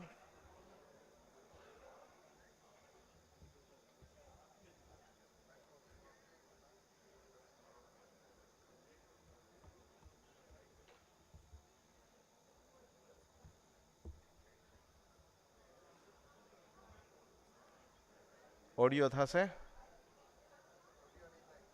કોઈ પ્રોબ્લેમ નહીં. 30 સેકન્ડ. અમે તમારાથી ચાર્જ લઈશું. કોઈ વાંધો નહીં, કોઈ વાંધો નહીં. બસ $250 આપણે એમનાથી લઈશું. એક જ લાઈન છે હવે પ્લસ. Thank you. જય શ્રી કૃષ્ણ, જય Jalaram. Thank you. Harshad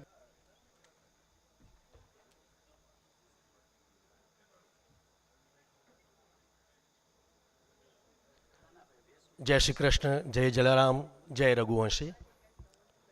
This is Kamlesh Thakkar from Gandhinagar, Gujarat. I am the CEO of Suryam Group of Companies.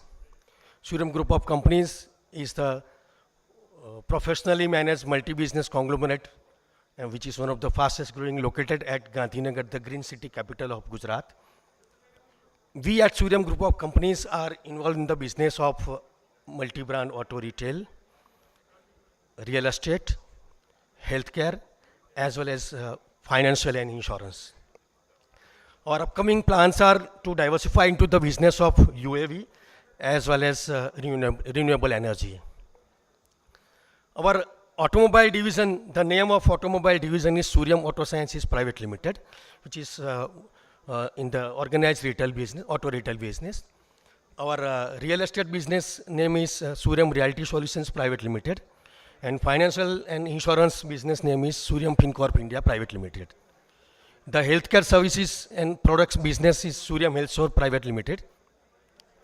Now, we not only believe in generating the revenue for our company, we also believe that whatever we earn and whatever revenue we generate, that is only because of the society we are living in. So, as a principle and as a culture of my father, we strongly believe that whatever we earn from the society, we should definitely give it back to the community and society.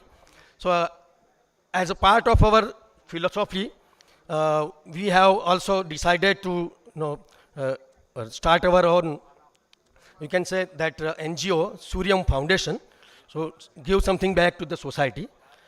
Hereby I offer my selfless services to the Lohana fraternity. Everybody, any Raghuvanshi brother, sister, if any kind of help or assistance required from my end, I am ready for that. Thank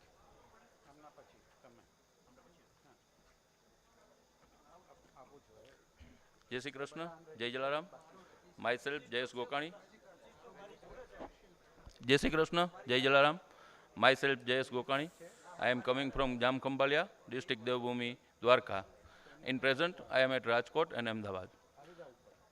These few minutes, which is given by Mahaparishad, I not want to say what I am and what I do. I only spend these few minutes for thanks to Lohana Mahaparishad and Satishbhai Vithlani and all his team. And also remember, this time, I remember the great person, great person, Mayurbhai Madhwani and all. My honor, and I want to give honor, and I take from Prasadi of Dwarkadhish, specially for this. And I request to all, please give my honor. Thanks a lot.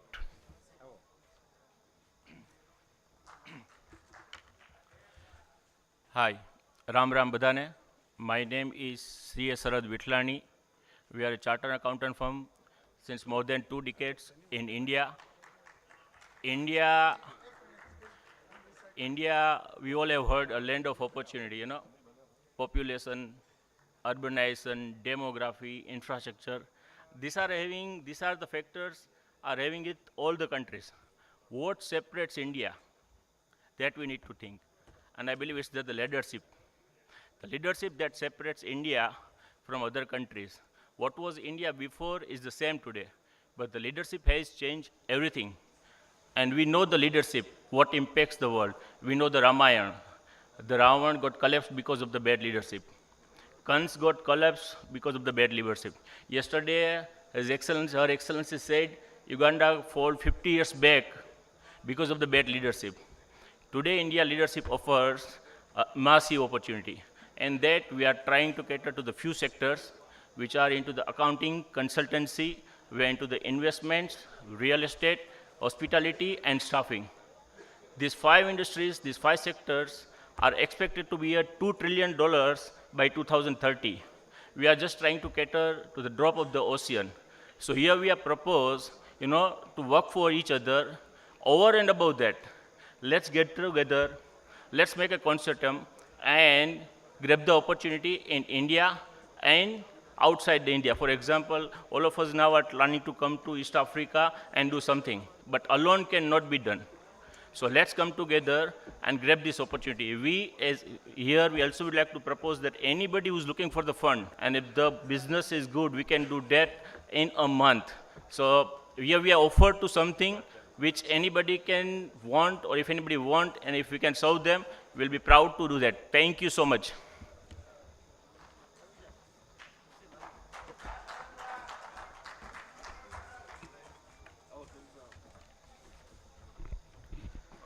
Imagine you are going to watch a film in theater with your family, and you will see your name on a big screen as an Amazon Hotstar or a Netflix, and as lights go on, it shows your name as a producer. Imagine on YouTube, you are watching an album song or a mini web series, and you have see your name as a producer. I guess everyone has a dream to have their name on a big screen, and we are here to fulfill this dream. Good evening, my elders, my mentors, and my young friends. Myself, Harshil Kanabar, founder of Holy Ideas Production, and we deal in filmmaking and creative communication design for brands. Let me talk first about filmmaking. We provide end-to-end solution from scripting to post-production, all under one roof for films, web series, TV commercials, ad films, corporate films, hashtag campaigns, album songs, short films, and so on.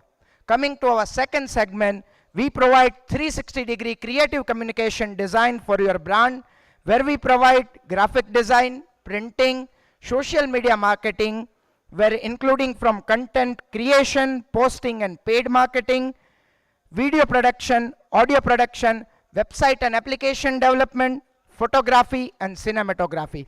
Currently, we have 2 offices, one at Rajkot and another at Anand.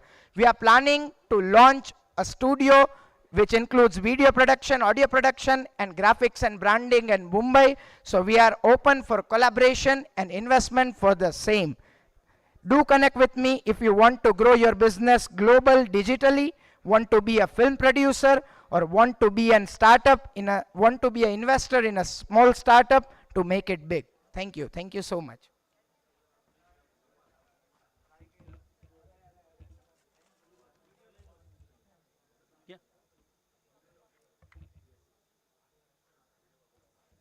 Hello, Jai Shri Krishna, Jai Jalaram. Welcome to the land of opportunities. આ નામ રાજકોટ સિટીનું છે. Welcome to the land of opportunities. મારું નામ અશ્વિન ઉનોટ. અત્યારે અમારે અમદાવાદ પણ office છે, પુણેમાં પણ ઓફિસ છે, અને એ સિવાય ડાયવર્સિફાય બિઝનેસમાં અમે લોકો 15 યર્સ સર્વિસ એપાર્ટમેન્ટ રાજકોટમાં સેલ્ફ કેટરિંગ સર્વિસ એપાર્ટમેન્ટ ચલાવે છે. હમણાં નવું અમે કોવર્કિંગ સ્પેસ વર્ક ઇઝીના નામથી ચાલુ કર્યું છે રાજકોટમાં, અને હજી વધારે અમે એના માટે આગળ વધારવા માટે પ્લાન કરીએ છીએ. અમે રાજકોટમાં ઇન્વેસ્ટમેન્ટ શા માટે, તેના માટે કહીએ છીએ કે રાજકોટમાં જેટલું લેન્ડ એપ્રિસિએશન છે કદાચ સૌરાષ્ટ્ર ગુજરાતમાં કે ભારત વર્ષમાં કદાચ નહીં હોય એટલું લેન્ડ એપ્રિસિએશન રાજકોટમાં છે. એટલા માટે અમે રાજકોટ બધાને ઇન્સિસ્ટ કરીએ છીએ કે ઇન્વેસ્ટમેન્ટ કરો એમ. રાજકોટમાં અત્યારે એમ્સ બની ગયું છે, ગુજરાતમાં એકમાત્ર રાજકોટમાં છે. રાજકોટનું greenfield airport, international airport 250 hectares of લેન્ડમાં તૈયાર થઈ ગયું છે, જે મોસ્ટલી આવતા મહિને એ ચાલુ થઈ જાય છે. એ સિવાય સ્માર્ટ સિટી રાજકોટનું બન્યું, જેમાં convention centre, Atal Sarovar, there are so many things coming up. અને બીજું કે રાજકોટમાં જે રીતે અમદાવાદ રિવરફ્રન્ટ છે એવી જ રીતે રાજકોટનો રિવરફ્રન્ટ પણ તૈયાર થઈ રહ્યો છે. એક બીજું રાજકોટનો પ્લસ પોઈન્ટ એ છે કે રાજકોટ બીજા બધા સિટીથી ખૂબ જ પીસફુલ છે અને ઇન્વેસ્ટમેન્ટ માટેની ખૂબ જ સારી ઓપોર્ચ્યુનિટી. બીજું કે સૌરાષ્ટ્ર ગુજરાતમાં જે બધી ગરમીઓ પડે છે ને રાજકોટ સાંજે કૂલ થઈ જાય છે. એટલે અમે બધાને એમ કહીએ છીએ કે તમે આવો રાજકોટ અને રાજકોટની મજા માણો. રાજકોટ રંગીલું રાજકોટ છે, કારણ કે સોશિયલી બધા ખૂબ જ કનેક્ટેડ છે, અને હોસ્પિટલો, સ્કૂલો, કોલેજો, રાજકોટમાં એન્જિનિયરિંગ કોલેજો, હોસ્પિટલો ખૂબ જ છે. And welcome to Rajkot. જય રઘુવંશ, જય સિયારામ, જય Shri Krishna. Thank you.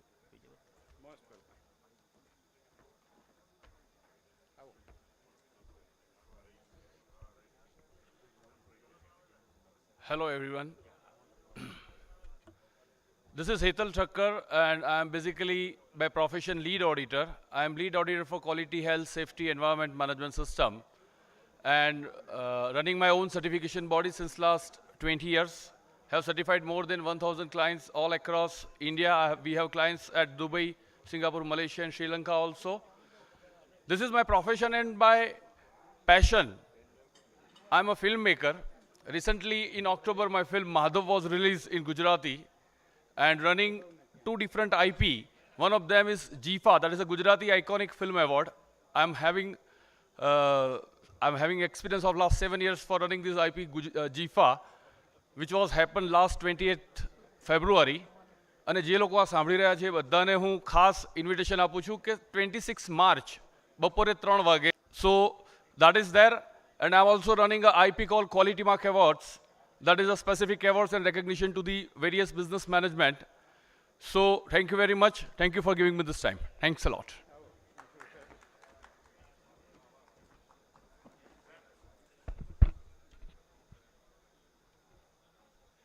Jambo Karibuni. I'm Jitu Mashru from Kenya. I was born in Mombasa, bred in Mombasa, still living in Mombasa. We are in a logistic business for last 3 decades or more, running a company called P.N. Mashru Limited, based in Mombasa, serving from Port of Mombasa. We give a comprehensive logistic services. Comprehensive logistic services including port clearance, border clearance, up to the destination. Moreover, we provide services within Kenya, across the borders, up to Uganda, Rwanda, and DRC. Now coming to Uganda, we are also running a small to medium-sized industries. The first one is surgical cotton, which we produce from the raw cotton, which is largely available in Uganda, which we normally sell to the hospitals and the various pharmacies. Secondly, we are also doing a paper conversion in Kampala. We manufacture toilet papers, serviettes, box tissues, and we are about to start the sanitary pads. And also we are having a booth at the exhibition center. Its booth number is AB06. Anybody who is having the similar industry can visit us and we can expand the businesses together. And lastly, not forgetting Satish Bhai and his entire team for the job well done. Thank you.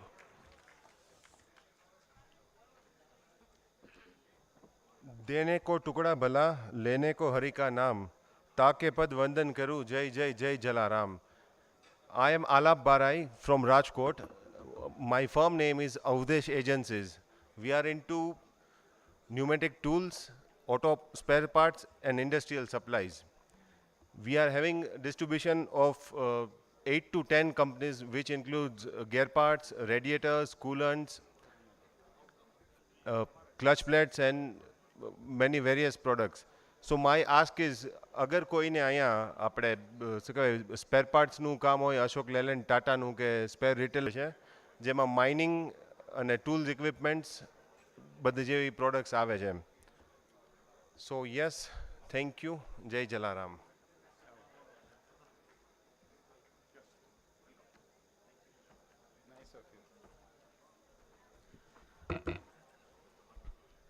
Jai Shri Krishna, Jai Jalaram. Very big thanks to Satish Bhai, Chairman of Lohana Mahaparishad, and thanks to all the organizing committee and the delegates for making this very big event and possible for all. I'm coming from Tanzania. Maru naam છે Sandeep Lakhani, and I deal in 2-wheelers and 3-wheelers, but my present my project appraisals. Project appraisal, it's related to cement industry in the Lake Zone province of Tanzania. The cement industry, we have already made a setup over there, but we could not take off the project in 2011 due to world economic crisis. But the project appraisal, it's there with me. For any investors, maybe from India, interested in cement industry project in the Lake Zone province of Tanzania, can contact me. Another project appraisal which I have got, the government of Tanzania has provided an excellent free dry port, Isaka International Dry Port. Isaka International Dry Port is the best logistical investment point for investors, and they can really make a very good money. Return back, I believe, not less than, got my land, I invested in that, government of international dry port. So I'm owning 4 plots over there, and very recently, Vice President Peter Mando, Vice President of Tanzania, he came there and he gave a flag off for the activities to start and take off at Isaka International Dry Port, Tanzania. The third thing, in Mwanza region, I've got a brewery setup which we had to do in partnership. Thank you. Yeah, so all the brewery setup is in Mwanza at the other side of Lake Victoria, and all these 3 projects are along the same big railway line from Dar es Salaam to Mwanza. It's the main bloodline of Tanzania, and it's linked with roadways to all East African nations. Okay, thank you.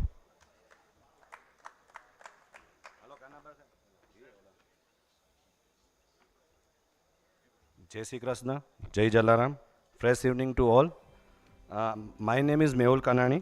I am from MK Industries. We are the manufacturer of toiletries and personal care product under the brand name of Wonder Fresh. Last 27 years, we are the produce 125 plus product under the brand name of Wonder Fresh, and under one umbrella, we have 4 different factories in Pan India.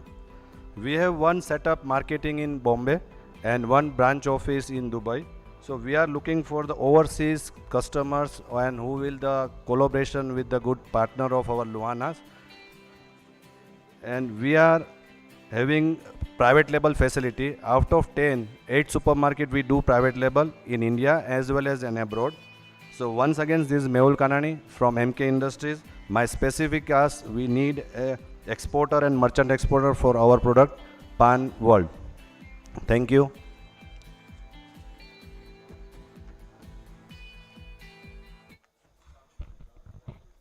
Thank you Lohana મહાપરિષદ.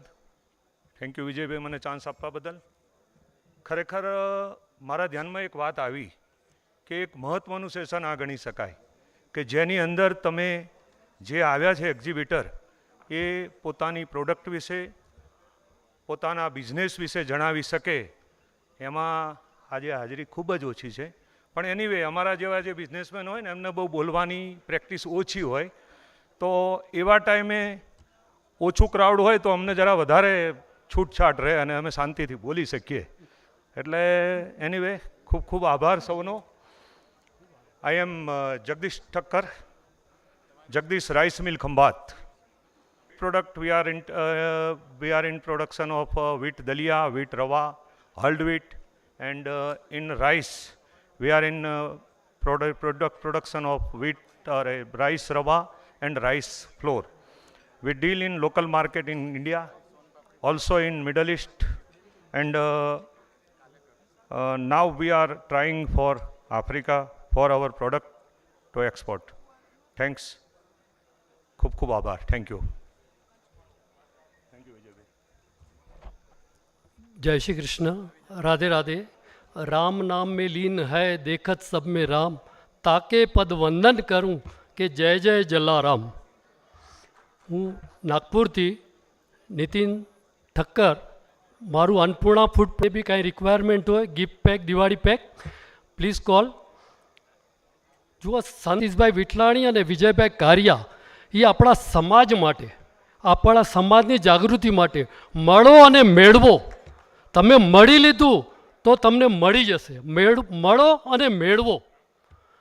તમે મળ્યા, આ તમને જો રઘુવંશીનું જે બિલ્લો બનાવ્યો છે, આપણે બધાએ બેચ લગાડ્યું છે, તમે માનશો જ્યારે વિદેશથી કોઈ આપણને વિદેશથી કોઈ જ્યારે 25-30 વર્ષ પછી જ્યારે ઇન્ડિયા આવે અને પોતાના મા બાપને મળે, પોતાના ભાઈને મળે, એવો પ્રેમ આપણને અહીંયા જોવા મળ્યો યુગાન્ડામાં.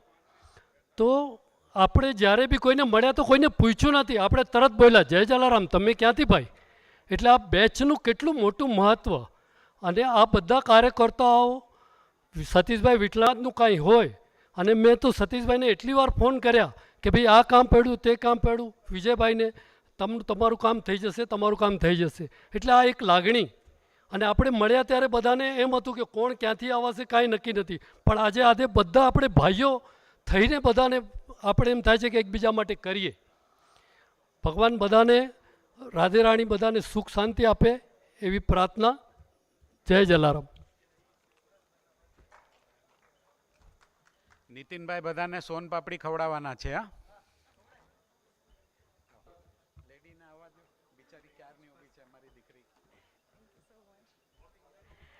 Hello, I think by now mostly everyone knows me. I am Brinda Vasani and the founder of Bree Clean Beauty. Actually, I'm here to announce something for tomorrow. અહીંયા તો ઓછા લોકો છે, બટ આ લાઈવ સ્ક્રીનિંગ એક્ઝિબિશન હોલમાં પણ થાય છે. તો I would really like everyone who is at exhibition hall to hear me out for 2 minutes, not 2 minutes, just 20 seconds. We are actually providing 20% discount tomorrow because અહીંયા આવીને મારું લોહાના family આટલું સરસ એક્સપાન્ડ કર્યું છે મેં, તો આઈ એમ થિંકિંગ કે મારું બ્રી ફેમિલી પણ એટલું જ એક્સપાન્ડ થાય. સો tomorrow Bree Clean Beauty is giving 20% flat discount. Please visit us. We are AB16. Our stall number is AB16 and looking forward to see you all. અને અમે લોકો ફ્રી ડેમો પણ આપીએ છીએ અમારી પ્રોડક્ટ્સના, તો પ્લીઝ આવો, ખાલી ડેમો લ્યો અમારી પાસેથી. આઈ એમ ડેફિનેટલી ટેલિંગ યુ કે યુ વોન્ટ રિગ્રેટ ઇટ. તમે મારું કાર્ડ અને મારું બ્રોશર લીધા વગર મારા સ્ટોલની બહાર નહીં નીકળો, આઈ guarantee you. Looking forward two C you all. Thank you so much. હું કોઈનું માર્કેટિંગ નથી કરતો, પણ આ દીકરીનું ચોક્કસ કરીશ. શું કામ કે એ છેલ્લા 1.5 કલાકથી ઊભી છે અનાઉન્સ કરવા માટે.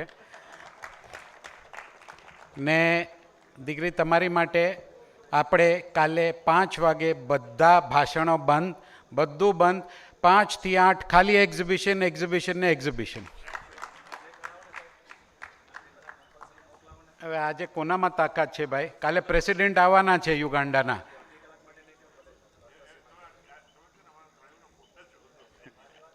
આવો ઉદયભાઈ.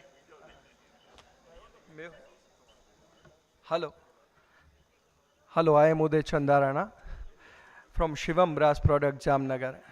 અમે બ્રાસના અને સ્ટીલના બધા અલગ અલગ ટાઈપના પ્રોડક્ટ્સ બનાવીએ છીએ, સ્પેશિયલી હાર્ડવેર પ્રોડક્ટ્સ અને બીજા ઘણા ટાઈપના પ્રોડક્ટ્સ ડિઝાઇન કરેલા બનાવીએ છીએ. હું આપણી કોમ્યુનિટીના બધા લોહાણાને અને બિલ્ડર કોમ્યુનિટીને એક રિક્વેસ્ટ કરીશ કે કાંઈ પણ મારા લાયક હોય તો ગમે ત્યારે કહે, we will give you at the best competitive price at our factory price. અને તમારે જે રીતની કહેશો એ રીતની પ્રોડક્ટ ડિઝાઇન કરેલી આવશે. It will be 100% durable, life time use કરી શકો એ રીતની પ્રોડક્ટ આવશે. તો કોઈ પણ હાર્ડવેરની પ્રોડક્ટ્સ કે કાંઈ પણ ઇન્ટિરિયર પ્રોડક્ટ્સ જોતી હોય તો we have a very wide range of products like jhula accessories, door handles, hinges, tower bolts, glass fittings, a lot of things like that. So thanks a lot for, and this is my first time over here. I thank you, Satish bhai and Vijay bhai, lot. Thank you so much. Uday.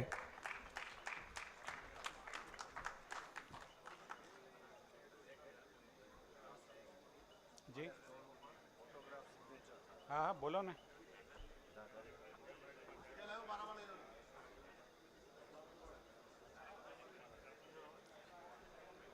મેહુલભાઈ કહેવા માંગે છે કે એમના stall ઉપર કોઈ autograph signature છે, તમે એમના સ્ટોલ ઉપર જઈને ઓટોગ્રાફ કરો તો એ કાંઈક સ્પેશિયલ પ્રાઇઝ આપે છે, જેની બેસ્ટ સિગ્નેચર કે બેસ્ટ ઓટોગ્રાફ હોય, જે ચેકબુક ઉપર પણ કોપી થઈ શકાય, એમ છે ને કાંઈ? હા, વસિયત પણ લખાઈ જશે. જય શ્રી કૃષ્ણ, જય જલારામ. આપણે બધા એક લુહાણા પરિષદમાં પહેલી વખત first time in the world આપણી લુહાણાની પરિષદ થઈ છે, તો મને પણ એવું થયું કે આપણા ભાઈઓ આપણી સાથે રહીએ અને કાંઈક યાદગીરી લઈને જાય, એના માટે થઈને મેં એક સિગ્નેચર તમારી છે જેને ઓટોગ્રાફમાં કન્વર્ટ કરવા માટેની કોમ્પિટિશન રાખેલી છે. તો બધા મારો સ્ટોલ નંબર AB1920 નંબર છે, અહીંયા આવો, સિગ્નેચર કરો, અને જેને બેસ્ટ સિગ્નેચર હશે અલગ અલગ કોમ્પિટિશન, તો પ્લીઝ સ્ટોલ ઉપર આવો અને આપની સિગ્નેચર કરો. Thank you. જય જલારામ.